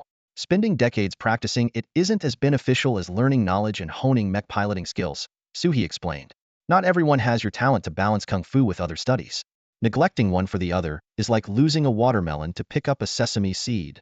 All right, Ji Xinghe replied succinctly and began recording without any expression. He looked directly into the camera, his voice steady. True Kung Fu is different from quick-fix combat skills. Practicing punches without internal strength is fruitless. Practicing strength without punches is like a ship without a rudder. Every punch and kick of mine embodies 55 years of strength, which is why I can fight. But balancing punches and strength requires immense talent, and those without it might not succeed even after decades of hard work. Ji Xinghe paused briefly before continuing. If Kung Fu were so easy to master, all 65-year-olds would be able to fight like me. I wouldn't have come to this alien planet. On Blue Star, I would at most be one of many soldier instructors, because I'm not the only one who knows Kung Fu. After the recording, Suhi noticed Ji Xinghe seemed a bit down. Old Ji, what's really bothering you? He asked with concern. Ji Xinghe took a deep breath and looked Suhi in the eyes. Xiao Su, tell me honestly, am I going to become a recruitment mascot? Never to fight again? Suhi was momentarily stunned, unsure how to respond. He understood Ji Xinghe's concern was valid. Being the main character of the documentary meant Ji Xinghe couldn't take unnecessary risks. But he still tried to comfort him. I wouldn't say that. There are still opportunities. Plus, old Ji, your contributions to mech repairs are actually greater. You fix mechs so others can fight. Isn't that just as important? Ji Xinghe didn't press further, simply nodding lightly. All right, I understand. In the days that followed, Ji Xinghe's life seemed to return to normal. He repaired mechs, instructed in combat training, occasionally conducted real machine tests, and spent his spare time continuing his studies and guiding Xian in her Kung Fu practice. In the low-gravity environment, Xian's progress was better than expected, although still challenging. However, the biggest change for Ji Xinghe was that his mech, marked with 3 gold stars, was taken by Def, leaving only the 2 blades he had crafted himself. After retaking the exam, Def regained his piloting rights and took the mech Ji Xinghe once drove to the battlefield. At the base, others were also getting back to their routines. Cripple's artificial meniscus surgery was successful. Left-hand brother had a mechanical arm installed but didn't pass the exam. A new group of disabled soldiers was also working hard to adapt and find reasons to keep going. Ji Xinghe had no news about the latest exploration of the 36 Grand Canyon. He could only confirm through messages that Cripple, Blind, and Deaf were still alive. Sometimes, he received messages like, Old Ji, don't fight the gorilla while we're away. Wait for us to get back and see it in person. Watching a recording isn't the same. Ji Xinghe hadn't fought the Imperial gorilla prisoner at the base yet. He wanted to wait for Blind and the others to witness it firsthand since it was meant to be a gift for them. Day by day, the alien planet's dust storm finally arrived. Ji Xinghe stood holding Xian's hand at the observatory window of the base, watching the orange dust swirl in the air. A sense of foreboding filled his heart as he gazed intently into the distance, his brow furrowed, and his expression grave. Dust storms are the most troublesome natural phenomenon on this alien planet. The orange dust, filled with hematite, is swept up by gale-force winds, reaching speeds surpassing a Category 12 typhoon. These storms soar up to 5 or 6 kilometers high. While adjusting his filming equipment, Suhi explained to Xian beside him, these dust storms not only disrupt communications and reconnaissance satellites, but also cause electronic devices to malfunction. Drones sent out for reconnaissance don't return, and spacecraft find it difficult to land in such weather. Supplies can only remain in space until the storm passes. But don't worry, our base has enough provisions to last 6 months. Xian, appearing more cheerful and mature than before, curiously asked, Uncle, can mechas go into the dust storm? Suhi set up the equipment and crouched down to answer. Of course they can. In fact, mechas are the only ones that can move freely in a dust storm, which is why they are our main combat force on this alien planet. Right now, many heroes are piloting mechas, battling the Empire's forces in the storm. Xian pumped her fist with excitement and said, the hero uncles will definitely beat those apes. Suhi gently corrected her. Xian, that's not quite appropriate. Not because it's bad language, but because it's unfair to dogs. Dogs are man's best friend. When you return to the Azure Star, I'll get you a puppy. Xinxin looked puzzled and said, I've seen puppies on TV, but Mom said they can bite. Suhi patiently explained, some dogs do bite, but most don't. It's like how some kids are well-behaved, and some are not. Xinxin suddenly understood. I get it. Mom only wants me to be friends with well-behaved kids. Suhi smiled and said, that's right. Xin is well-behaved and sensible, so everyone likes you. The puppy I'll get you won't bite, as long as you treat it well. And if it ever misbehaves and tries to bite, you can discipline it. Xin nodded seriously. Okay, thank you, uncle. I won't bully anyone or the puppy, but if it bites, I'll teach it a lesson. I can fight now. Suhi encouraged her. Yes, Xin is strong now and will become even stronger. You'll become a great master like your grandpa. Xin said firmly. Yes, I will. I'll protect Grandpa in the future. Ji Xinghe's mood brightened at Xin's words, and he asked, Su, how long will you be filming? Suhi stood up and replied, not too long, just capturing some footage of you in the dust storm. Old Ji, what are you planning to do? Traffic is blocked, and damaged mechas can't be delivered. So there's not much to fix in the mecha area, Ji Xinghe explained. Even though we don't need to repair mechas, we can't just sit idle. Master Lu and his team are building standard mechas, and I want to try making one too. Suhi asked in surprise, are you really going to build a senior's delight? Ji Xinghe corrected him. It's a senior's delight. But it's not just a senior's delight. Xinxin helped name it. Xinxin excitedly chimed in. Grandpa's mecha is called Star Moon. From Ji Rong Xin use you, but not the Xin. Uncle, can you guess which star it is? Suhi crouched down, looking into Xin's expectant eyes, and shook his head. Uncle doesn't know. Can Xin tell Uncle? Xin laughed and said, I'll tell Uncle when Grandpa finishes building the Star Moon. Deal. Suhi extended his pinky finger. Pinky promise. Xin responded happily. Base 6 was enveloped in a profound silence due to the dust storm. The doctors and nurses in the medical sector were forced to take leave, but they couldn't truly relax. Their hearts were heavy with concern, as blocked transportation routes meant many injured individuals couldn't be brought to the base for treatment. This mental exhaustion far exceeded the fatigue of physical labor. Amidst this silence, a heartwarming scene quietly unfolded. Grandpa, Xinxin is going to class now. A little girl's innocent voice rang out.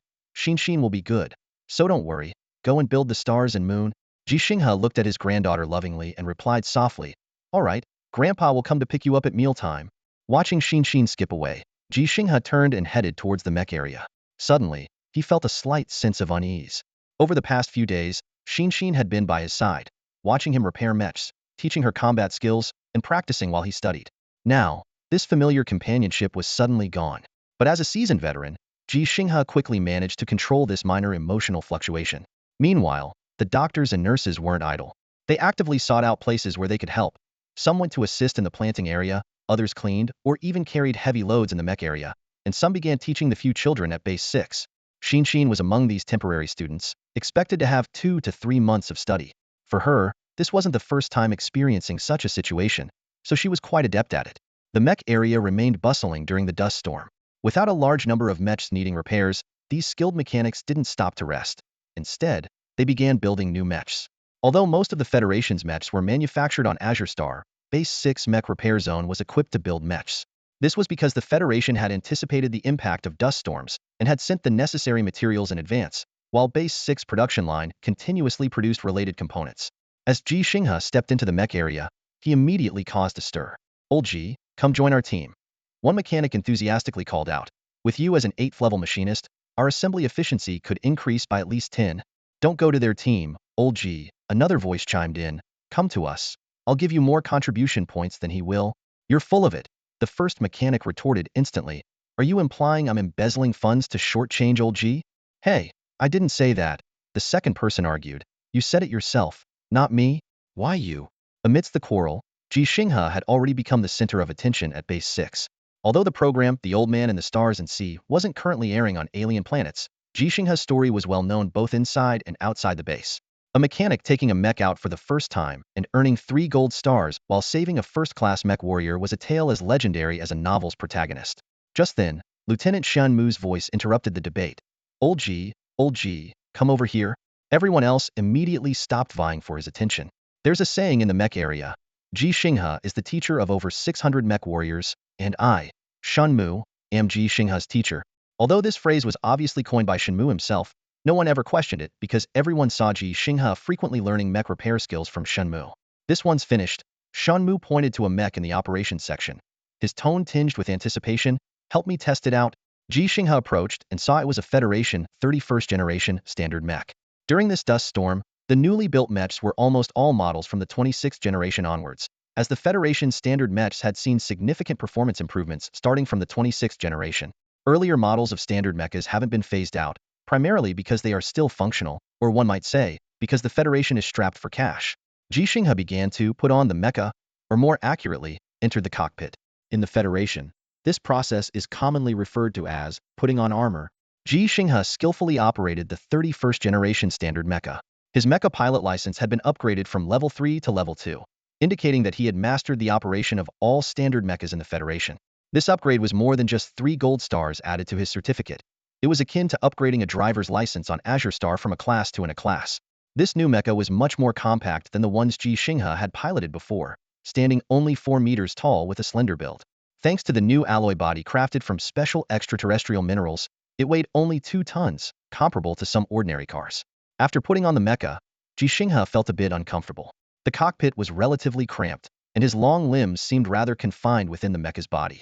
However, this didn't affect his operation. This mecha didn't fully mimic the pilot's movements but was controlled through a combination of joysticks, pedals, voice commands, and neural wave sensors.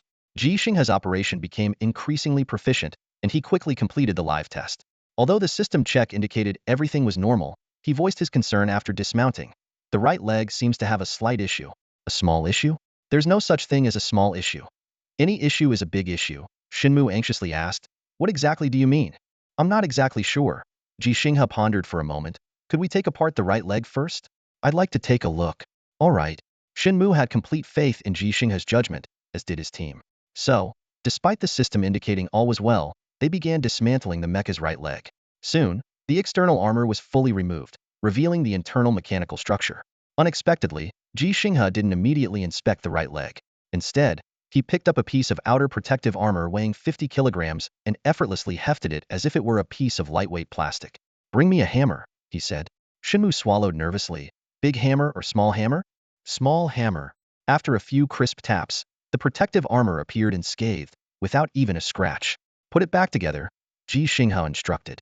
Once the armor was reassembled, Ji Xinghe conducted another live test. This time, neither the system diagnostics nor he himself detected any issues. It's good, Ji Xinghe declared. Even Shenmue, who trusted Ji Xinghe the most in the entire mech repair bay, couldn't help but question, is it really okay? Ji Xinghe calmly looked at Shenmue and softly said, you might not pass the test for now. This comment struck a nerve with Shenmue. Do you still want my help with building the old man's joy or not? He retorted angrily. I do, but it's not old man's joy. It's star and moon, Ji Xinghe corrected. I don't care, it's called old man's joy, Shenmue stubbornly insisted. I've already said, anyone who dares to call it something else, I'll have a problem with them. Xian named it, Ji Xinghe said calmly. Shenmue immediately changed his tune. Oh, I mean, old man's joy doesn't sound good at all. Star and moon is so much better. With your dual blades. Inspiration struck him. Old Ji, do you have any techniques for striking from above? If so, you could call it the star and moon slash. One blade is a shooting star, the other a crescent moon, slashing down like stars and moon falling to earth. It sounds so powerful, doesn't it? Super cool. Xian's name is really great. Ji Xinghe remained silent, simply watching Shenmue's excitement quietly. Building a mech is no small feat, and Ji Xinghe couldn't possibly complete such a massive project on his own. He had to patiently wait for Shenmue, Master Lu, and the others to finish their current tasks. However, Ji Xinghe didn't sit idly by. He busied himself in the mech area, doing whatever he could manage, while using every spare moment to refine the design blueprints of Xinghe. Compared to the old designer Lu Shi, Ji Xinghe's understanding of mechs had deepened significantly. Reflecting on past events, he had to admit that Shenmue's arguments on the spaceship were valid. Shenmue had questioned him. Do you really think your unconventional methods can outperform the best mech designers in the Federation? Do you believe your ideas alone can surpass the considerations of millions of professionals in the Federation? Do you think you, who have never piloted a real mech, understand better than mech warriors what kind of mechs we need? Now, Ji Xinghe was no longer an outsider. Under the guidance of Shenmue and Master Lu, he had acquired formal theoretical knowledge and had become a professional in the field of mechs. Not only that, but he had also piloted a mech himself, earning 3 gold stars, and had even tied with Major Jackson, a top-grade mech warrior, in the second-generation simulation system. As the blueprints for Xingyue were finalized, Ji Xinghe waited for Shen Mu and Master Lu to exhaust all available parts before officially beginning the construction of the mech. At this time, a dust storm had been raging around Base 6 for an entire month. Occasionally restored communications allowed many newly built mechs to be urgently transported away, illustrating the tense state of current affairs. Shenmu stood in the warehouse, hands on his hips, laughing heartily. These are all ours, ha ha ha. Above him was the dark metal dome of the warehouse, and below his feet were piles of mech parts from Base 6. These included not only irreparable Federation standard mech parts, but also some components from Imperial mechs, much like the spoils Ji Xinghe had previously gathered on the battlefield. Most of these parts could be described as chicken ribs of little value to use, yet too wasteful to discard. Master Lu reminded from the side, "Don't forget, you'll have to pay for these." He turned to Ji Xinghe, his eyes filled with concern. "Old Ji, I'll definitely help you. After all, we can't sit still. But even if you manage to build Xingyue, they won't let you go into battle." With Xian not around, still attending school, everyone could speak freely. Suhi, the one responsible for Ji Xinghe being unable to fight anymore, looked at the silent Ji Xinghe and couldn't help but say, there might still be a chance to fight. In a favorable battle situation, they'll surely want old Ji to rack up some accolades. A veteran covered in gold stars offers far more publicity value than a mechanic, even more than Major Hanli with all his gold stars. Shinmu sneered. Does old Ji need to rack up accolades? Huh. As my apprentice, old Ji's skills are undeniable. Who can guarantee a win against him in a duel? Hanli lost, Jackson lost, and I bet General Li Yuanba is next. Everyone gave a helpless look at this remark. Suhi mocked, you don't use the title Major, but use General, Lieutenant Shenmu. It seems you're not as crazy as we thought. Shenmu retorted immediately, you're the crazy one. It's your fault for sending all those videos back. Old Ji lost his mech because of you. Though Shenmu's behavior seemed unusual, those around him weren't surprised, especially veterans like Master Lu who had spent years on alien planets. They all understood that Shenmu was simply struggling with the heavy workload and monotonous life on an alien world. On Blue Star, many young people like Shenmu, though living hard lives, had various ways to relax: playing games, watching movies and dramas, indulging in good food, sharing on social media, dating, starting families, and so on. However, Shenmu and everyone on the alien planet were deprived of these comforts. Despite the large number of people in the base, military camps, and mining areas, most felt a deep sense of loneliness. They were thousands of miles away from home, truly thousands of miles. The base's psychologists were swamped, but real healing had to come from within. In this regard, Ji Xinghe's age turned out to be an advantage, and Xian's presence offered him immense solace. Suhi's mindset was quite positive, as he urged, all right, I'm crazy. Stop babbling and go pick out the parts. Don't wait for the dust storm to end before Xingyue's body is even built. Unwilling to be outdone, Shenmu dashed towards the mountain of parts, shouting, ha, underestimate me, Shenmu? As old Ji's apprentice, I can't embarrass him, and as his mentor, I certainly can't let him down. Just keep filming, and if you don't make me look good, I'll challenge you to a duel. Honestly, Suhi really can't beat Shenmu. Suhi whispered to Ji Xinghe, his eyes filled with a hint of concern. They stood aside, watching Shenmu and the other mechanics busily at work. Ji Xinghe nodded slightly, his gaze also fixed on Shenmu. Although Shenmu hadn't started learning martial arts from him yet, his daily physical work as a mechanic gave him a physical strength that far surpassed that of Suhi, a war correspondent who regularly exercised. In fact, most fitness enthusiasts can't match the physical resilience of those who engage in manual labor over long periods. Old Ji, you have an edge in this area too, Suhi continued. You not only practice martial arts, but you've been fixing cars too. That's not just a technical job. It requires strength as well. Ji Xinghe looked at Shenmu thoughtfully. Seeing this, Suhi quietly suggested, why don't you teach Shenmu a few moves? I'm afraid he might go crazy if he keeps going like this. Nearby, Master Lu and the others nodded in agreement. Ji Xinghe sighed. I've tried teaching him, but he really doesn't have a knack for martial arts. After a brief silence, Ji Xinghe seemed to make up his mind. All right, I'll push him to practice, find him a new hobby to divert his attention, and arrange some practical training for him to blow off steam. Suhi's eyes lit up. Great idea. You've taught over 600 people. Shenmu's just one more. At that moment, Master Lu walked over. Let's get started then. First, pick out the parts suitable for Xingyu, and we'll see if we can use them later. We'll inspect these parts and catalog them, then purchase and repair when they're really needed. Thank you all, Ji Xinghe said sincerely. Master Lu waved it off, smiling. What are you talking about, old Ji? You've helped us plenty too. Besides, there's Xian's influence. Do you really think you're the only one who can get us all here? Ha ha ha. Amidst the laughter, The group of professional mechanics began sorting through discarded parts under the guidance of Shen Mu and Master Lu. Suhi filmed from the side, his camera capturing Shen Mu, Master Lu, and finally focusing on Ji Xinghe himself as he personally selected parts. Suhi lowered his camera and, after a moment's hesitation, said, "Old Ji, honestly, you don't need to build your own mech. When the time comes, they'll definitely provide you with a standard one. If you ask me, why not craft a few more swords? Equip each generation of standard mechs with a pair, upgrade the blades with new materials, add high-frequency oscillation, high-temperature features, and such. That way, you'll always be battle-ready, and it's bound to be better than a mech cobbled together from scrap parts." Ji Xinghe paused his work, turned to Suhi with a determined look. "What's made from leftovers will still be leftovers, won't it?" Seeing Ji Xinghe's expression, Suhi knew that despite everyone's thoughts, Ji Xinghe was still set on building a mech of his own. Ji Xinghe continued, "Xiao Su, do you remember when you told me not to go to base 3 for medicine? What did I say?" Suhi nodded. That line, because it involved Xin, was edited out of the final video. Ji Xinghe had said, "Relying on oneself is better than relying on others. Praying to gods is less effective than becoming one." Watching Ji Xinghe meticulously inspect the parts, Suhi recalled another of Ji Xinghe's sayings about dust. Ji Xinghe, who called himself Dust, was never truly dust. He was ordinary only because he chose to be so. As he observed Ji Xinghe's industrious figure, Suhi thought quietly to himself, if Ji Xinghe really is a speck of dust, then perhaps Xingyu is the wings of this speck of dust. The final design of Xingyu was unveiled before everyone, and it was strikingly different from the meteor and crescent moon that Shen Mu had described. Instead, it resembled a gigantic full moon. Shen Mu couldn't help but be reminded of Ji Xinghe's initial Old Man's Joy design, as the overall silhouette was surprisingly similar, minus the tires and the resulting bulky body. There's no choice. These discarded parts are just too poor to support a delicate design. I had to make it bulkier, Shen Mu explained reluctantly. Master Lu, a veteran mecha engineer, couldn't help but chuckle as he looked at the 3D blueprint of Xingyu. Well, they say bigger is better, even for mechas. Ha ha ha. It's widely known that the larger the build, the less agile it becomes, and agility is crucial for mechas. Suhi, who was studying the blueprint closely, suddenly brightened and said, "Although Xingyu looks bulky, doesn't it have an overclock mode? Once activated, the outer armor can be shed, significantly enhancing its agility. It might look like a clumsy giant at first, but in battle, it transforms into a sleek mecha.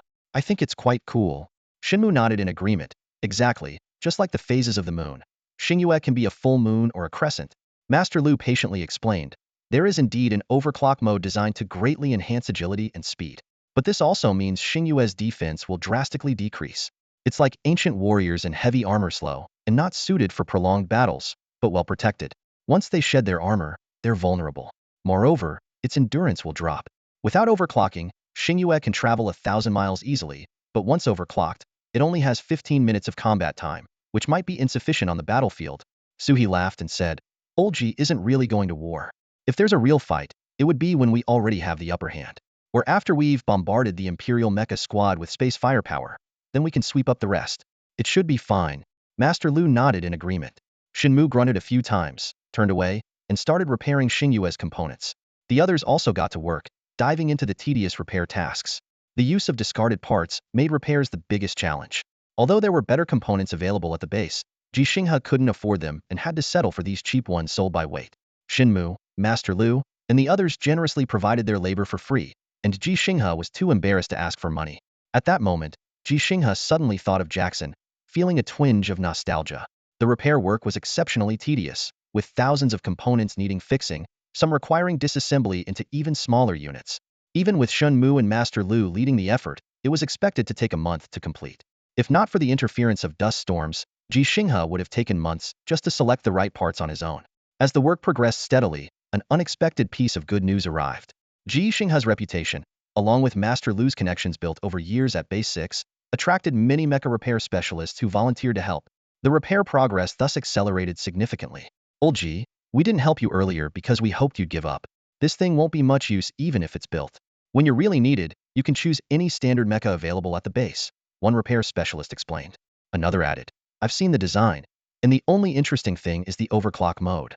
In its normal form, it's at best on par with the 7th generation of the Federation's standard mechas, which is quite outdated. But this overclock mode should be called a suicide mode." A third repair specialist interjected, "Without outer protection, it could be taken out in a few hits. Even if it doesn't get hit, its endurance won't last long. You can't say that, someone else countered. Xinghue's normal form still has potential. Its defense is incredibly strong. It can just charge right through whatever Imperial mechas come its way. Mechas are called humanoid tanks for a reason.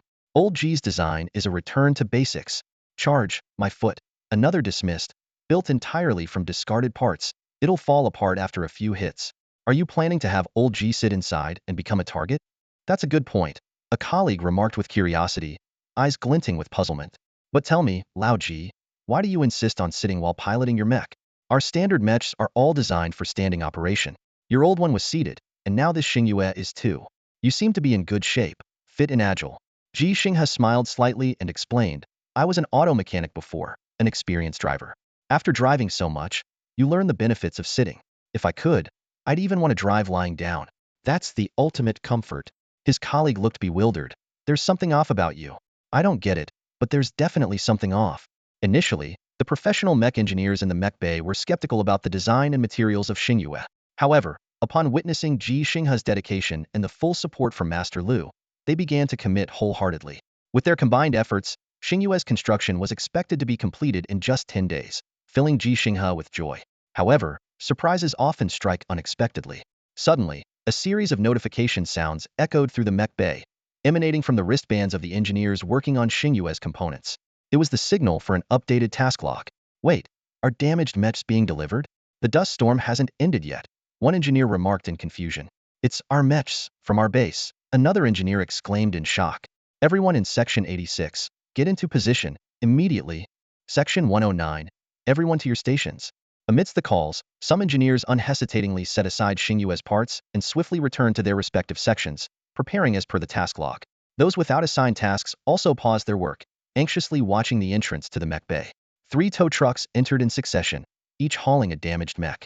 The foremost mech had an Imperial lance lodged in its chest, its damaged armor stained with ominous dark brown blood. The second mech was missing its left arm, lying battered on the platform. The third mech was in even worse condition. Its back appeared to be split open, with the cockpit entirely exposed.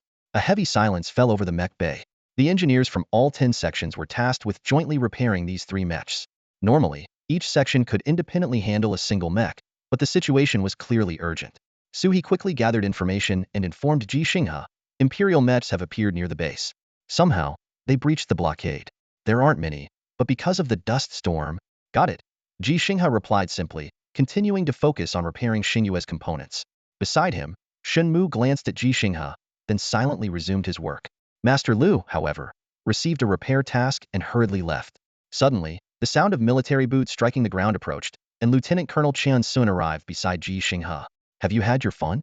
Lieutenant Colonel Qian Sun's voice was stern. Ji Xinghe didn't stop his work, not even looking up. Second-class mech warrior Corporal Ji Xinghe, Lieutenant Colonel Qian Sun raised his voice.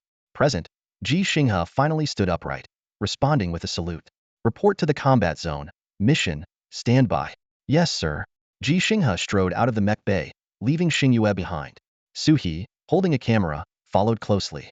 Shenmu silently watched Ji Xinghe's retreating figure before returning his focus to repairing Xinghue's components. Though now alone, there wasn't much left to fix on Xinghue. The completion of Xinghue, originally scheduled for 2 days from now, seems unlikely. Ji Xinghe stood in the standby area of the combat zone at Base 6, his eyes scanning the 62 mecha warriors around him. Like him, they had been reassigned from their original tasks for various reasons and were now on standby. However, there were only 31 mechas available in the base, 2 fewer than when he had rushed over from the mech repair area. One had been taken for repairs due to battle damage, and another was currently unaccounted for. Instructor Li sat beside Ji Xinghe, his eyes fixed on the large holographic display screen in front of them. The screen showed the command center's interface and the dust storm-covered surroundings of the base. Instructor Li's attention was focused on the radar-like image in the corner of the screen, where 21 green dots flickered, representing the 21 mechas and their pilots conducting reconnaissance outside the base. The atmosphere in the standby area was tense. Besides Ji Xinghe and Instructor Li, 61 other mecha warriors waited with them, with only 10 spare mechas left in the base. Numerically speaking, Ji Xinghe could have returned to continue working on his Xinghue, but the current situation required him to stay ready for any emergencies. After all, mechas could be quickly repaired, but the loss of mecha warriors was not so easily remedied. Instructor Li's gaze never left the flickering green dots. Communication signals frequently cut out in the dust storm, with some dots disappearing for minutes before reappearing, each brief disconnection causing a pang of anxiety for Instructor Li. When one that had just reappeared vanished again, Instructor Li finally couldn't contain himself and stood up abruptly. Ji Xinghe glanced at Instructor Li but remained silent. Despite Instructor Li being in his 40s, Ji Xinghe still saw him as a young man, struggling to maintain long-lasting composure. Ji, come with me for a moment, Instructor Li said quietly, then strode out of the standby area. Ji Xinghe rose silently and followed. They passed through a short corridor to the armor area, where 10 spare mechs stood with their cockpit doors open, and several technicians were conducting routine checks. Instructor Li stood at the corridor's exit, gazing at the mechas, his anxiety evident. How did they get here? Instructor Li murmured to himself, even with a dust storm, they shouldn't have breached our perimeter so easily. Aren't they afraid of being surrounded? He briefly explained the Federation's three-tier defense line on the alien planet. The outer deceptive line to mislead the enemy, a false line for confusion, and the real line protecting non-military zones. With such tight defenses, Imperial mechas shouldn't have appeared near the base. Yet, here they were, their origin, number, and method unknown. Ji Xinghe remained silent. Ji, it's been a long time since I've been on the battlefield, Instructor Li admitted. This is the first time I've encountered such a situation, so I'm really nervous. But I can't show it in front of them, or they'll get even more nervous. He paused and added, you're different. You have a great mindset and hopefully you won't have to go out this time. Ji Xinghe simply nodded, still not speaking. Instructor Li continued, it's really strange. The last time Imperial mechas appeared in the canyon was odd enough. We didn't find anything unusual when we retrieved those 3 Imperial mechas. The Empire didn't send any follow-up support, as if those mechas never existed, disappearing as soon as they entered the canyon. He took a deep breath and went on. This time is even stranger. The Empire shouldn't know that our base is nearby. Their exploration is very targeted. From the battle footage, they seemed more afraid of dying, just trying to escape, but our warriors managed to stop them. Instructor Li suddenly changed the subject. By the way, I heard you're planning to use Imperial mecha engines and nuclear fuel cells for your Xinghe. Is that feasible? If you ask me, your battlefield spoils might be better off sold for contribution points. Save up and buy our Federation's mecha engines directly. They're definitely superior to those from the 3 Imperial mechas. Finally, Instructor Li's voice grew somber. We've already lost 3 mecha warriors. They were soldiers I trained, and it pains me deeply, but I can't tell anyone else. I really didn't want them to go out there. Instructor Li gazed at the flashing red dots on the base's large screen, pondering silently. The raging dust storm outside might serve as a natural barrier, preventing the Empire's mechs from accurately locating their position. Yet, he knew he had no authority to stop these young warriors from heading to the battlefield. Instructor Li recalled his earlier conversation with Major Chen Sun. He had volunteered to pilot a mech himself, given that he was the most capable instructor at Base 6, far surpassing these still-growing young fighters. However, Major Chen Sun had turned down his request. Now, Instructor Li's role had shifted from frontline combat to nurturing the next generation of mech warriors. Old Ji, sometimes I really envy you. Instructor Li couldn't help but sigh. He remembered the incident when Ji Xinghe had forcefully made his way to Base 3. Afterward, he had asked Major Chen Sun for details and learned that the Major initially intended to reject the draw results by claiming Ji Xinghe could distinguish the colors of metal balls. But Ji Xinghe had acted without hesitation, making everyone present worry he might break the legs of those like Kiatsi. Ultimately, they had to concede. Instructor Li longed to be as unrestrained as Ji Xinghe, but he was acutely aware of his own role. As a professional soldier, obeying orders was his duty. At that moment, he just wanted a cigarette to relieve the stress, but unfortunately, such a thing didn't exist on this alien planet. Let's head back, old Ji. Thanks, Instructor Li said. Okay, Ji Xinghe responded briefly. The two returned to the standby area, continuing to monitor the ever-changing data on the screen. Suddenly, a mech warrior in standby stood up and reported, Instructor, I need to use the restroom. Go ahead. Instructor Li approved. Using the restroom seemed trivial, but it became quite cumbersome due to the special protective suits. Although these suits, designed for mech warriors, were more lightweight than spacesuits, they weren't easy to put on or take off. With standby times being unpredictable, the warriors had to remain in peak condition, ensuring regular eating, drinking, and movement, and even forcing themselves to rest in the standby area. Lin Lidong. Here. Suit up. Yes. One warrior received the order and jogged away. Immediately, more names followed. Zhang Qian. Here. Suit up. Yes. Su Chuanyun. Suit up. Tom Hess. Suit up. Andre. Suit up. Base 6 wasn't just home to fighters from Longzhou. There were warriors from Yingzhou and Shenzhou as well. One by one, they suited up, left the base, and headed into battle. Yet, none of them managed to return safely. The mechs they piloted couldn't be brought back for repairs in time either. When only 4 intact mechs remained in the base and just 20 green dots appeared on the perimeter, Ji Xinghe still hadn't been called. Just as Instructor Lee was about to assign someone else to suit up, Ji Xinghe suddenly stood, firmly stating, "I'll go." Instructor Lee wanted to reprimand this veteran for defying orders again. But when he met Ji Xinghe's eyes, the words stuck in his throat. "Ji Xinghe, here. Suit up." Yes. "Why?" Major Chun soon stared impassively at Instructor Lee, his voice calm and steady. Instructor Lee straightened his back, looking straight ahead as he replied, "I have the authority." "I know." Major Chun remained unmoved. "That's why I'm asking why." Instructor Lee took a deep breath and explained, "Because none of them are as strong as Lao Ji. Sir, you're not a specialist, so you can't see it, but I am and I can tell." He paused before continuing. "Among the 4 mechas we had left, only one is a 16th generation standard model. This is the model Lao Ji excels at. He once took on 3 opponents at once, and even tied with Major Jackson, a top-class mecha warrior." Instructor Lee's voice turned somber.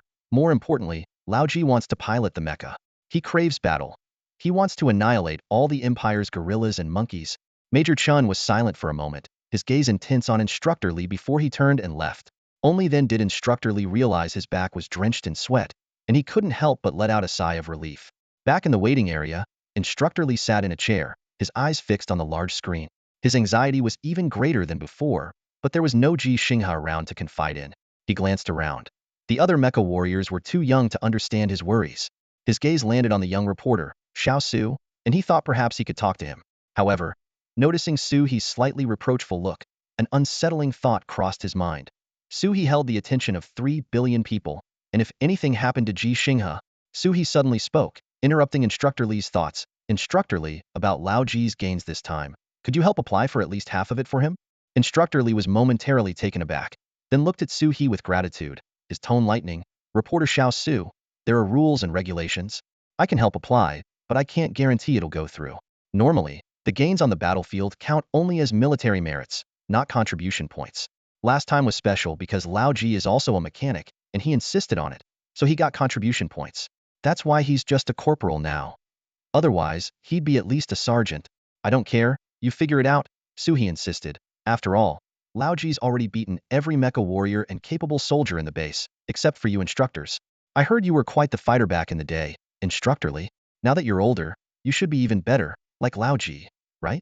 How about, when Lao Ji returns, you guys have a match? Everyone's waiting to see it."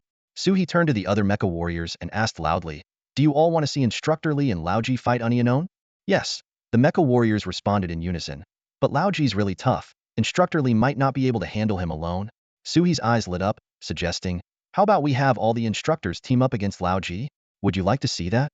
"Yes," came the even louder reply. Instructor Lee breathed a long sigh of relief internally but kept a straight face as he said, "All right, when Lao Ji gets back, we'll team up against him. If he still wins, I'll apply for a chance for him to fight unknown with the captured gorillas in the base." The atmosphere in the waiting area suddenly became lively, and everyone's spirits lifted significantly. Even though there were only 3 mechas left on standby, and including the one Ji Xinghe just took out, only 21 mechas were left on the base's perimeter. Originally 36, 12 had been lost in less than half a day, and the situation was dire, but panic wouldn't help. Among everyone at base 6, Ji Xinghe was both the most anxious and the most composed. His worries for his granddaughter weighed heavily on his heart, yet his 60 years of life's experience gave him a sense of calm. From the age of 5, he had understood that nothing could be rushed. With the mech ready, Ji Xinghe sat in the cockpit, his eyes scanning the data on the screens. Armor was in place, routine checks showed no anomalies. 3 gold stars painted on the chest armor gleamed with honor. With a gentle hiss, the metal gate slowly opened. Ji Xinghe maneuvered the Federation's 16th generation standard mech to step out. As the sound of the closing gate echoed behind him, the second gate ahead opened. Feeling the air being sucked out around him, he sprinted out of the base, breaking into a run. The dual blades he once forged with his own hands were now a thing of the past, but Master Lu from the mech zone had already been assigned to prepare 2 brand new blades for him. These new blades surpassed the old ones in material quality, yet their length, weight, and other key parameters were nearly identical to the originals. "Sergeant Ji Xinghe, your reconnaissance area is at coordinates." The mission log updated in his ears. Ji Xinghe piloted the mech, traversing the raging dust storm to reach the designated area. The dust storm had minimal impact on the mech. Even an ordinary person in a spacesuit wouldn't need to worry much about a regular extraterrestrial dust storm. The real threat came from the non-conventional storms, which could last for months, span hundreds of kilometers, and reach wind speeds over 600 kilometers per hour. Such ferocious dust could easily penetrate spacesuits and endanger lives. At this moment, Base 6 was enduring a nearly 2-month-long non-conventional dust storm. Various detection devices were failing, and visibility was severely obstructed. Tornado-like wind columns roamed within the storm, both cause and effect. Ji Xinghe's visibility was limited to 70 meters, constantly shifting. He activated full power mode, running through the storm to prioritize finding his comrades. The words of Lame echoed in his mind. Against Imperial mechs, never engage in close combat if you can cover with firepower, and never fight alone if you can outnumber them. Yet fate had its own plans. An Imperial mech suddenly appeared 60 meters away. Ji Xinghe immediately reported, Imperial mech sighted. Immediate. The communication was disrupted, transmitting only broken static. Instinctively, he turned to retreat and await support, only to discover another enemy mech behind him. In an instant, Ji Xinghe made his decision. He controlled the mech to turn back, facing the charging Imperial mech, and charged forward without hesitation. Dust scattered in all directions under the impact of the mechs, as the two steel giants prepared to clash in the chaos of the storm. The battle was imminent, with no room left to retreat.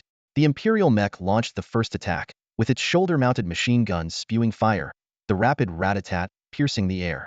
Bullets rained down like a storm, sparking off the outer armor of the Ji Xinghe mech, producing a sharp clanging sound.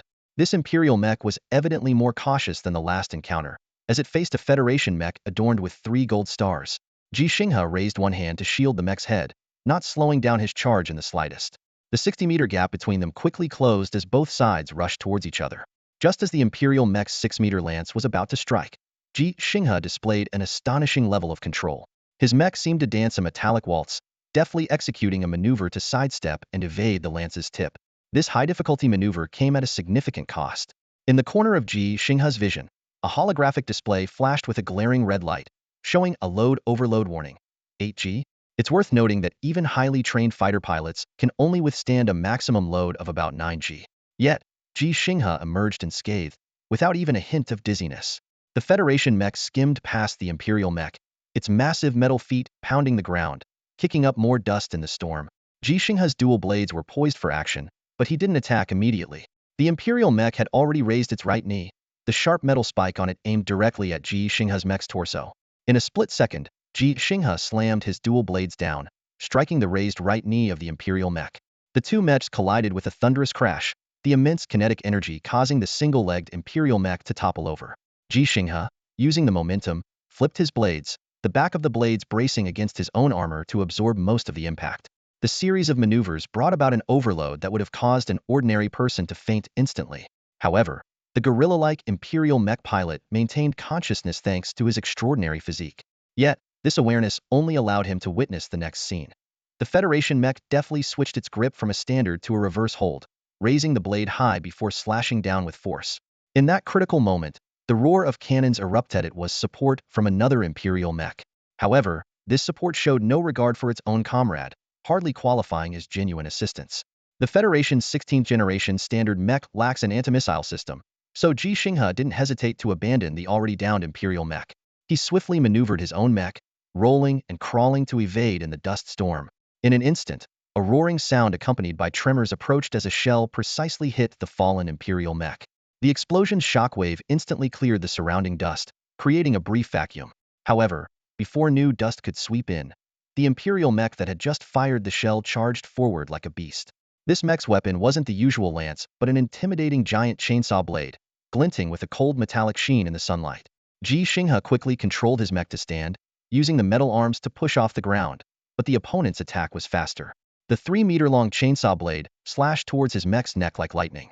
In a hair's breadth moment, Ji Xinghe crossed his dual blades like butterfly wings, barely intercepting the fierce chainsaw blade. The immense force transmitted through the dual blades into the mech's arms, turning into a massive burden on Ji Xinghe. His hands tightly gripped the control sticks, which seemed jammed and hard to move. Suddenly, with a piercing buzz, the chainsaw blade began rotating like a power saw. Ji Xinghe's dual blades, from the previous clash, failed to sever the metal chain hidden within the blade. Sparks flew like rain over the area cleared by the explosion. The other fallen Imperial mech, though heavily damaged by the blast, stubbornly started to rise. Meanwhile, Ji Xinghe's dual blades were being sawed through bit by bit. In a critical moment, Ji Xinghe decisively maneuvered his mech to retreat 3 steps. The dual blades in his hands lost most of their strength, pressed down by the chainsaw blade. He seized the opportunity to withdraw the 2 noticeably notched blades, while the menacing chainsaw blade remained suspended in midair, firmly controlled by the Imperial mech. The Imperial mech stepped forward, raising its blade to strike again. Facing such danger, Ji Xinghe chose a combat style that suited his Bajan Dao technique, advancing instead of retreating. The 1-meter Bajan Dao was short for a mech, perfect for close combat. The Federation mech lunged forward fiercely, crashing into the Imperial mech. Simultaneously, Ji Xinghe maneuvered the relatively short blades to strike precisely at the weakly protected area under the Imperial mech's arm. The outer metal layer, capable of withstanding heavy machine gun fire, crumbled like paper before Ji Xinghe's dual blades. With two clashing sounds almost in unison, deep gashes appeared on the Imperial mech. Though these wounds weren't fatal, the violent collision caused both the Federation and Imperial mechs to lose balance and stagger back. At this moment, the Imperial mech that had just risen chose not to pick up its fallen lance, but instead charged aggressively at Ji Xinghe's mech. Although Ji Xinghe appeared off balance, his combat instincts remained sharp. As the Imperial mech lunged, he noticed its condition. The frontal armor was intact but had two visible cracks, a result of the earlier shelling and Ji Xinghe's blade work. Ji Xinghe deftly controlled his mech's legs to step back, but deliberately left the upper body unmoved.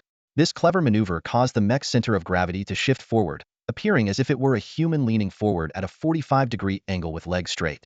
Yet he didn't actually fall. The charging Imperial mech collided with him, and the impact realigned Ji Xinghe's mech's balance.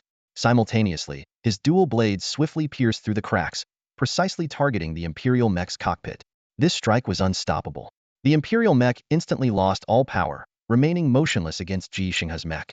Its metal arms, which had intended to embrace Ji Xinghe, hung limply, unable to restrain Ji Xinghe's mech. At this critical juncture, the sound of mech footsteps echoed again. The Imperial mech wielding the chainsaw blade had regained its balance, unaware that its comrade was already dead. Mistakenly thinking its comrade had subdued Ji Xinghe, it sprinted to his mech's side and came to an abrupt halt. The Imperial mech's movement was as swift as a shot-put athlete throwing a discus. It twisted its body, gripping the chainsaw blade with both arms, and slashed horizontally at Ji Xinghe. The high-speed rotating blade, combined with the mech's immense power, promised lethal damage if it struck. However, Ji Xinghe, not caught, easily dodged the deadly strike. Then, a deafening explosion accompanied by blinding fire erupted. The ferocious chainsaw blade had struck its ally's mech. The teeth flew off, and the blade embedded deeply into the Imperial mech's body, firmly wedged. Seizing this fleeting opportunity, Ji Xinghe, who had just retrieved his blades, calmly attacked. His target remained the Imperial mech's underarm, at one of the previously made gaps. This time, he delivered two strikes, one diagonal slash, one horizontal cut. The cockpit of the Imperial mech shattered under the crisscrossing blows. Through the damaged cockpit, Ji Xinghe saw the Imperial gorilla for the first time. The helmeted gorilla was right in front of him, and Ji Xinghe's eyes turned red with anger. He sheathed his blades, clenched his fists, and without hesitation, punched forward. Old Ji, came the urgent call over the communicator. I'm here, Ji Xinghe responded briefly. How many? 2, he replied, his voice calm and resolute. Hold on, head towards your 7 o'clock, 700 meters. I'm running, we're running, Ji Xinghe said, maneuvering the mech, its heavy footsteps echoing through the communication. Suddenly, Ji Xinghe's voice came through again. No need, you can slow down? Huh. The voice on the other end sounded confused. I've taken care of it, Ji Xinghe said with composure. Both of them? You've taken care of both? Yes. With the end of this brief exchange, the shortwave communication channel of the mech fell silent. Instead, there was a steady, dull thumping sound, rhythmic and relentless. The command room at Base 6 received the data transmitted from Ji Xinghe's mech, and the entire room fell into an eerie silence. Everyone knew the source of that sound. It was Ji Xinghe's mech fist, repeatedly pounding on the cockpit of the Imperial mechs. Ji Xinghe, cease the attack. Cease immediately. Major Chun Sun's face turned grave as he urgently called out. We need prisoners. We need intelligence. However, the thumping did not stop. On the command room's large screen, Ji Xinghe's mech perspective showed those metallic fists continuing their relentless assault on the target. I know. Ji Xinghe's voice was surprisingly calm, contrasting with his bloodshot eyes. He stared at the gorilla pilot inside the Imperial mech's cockpit, his mind filled with violent emotions. The 13 young lords of New Phoenix City once called him a violent man, and at this moment, Ji Xinghe seemed to prove them right. But he was not reckless. It was only then that the others in Base 6 command room realized. Ji Xinghe's fists were not landing on the gorilla pilot, but were precisely hitting the metal walls of the cockpit. The initially small opening was gradually widening under the continuous assault. The gorilla, initially fearless, was now terrified, peering through its protective helmet in horror at Ji Xinghe. Its eyes and the visor reflected the image of a seemingly emotionless yet fierce Federation mech. Although the mech itself couldn't have expressions, Ji Xinghe managed to project an intimidating aura through precise control. Everyone in the command room felt it too, as the screen clearly displayed the expression and eyes of the Imperial Gorilla. Is that Imperial Gorilla actually afraid? Someone murmured in awe. Old Ji, who fights every day in the training zone, really is a violent man. Another muttered quietly. Major Chun Sun regained his impassive demeanor, his voice steady again. Corporal Ji Xinghe, control your emotions. Ji Xinghe replied softly, landing 4 precise punches. The cockpit of the Imperial mech was completely wrecked, and he finally stopped. After a brief pause, Ji Xinghe said, "Send someone to clean up." Clean up? The people in the command room exchanged puzzled looks, not understanding why Ji Xinghe suddenly used such jargon. In fact, Ji Xinghe meant to say clear the battlefield, but felt it wasn't quite a battlefield. Lacking the experience, a term from TV flashed in his mind, and he blurted it out. "All right," Major Chun Sun replied, as the sound of mech footsteps thundered. 2 Federation standard mechs quickly appeared in Ji Xinghe's field of vision. In the view of these 2 Federation mechs, Ji Xinghe's mech stood firmly beside the 2 fallen Imperial mechs. During Ji Xinghe's previous punching, these 2 Imperial mechs had collapsed and could no longer rise. "Wow, old Ji, you're amazing," one mech warrior exclaimed. "Damn, a chainsaw sword." Another mech warrior observed the fallen Imperial mech closely. Imperial nobility. At least a Viscount to use such a weapon. "Old Ji, you've really hit the jackpot." Suddenly, his voice shifted. "Hey, it's alive." The 2 Federation mech warriors finally noticed the gorilla inside the Imperial mech cockpit. "Damn, old Ji, you caught a live one? Of course, are there any dead prisoners?" "Stop joking, keep an eye on it. Don't let it commit suicide." Imperial nobles typically don't commit suicide. All our prisoners seem to be nobles, but they usually fight to the last moment. Be careful this thing doesn't jump out and punch our knees. I'd let it try for 100 years. If it moves, I lose. It seems to have a gun. I have a mech. The 2 mech warriors found it odd. The gorilla noble inside the cockpit indeed had a gun, but it was curled up inside the severely damaged cockpit, unwilling to fire or charge out to fight, completely unlike the usual ferocity of the Imperial gorillas. Is it because it knows its gun can't penetrate the armor of 3 Federation mechs? Or, looking at the numerous fist marks on the mech cockpit, the 2 experienced mech warriors suddenly understood. "Which of you will watch over it?" Ji Xinghe finally spoke. "I'll continue to scout the area." "No, old Ji," one of the mech warriors quickly explained. "By the rules, all 3 of us need to stay here, because we're not sure if they can maintain communication, or if reinforcements are coming. It's not just the 3 of us. Our brothers in other detection zones should also be ready to provide support at any moment." Ji Xinghe nodded, recalling a previous skirmish. They had the upper hand then, but the timely arrival of enemy reinforcements turned the tide, leading to a hard-fought battle. Although they eventually claimed victory, it came at a significant cost. The 3 mechas swiftly adjusted their formation, standing back-to-back in a circle, enclosing the 2 fallen Imperial mechas in the center. There was no need to worry about any sudden moves from the surviving Imperial gorilla, as each pilot could clearly see the scene behind them through their mecha systems. Ji Xinghe, skilled in mechanical repairs, stepped forward and deftly plunged his blade into a critical part of the Imperial mecha, instantly disabling its energy transmission system. This precise maneuver ensured that even if the Imperial gorilla intended to detonate the nuclear fuel cell in a suicide attempt, it was now impossible. Before long, the Federation's support team arrived on the scene. 2 armored vehicles accompanied a slowly approaching armored tow truck, effectively replacing the still absent Imperial reinforcements. With the assistance of the 3 Federation mechas, the 2 Imperial mechas were carefully loaded onto the tow truck. The Imperial gorilla noble did not escape either. After being hit with a tranquilizer dart, he was carried into an armored vehicle by soldiers clad in high-strength protective suits. "We're moving out," the Federation commander announced over the communication system. "We'll be activating the signal jamming device, so all communications will be cut off for 2 minutes until we're 2 kilometers away from you. During this time, you can proceed in the opposite direction. Our energy fluctuation detection system shows no enemy mechas within a 2-kilometer radius for now. If there's anything you need to communicate, do it now." The energy activity detection system on the armored vehicle was more advanced than the mecha's built-in basic radar, maintaining excellent detection capabilities even in a dust storm. Numerous such detection systems were strategically placed within a 30-kilometer radius of Base 6. However, due to interference from the dust storm and the Imperial mecha's tendency to destroy these devices upon discovery, real-time tracking of enemy movements and numbers remained a significant challenge. As a result, the Federation had to divide the area into various detection zones. Ji Xinghe's mission log was promptly updated. His new task, along with 2 other Federation mechs, was to escort the energy fluctuation detection devices brought by the tow truck to the designated coordinates for installation and to monitor enemy activity in that area. Ji, are you okay? A concerned voice crackled over the shortwave communication channel. They had noticed Ji Xinghe's dual blades were severely damaged, and he was now picking up a spear from an Imperial mecha. No problem, Ji Xinghe replied tersely. Piloting his 4.2-meter-tall Federation standard mecha, he hefted the 6.3-meter-long spear and led the other 2 mechas forward through the raging dust storm. Despite having the lowest rank and being the oldest, Ji Xinghe unhesitatingly took the lead. Ji Xinghe had just finished school and looked calmly at Su He, who had come to pick her up. "Where's Grandpa?" she asked, her tone as if she were oblivious to the Imperial mechs surrounding the base. However, Su He knew she was already aware. By now, everyone at Base 6 had heard the news. Su He hesitated before answering. "Your grandpa took a mech to fight the Imperial guerrillas."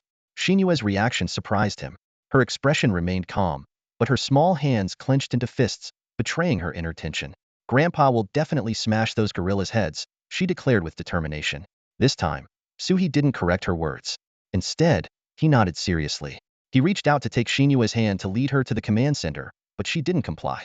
The little girl walked beside him with her head down, fists still clenched at her sides, her behavior silently protesting despite her mature words. Su He sighed internally and continued walking slowly ahead, occasionally glancing back to check on Xinghue. At least she's still following, he reassured himself. Upon reaching the command center, Su He witnessed Ji Xinghe's impressive victory against 2 opponents and was awed by the fierce aura he exuded while fighting. His drone, which he had left in the command room, hadn't captured anything noteworthy during Xinghue's return. The recon mission carried out by the mech team was proceeding smoothly. When the 2 figures entered the command room through the metal doors, a few people glanced at them but said nothing, remaining focused on their tasks. Su He and Xinghue seemed invisible, neither shooed away nor questioned. Everyone was absorbed in their respective duties. Lieutenant Colonel Chen Sun and the other strategists at Base 6 began their discussions in a corner of the command center, as no immediate threats were detected. They didn't mind Su He's presence as a war correspondent. As Major Jackson once said, the Federation's unity against the Empire was unprecedented. The racial differences theoretically eliminated the possibility of internal betrayal. The main reason lay in the fact that the war zone was confined to an alien planet from the start. Direct contact between the Federation and the Empire was limited to their military forces, with combat being the only form of communication. The Imperial guerrillas and monkeys that arrived via warp gates had never interacted with ordinary Federation citizens. Communication channels between the alien planet and Azure Star were entirely controlled by the Federation. The strategist discussions covered various topics: damage and repair status of the energy fluctuation detection equipment, mech damage and available inventory, casualty statistics of mech warriors, estimation of enemy mech numbers, and response strategies, discussion on whether to activate full area signal jamming devices, progress in interrogating prisoners. As Su He listened intently to these discussions, he suddenly felt a gentle tug on his sleeve. He immediately turned and crouched down to meet Xinghue's gaze, softly asking, "Xin, what's up?" "Uncle," the little girl began. Xinghue's voice was as soft as a whisper. Her eyes filled with uncertainty as she looked at Su He and asked, "Did 12 uncles sacrifice themselves and 4 get injured?" Su He nodded solemnly, confirming, yes, their sacrifices and injuries were meaningful. They took down 12 enemy Imperial mechs. The little girl's eyes immediately welled up with tears, her voice trembling slightly. "Were they like my dad?" Su He took a deep breath, gritting his teeth as he replied, "Yes, they were just like your dad, mech warriors, brave and fearless." Xinghue's voice trembled even more. "Will my grandpa sacrifice himself too? Like my dad? Like those heroic uncles?" "No, he won't." Su He shook his head firmly. "Your grandpa is very strong. He single-handedly took down 2 enemy mechs, and he even captured one of them." "Okay." Xinghue nodded with difficulty. "My grandpa won't sacrifice himself. He'll blow those Imperial apes to pieces." "Yes, exactly." Su He gently patted her shoulder. Xin. "Don't blame your grandpa because he has to step forward. I know grandpa is fighting the apes because he doesn't want those heroic uncles to end up like my dad, and he doesn't want their children to be like me," Xinghue said, taking several deep breaths before assuming a determined stance. "Xin will become strong too. Xin will stand up and protect grandpa, just like I promised." Su He didn't stop her. He slowly stood up, ready to support her if she faltered. Watching her back, he recalled Ji Xinghe's departure from the mech warriors' waiting area and his charge out of Base 6. Su He sighed inwardly. "If I could, I would stand in front of old Ji, in front of Xin, shielding them from harm, rather than having them protect me now and in the future." At that moment, Ji Xinghe was not standing in front of others, but behind them. Old Ji, can you stop standing behind me? It feels like there's a draft on my backside, complained one of the mech warriors. You think old Ji wants to watch you crap from behind? Can you hurry up? Another chimed in. I can't control it. Seriously, why don't mechs have toilets? It's annoying to come out just to do this. The first warrior continued to grumble. You're disgusting. If you don't mind the smell, maybe old Ji can modify it for you. He is a mech engineer, after all. He could rig up a smart toilet. No thanks. In a closed system, the smell wouldn't dissipate. Speaking of which, I used to hold it in until I got out of the mech, and it got so bad I ended up with blood in my urine. Could you not be so gross? You're peeing in your suit, not the mech. What are you on about? Well, you have to adjust yourself. Otherwise, it's uncomfortable afterward. I swear I'll stomp you flat if you don't shut up. Despite the threat, the mech remained motionless, quietly waiting for the warrior inside to finish and suit up. The closed chamber then retracted, and the mech returned to its standby position. Fresh air filled the cockpit, and the mech warriors were back in combat mode. Ji Xinghe, who had remained silent throughout, turned and moved forward to stand ahead of the two mechs. He knew he couldn't protect everyone, but he was committed to safeguarding as many as he could. Enemy spotted at 12 o'clock. The sudden communication silenced the chatty warriors, and Ji Xinghe finally spoke. Assume formation 3. I'll charge, and you two provide cover? No. I'm the strongest with 6 gold stars. I should charge. You two stay put.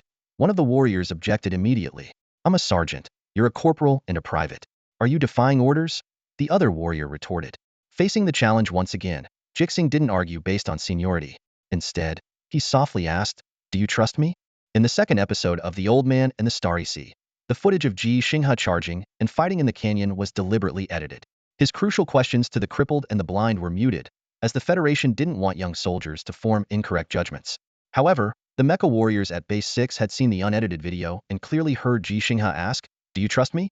Now, in the midst of a dust storm, 2 young mecha warriors faced the same question and responded almost without hesitation.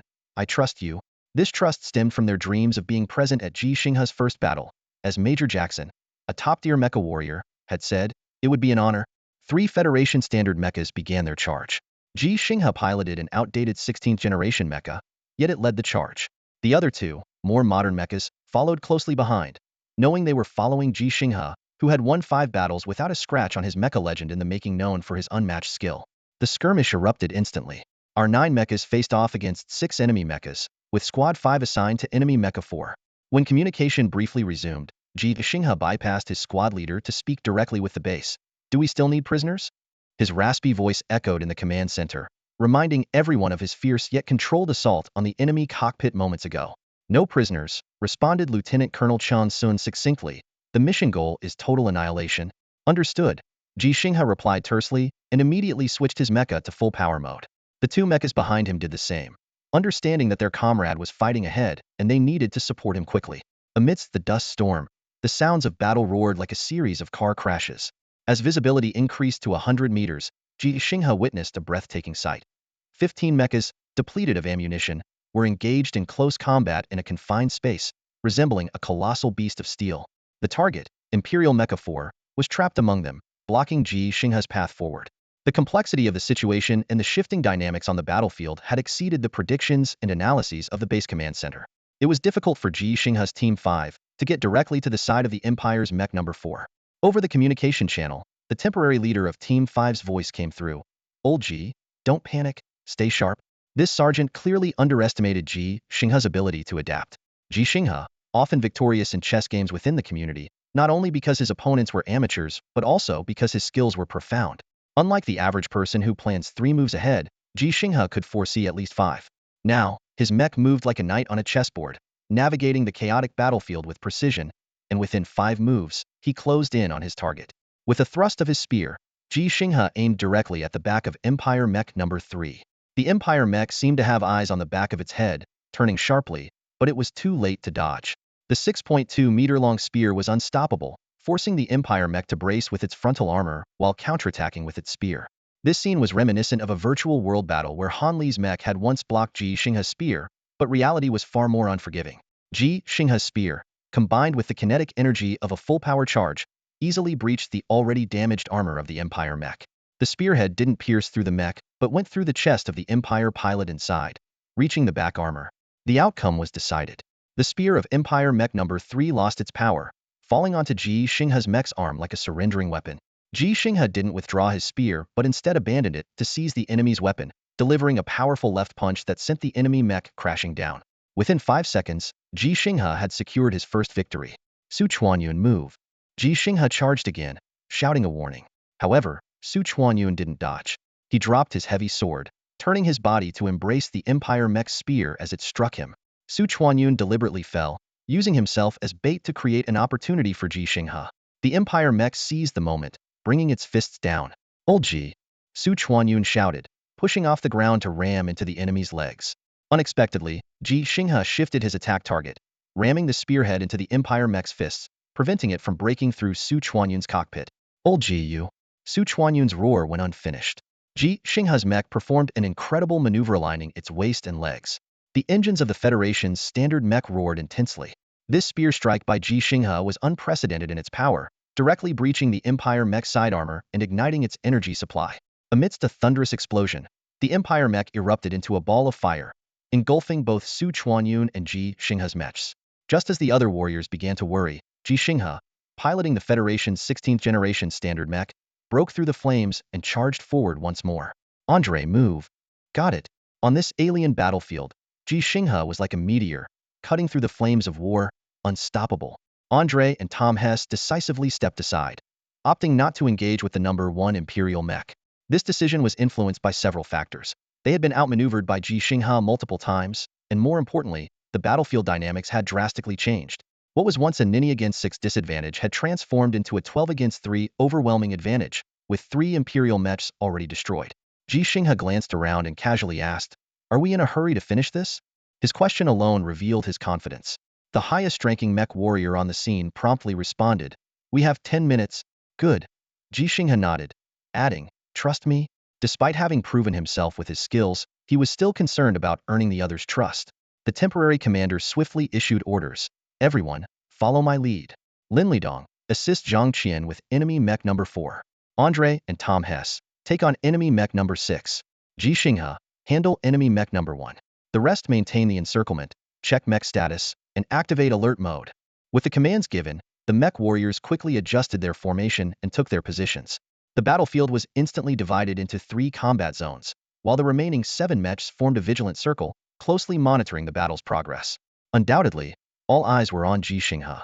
He was the only one taking on an Imperial mech alone, having just taken down 2 enemy machines in quick succession. Not to mention, he had previously schooled every Federation mech warrior present. The 2 warriors who had originally charged with Ji Xinghe felt a bit left out, but they watched with fervent excitement. The image of Ji Xinghe swiftly defeating 2 Imperial mechs would undoubtedly become a story they would recount for years if they lived that long. At this moment, the battle between Ji Xinghe and the number 1 Imperial mech was not an instant takedown. Instead, it was evenly matched. However, the observing mech warriors did not doubt Ji Xinghe's skills. They understood that this was the norm in mech battles. Mech combat is fundamentally different from human combat. Humans are flesh and blood, and a fatal blow can come from any precise attack. Mechs, however, are massive metal constructs with incredibly high defense capabilities.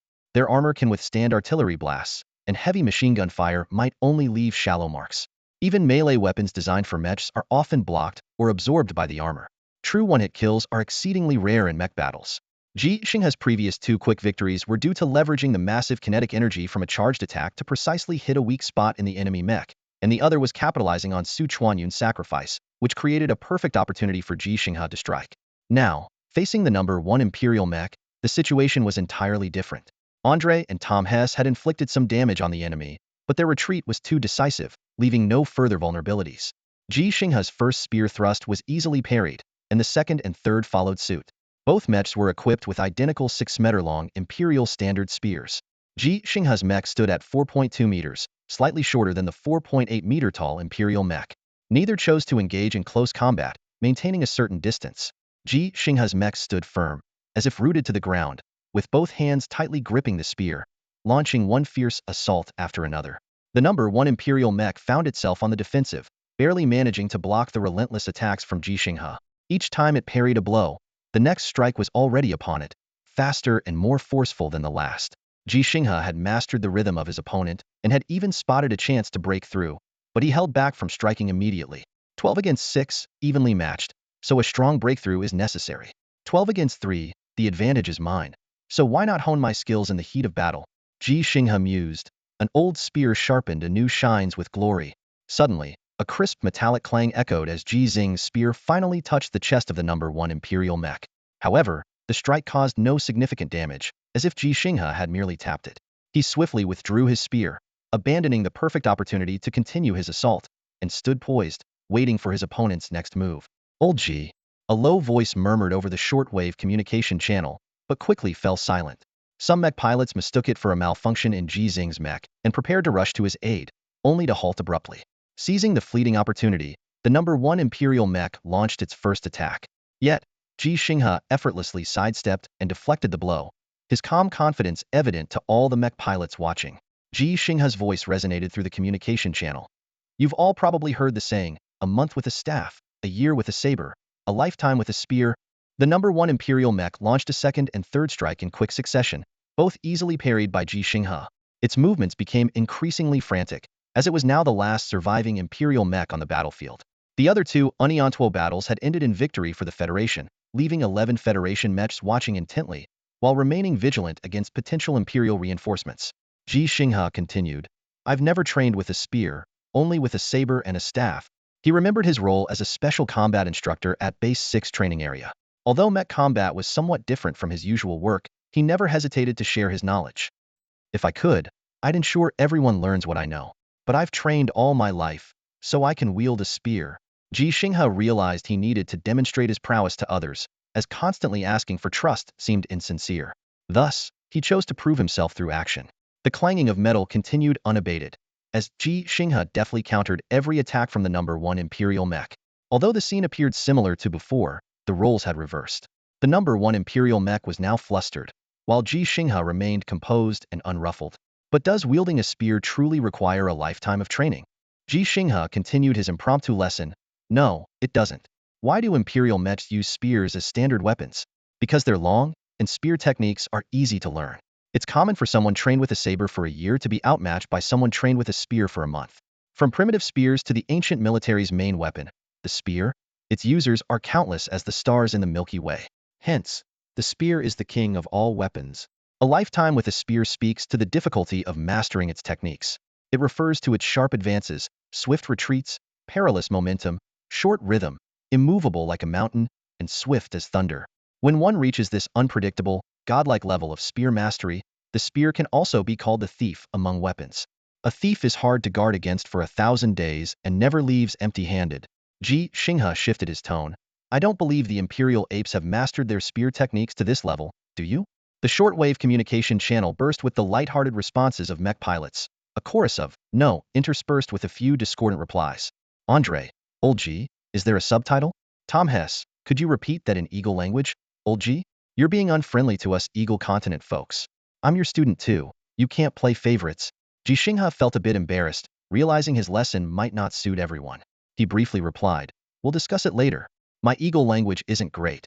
I'll need a professional translator.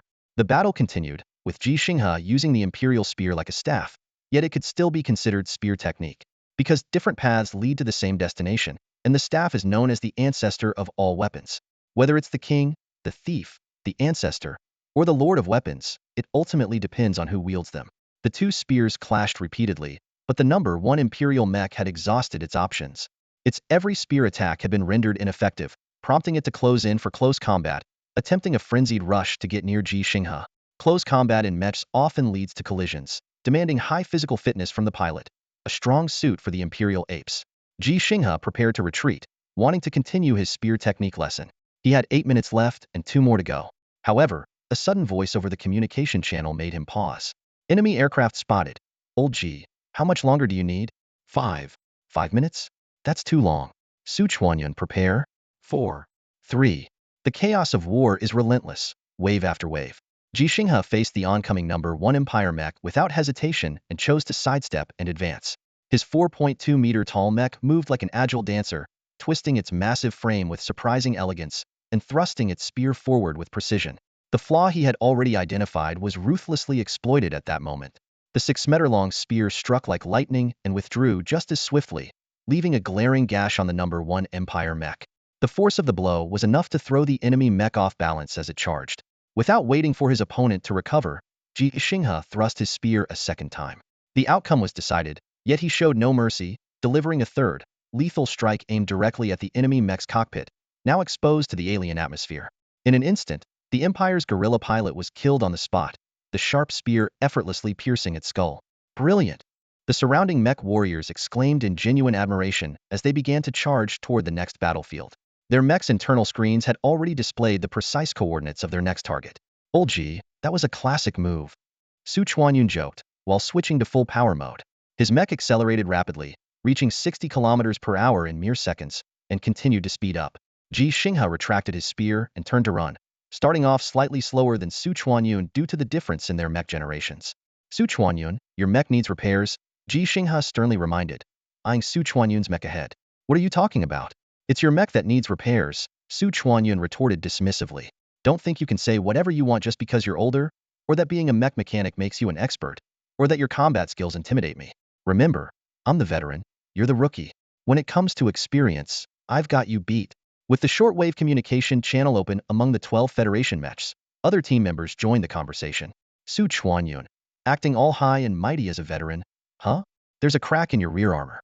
Another hit, and your cockpit will be in danger. Old Ji is a top-notch mechanic. You'd be wise to listen to him. Old Ji's not just a mechanic. He's a professional mech warrior now, with 6 gold stars, right? He might even level up today. 8 stars." Before they arrived, Old Ji took down 2 Empire mech solo. 3 plus 2 plus 3, 8 stars, just 2 more to go. What the hell? Seriously, what the hell? Su Chuanyun was taken aback. Others continued to persuade. "Su Chuanyun, Old Ji has more stars than you. Stop arguing and get back to the base for repairs." "I really don't need repairs, I can still fight." Su Chuanyun insisted urgently. "Old Ji's last star is at least half my credit. Trust me, I'm good. Even if it's 7.5, that's still 2.5 more than you." "Not convinced." "I admit it, but I'm not going back," Su Chuanyun said firmly. "There might be 10 Empire mechs over there. We're 12, with only 5 of the fastest units for support. We can't guarantee a 2-turn advantage. If I don't go, some of you might die." "Shut up, you jinx. Don't you understand? If you go, you'll die. Someone's got to die. So why not me?" Su Chuanyun pleaded. "I can fight lying down, just like before. I'll go grab the Empire mech's leg, and Old Ji, the old pro, will seize the opportunity to strike it down. Don't worry, my front armor's intact, I can hold on." The shortwave channel fell into silence, with only the thudding of mechs running in the background. "Do you trust me?" Su Chuanyun pressed urgently. "I'm asking if you trust me. Answer me. Damn it, answer me." Ji Xinghe sighed inwardly, realizing his reckless style had set a bad example. Su Chuanyun's mech suddenly accelerated, seemingly determined to reach the battlefield before a decision could be made. Enough with the drama. The temporary commander finally decided. "Su Chuanyun, I order you to return to the base immediately for mech repairs." Ji Xinghe might defy orders, but Su Chuanyun could not. As a professional soldier, Su Chuanyun's mech gradually fell behind the other 11 and eventually came to a stop. He remained silent, his gaze piercing through the dust storm, watching his companions disappear into the distance. Su Chuanyun's heart was a storm of emotions, but he silently prayed, "Come back, all of you, come back alive." Though he knew he should return to Base 6 immediately to repair his mech, Su Chuanyun's feet felt rooted to the ground, unable to move. He looked up at the dust-filled sky, as if waiting for a miracle to happen. Meanwhile, the command center at Base 6 was busy analyzing intelligence. With the help of intermittently restored communications and an almost repaired energy wave detection device, they were piecing together a complete picture of the battlefield. In Sector 354, the number of enemy Imperial mechs was estimated at 10, plus 18 already destroyed, indicating a full complement of 30 Imperial mechs. However, the positions of 2 Imperial mechs remained unknown. On the Federation side, there were 18 combat-ready mechs, divided into 3 units. Unit 1 with 11 mechs, Unit 2 with 5, and Unit 3 with 2. The command center decided that Unit 3 must stay behind to guard against the 2 unaccounted Imperial mechs. Despite their concerns, the staff at the command center couldn't help but feel relieved by Ji Xinghe's outstanding performance. Without his unstoppable advance, Base 6 would have suffered much greater losses. During Ji Xinghe's second engagement today, Base 6 still had 21 mechs on perimeter defense. The 12 against 6 battle was a resounding victory, with no casualties and only Su Chuanyun's mech in need of repairs.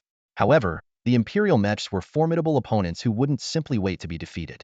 While Ji Xinghe and his team secured their victory, elsewhere, 2 Federation mechs were destroyed in a sudden skirmish without inflicting any damage on the enemy. The command center held onto a glimmer of hope Unit 4, with 3 newly repaired mechs. But time was of the essence, and the enemy wouldn't allow them the chance to regroup. The situation was clear. This would be an 11 against in battle. If they could hold out for about 7 minutes, Unit 2's 5 mechs would arrive for support. Yet, the 11 against in scenario was not promising. Both Ji Xinghe and the commander of Unit 1 believed they only had an advantage in a 12 against 3 situation, reflecting their respect for enemy tactics and exposing the Federation mech warriors' disadvantages in solo combat, especially those stationed at Base 6. Before the dust storm, of the mech warriors supporting Base 6, only 9 were first-class mech warriors, while the rest were second or third class. The true elites were stationed at the front line and blockade zones. Though the warriors at Base 6 weren't exactly the weakest, they weren't far off. At this moment, a critical question arose. What was the status of Su Chuanyun's mech? The system showed it was 87 intact, but the damage was to the rear protective armor. Could he still fight? There was no definitive answer. The command center fell into a brief silence.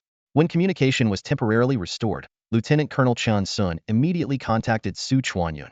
Sergeant Su Chuanyun, this is Lieutenant Colonel Chan Sun. Sir, I'm here. Su Chuanyun responded promptly. Can you still fight? Chan Sun got straight to the point. I can. Su Chuanyun's voice was firm and resolute. Sir, I can. I dare and I am willing. Then go and fight, Chan Sun commanded. Yes, sir. Su Chuanyun's shout resonated through the command center. Following that, the sound of his mech running echoed, as he moved swiftly, racing against time. Yet, what awaited him was not glory, but his comrades in the battle ahead. I am Federation second-class mech warrior Sergeant Su Chuanyun. I'm on my way. Su Chuanyun's voice came through the communication system, filled with determination and resolve. It looks like they're regrouping for a retreat. In the mech warriors' line of sight, the Imperial mechs in the distance were moving in an orderly fashion, clearly having obtained some critical intelligence. The commander's voice broke through the communication channel, urgency evident in his tone. We must take the initiative and intercept them. There's no time to wait for Unit 2 to join us. In 7 minutes, they'll be out of our reach. The battlefield situation was clear, 11 against 10, with the Federation having no advantage. The commander continued, our mission is to hold them off and buy time for Unit 2. Once it's 16 against 10, we can annihilate them. Without delay, the commander began assigning roles. Numbering starts now. I'm Mech 1. Andre is Mech 2. Ji Xinghe is Mech 11. He explained concisely. The base has numbered the 10 Imperial mechs based on intel from surveillance and fallen comrades. The relevant data has been transmitted to your mechs. Please confirm your targets. The commander emphasized the tactical focus. We need to split the battlefield. We cannot let the Imperial mechs fight as a cluster. We can't withstand their charge. He specifically instructed Ji Xinghe. Old Ji, you're on roaming support. We all trust you. Understood. The mech warriors responded in unison. The commander added, remember, prioritize engagement. Avoid trading injury for injury, and certainly not life for life, unless absolutely necessary. His words echoed those of Major Jackson, but this was no surprise to the other mech warriors. With only 300,000 capable mech warriors out of a population of over 7 billion, each one was a rare elite. For these seasoned warriors, the lieutenant-level commander's words were concise. However, when addressing Ji Xinghe, he had to elaborate. Old Ji, don't blame me for being repetitive. Your shot to save Su Chuanyun was emotionally understandable and tactically appropriate given his recklessness. But the upcoming battle is more complex. If you focus solely on saving others, you might miss the opportunities we create for you. The commander continued, we're near the base, while they're far from their supply lines. We can repair damaged mechs. They can't. Not just mechs, but warriors too. There's a large reserve force at the base, while they can't conjure reinforcements out of thin air. So, if necessary, we can afford sacrifices. However, we don't need any in this battle, nor do I want any losses. For the first 7 minutes after engagement, stick to skirmishing. He emphasized, if you find an opportunity to take down an Imperial mech, do so decisively while ensuring your safety. If no such opportunity arises, hold your fire. Just by maneuvering on the battlefield, you can be of great help. In a 2-known situation, we're almost guaranteed victory. With your mech's capabilities, you can appear behind any Imperial mech within 30 seconds. But once you fire, this time will increase, and the Imperial mechs will ignore the threat you pose. Ji Xinghe showed great patience in response to this string of instructions. He knew his lack of combat experience and agreed with the commander's perspective. Although his initial reason for joining the battle was to prevent the loss of young warriors, he understood the harsh realities of war. The commander concluded, Old Ji, in short, we trust you, and you need to trust us. All right, Ji Xinghe replied, brief but resolute. Then, the commander took a deep breath and softly said, close the communication channel for a minute and record your farewell messages. The communication channel fell silent, leaving them to wonder if the mood had suddenly become somber or if everyone had started recording their last words. Shutting off communications at this moment wouldn't cause any issues. Everything needed to be said had been said. The dust storm once again disrupted communication with the base, and as they sped forward, they seemed isolated and without support. Yet, this isolation didn't incite fear. Instead, it fueled their fighting spirit.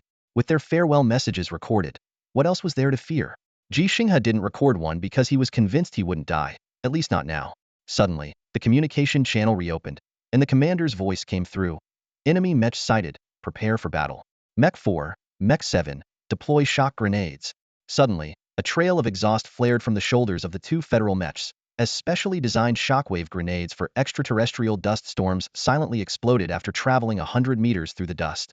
A visible spherical wave rapidly expanded, clearing a 200-meter area, revealing the 10 Imperial mechs clearly in Ji Xinghe and his team's viewports. The Federal Mech's auxiliary AI quickly completed target identification. Each of the 10 Federal mechs made slight maneuvers, locking onto their respective targets. Meanwhile, the 10 Imperial mechs, which had appeared to be retreating, launched a fierce charge against the Federal mechs without hesitation. Dodge and split them up.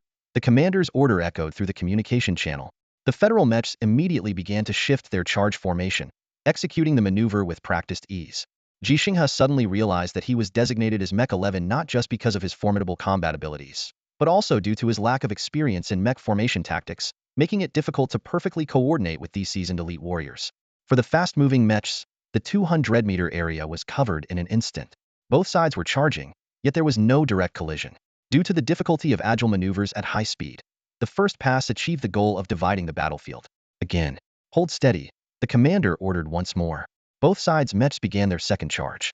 This time, however, the Imperial mechs also managed to split the battlefield. Ji Xinghe, piloting the Federal Mech 11 and tasked with flanking support, failed to keep pace with the others due to his inexperience, becoming a major vulnerability in this skirmish.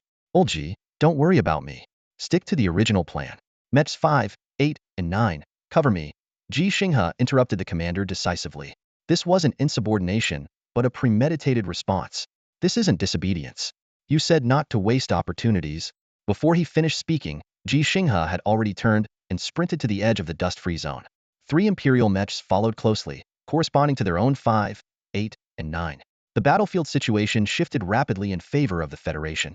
Originally a Tenantan scenario, with Ji Xinghe's Mech 11 providing support, it now turned into 7-on-7, with 3 Federal mechs free to support others, greatly increasing their chances of victory. But all this depended on Ji Xinghe holding out against the pursuit of 3 Imperial mechs. Hang in there, old Ji, the commander shouted, approving the sudden change in the battle plan due to Ji Xinghe's actions. Seizing the opportunity created by Ji Xinghe, the 7 Federal mechs successfully engaged their respective targets. The experienced mechs 5, 8, and 9 quickly chose their support roles. With 1 providing cover and 2 assisting in combat, they took down an Imperial mech in just 10 seconds. This was the most efficient combat strategy. Given the size of the mechs, a 3-and-0 was optimal. 4-and-0 risked coordination errors and breaking formation. Another Federal mech was freed up, but the advantage did not expand as one of the Federal mechs couldn't hold its position. Federal second-class mech warrior Zhang Qian, 24 years old, with the rank of sergeant and 3 gold stars on his mech. It should have been 3.5 stars, as he had assisted in taking down an Imperial mech with another warrior 30 minutes earlier. Despite his mech having 5 damage, he chose to continue fighting. Unfortunately, this 5 damage became a fatal flaw. I'm sorry, Zhang Qian's faint voice came through the channel. His cockpit had been breached, but he didn't give up, trying to force his mech to grapple the Imperial mech in front of him. However, the Imperial mech's spear had severed his thigh when it pierced the cockpit, leaving him unable to press the control pedals. I really tried my best. The mech's balance shifted as it crashed to the ground, its metal arms reaching out futilely, unable to stop the enemy. Zhang Qian watched helplessly as the Imperial mech he was supposed to hold off charged toward his comrades, struggling to rise and fight on, yet unable to even control his eyelids. His vision blurred, as if someone had turned off the lights. Zhang Qian wanted to shout another apology, but no sound came.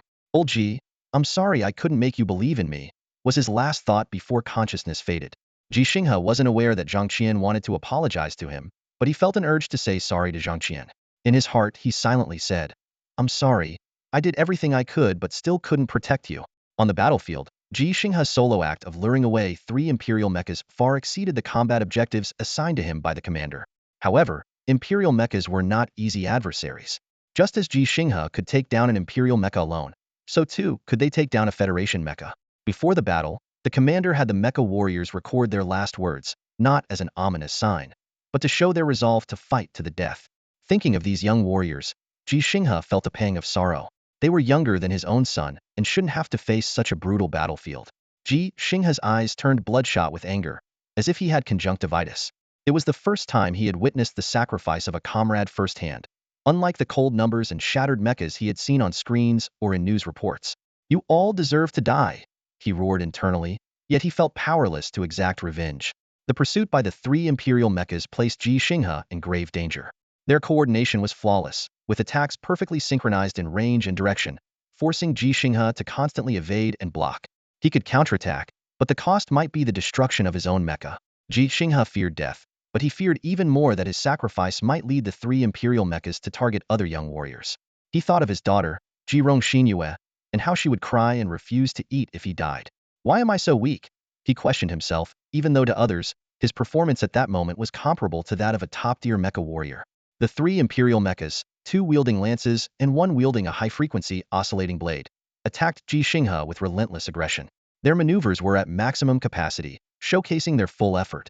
Yet, the Federation's 16th generation standard mecha piloted by Ji Xinghe weaved through the onslaught like a fish in water. No other Federation mecha warrior present could confidently replicate Ji Xinghe's performance. They recalled the previous Imperial mecha that was overwhelmed, lasting only 10 seconds before being destroyed. Ji Xinghe had already held out for 30 seconds, remaining unscathed. Astonishingly, these three Imperial mechas were more formidable than the previous three Federation mechas. As time passed, Ji Xinghe continued to endure. This allowed the Federation mechas to start leveraging their numerical advantage, which began to snowball. However, it was not yet enough to overwhelm the enemy. The mecha warriors from Base 6 were not the main force, yet they faced the Imperial main mecha unit, which had boldly launched a long-distance assault through a sandstorm. Due to Zhang Qian's sacrifice, one of the three Freelancer-style Federation mechas took over Ji Xinghe's original mission, supporting comrades on the brink of collapse. The other two maneuvered across the battlefield, seeking opportunities to strike the enemy. However, the opportunity to strike the enemy often coincided with the danger of being struck themselves. Some opportunities were missed, while others were seized. Ultimately, 9 Federation mechas managed to destroy 2 Imperial mechas consecutively without sustaining any losses. In one scenario, the advantage of numbers prevails, while in another, a solo victory is achieved. During this skirmish, the commander of the Federation Mikasa top-tier warrior with 12 gold stars was the strongest in the team. However, even he required 2 minutes and the support of his comrades to suppress the Imperial mechas before he could secure a solo win. With 9 against 4, the Federation mechas were expected to easily overpower the Imperial mechas. Yet, the situation took a sudden turn for the worse. 3 Imperial mechas were unable to bring down Ji Xinghe, while the battle on the other side was taking a dire turn. The Imperial mechas quickly decided to leave one to keep Ji Xinghe engaged, while the other two pivoted without hesitation to attack the main force of the Federation mechas. The battlefield conditions were constantly changing. Although the 9-6 scenario still favored the Federation, the real danger was just beginning. At the edge of the area cleared by shockwave grenades, alien dust was blowing in due to a dust storm, gradually reducing visibility. At that moment, 2 Imperial mechas suddenly emerged from the dust cloud. Their reinforcements had arrived ahead of schedule. 9 against 8? This was no longer a simple arithmetic problem, but a severe test of life and death. The 2 Imperial mechas, joining the fray in an assault formation, caught the Federation mechas off guard, and with a single charge, destroyed one Federation mecha. This was Tom Hess, an Eagle-lander who claimed to be Ji Xinghe's apprentice. He didn't even have time to utter any last words before 2 lances mercilessly ended his life. Zhang Qian, Tom Hess. These names flashed through Ji Xinghe's mind. He could not stop the 2 Imperial mechas that abandoned him, but at last, he had his chance for a unknown duel. Ji Xinghe's son, Ji Xinghe, used to boast to many. "In the entire Federation, no one can defeat my father in a duel. Because on the surface, my father is just an ordinary mechanic, but in reality, he is an unparalleled master hidden among the common folk." He had said this more than once to Major Hanley, Major Jackson, other elite mecha warriors, instructors in the military, and even Li Yuanba. Ji Xinghe's confidence stemmed not only from knowing these people, but from witnessing and verifying their skills firsthand. Moreover, he remained convinced even when facing the Empire's guerrillas. Ji Xinghe, who fought across the vast expanse of space, witnessed the brilliance of humanity's stars, yet he always believed his father, Ji Xinghe, was the pinnacle of individual strength in the Federation. When he fell in battle on an alien planet, this towering peak finally revealed its true form. Piloting the Federation's 16th-generation standard mecha, Ji Xinghe faced the siege of 3 Imperial mechas. His movements were as agile as a swimming fish, and his defense as impenetrable as an iron wall. When the opportunity arose, he charged like a sword unsheathed. Steady as a mountain, swift as a thunderclap, Ji Xinghe often imparted this wisdom to the Federation mecha warriors, and now he demonstrated its essence through action. The remaining Imperial mecha, also wielding a lance, had its weapon easily parried by Ji Xinghe's lance, exposing a critical vulnerability. With a clang, Ji Xinghe's lance accurately struck the frontal armor of the Imperial mecha. Although the first blow failed to penetrate due to distance and speed, it was only the beginning. Then came the rapid succession of strikes, clang, clang, clang, clang, each one hitting the same spot relentlessly. Despite the Imperial mecha's futile attempts to block and evade, it could not escape Ji Xinghe's precise attacks. Ultimately, the frontal armor was completely pierced by the lance. As the lance penetrated the enemy cockpit, Ji Xinghe was already retracting his weapon and swiftly maneuvering to the side. Under his control, the massive Federation mecha danced around the wreckage of the Imperial mecha with astonishing agility, ready to charge anew. The mountain has arrived. The 2 Imperial mechas that had been charging suddenly came to a halt. Their original target was Ji Xinghe, whom they had chosen to temporarily abandon after failing to defeat. However, what they didn't expect was that within just 5 seconds of giving up on Ji Xinghe, the Imperial mecha left behind to hold him off had already been destroyed. Imperial and Federation mechas have nearly identical designs, both featuring a rear-view eye. Through this function, they saw a Federation mecha charging at them, having bypassed the wreckage of the Imperial mecha. Despite having only 3 golden stars on its body, it demonstrated formidable power. If someone were to ask about this phenomenon, the answers would vary. Su Chuanyan might say, "Old Ji didn't have time to paint more golden stars on his mecha." In reality, he already has 9, just one shy of becoming a first-class Federation mecha warrior. Meanwhile, Lieutenant Shinmu would respond, "Some people can earn 9 golden stars because they can only earn 9.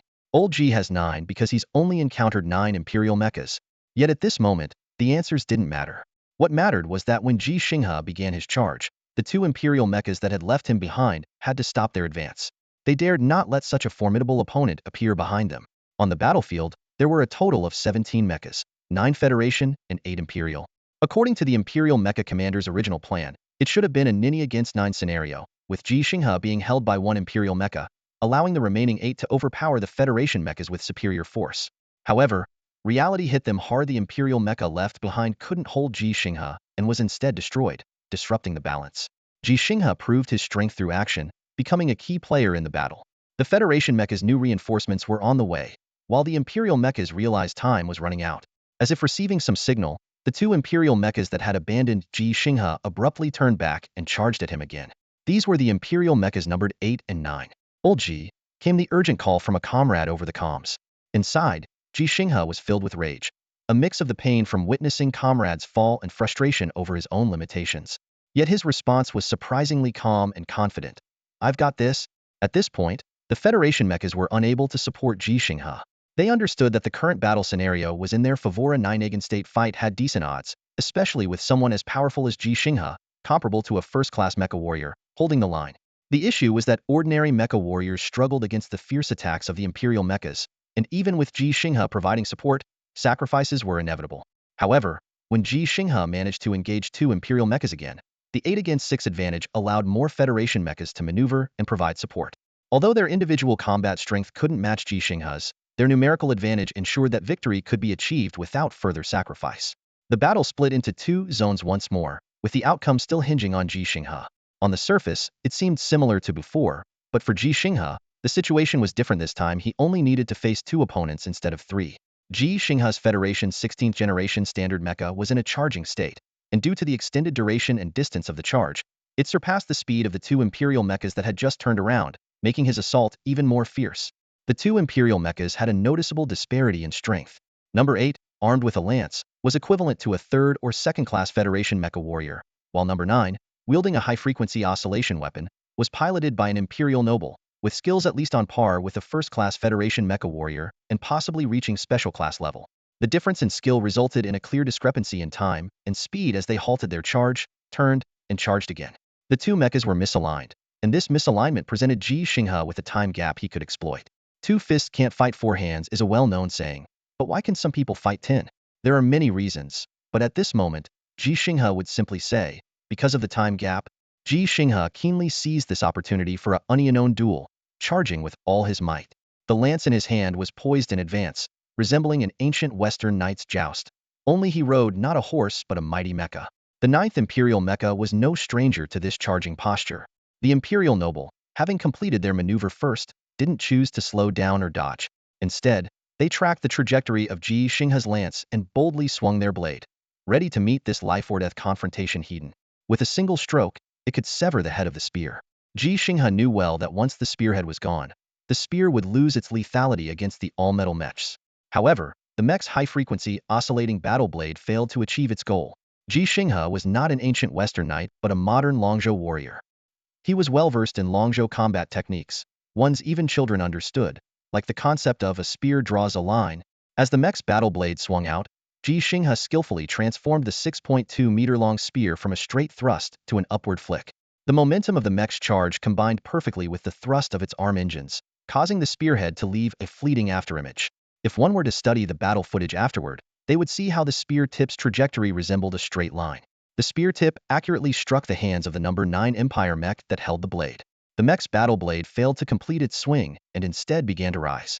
Despite the number 9 Empire mech's attempts to force the blade down, it couldn't withstand the continuously rising spear, ultimately raising both arms and the blade. Ji Xinghe's spear was also lifted, but couldn't be retracted in time. Both mechs were charging, about to collide. In the split second before impact, Ji Xinghe had already raised his arms and spear. With a thunderous crash, the two mechs collided head-on, denting both sets of armor. Ji Xinghe's visual display immediately showed an impact force alert, 3.5 tons. This was equivalent to a car traveling at 48 kilometers per hour crashing into a stationary object. For a mech pilot, the impact felt not like sitting inside a car but like being hit directly by one. To put it more intuitively, this impact was akin to a person jumping from 9 meters high onto a concrete surface. Inside the mech, the pilot had only their protective suit for defense, unable to roll or otherwise disperse the force. Because of this, most people couldn't endure such impacts and thus couldn't become mech warriors. Ji Xinghe's formidable combat prowess was astonishing, yet his age led many to doubt his ability to become a top-tier mech warrior. They worried whether this veteran could withstand the frequent collisions mech warriors faced. However, he proved more than capable. At the moment of impact, both mechs were slightly unbalanced. Yet Ji Xinghe did not lose control of his mech. He quickly sidestepped and twisted, maintaining control despite the mech's unsteady appearance, successfully avoiding further danger. At that moment, the number 8 Empire mech's spear lunged forward. Ji Xinghe's mech deftly dodged, causing the opponent's strike to miss. The distance between the three mechs closed instantly, and unable to raise his spear, Ji Xinghe kicked backward precisely at the knee joint of the number 8 Empire mech. The number 8 Empire mech, already decelerating, lost control of its balance entirely from the blow. It toppled toward the number 9 Empire mech, which had just regained its stance.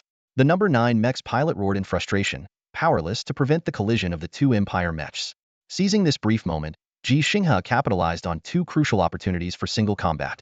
He successfully destabilized the two Empire mechs, then his spear shot forward like lightning, targeting the weaker armor on the side of the number 8 Empire mech. One thrust, 10 stars. Warning, mech integrity at 89. Warning, energy remaining at 15. These two red alerts flashed across Ji Xinghe's display, causing him to frown. The Federation's 16th generation standard mech was capable of traveling over 1,000 kilometers, yet it was already low on energy after leaving base 6 less than a day ago, having covered less than 50 kilometers. This was a testament to the ferocity of the battle. Ji Xinghe had no hesitation, maintaining full power mode. Time was of the essence. He needed to quickly neutralize the enemy mech from the 9th Empire wielding a battle blade, and then support his fellow warriors. Although victory was imminent with reinforcements from base 6 expected any moment, he couldn't afford to lose any more soldiers. Not one more, Ji Xinghe reminded himself. He launched his attack decisively, his spear darting like a venomous snake aimed at the vital points. However, the 8th Empire mech, already devoid of its pilot, served as a human shield for the 9th, blocking the fatal blow. Ji Xinghe swiftly adjusted, his spear tip precisely shattering the front camera of the 9th mech. The 9th mech, despite losing one of its views, remained composed. Its battle blade sliced through the air, targeting Ji Xinghe. But with his experience, Ji Xinghe was prepared, easily evading and immediately counterattacking, destroying the rear camera of his opponent. Now blind in the rear, the 9th mech began to panic, spinning wildly in an attempt to locate Ji Xinghe. Yet Ji Xinghe moved like a phantom, always staying in its blind spot, waiting for the perfect moment. Finally, the opportunity arose. Ji Xinghe's spear struck like a dragon emerging from the sea, piercing the weak point under the left arm of the ninth mech. The strike was swift and precise, leaving the mech no time to react. The vibration of the spear embedding itself resonated through Ji Xinghe, but he paid it no mind. Releasing the spear, he closed in immediately, delivering two massive metallic punches to the opponent's lowered arms. The entire sequence was seamless, each of Ji Xinghe's actions filled with experience and precision. Even with dwindling energy, he demonstrated the prowess and composure of a top-tier mech warrior. The battle was not over, but the scales of victory had begun to tip. To be precise, it was the wrist joint of the mech. Ji Xinghe, well-versed in mech construction, knew exactly the impact of this strike. With the pilot already dead, the mech's metal hands, having lost control, were only gripping the weapon based on previous commands. When the wrist joint was struck, it released the grip. That expensive mech battle blade, available only to elite mech warriors in the Federation, suddenly appeared in the hand of the mech piloted by Ji Xinghe. He seized the blade, but it wasn't the blade of the Federation's 16th generation standard mech. It was the blade of Xingyu, Ji Xinghe's own blade. Ji Xinghe turned and charged towards another battlefield.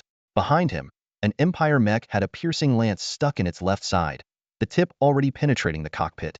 The pilot, despite having his body shattered from the left shoulder, with nearly half of his upper body turned to pulp, could still survive for 10 seconds due to his heart being on the right side, thanks to the gorilla's formidable physique. In the first 2 seconds, it used the last remaining eye on the mech's head to fixate on the cockpit window, clearly seeing the Federation human who killed it taking its weapon it had purchased at great cost before heading into battle. From the 3rd to the 8th second, it could only watch as the Federation mech that took its weapon moved further away, its vision growing increasingly blurry, yet it remained alive. Before its sight turned to endless darkness, it saw the Federation mech, in a charging stance, bypass an Empire mech, and the battle blade that once belonged to it sliced through the neck of the Empire mech. The metal head flew skyward, but no blood splattered. With a hint of regret, it closed its eyes. Su Chuanyun, who finally caught up, witnessed a shocking scene. A Federation mech in mid-charge effortlessly decapitating an Empire mech with a long blade. Old Ji. In his second glance, Su Chuanyun recognized the owner of the mech, his shock slowing his charge. The impact was already minimal. In the recent battle, besides Ji Xinghe taking down 3 Empire mechs, the other Federation mech warriors also successfully destroyed 2 Empire mechs in a situation of outnumbering the enemy, without any casualties, though one mech was damaged and lost its combat capability. Including Su Chuanyun, who just joined the battlefield, there were still 9 operational Federation mechs, while only 3 Empire mechs remained. The sound of thundering footsteps heralded the arrival of 5 more Federation mechs entering the battlefield amidst the dust storm. It was the second combat unit from Base 6. Victory was assured. Whoa, you guys are fierce. Weren't we supposed to be 11 against 10? How did it turn into 9 against 3? The shortwave communication channel suddenly buzzed with excitement as the reinforcements observed the 3 Empire mechs making a last stand, exclaiming in surprise while counting the mechs in the combat area. It's old G. The Federation mech warriors, finally able to relax, understood why they won this encounter with minimal losses. In this originally 11 against 10 mech battle, Ji Xinghe single-handedly destroyed 3 Empire mechs and, with his comrades, took down another. Early in the fight, he drew away 3 Empire mechs, giving them the advantage of superior numbers. They also noticed Su Chuanyun emerging from the dust storm. Without new orders, Su Chuanyun wouldn't have returned to the battlefield against previous commands, so the base must have realized that even in victory, it was a costly one, prompting them to send the already damaged Su Chuanyun for support. Old Ji, how many gold stars do you have now? This one's for you. Just remember to teach me a few tricks. Andre suddenly maneuvered his mech back, releasing the Empire mech he was fighting. He didn't worry about it escaping, as the other Federation mechs had surrounded the combat area. Noticing this, the other 2 groups in combat also began to retreat. Unlike Andre's unknown, the other 2 were too known, yet they still managed to unanimously give way to the Empire mechs. Who says I can't give one too? We'll also give Old G a gold star. Don't favor one over the other, Old G. Exactly. If you're going to teach us all, right, Master? 12 stars now, right? A first-class mech warrior. Master is master. Faster than this apprentice of mine. Add these 3, and that's 15 stars. Master, come on. The 3 Empire mechs tried to regroup but were blocked by the surrounding Federation mech warriors. If they attempted to attack, the Federation warriors would evade. All this was for Ji Xinghe. The mech warriors who survived because of him chose to repay him in this way. Ji Xinghe didn't move. After destroying the 4th Empire mech, he halted his charge. Not just because he assessed the situation, but also because, you guys finished them off. Be careful though. My mech is out of energy. Ding ding ding. The electronic chime echoed under the flickering lights as the metal gate slowly opened. A battered 16th-generation Federation mech trudged out, its body riddled with dents and damage, telling the tale of a fierce battle just fought. Once the mech crossed the gate into the internal hangar, it suddenly halted, as if it had exhausted its last ounce of strength. With great effort, it turned, and the back armor split open with a crack, revealing the cockpit. Grandpa! Ji Xinghe ran towards Ji Xinghe, who had just leapt down from the cockpit, arms wide open for a hug. But to her surprise, her grandfather crouched down. Xin, Ji Xinghe said softly, his voice muffled beneath the helmet. He patted her back gently. Grandpa needs to go make a report first. Can you wait for me a little? Okay. Ji Xinghe agreed obediently, taking a couple of steps back reluctantly. She widened her eyes to carefully examine him, like a little adult checking for injuries. Don't worry, Xin. Grandpa is fine, Ji Xinghe reassured her. Ji Xinghe turned to leave, but suddenly ran back, pulling out 2 pieces of chocolate from her pocket, the ones Ji Xinghe had bought for her when they first met. She had been saving them for months. Grandpa, eat something first. You must be hungry, she said with concern. Ji Xinghe ruffled her hair. I'm not hungry. There are nutrient drinks when piloting the mech. All right then, I'll go wait for you, Ji Xinghe said, stepping back once more. At that moment, Su-hee, Shenmue, Instructor Li, and others noticed something was wrong and moved in to block Ji Xinghe's view. A female soldier took her hand and led her out of the hangar. Even now, Ji Xinghe remained crouched. Old Ji, are you okay? Where's the doctor? Voices of concern rose around him. Ji Xinghe slowly extended his hands towards Shenmue and Su-hee. Help me up and take off my helmet. The two carefully helped Ji Xinghe to his feet, handling him as if he were fragile. Instructor Li removed Ji Xinghe's helmet from behind it was equipment meant to stay inside the mech, indicating the severity of the situation. I'm alright, just a bit drained, Ji Xinghe said weakly, his voice no longer muffled by the helmet. Shenmue noticed something odd about the texture of Ji Xinghe's protective suit. How much did you sweat? He asked, helping Ji Xinghe out of the suit. Instructor Li joined in, while Su-hee supported Ji Xinghe's weight. As the suit was removed, water streamed down from the fabric onto the floor. Even with its temperature-regulating features, the protective suit couldn't prevent such an astonishing amount of sweat. Having reviewed the battle report, Instructor Li and the others had a suspicion. Ji Xinghe had refused support from other Federation mech warriors during the final stages of the fight, not only because of the mech's low energy, but also because his own physical endurance was near its limit. From leaving the base to securing victory, Ji Xinghe's energy expenditure far exceeded that of a marathon. If it weren't for the alien environment, he might have lost control of the mech due to exhaustion during the battle. Although the automatic piloting during the return to the base offered some rest, the repeated high-stress maneuvers and impacts that could render an ordinary person unconscious were not something a simple rest could fully recover from. Shenmue stood in the hangar, watching Ji Xinghe jump down from the cockpit, pondering the reasons behind Lao Tulu and Xingyue's design of a seated driving position. However, seeing Ji Xinghe's weakened state, a surge of anger overwhelmed him. Are you crazy? Shenmue couldn't help but shout. You're in this condition and still jumped out of the cockpit. Aren't you afraid you'll? He abruptly paused, as if realizing that fall wasn't quite what he meant to say. Ji Xinghe remained silent, seemingly too exhausted to speak. Su-hee, who was supporting him, sighed inwardly and softly explained. Lao Ji just didn't want to worry excess. Shenmue retorted defiantly, being alive is a blessing. What's there to worry about when he's just exhausted? You don't get it. Su-hee glared at Shenmue. Step aside. But Shenmue didn't leave. Instead, he helped Ji Xinghe out of his outer protective suit, holding him with the precision of someone repairing a mech. Sensing Shenmue's concern, Ji Xinghe quietly said, I can still take on 3 of you. Everyone present believed him. Ji Xinghe never lied or joked. His words were always as good as done. That's why Major Chun Sun had trusted his promise to go to the canyon earlier. Only 3 of me? Shenmue's response was unexpected. Lao Ji, you used to take on at least 30 of me. Now only 3? You're really exhausted. Move over. The stretcher's here. The crowd parted silently.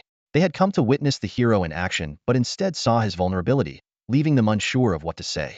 No need, it's not that serious, Ji Xinghe said, aware of his condition. Just fatigued and dehydrated. Get me a chair and some water. The hydration from the nutrient solution is lacking. No, put Lao Ji on the stretcher, Instructor Li said firmly, then softened his tone. Lao Ji, don't worry. I've informed Xian. Reporting can wait half an hour or an hour. She knows you're not hurt and won't be too worried.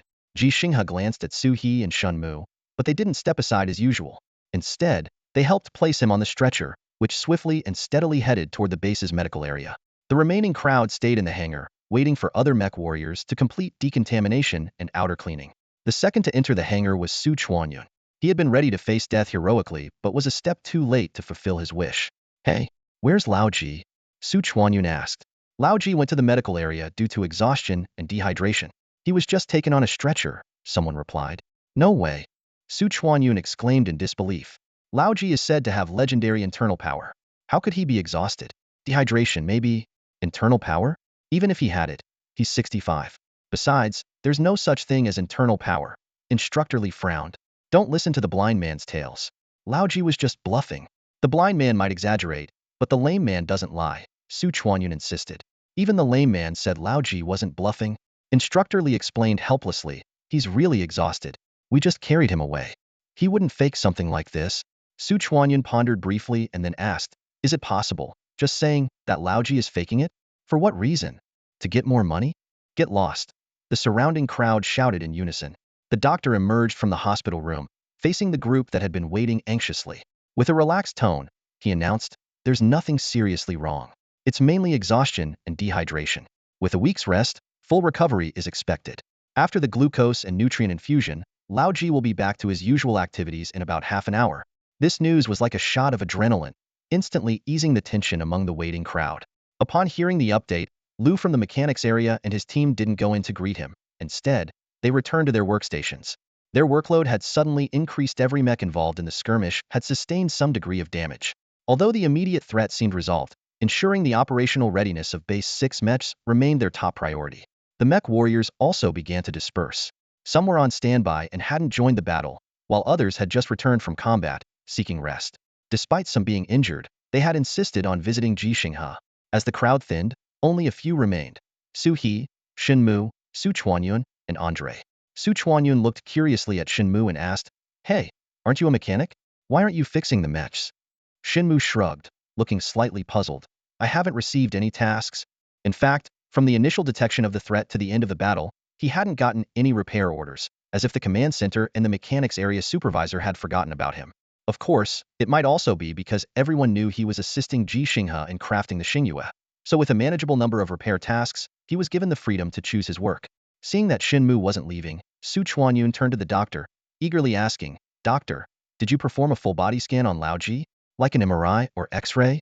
The doctor nodded, confirming, of course we did. Rest assured, we are very thorough. Lao Ji's body is indeed fine, and if there was anything unusual, we would certainly inform you. That's not what I meant, Su Chuanyun hesitated, then cautiously asked, I mean, did you find anything in Lao Ji's body that we don't have? Everyone was taken aback. Su Chuanyun quickly elaborated, not us specifically, but something none of us have, but Lao Ji does. He racked his brain to describe it, like a small bead, perhaps located in the dantian area. Is the dantian 3 inches below the navel?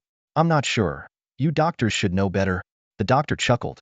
I wouldn't know that, but I can assure you, Lao Ji doesn't have any stones. Stones are usually in the kidneys, not where you mentioned. Not stones, Su Chuanyun suddenly realized. A golden core. Yes, a golden core. Does Lao Ji have a golden core inside him? Everyone looked at Su Chuanyun with strange expressions, except Shin Mu, who seemed equally curious. The doctor tried to remain patient. No, I can confirm there's no so-called golden core in Lao Ji. He has what we all have, and he lacks nothing that we don't. Su Chuanyun's face fell and he sighed. Looks like Lao Ji isn't at the legendary Danjin level. He's not pretending. Only then did everyone understand. Rumors about Ji Xinghe reaching the mythical Danjin stage had spread widely within and beyond Base 6, thanks to the previous communication between the blind man and the cripple with Su He. While some believed it and others doubted, there was no denying Ji Xinghe's status as a peerless master. He's not pretending at all, Shunmu retorted bluntly. Didn't you see how much he sweated? You should know how many battles he's been through. Could you endure that? Of course not. Su Chuanyun recalled Ji Xinghe's achievements, his eyes filled with admiration. Time and again, Lao Ji single-handedly took down 9 imperial mechs. The first time, he fought 2-on-1 with no support. The second time, he joined our battle and destroyed 3 more imperial mechs. Although we assisted, his speed and strength in taking down the first 2 were beyond ordinary, bearing loads far exceeding those in normal mech operations. In the third battle, Ji Xinghe's feat of consecutively taking down 4 imperial mechas was even more perilous. He faced the onslaught of 3 imperial mechas alone, one of which was equipped with a high-frequency oscillating blade, highlighting his extraordinary prowess. Su Chuanyun recalled this scene and couldn't help but exclaim, I couldn't do it, really couldn't. Taking down 9 Imperial mechas in a row and surviving a combined assault from 3 formidable foes is far beyond my capabilities. Even if I tried to replicate old Ji's maneuvers, I might pass out from fatigue or overload. Suhi frowned and asked, then why do you think old Ji is pretending? He's already 65, and you, in your 20s, can't achieve these feats. It's a miracle he can. Even if he's a peerless master, he must have limits, right? Su Chuanyun was silent for a moment before slowly explaining, because old Ji once told us that humans have limits and yet no limits. He also mentioned giving us a gift called conviction, that humans have no limits. He recalled what Ji Xinghe had said in the training area to everyone after the blind man left Base 6, including his bold claim to single-handedly challenge the Imperial guerrillas. At that time, Su Chuanyun thought Ji Xinghe was boasting. But what happened afterward changed his perspective. Ji Xinghe left Base 6 in his armor, heading to Base 3, and along the way, he casually took down 3 Imperial mechas. Then, he single-handedly destroyed 9 more Imperial mechas, completely altering the outcome of this localized skirmish. After hearing this, Suhi sighed. Old Ji is indeed very strong. No one doubts his capabilities in armor now. But that doesn't mean he's invincible. After all, he's a 65-year-old man. No matter how skilled, whether he's reached the legendary level of internal energy or not, the natural laws of aging are irreversible. Physical stamina decreases with age, and even if one can unleash extraordinary power and speed, how can they maintain it like a young person? Besides, the internal energy in martial arts doesn't mean you literally cultivate a golden core inside. That's not martial arts, that's fantasy. A doctor nearby joined the discussion. From a medical standpoint, human physical fitness peaks around the age of 20, then declines with age. Even with good exercise habits, this decline can only be delayed until around 30 at most. Typically, 35 is the limit, and after that, no matter how well you maintain yourself, you'll inevitably begin to deteriorate. Old Ji's physical condition is the best I've seen among his peers, but even so, if it were anyone else, even someone 45, I wouldn't guarantee they could fully recover in a week. After listening, Su Chuanyun, though somewhat disappointed, accepted the fact that there was no such thing as internal energy. However, what none of them knew was that Ji Xinghe, lying in the hospital bed at that moment, had already fully recovered. Injuries that should have taken a week to heal had vanished without any effort. Ji Xinghe lay silently, feeling the subtle sensation of nutrients being infused into his body. His eyes were slightly unfocused, staring at the metallic ceiling above, lost in thought. No one knew what he was thinking, just as no one knew why he pretended to be exhausted. All of this remained a secret known only to Ji Xinghe himself. That's all for today. Thank you so much for watching. I hope you guys enjoyed. If you wish to have another part of this recap, please give us at least 1,000 likes. Please don't forget to comment and subscribe to our channel for more content like this until next time.